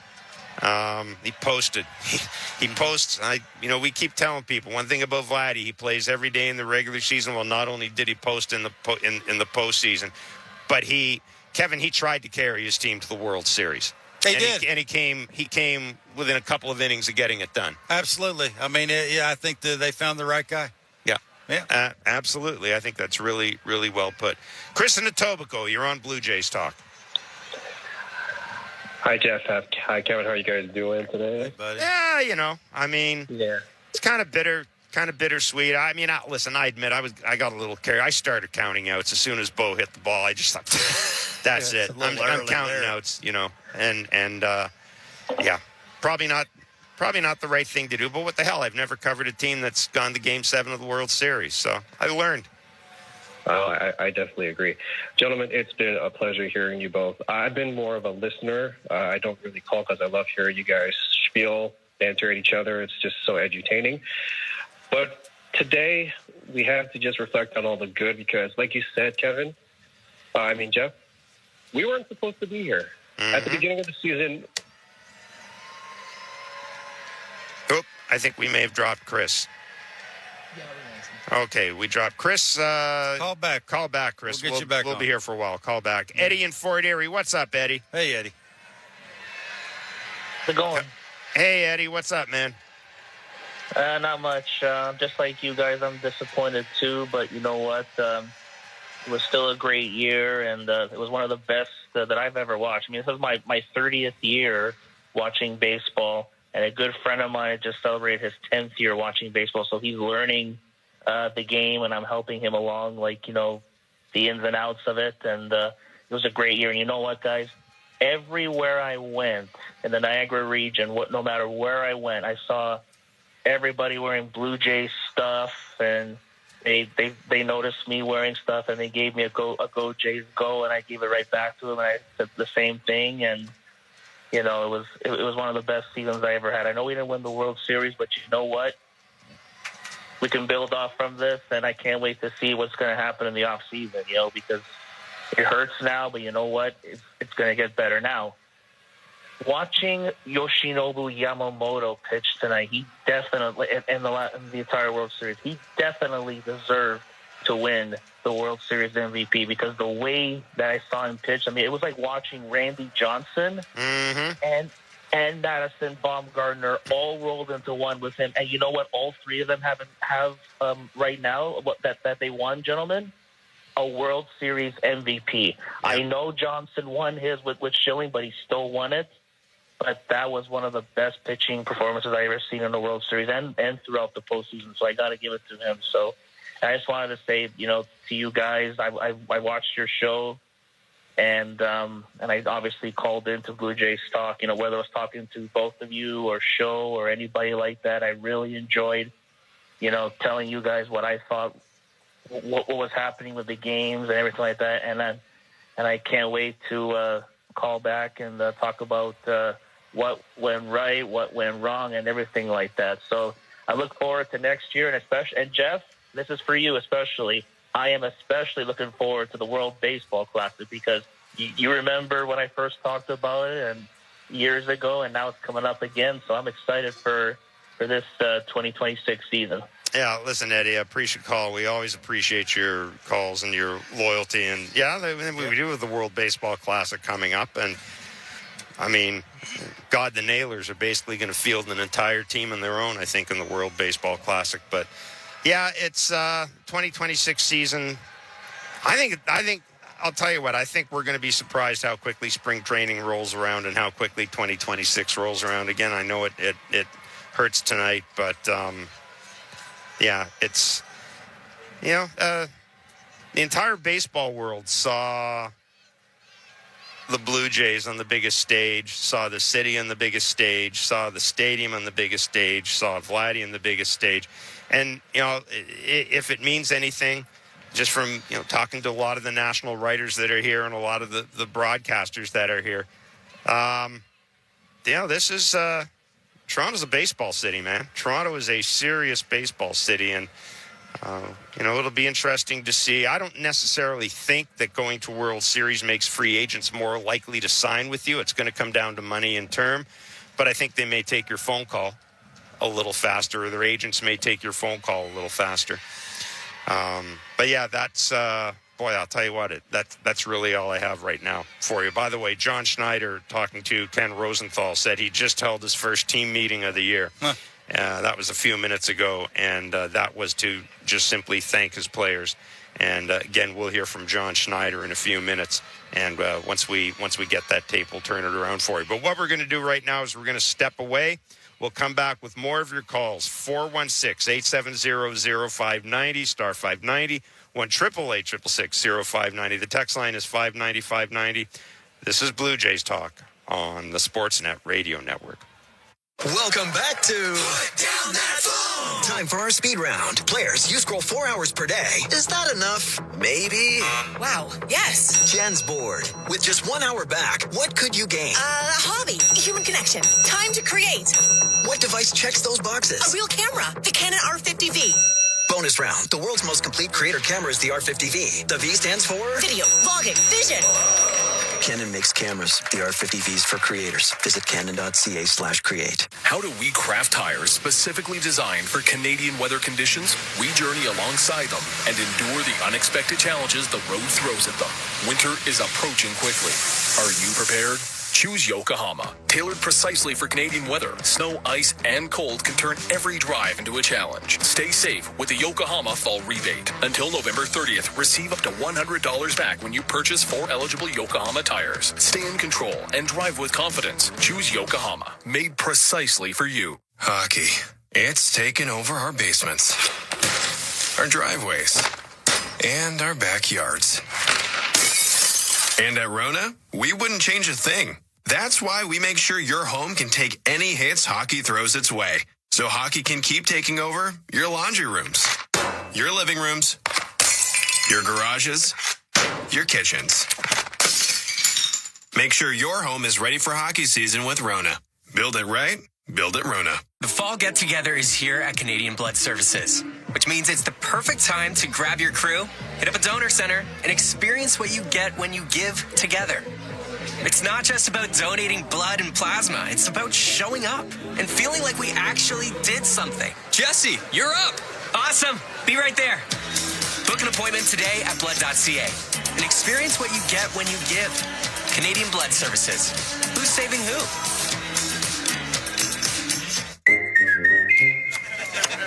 Okay. First question. When does Desjardins Insurance suggest you switch to winter tires? Below 7 degrees. Easy. Nice. Next, what's a smart way to save money on your home insurance? Switch to Desjardins Insurance and you could save up to $900 when you bundle home and auto. Easy. Get insurance that's really big on care. Desjardins Insurance. Here for your home, auto, life, and business needs. Certain conditions apply. Protect your waste and recycling equipment from costly repairs. With a custom maintenance plan, optimize your waste system performance and longevity with Metro Compactor Service. They've got you covered coast to coast with the largest service fleet in Canada. Their innovative iSmart technology can remotely diagnose, troubleshoot, and monitor equipment health in real time. For on-demand or proactive service, sales, rentals, and extended warranties for all your waste equipment, visit metrocompactor.com. metrocompactor.com. This is Toronto Blue Jays postseason baseball. Rogers Jimenez for a second straight night launches a 2-run homer. On Sportsnet 590, The Fan, and the Sportsnet Radio Network. We played our game, and our game is as good as anybody in baseball. So is it two heavyweights going back and forth? You know, going back to the beginning of the series when people were calling it David versus Goliath, it's not even close. They're good. I put this group of guys against any other 26 players in the entire planet. We had our chances. We had our chances to beat them soundly, you know, and we didn't, and that's baseball. Yeah, that is John Schneider, the manager of the Toronto Blue Jays. You know, Kevin, we were talking off air, and we mentioned Yoshinobu Yamamoto was named World Series MVP. And I said to you, I got to tell you the truth. I can't remember the last time a World Series MVP was more deserved, because he was the difference. He was the only part of the game the Dodgers were better than the Blue Jays in. Yeah, he shouldn't even have mattered tonight. I think that's John's point, is they had opportunity after opportunity. I mentioned it, 32 at-bats with runners on base. That's a lot. To only score 4 runs, that's a lot. That is a lot. They're averaging on the season about 15 and a half. They doubled that. Yeah. And still didn't win. Like, it's just, again, I don't even know if you tip your hat to the Dodgers or not. I think it was sometimes is a lot of the luck with the wrong guy up at the wrong time kind of thing going. Credit Dave Roberts for moving Will Smith up to the number 2 spot. Absolutely. Don't be afraid to make him go the other way every once in a while. Correct. I mean, that's another thing too, right? It's just throwing old floppy breaking balls in there. We were watching at least I was on my phone, the little get me over not wanting to walk the 9-hole hitter because of who's standing on the on-deck circle slider. Those are the kind of things that you can catch out front, get big extension on, and get it in the air. And yeah, it's just a shame. Like that again, I feel bad for all the coaches. I'm really close to them. I've known John forever. I've known Budzinski forever. I've known Pete Walker more than forever. I just got to know Donnie Baseball. Like, these Carlos Fabulous, I've been talking to him for quite some time. Like, all of these coaches have worked their tails off. Like, just it's rough. Like, it's you can hear it in his voice. I know he feels bad for his coaches and for his players. So Claudio in King City on the text line. Tough loss. Congrats to the Blue Jays for a fabulous season with some good off-season acquisitions. We can try and get back to the World Series. As for tonight, plenty of chances to win. Couldn't get it done. It will sting all winter, but that's baseball. Gordon in Vancouver, BC. Tough loss, silver lining. A lot of new baseball fans made across Canada. My 4-year-old daughter, who loves George Springer, was promising to make me a card about the Blue Jays to make me feel better tomorrow. Nice. I'll take it. Thank you for the great coverage all year and can't wait for next year. We made it so far. Let's go Blue Jays. Andrew from Kitchener, hell of a year. We took down the evil empire, down to their last breath. Varsho, though, my God, what are you swinging at? Thank you, Jeff, Kevin, and Show. You've made this season amazing with all the highs and lows. I can't believe it's over. 100 days till pitchers and catchers report. Yeah, Dalton went through it. Like, he did. Give that whole pitching staff for the Dodgers credit. Like, they saw he was going through it. And boy, it's just like you go through it, and you just keep getting them and getting them and getting them and getting them. And there's really nothing you can do about it, right? So, yeah, give John credit. John wasn't going to take him out of the lineup, but he tried to move him around to sort of hide him. Yeah. Right, the further down in the lineup, maybe you're sort of getting those big at-bats for Barger instead of getting them for Dalton. Yeah. The baseball gods were paying attention and said, how dare you do that to us? We're going to still run him up there. And yeah, we got to mention. It's not lack of effort. No, Addison Barger tonight, 2 hits, 2 walks. Boy, that ninth inning, that play by Miguel Rojas, we haven't talked about that yet. IKF's at third base. He was in the game as a pinch runner for Bo. Miguel Rojas stumbles. He's basically going backwards and still gets the throw at the plate. The replay was, I'll tell you this, June 29th, that He's run safe. counts. I don't think you're going to see that overturned in the World Series. Depending on how forensic you want to get about it, it looked like Will Smith lifted his foot off home plate. Mm-hmm. But, Kevin, you shouldn't rely on that to win a game. You had with all the men on base. Yeah, it was the Dalton at bat, right? It was the split finger, right? I don't know what kind of adjustments he'd made trying to hit that thing. I talked to John before the game, and I said, "What are you seeing with Dalton?" And he's like, "Yeah, he's just having a real tough time picking it up out of the hand." And where they're starting it and where it was ending up, you just sort of. They started it in the happy zone. That's why he was getting a bunch of sort of positive moves towards the baseball. Is because of that reason, and it was rare. He got some hangers, but because they sort of established in that happy zone, you get them opening up that front side. And we've also got to say this too. The game was close, but my goodness, that Max Scherzer, there was a lot of wobbling there, man. There was some. Kike Hernandez hit that one ball, and he looked back at the scoreboard like, man, that one should have been in the seats. Yeah, the Freeman fly out, the Edmund fly out, the Ohtani line out, the Smith double, the Rojas single. Whatever Max was, whoever he was praying to. Boy, it worked. So, yeah, look, it was, again, I hate to keep saying this, but, boy, they had him, Jeff. Like, it's just just one more hit with the runner in scoring position, and they're hoisting that trophy. Casey in Oklahoma. You're on Blue Jays. Hi, thanks for taking my call. I just want to say how devastated I felt when Rojas hit the home run in the ninth. Like, we were that close. And I've been waiting my whole life. I've been a Jays fan. I'm from America. I'm a big Toronto sports fan. That was so devastating. Yeah. Can't disagree. Can't disagree. No. The only reason he gets that pitch is because of who's standing on the on-deck circle. Absolutely right. You know, it's classic. He's massaging that. He's aiming that. He wants to make sure it's in the zone. He wants a 9-hole hitter who hadn't hit a home run since September 19th. Excuse me, September 19th. He hasn't hit a home run. So, yeah, every once in a while I think sometimes, Jeff, it's just not meant to be. Ernie Clement, we talked about this. Ernie Clement set a record for hits in the postseason, beating Randy Arozarena's record. Ernie Clement spoke to the media following this loss. I don't really care about it. I can't.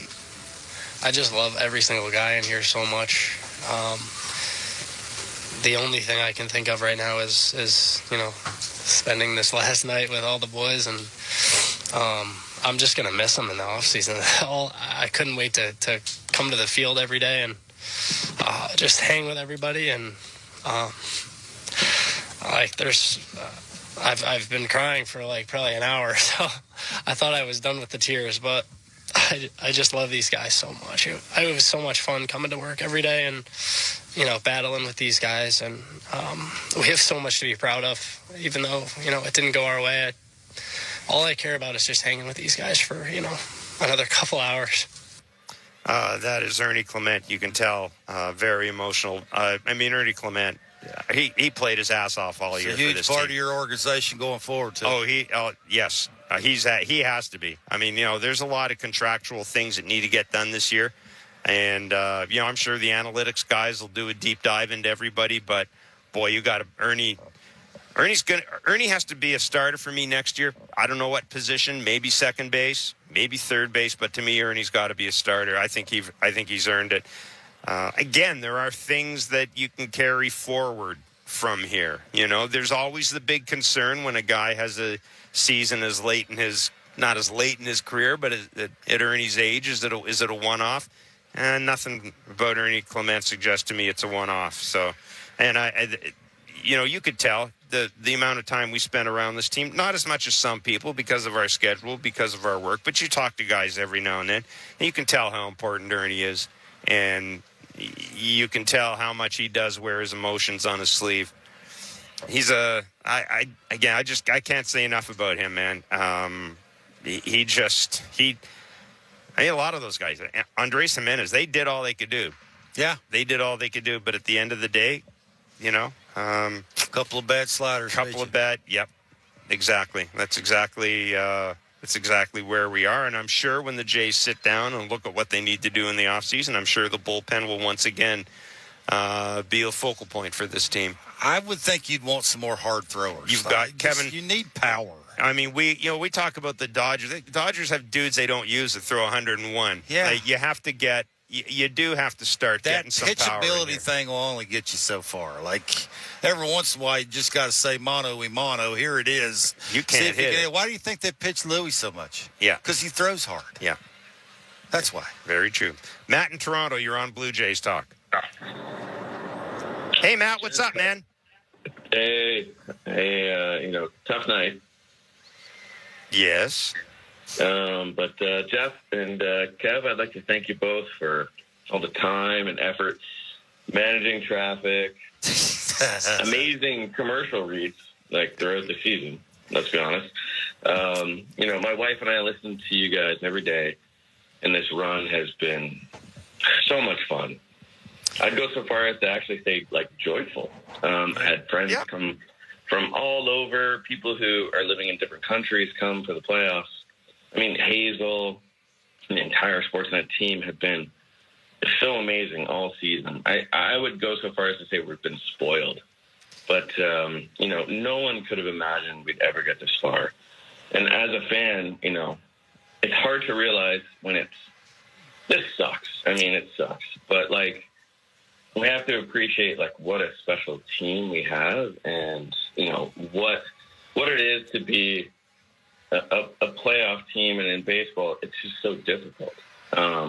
Yep. But, you know, the big thing for me is, you know, I always hate leaving it up to the officials to make decisions. Mm-hmm. And, you know, for me, both Game 6 and Game 7, I mean, and throughout, you know, there's some, you know, a little bit here and there. But, like, is it just me or was there, you know, the 50-50 calls never really seemed to go our way. And don't get me wrong, if we would have put up a lot more runs, because, you know, at the start of this series, especially Game 6 and 7, I said, we needed to put up more runs to keep the officials out of it. But it just felt like when it came down to it, the millimeter here or the millimeter there, it just went a different way of the blue.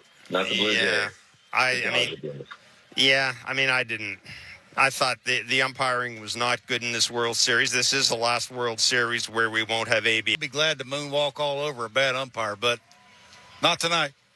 Frank in Ottawa, you're on Blue Jays Talk. Hey, how's it going, guys? Good, thanks. You know, it'd be better if... Yeah, I feel the same way. I just wanted to say thank you all for, you know, your wonderful coverage this year. I really do feel... never met you guys, but I think of you as family in a weird way. It's, you know, I always felt like, back in the day with Jerry Howard, I always felt like he was an uncle who I never met. You know, just his familiar voice has kept me company on many long late-night drives and stuff. But I just want to say, from the start of the series, you know, I believed in this team, but I always felt, you know, this was found money I didn't expect to get here, so that ALCS pennant is going to fly just as beautifully along the other ones, you know, over the Jumbotron. But one question I do have for you guys, and I say this may be a little bit tongue-in-cheek, but does it ever occur to you that maybe this team's cursed? Because, you know, we had this whole series, you know, we had the ball under the wall, like last night. We had, you know, so many close, you know, plays tonight, and I just sometimes wonder if we're cursed. And I thought of it for a few years, and I'm, you know, say this a bit tongue in cheek, and I'm not super serious, but, you know, Red Sox had the curse of the Bambino, and maybe we actually need a curse to kind of rally us and fight. And the one person I've always thought of as maybe he did it on purpose, maybe he did it by accident, maybe it's not real, is Jack Morris. And I know that he threw out the ceremonial first pitch. You know, we declined his option in 1994. We had 20 years of mediocrity. We made all those great trades in 2013, and then he came back, you know, as the broadcaster, you know, for 590 in 2013, and, you know, the team fell apart. And then, you know, those disastrous playoff runs in, we had the great ALDS series in 2015 and 2016, but, you know, we did not really come through in the ALCS those years, and Jack was always covering the games for Fox. And then tonight, you know, he throws out the first pitch, and we're within 2 outs, and then it all falls apart. And I just wonder if there's a curse going on there, and maybe we should all think about it. Obviously, I say that it's somewhat tongue-in-cheek, but it also kind of, I've been thinking about this for years for some reason. So do you think we're cursed, or is maybe just throwing those sliders our own fault? Yeah, no, I don't believe in curses. I think the only curse the Blue Jays have is they play in the American League East, to be honest. You know, and maybe that'll be taken care of with realignment. I mean, if you want to be cursed, you know, call up your neighborhood Seattle Mariners fans, ask them how they're feeling, whether or not teams are cursed. Yeah. Yeah, I mean, again, you made it to Game 7 of the World Series. You're a pitch away. Yeah, that's, you were. You're a pitch away. You're a pitch away. And one pitch. One pitch. I mean, one pitch. They are running to jump up and down with each other on a Ohtani fly ball. Think about that. If they get the 9-hole hitter out and Ohtani hits that little lazy fly ball to left field, everybody's running to the middle of the field, jumping up and down together. Yeah. That's how it ended. Yeah. That is fine margins with this team, and that was very much the case there. You know, I just looking at my scorecard, and God, it's a messy one, but Kev, there were a lot of opportunities in this game. You know, the second inning, good grief, the sixth inning, and then obviously the ninth inning with the hit by pitch and walk and bases loaded, and here comes Yamamoto. Yeah. And Yeah, I thought Trey did a good job coming out of the pen. I thought Chris battled. This was the least effective Chris Bassett we've seen in the postseason. This is sort of the year of Chris, right? If he doesn't have the extra gear, how's he get you out with 2 strikes? That's sort of when he's going through it. That's kind of how he goes through it. He went through it tonight, and you could argue, do you bring Trey out for the next inning after when he gave up the Muncie home run? Who do you pitch? When do you pitch him? It's that kind of thing. But, man alive, I get back to that. They were 1 pitch away. Yeah. Max Scherzer spoke to the media a few minutes ago talking about the fans, talking about his experience in Toronto, and whether or not he plans on pitching again. We love playing for you. The passion they brought us, selling out this Rogers Center, man, that was unbelievable. And the atmospheres here in the playoffs were unbelievable. Something I'll never forget. Playing in front of this atmosphere, and this was special. And with this group. So they were riding, dying with us. This one just stinks. Will you keep going, Max? No. Or what are you talking about? Are you going to keep going? Like, you want to keep playing? I think I'll give a full answer on that later, but I will say this. I just don't see how that's the last pitch I've ever thrown. Well, there you go. Max Scherzer. There you go. Going to think about it, but I'm pitching again. You'll love watching him walk off the field and tapping his heart. And yeah. He didn't lose the game tonight because of Max Scherzer. I mean, he did. He was good enough. He's living right, though. Let's be real. Yeah, no, he's living right. Yeah. Whatever he's drinking or eating, boy. Because a couple of them pitches that he was throwing, but again, it's baseball. That kind of part of it is baseball. It's like the 2 bad sliders. It's baseball right in some of the biggest moments. And doesn't that just kind of reinforce, too, how close this, the opportunities the Jays had and just the separation in terms of lineups, because the Dodgers couldn't get to Max Scherzer. No. And Max Scherzer was gettable tonight. And no disrespect to Max, I'm saying that more, directed towards the Dodgers and their lineup. I'm sure he would agree. That's Mookie Betts, I think. Does that Mookie Betts do an interview with the MLB Network guys? Mookie Betts making that double play at the end of the game. Might have got one of the biggest hits for the Dodgers in the series. Oh, yeah. Well, I think the 2 strikes, 2 RBI single. I mean, for me, that's really bad sequencing. Like, it just they won game really. They don't win game 6 without that. And if they don't win game 6, we're not back here tonight. No, you got question. You got the lead for that dude. Yep. Yep. That dude that nobody can hit. And it's sort of baseball, right? Is when you're predictable and you doing it to a guy even though he's struggling, who's really good at baseball. He makes you pay for it, and that's kind of what it. It just sort of gets down to those really fine margins, right? Where if I'm aiming a slider because I don't want to walk a guy because of the on deck circle guy, sometimes I get punished for it, and it's just disappointing. Have I said that already? I've said that a couple of times. It is. It's really disappointing. Again, you know me. I talk a lot with the coaches and some of the players, and for it to end the way it's ended this year, I'm feeling for them. I will say it. They deserve better, I think, tonight, just because of the way they played up until this point, the way they had it in their grasp. Just a couple bad pitches. Yeah, this is one of those things where I think when they look back on it, sometimes you look back on something as a player or as a fan or whatever, you look back on it and you go, yeah, that was pretty special, and there will be people feel that way. But I bet there are a lot of players that'll look back on this thing and be angry a little.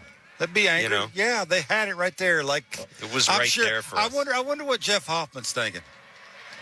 That's who I wonder. Well, speaking of them, Jeff Hoffman, let's hear from Jeff Hoffman on the home run he gave up to Miguel Rojas. Just sucks. Supposed to end differently. Just one pitch and yeah. What are you feeling? Can you try to verbalize what it is that's actually happening for you? I mean, we're all preparing for the celebrations. And I cost everybody in here a World Series ring, so feels pretty just gotta execute better in that spot, and not let that happen. Yeah. I mean, that's pretty. I mean, he's not the only reason why they lost, but I mean, you got to give him credit for saying what he just said. And he's going through it. But we've seen that all year from him. Even when he's given it up, he's always been. Owns it. He owns it. He owns it. He does. He's a good person. He works hard. He tries hard. He's a trier. He wants to do well for his teammates. He just may not be. He may not be the guy you go wire to wire with as a closer. I mean, I might be. Yeah. I mean, they got decisions to make, right? I mean, they again. With what they've had to work with, they've got everything and then some out of it. Yep. I think you got to give credit where credit's due. Again, it was just it was you peeking over there knowing that guy's on the on-deck circle and you just don't want to walk him. Mm-hmm. I think that's it, right? Even if he thinks he's throwing something else that he don't have to aim, trying to throw a strike, I'm sure he'll be having nightmares about that pitch. He went through that in his mind. If it were me, I'd never get over it, ever. Hopefully he does and comes back next year is better. I don't know how he could get over this, though. It'd be tough. Yeah. It'd be hard, Jeff. Do you think Jays fans will forgive him? They should. I think they should. Again, he's not the only reason why they lost. Nope, Over 3 for 17, 32 at bats. Kirky hit into the game-ending double play. Like, they had their opportunities. They had their guys up, right? It was those at bats that against the dude that nobody can hit or nobody could figure out that sort of was their downfall. But, it probably should have never got to Yamamoto. Let's be real. Like, that's the thing, Fair right? Point. It's point. I get back to that. You don't have to go get 10 more hits in those 17 at bats with runners in scoring. But just one or two more. That's it, right? One or two more. And it's like the Dalton Varsho at bat with the bases loaded, right? He's been out and around and fanny out for a while. Like, it's just in the inability to make that adjustment. It's just been real tough for him. And who are we to say, he should have done it with that Yamamoto dude on the mound? And again, it is very hard to give the other side credit, but for that and just those sort of at-bats that they needed to be really good at, they made a pitch on the other side when they needed to make it. They got the outs when they needed to get them. They won the World Series. That's all I think you can say. Yeah.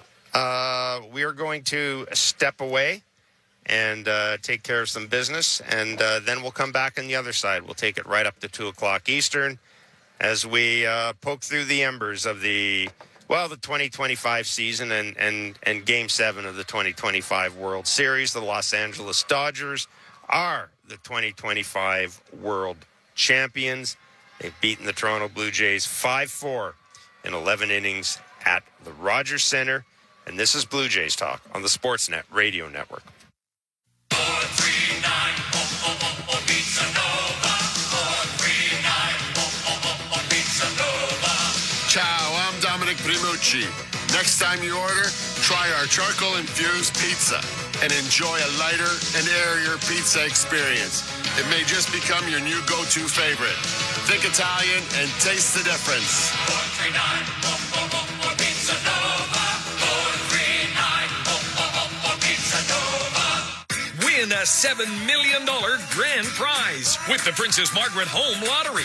Live mortgage-free in a stunning Georgian-style Oakville show home with $500,000 cash. Over 5,400 square feet of classical design and modern sophistication, complete with a pool and outdoor kitchen. Buy now and be in to win the incredible $3 million early bird Muskoka Lakefront Cottage.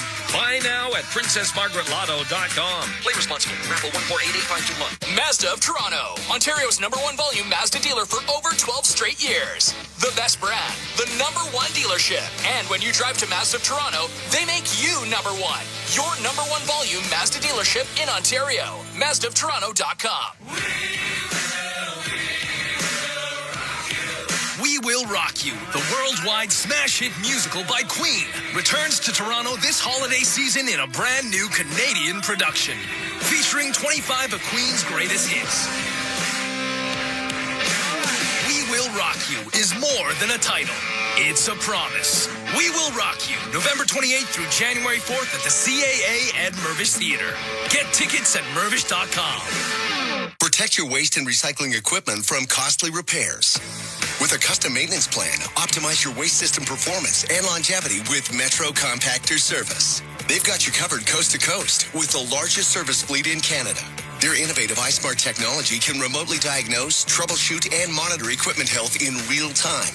For on-demand or proactive service, sales, rentals, and extended warranties for all your waste equipment, visit metrocompactor.com. metrocompactor.com. Welcome back to Put Down That Phone. Time for our speed round. Players, you scroll 4 hours per day. Is that enough? Maybe. Wow, yes. Jen's bored. With just 1 hour back, what could you gain? A hobby, human connection, time to create. What device checks those boxes? A real camera, the Canon R50V. Bonus round. The world's most complete creator camera is the R50V. The V stands for? Video, vlogging, vision. Canon makes cameras. The R50Vs for creators. Visit canon.ca/create. With most Subaru models, all-wheel drive comes standard. Heated front seats, high ground clearance, Apple CarPlay, standard. EyeSight driver assist to help when you're distracted by fall foliage, standard. Guy announcing the radio ad now wanting a Subaru? Yeah, standard. Subaru. Uncommon comes standard.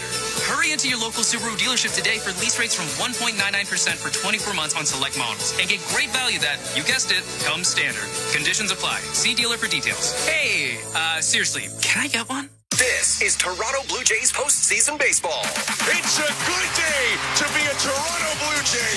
On Sportsnet 590, The Fan, and the Sportsnet Radio Network.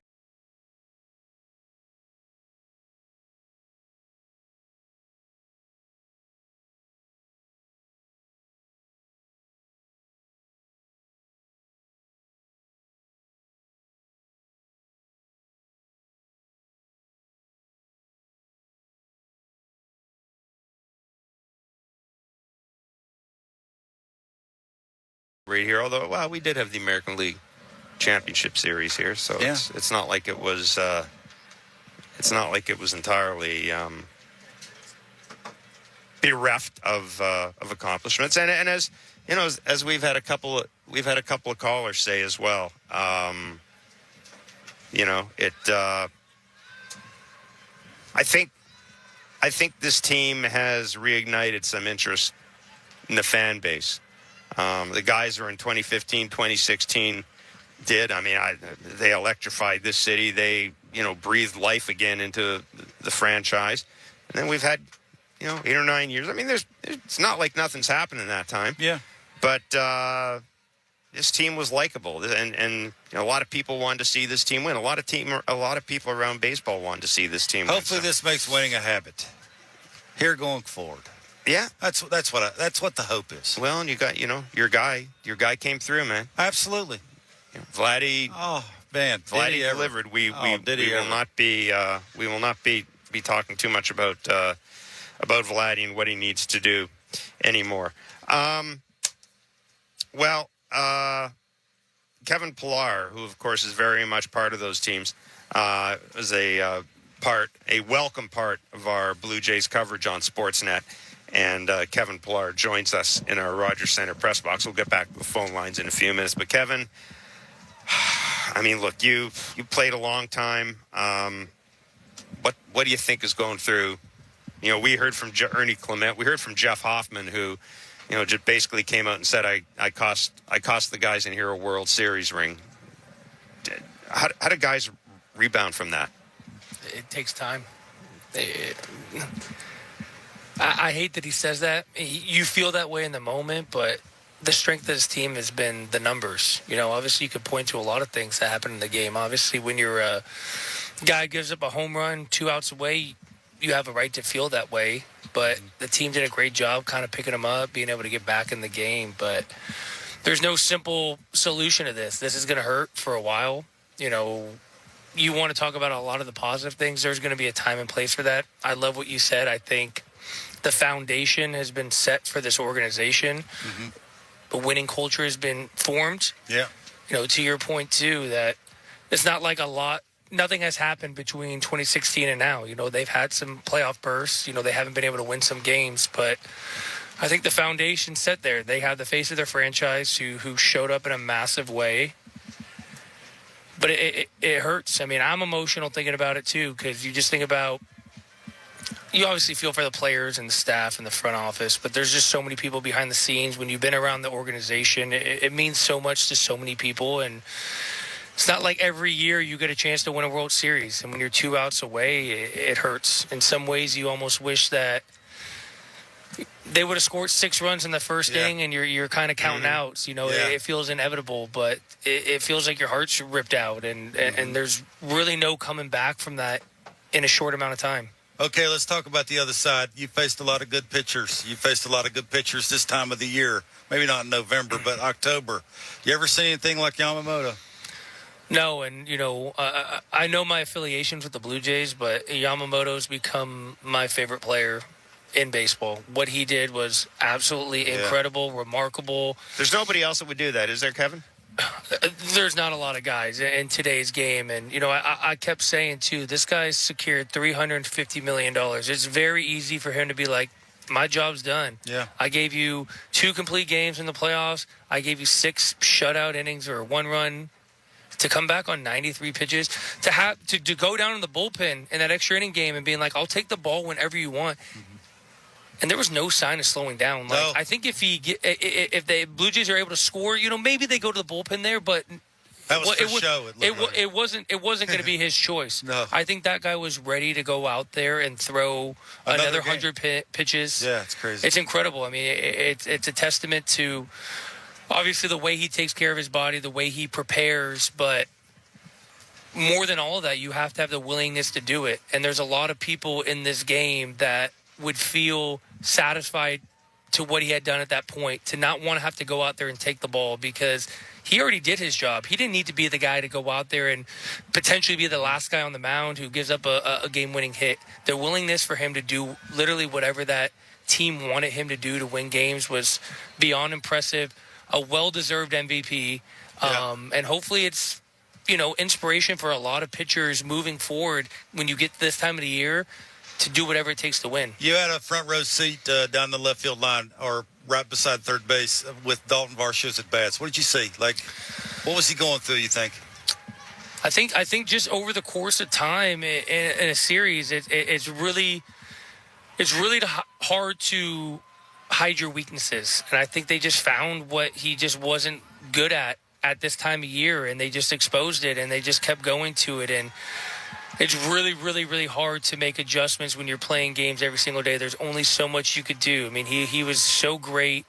He had this unbelievable ability all year to get the ball in the air, and there was just 2 times today where you just felt, you guys probably sitting here feeling the same thing I was saying. That's the right guy for the right spot because all you need is a fly ball. Yeah. You know, and, you know, I always like to be very positive with a lot of things, too. You have to think about, it's easy to talk about some of the at-bats he didn't have come through tonight, but he made a play in center field tonight that, you know. Saved their bacon. Yeah. I mean, when you have time to kind of go back and reflect on the way the game was going, like that was a very pivotal moment in that game. Yeah. That ball drops. You know, or it gets by him, that game's tied.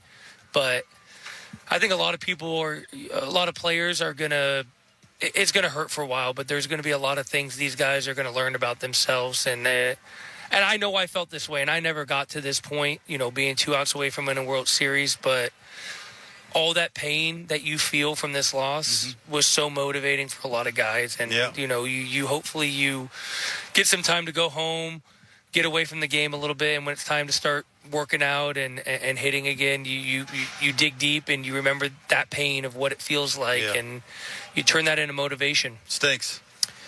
We take a call. Let them talk to Kevin. Yeah, we're going to do that right now if you're okay. Can we do that? Is that okay? Stacy in Ottawa, you're on Blue Jays Talk. You've got Jeff Blair, Kevin Barker, and Kevin Pillar here as well. Hey, guys. Long-time listener, first-time caller, but it's been a great season. First off, massive congrats to the entire Sportsnet team. Both Kevins. Barker, you guys have all done amazing. Big shout-out to Mike Christensen and the crew over in Rogers Center doing all the video board work. They've killed it in the arena. I've got one, I guess, comment and one question for you guys. I guess, first off, to some of the points about how the team's going to feel, just playing sports generally, I think when you get a special team like the Jays seem to have had this year, where everyone's playing together and working so hard for the guy next to them. It looks like one of those things where, hopefully they can all rally together. But I really hope that they all remember too. It's they got there as a team, like they played better than the sum of their parts, working together, and it's not on one guy. It's one of those things that it takes a team to get that far, and unfortunately, I think the team couldn't show up all the way, but I don't think any individual should really take that home and take that to heart. So hopefully they start looking at it that way in the next few days. But question for you guys, the bench clear earlier in the game, I remember watching that before everything else happened, and was wondering what it was that really set everybody off, because it felt like, aside from getting hit obviously and a couple high throws, it seemed to escalate pretty quickly. So I was curious what your guys' take was on that. I will pass that over to Mr. Pilar. Yeah, I mean, I think it was a series of events, but in the moment, it was a couple pitches consistently kind of up and in at Jimenez, and that bat ultimately hit him. But I don't know what the statistics are, but I know it was favored one way to the other, hit by pitches. I think the Dodgers had a very definitive plan against some guys, wanting to really make them uncomfortable on the inside part of the plate. I know George was dodging a lot of pitches up and down, and I know multiple players got hit throughout the series. And at some point, when someone is consistently thrown up and in and eventually hits you, emotions are going to take over. And, it's part of the game. Players have a right to respond how they feel in that moment. No one wants to get hit. Obviously, there's probably no intent in that moment because base runners are so valuable there. But if I'm Jimenez and I'm seeing two up and in, and I eventually get hit, I'm looking at the pitcher and asking him what's up too. So, luckily nothing came of it, but I mean, it makes for great theater. It makes for great entertainment. I think it just shows the passion on both sides of the field. And yeah. Have you ever been a part of one of those in the playoffs? And if you have, is it different than one in the regular season? I can only imagine. I was never in one. I mean, we were in them a lot with the Yankees coming down the stretch, which kind of felt like playoff games, but. Yeah. I think people forget, too, that, you play 7 games in a series. Like, you're around the same people all the time. You're competing. Like, emotions are so high. You get tired of seeing them, right? Do, yeah. And at some point, enough is enough. And, Jimenez did what he felt like he needed to do in that moment. The pitcher, has a right to defend himself. And then the teams come out of the dugout. And it just kind of shows how emotions were so high here. And does it play a factor in the game? Probably not, because, it's not like, that motivated one team versus the other. I think we're just equally motivated. I think they're tired of seeing each other. Yeah. We do, as when you play at this level too, there are certain players on the team you don't like. Most of the guys you respect. It is a fraternity at the end of the day. It's a brotherhood, but between the lines, there's no friends. You could be friendly, and when stuff like that happens, you do what you feel in the moment. And did it play a factor in the game? No. It's definitely a storyline that is very forgotten until you brought it up. I think me and Hazel were talking about in the dugout, like, that happened today. Yeah, it seems like that's funny. No, it really did seem like that. Andrew in Dubai, you're on Blue Jays Talk. What time is it there? Hey, let me check my watch. It's 9:45 in the morning. Oh, okay. Wow. Thanks for calling. Thanks for calling. I have to give a shout out to you guys right away. For us people that live overseas, it's just a game breaker. Myself, other friends that I have that live in different cities. I'm a huge Jays fan from Peterborough, Ontario, originally. Turning 50 next year. So I've been there since we won the AL East. I've been through, 16, 17 in high school and won the World Series. But you guys do an amazing job of keeping us all connected. I got to give a shout out before I forget to my sister. She's back in Peterborough. We've been connecting big time over the course of the playoffs. Also with parents and stuff like that. Just love your guys' sense of humor. And, it's been great.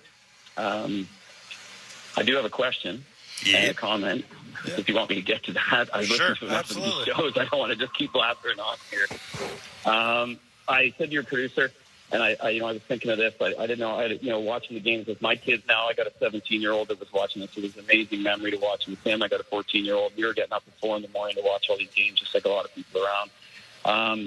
Going into the World Series, I didn't want to think we were going to lose, but had to really remember, keep perspective. This is all gravy. It was just amazing. I said to the producer, it's like going 15 rounds with the champ. Rocky 1 type of stuff. And I can't wait for 4 or 5 more sequels. And I think there's a lot on the team that can do that. Also thinking about calling you guys from way over here, I thought I should go back and think about what you guys were talking about at the beginning of the season. So my question, well, I guess the quick one, and then if you let me finish my question, do you guys remember what you were talking about February 19th, about Jay? What I was talking about? Yeah, what was the topic of conversation back then? Do you guys remember that far back? I couldn't remember. I think probably the topic of the conversation would be, 1, are they going to sign Vladdy? And 2, how the hell are they not going to finish in last place? No, that's fair. That's pretty much it. That's what you said. That's exactly word for word. I think that's probably about it. Yeah. You're 100%, Blair. You're right on the money. It was the contract. I didn't remember that. And there was a press conference clip that you guys played with Shapiro talking about being focused on getting the deal done and then focused on winning a championship. And actually, Barkley, you gave a bit of a giggle at the championship part of it, and it's just amazing how far they've come. Yeah. So my question for you guys, and again, thanks and shout out. I'm not going to be able to name other people I know. Shout out to everybody listening to that. But my question is, you guys get to talk to these guys up close and personal. April 9th, Vlad signed the contract. When you guys talked to him up close and personal, did you see a noticeable change in his leadership? Do you think that really made as big a deal as we thought it was? I mean, I surely thought late in the season here, he's just a different guy compared to the beginning. I wonder what your thoughts were on that.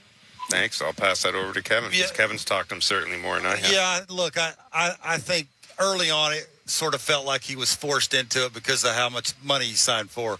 And then as the season went on and they started to get better and better and better, and he started to feel a little bit more comfortable just sort of being, it's okay occasionally if you want to raise your voice and be heard. You can do that because of who you are and sort of how long you're going to be here. And, yeah, I think he's sort of evolved into this Vladdy that we've seen tonight. I mentioned the double late in the game when just sort of the emotion he was showing at second base towards his dugout. Like for me, that's leadership. Like that's, you got to earn that. And when sort of your buddies are acting that way, when you show that amount of emotion, just tells you, I think, everywhere all you need to know about Vladdy. And I said this, they got the right guy. Yep. They really do. Like, it's a lot of money. And we were, sort of occasionally saying, man, that is a lot of money. But when you see him play in big moments like this and the way he stepped up, man, it's hard to argue. Phil in Toronto, you're on Blue Jays Talk. You're in traffic. What a shock. Gentlemen, how you doing tonight? Good. How are you? Where are you traffic-wise? Oh, the traffic's actually not so bad. I'm at Lake Avenue in Eglinton. It's cleared up where I am. Nice. Good. Yeah, this was a tough one. I mean, I have so many emotions that, I'm happy that what a great season. Game 7 against the Dodgers, losing extra innings. We're also, 2 outs away from winning it. Then we're bases loaded, a wild pitch away from winning it. Guy makes an amazing catch in left field to save the game. Like, a lot of highs and lows. It's a great season. Yeah, I mean, I don't even know where I'm at. There's a couple of things that I'm looking forward to next season that I think just have to happen. Mm-hmm. I mean, I don't want to say we're nothing without Bo, but Vlad, like you saw what happened when Bo goes out the last month of the season. Vladdy doesn't hit a home run for a month. They don't have to pitch to him. And whatever money this guy wants, I mean, I hope that this run has, helped make him want to stay in Toronto, because early in the season it was like an afterthought. Mm-hmm. But what do you guys think it takes? Do you think we've done enough so far? And like, we just got to give him all the money in the world that he wants, like whatever it takes, right? Well, it's funny I mean, I will say this. I still think that, Bo, I think Bo will exercise free agency. I'm sure he'll take a look around. I mean, why wouldn't he? He's entitled to do it. Yeah. But, why don't we hear from Bo? Let's see what Bo had to say about that, because I'm sure he was asked about it after the game. Yeah, I'll remember this group forever. I think this group taught me what a team is.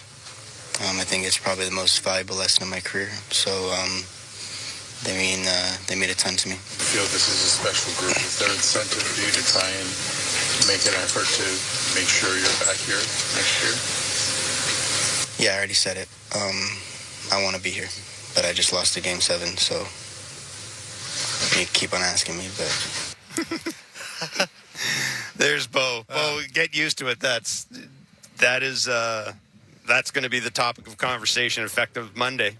Kevin, is it hard to answer questions like that about your future? Yeah, I mean, they're ill-advised questions. I mean, there's a time and place for them. And obviously when Bo walks out this door, he's a free agent. So you're not going to get that opportunity unless he picks up the phone to answer him. But you got to have a little bit more feel with it. I know they're trying to do their job there. But to your guys' point, obviously emotions play a lot in free agency, but at the end of the day, money talks. Yeah. There's an emotional connection to the city, what this fan base had meant to him. This is the place that drafted, developed him. He's playing aside his best friend. There's a lot of things that have to go into it. He's going to have to be willing to make a position change, potentially to play here. Yeah. Yep. But it's one of the more difficult things to do in sport is to reach free agency as a baseball player. The shelf life of baseball players is 3 years. It takes you 6 full years to get to free agency. And to be as young as he is and as good as he is, you can't blame him from going out there and testing the free agency, the market. Yeah, I mean, right now is probably a great time for him to feel all the emotions of the city and being 2 outs away from winning the World Series. At the end of the day, money talks. Absolutely. And, hopefully... and I try to go down the list of teams that, he'd be a great fit on. Honestly, he'd be a great fit on this team that they just lost to, right? Yeah, he would. If he's willing to play second base. So you earn the right as a player to go out there. And even if he ends up going somewhere else, that is not a slap in the face to the organization. Doesn't mean he doesn't care. It's just, it's so hard to do in a game. You earn the right to do it. And as a front office, emotions can't really dictate the way you feel about a certain player or, what they've meant to your organization. It's all about what they mean to you moving forward. If they feel like Bo Bichette wants to be a shortstop and they don't feel like that's the best fit for their organization, doesn't want to play second base, it's kind of a non-negotiable. So I think he only really kind of increased his value today, his versatility. I think there's a lot of teams that are going to view him as a second baseman who has the ability to play short. And honestly, it might be the best thing for Bo's career because shortstop is a very, very physically and mentally demanding position. If he can go stand over there and play second base, I mean, sky's the limit for what he can do offensively. Absolutely. Yeah, and you already have a ready-made replacement here defensively in Andres Jimenez if you want to make that move. So I got to admit, he looked real good playing second. Picking and a grinning, boy. For someone that hasn't played there in God knows how long. Moving on, just, throwing on the run. And without the ability to really be super versatile out there. He wasn't very mobile, but he was able to make some really tough plays. It's not the angle he's used to throwing from. When he had to turn double plays, he looked like a natural doing it. It could be kind of a blessing in disguise in his career because playing shortstop is...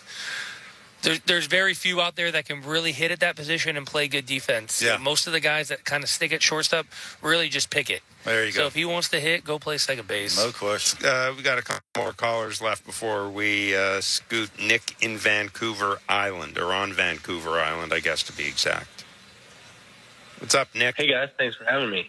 No problem.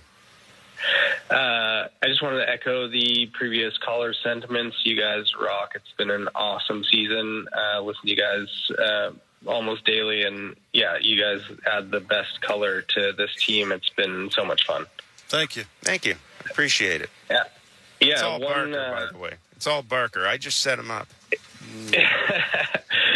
Awesome. One comment just about Schneider watching John through the season and how he's managed this team has just been amazing. It's been so much fun to watch. I mean, trying to wrap it off, off the top of my head, it's challenging. But even just in the postseason, that bullpen game earlier in the postseason, just seeing the things that he's done and the choices he's made has been, impressive, to say the least.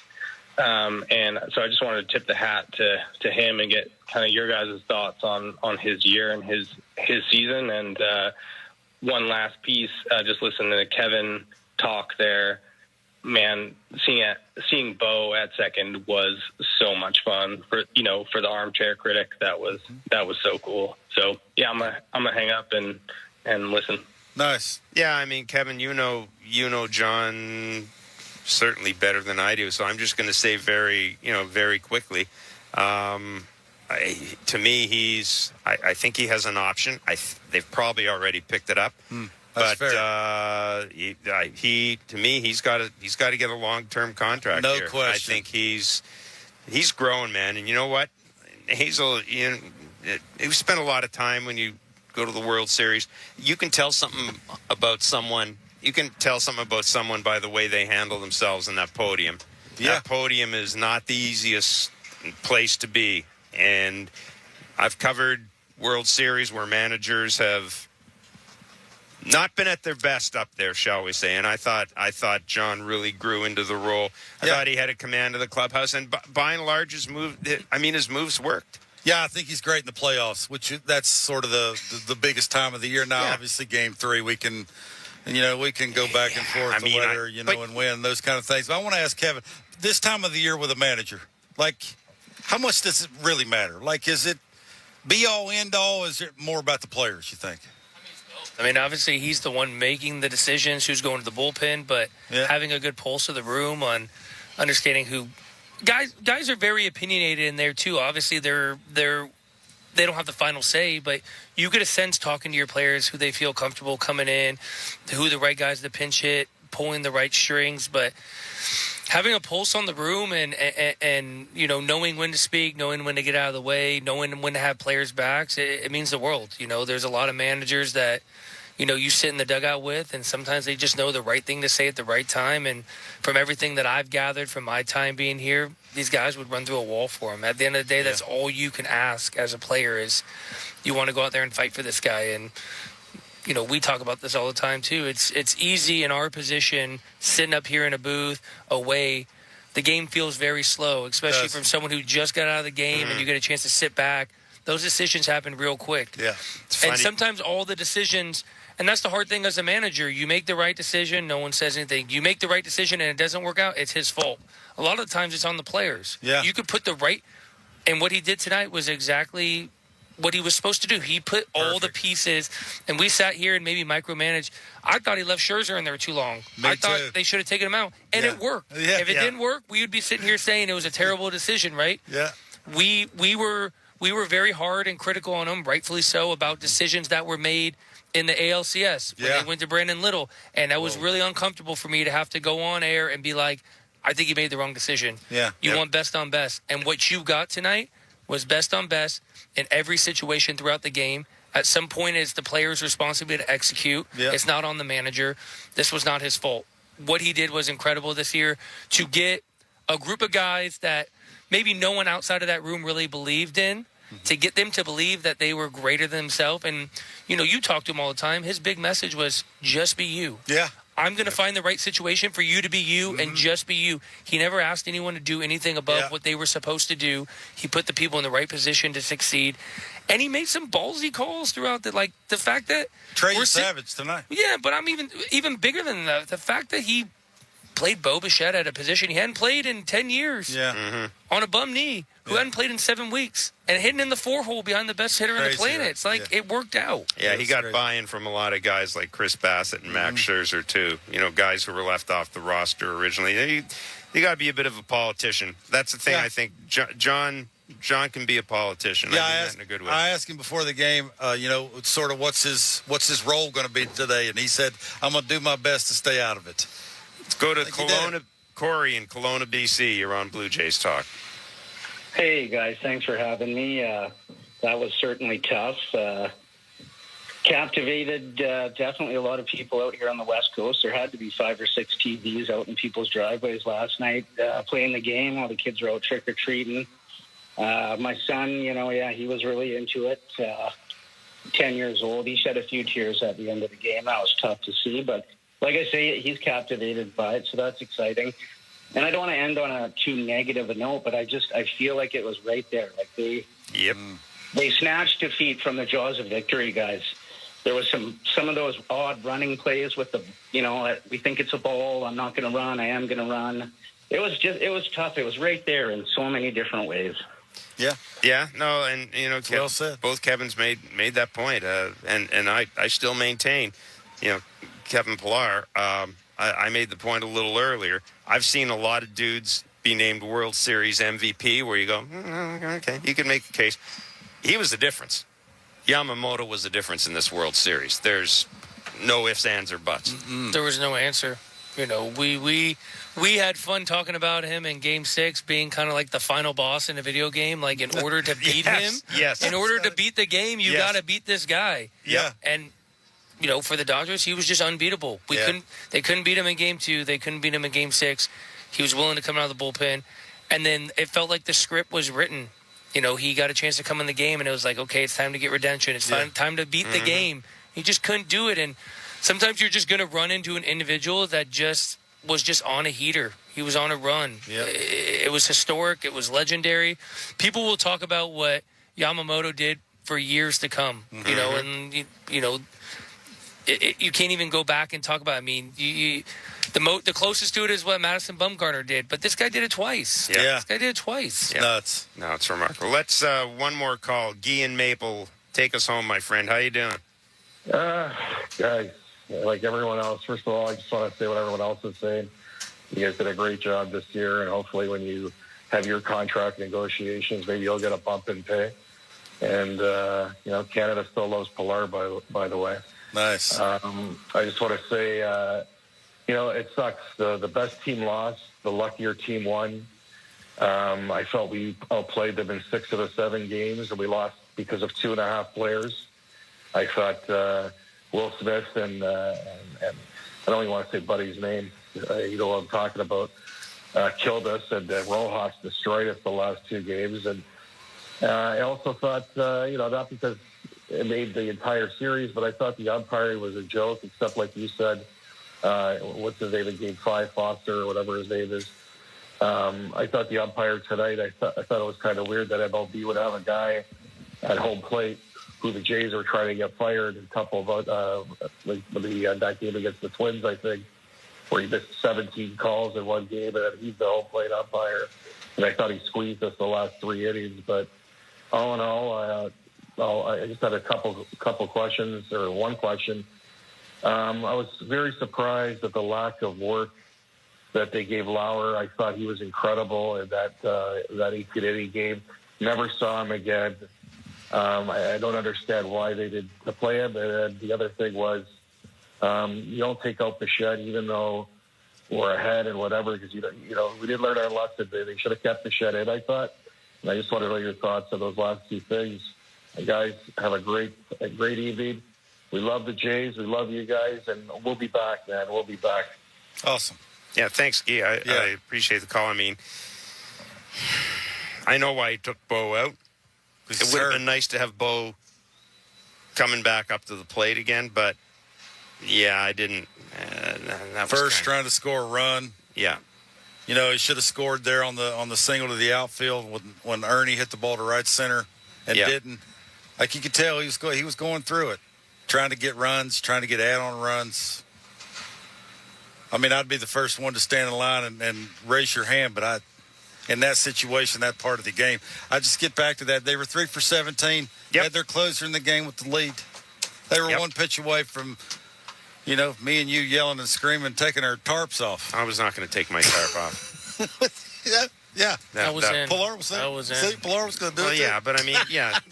Well, that's not tarp fair. Up, baby. Let's see you guys when you're 65. Let's see how much tarp taking off you're doing when you're 65. Trust me. You're taking what I tell you? off Stuff you want to get bigger gets smaller. Stuff you want to get smaller gets bigger. I mean, That's what happens when you hit 65. Listen, Kevin, thanks so much for dropping by and joining us today. I appreciate it. Loved having you as part of Sportsnet's team. Yeah, you kick butt, buddy. Almost as much fun as I loved watching you play baseball. Yeah. Well, that means a lot. Thank you, guys. Yeah. Superman. Yeah, indeed. Good Superman, man. indeed. And for, all of us here, we're going to wrap this up. Show Ali, who's... He's the rock star. He has been the rock star, yeah. Without him, this place falls apart. It does. And we really appreciate all of Show's help and admire, frankly, Show's work as well on the air. He does an awful lot of stuff, and it's always good. It's always well thought out. And Show, thanks for all your help today. Steve Coyle, Tom Young, dudes back in the office, back in the studio. I'm going to forget, guys, the two Andrews, because I know we got two Andrews, Christian, Nick, anybody else who has had a hand in this. Oh, thank you. You've given me names. How sweet of you. Do I have to include these guys? They've already gotten enough love. Nah, never mind them. Nick Blackmore, Armin Zargarian, of course, Julia Kreutz and Blake Murphy, Christian Chinetti. I pronounce that right? Very good. Tom Young, Derek Brandeo, Andrew Hall, and Andrew Adams. See, I knew there were two Adams, or two Andrews. Stephen Coyle, I mentioned you twice. And he's worth it. Luke Swadron. Is that everybody? Good stuff. All right, listen, that's it for Blue Jays Talk. Blair and Barker will be back on Monday. I have to read something to wrap this up, don't I? Yes, I do. Where is it? Show? Help me. Here we go. There you go. Thank you for listening to Blue Jays World Series Baseball. Canada's team is making history in your local family-owned Crown Rust Control Centers in Winnipeg, Calgary, Saskatoon, and all across Western Canada are proud to be a part of it. For over 40 years, Crown has protected vehicles from rust, keeping them strong and ready for the road, just like a great playoff baseball team. Crown Rust Control, proud sponsor of your Toronto Blue Jays radio broadcasts. You're on Sportsnet 590, The Fan. One game. So you're thinking the Dodgers, they may, in fact, claw their way back. But in the bottom of the sixth inning, and it's unlikely hero after unlikely hero.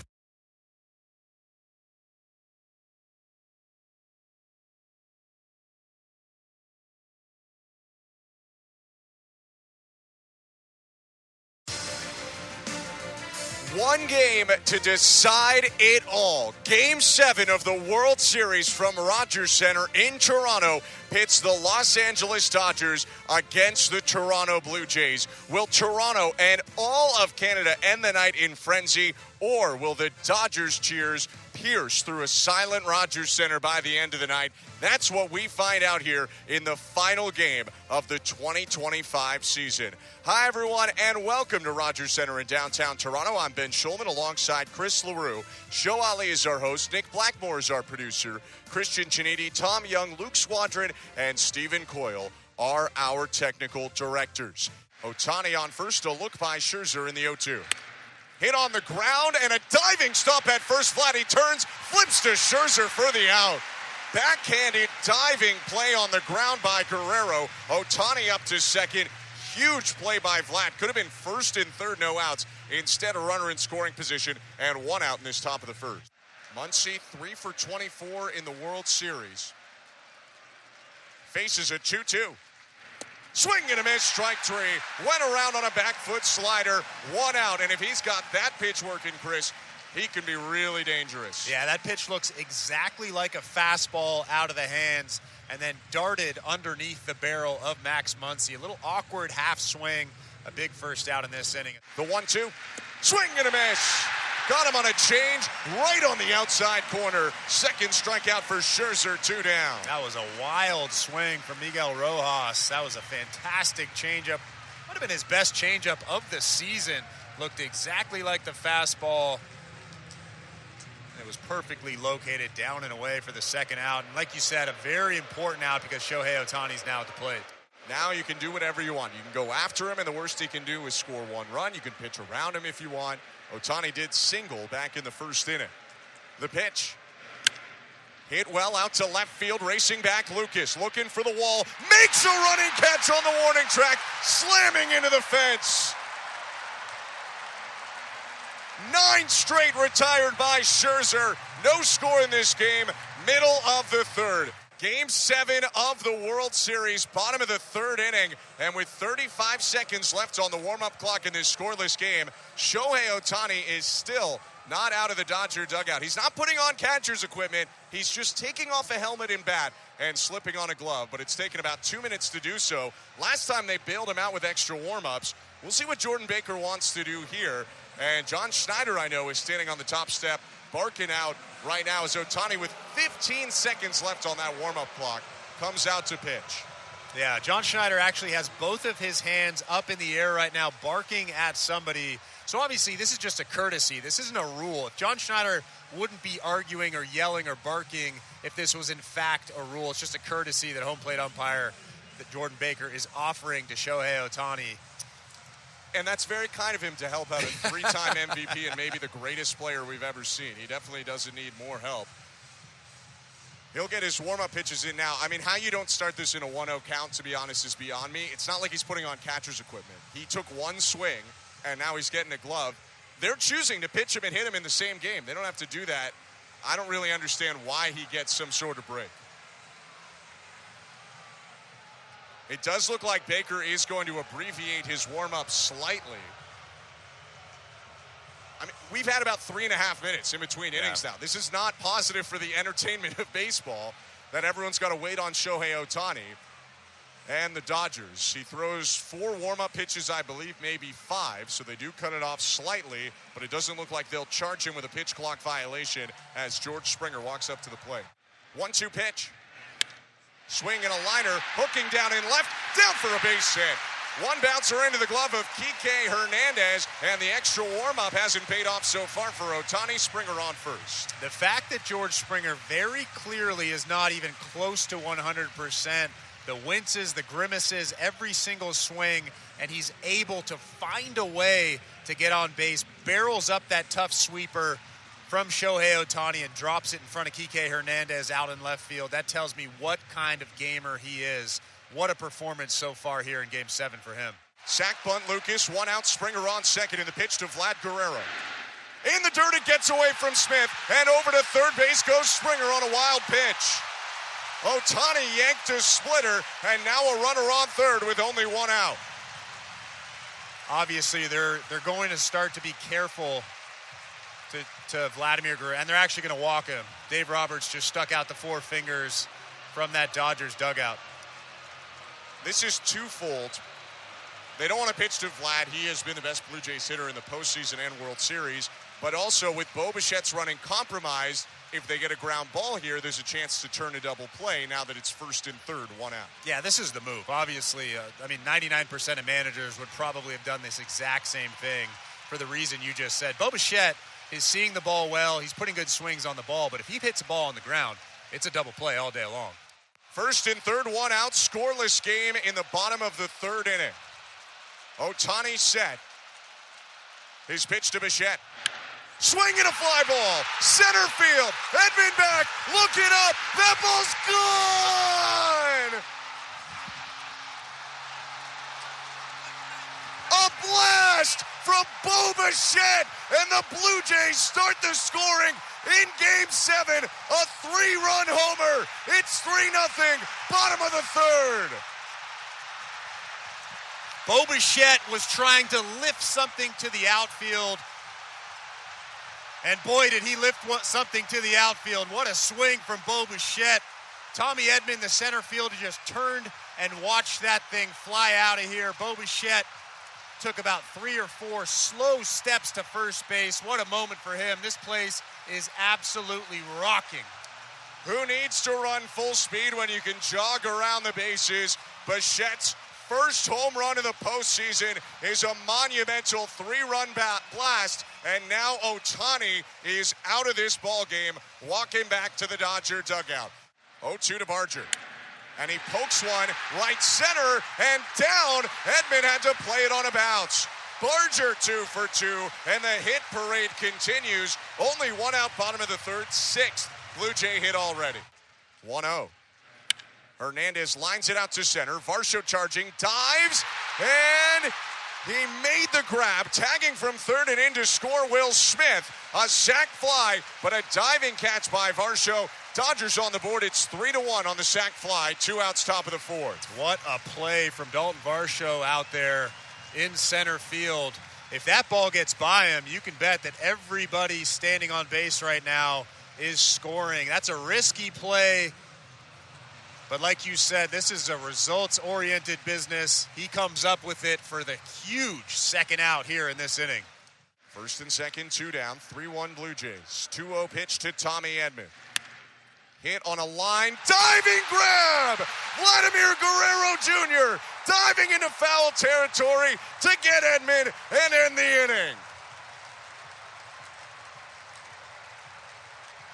Dodgers get a run, but nothing more on 2 hits. They leave a pair on. 3-1 Blue Jays, middle of the fourth. Game 7 of the World Series. The 1-2. Inside, did that hit him? I thought I heard 2 sounds. And Jimenez points to the Blue Jay dugout. I think that might have got him in the arm. He does wear that elbow guard that hangs down below the elbow, and we've seen that get clipped quite a bit this season. John Schneider's not going to take a look at this. Must have just been an awkward sound into the glove. Now a 2-2 count. Wroblewski's pitch. And that one hit him for sure. 96, and Andres Jimenez having words with Wroblewski. Wroblewski charging him, and the benches are clearing. Dugouts on the field. Wroblewski held back by Muncy. And the bullpens are clearing out as well in Game 7 of the World Series. I'm not really sure what Justin Wroblewski was doing. He charged at Andres Jimenez. Andres Jimenez just put both of his palms up in the air saying, hey, man, what are you throwing inside 3-4 pitches in a row, brushing me back? There's no need for that. That's all he was saying, and Wroblewski seemed like he was offended by that. Jeff Hoffman is getting into it with somebody out there as Clayton Kershaw comes in to break it up, but this is getting a little bit heated, a little bit more heated than I thought it would get initially. Well, Wroblewski turned around as Muncy fended him off from trying to take on the entire Blue Jay lineup. He started giving his 2 cents to all the Blue Jay relievers.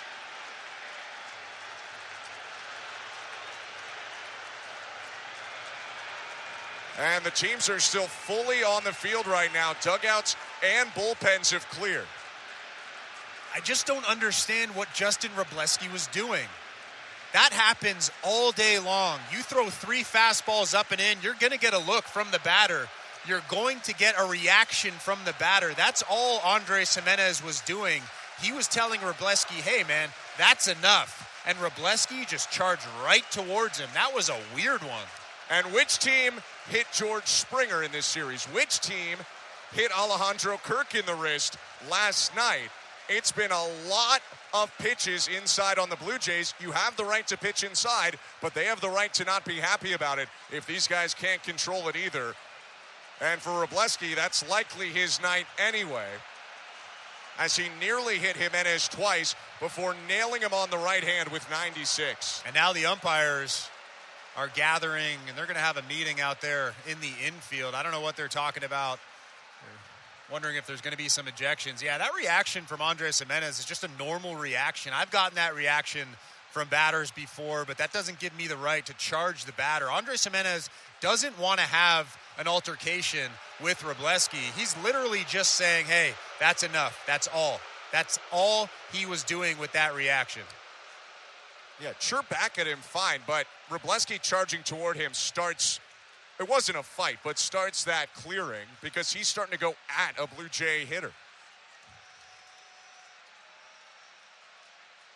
He wasn't slowly moving towards Andres Jimenez, too. There was some pace.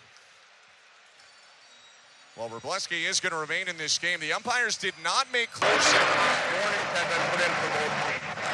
So they have issued warnings to both sides. Usually they went on the microphones to make sure the fans knew. And there are warnings now for both sides, which makes things interesting because sometimes that means you hit a batter and things could end up happening even if it wasn't intentional. But warnings have been issued to both sides. Wroblewski getting in some warm-up pitches here. And they're going to leave him in to face George Springer. I disagree with those warnings. That changes the way guys pitch. We're in Game 7 of the World Series. There is absolutely no need to warn guys. And now you could be out there and you get a fastball or get the sign for a fastball in, and you don't want to throw that fastball in because if you let one go and it hits somebody, you might be thrown out of the ball game. Right-hander with 2 strikeouts so far. Here's his 2-2 pitch. Check swing, pitch low, appeal to first, he got him. Adrian Johnson rings up Kike Hernandez. The slow curve made Hernandez anxious. 1 out. And I would love to see a side view of this. We're about to get it right here. Kike Hernandez was furious. That Adrian Johnson, the first base umpire, called that a swing. I think that's a good call. We just got the replay. And I'm assuming that's the last pitch that Max Scherzer will throw as Shohei Ohtani comes to the plate. But that's just a hanging slider and an 0-1 count. You want to get that thing down and away. And here comes John Schneider hopping out of that Blue Jays dugout. And the crowd now in appreciation of Max Scherzer. 4 1/3. He leaves with a 3-1 Blue Jay lead and a runner on first, 1 out. Scherzer getting high fives from his teammates, taps John Schneider on the shoulder and hands away the ball. Dodgers threatening here, top of the 6th. The 1-1. Hit off the fist, lazy fly ball, medium depth center. Betts back to tag. Varsho runs into it, makes the catch. Here comes Betts. Throw to the plate offline. Vladdy cuts it off as Betts comes in to score. Sac fly makes it 3-2 for the Blue Jays over the Dodgers on an Edman RBI. 2 outs, top 6. Runners will be off on the pitch. Teoscar Hernandez from second and Kike Hernandez from first. 3-2 Blue Jays. 3-2 count, 2 outs, top of the 6th. Bassett's pitch.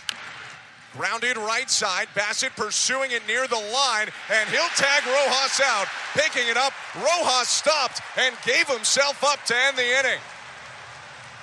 Dodgers get 1 on 2 hits. Sac fly Tommy Edman. It's a 1-run game. 3-2 Blue Jays, middle of the 6th. Game 7 of the World Series. Glasnow kicks. 3-1. Swing and a liner. Down in left field, base hit. Clement hits his way on to begin the bottom of the 6th. Well, you're patient until you get the heater right down the middle, and Ernie Clement got his pitch. He got the location he was waiting for, and he ripped that thing into left field. Glasnow with a chest high set. Clement takes off early. The 3-1 taken for a strike. Ernie scoots up to second. Andres Jimenez never squared because Ernie left before the pitch was thrown. Stolen base. That's a high IQ play from Andres Jimenez. A lot of guys would square anyways, but Ernie Clement had that bag really easily, and Andres Jimenez didn't even offer at that pitch. What a job from him. Full count pitch. Hit on a line right center. Teoscar Hernandez on the run. It's down and bouncing into the wall. Clement around third. Helmetless to home. Jimenez into second. RBI double. Blue Jays 4. Dodgers 2. Bottom of the 6th. The 9-hitter delivers again.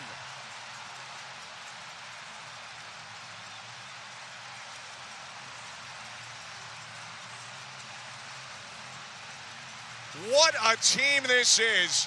8-9 come up with the hits to add a run for the Blue Jays. Mark Pryor is going to come out and have a conversation with Tyler Glasnow, but how many times has the bottom third of this order come through with big hits? How many times has Andres Jimenez made good contact in big situations?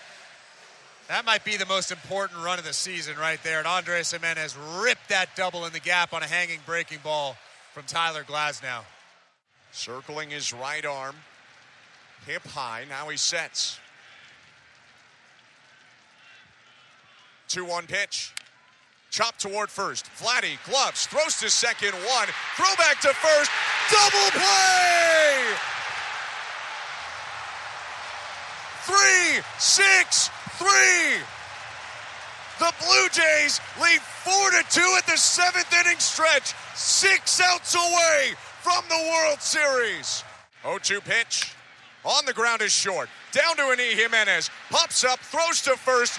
5 outs away. 1 down in the top of the 8th. 1-1 pitch. Muncy hits it high. Right field and deep. Barger back at the wall. It is gone. Solo homer to cut the Dodger deficit to 1. Muncy hit a floating splitter. It's 4-3 Blue Jays. 1 out, top of the 8th. 0-1. Hit on the ground up the middle. Bichette ranges around second. Glove. Second baseman throws to first. Good stretch. Guerrero. 4 outs away. There's 2 down in the top of the 8th. Edman hitting left. 2-1 to the switch hitter. On the ground towards second. Bichette charges. Gloves. Throws to first. 3 outs away. Dodgers get a solo shot in the inning, but the Blue Jays take a 4-3 lead to the bottom of the 8th. Clement, Jimenez, Springer. When we come back, Game 7 of the World Series. 2-2. Swing and a fly ball. Left center. Kike Hernandez on the run. It's over his head. 1 hop into the fence. Clement into second. What a huge hit to begin the bottom of the 8th.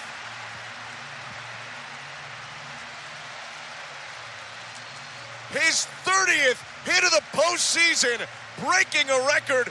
This guy is incredible, and his leadoff double sets up the Blue Jays to add. They brought Jeff Hoffman in on a 3-year deal, and in year 1, he is pitching in as big of a spot as you can ever have. 4-3 lead, top of the 9th, Game 7. 1-2. He got him. Struck him out on a slider, 1 down. What a big pitch from Jeff Hoffman. He just went right at Kike Hernandez with good off-speed stuff. Didn't mess around with the fastball, and he finds himself 2 outs away from ending this ball game. Hoffman is set. His 3-2. Swing and a deep drive. Back to left field. Rojas leaves the yard, and we're tied at 4. The Dodgers spill out of the first base dugout. Miguel Rojas with a solo homer, and it's 4-4, top of the 9th. Hoffman brings his hands together. 2 outs, bases empty, the full count pitch. Called strike 3. Smith set down. On to the bottom of the 9th we go. 1 run will win it for the Blue Jays. The Dodgers tie it up, but it's Vladdy, it's Bo, it's Barger in the bottom of the 9th. Lefties 2-1. Bichette rips it on a line to left, down in front of Kike Hernandez. Bo Bichette on base, and we'll see if the Blue Jays want to run for him. Isaiah Kiner-Falefa out of the Blue Jay dugout. That is the game-winning run on first. IKF takes over for Bo. It was a changeup, but Bo Bichette was a little bit out in front, missed the barrel by just a hair, and he was able to drop it in front of Kike Hernandez for a base hit. 1 out in the inning, and IKF is standing at first base, the winning run here in the 2025 World Series. Bichette's night ends 2 for 4, a homer, 3 RBIs, and a walk. 3-2 pitch. Outside, ball 4 by a millimeter. Addison Barger gets the walk. Up to second goes IKF. The World Series winning run is in scoring position. I think regardless of how this turns out for Dave Roberts, this is one of the sillier moves I've seen in a long, long time. Because he went yesterday? Because he threw 96 pitches in yesterday's ball game. Yamamoto, dominant in the World Series, kicks and deals. Kirk takes 93 on the inside corner on a splitter, 0-1. Alejandro Kirk 2 for 4 in this game. IKF is the World Series winning run on second, Barger on first. 0-1. Inside it hit him.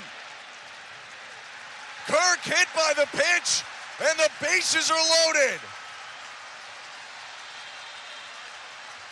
And I'm assuming Dave Roberts will take a look at this because there's an outside chance that it might have hit the knob of the bat. I don't know if the Dodgers are going to take a look at this. I think the crew chief. The Dodgers have challenged, and we'll take a look right now. Obviously, from our vantage point, can't see exactly bat or arm. Alejandro Kirk actually just pointed at his forearm, and he knows there's instant replay, so he knows he got hit. Yeah, that's very obvious. That's an easy call right there. I mean, bottom of the ninth, Game 7 of the World Series. You're going to challenge if you're Dave Roberts. Right. Why wouldn't you? But now, the World Series winning run.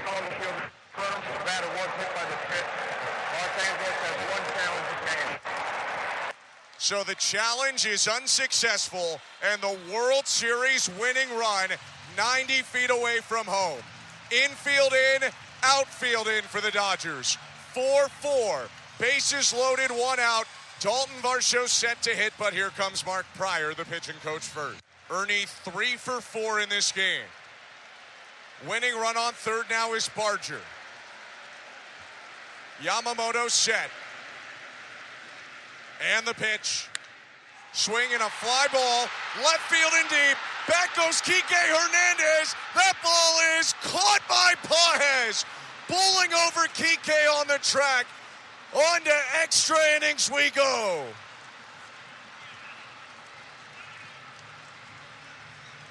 Clement misses a homer by about 15, 20 feet. Pages somehow makes the play while plowing his teammate, and we have extra innings in Game 7 of the World Series. 2-1 pitch. Pages hits it on the ground up the middle. Jimenez gloves. Throw to the plate in time for the out. Betts cut down at home. 2 outs. Everyone moves up a base. Still 4-4. What a pitch. Sinker in on the hands at 97. Yeah, absolutely blew him up. Perfectly placed on the inside part of the plate. And how about Andres Jimenez? Cool as a cucumber, throwing a strike to Alejandro Kirk for the second out of the inning. Go-ahead run, Muncy on third. 1-1. Tapped right side. Dominguez chasing it. Vladdy gloves. Flip back to Dominguez for the out! Dodgers likely ask for a challenge. We'll keep it here for now. Kike Hernandez went bowling over the bag. It looked to the naked eye like Dominguez found the bag in time.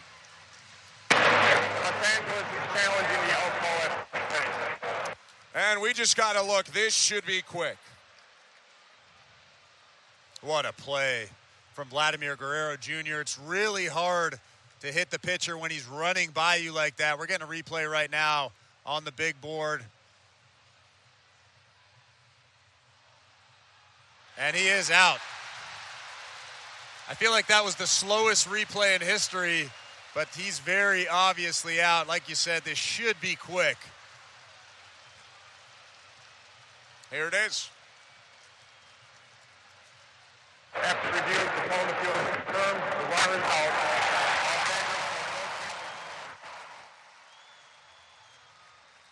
So that will do it for the top of the 10th. The Blue Jays pull the magic act, escaping the one-out bases-loaded jam. 4-4 score. Jimenez and Springer, the first two to hit in the bottom half when we come back. Bieber's 2-0. Swing and a deep fly. Left field. Straw on the track. Looking up at the wall. It's gone. Will Smith has given the Dodgers the lead with a solo home run. Hanging slider on the 2-0, and Smith puts it in the left field pen. First LA lead of the ninth is in the top of the 11th.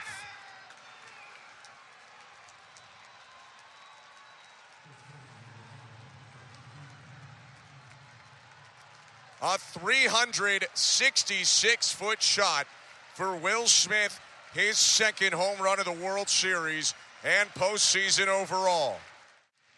Yamamoto steps back. His payoff pitch to Guerrero. Swinging a liner, hooking toward left field. Fair ball into the left field corner. Vladdy into second. Leadoff double. Tying run in scoring position with nobody out, and the World Series winning run comes up to home plate. That's exactly what they were doing. They were pounding him inside. That was a split finger on the inner part of the plate. Vladimir Guerrero Jr. was ready for it. He was able to get the hands through and get the barrel to that baseball and keep it fair down that left field line, and he's standing at second base as the tying run here in the 11th inning. One out, first and third. 5-4 Dodgers, bottom 11. 0-2. Broken bat bouncer up the middle. Betts runs to second one. throws to first, and the Dodgers have won the World Series. They come back to beat the Blue Jays 5-4 in extra innings, and are baseball's first repeat champion since the 2000 Yankees. Well, that's exactly what they wanted. They wanted that slow bouncer up the middle. Mookie Betts made a really nice play. He stepped on second base, threw to first base. I mean, you got to tip your cap to Yoshinobu Yamamoto coming out after pitching in yesterday's ball game. He threw 7 innings yesterday, and he comes out and he finishes off the Blue Jays with the tying run standing at third base. What an impressive performance. And, I mean, the Dodgers just fought and clawed their way back into this ball game. Blue Jays pitchers made mistakes. For the majority of this ball game, they were good, but they made their mistakes, and the Dodgers made them pay.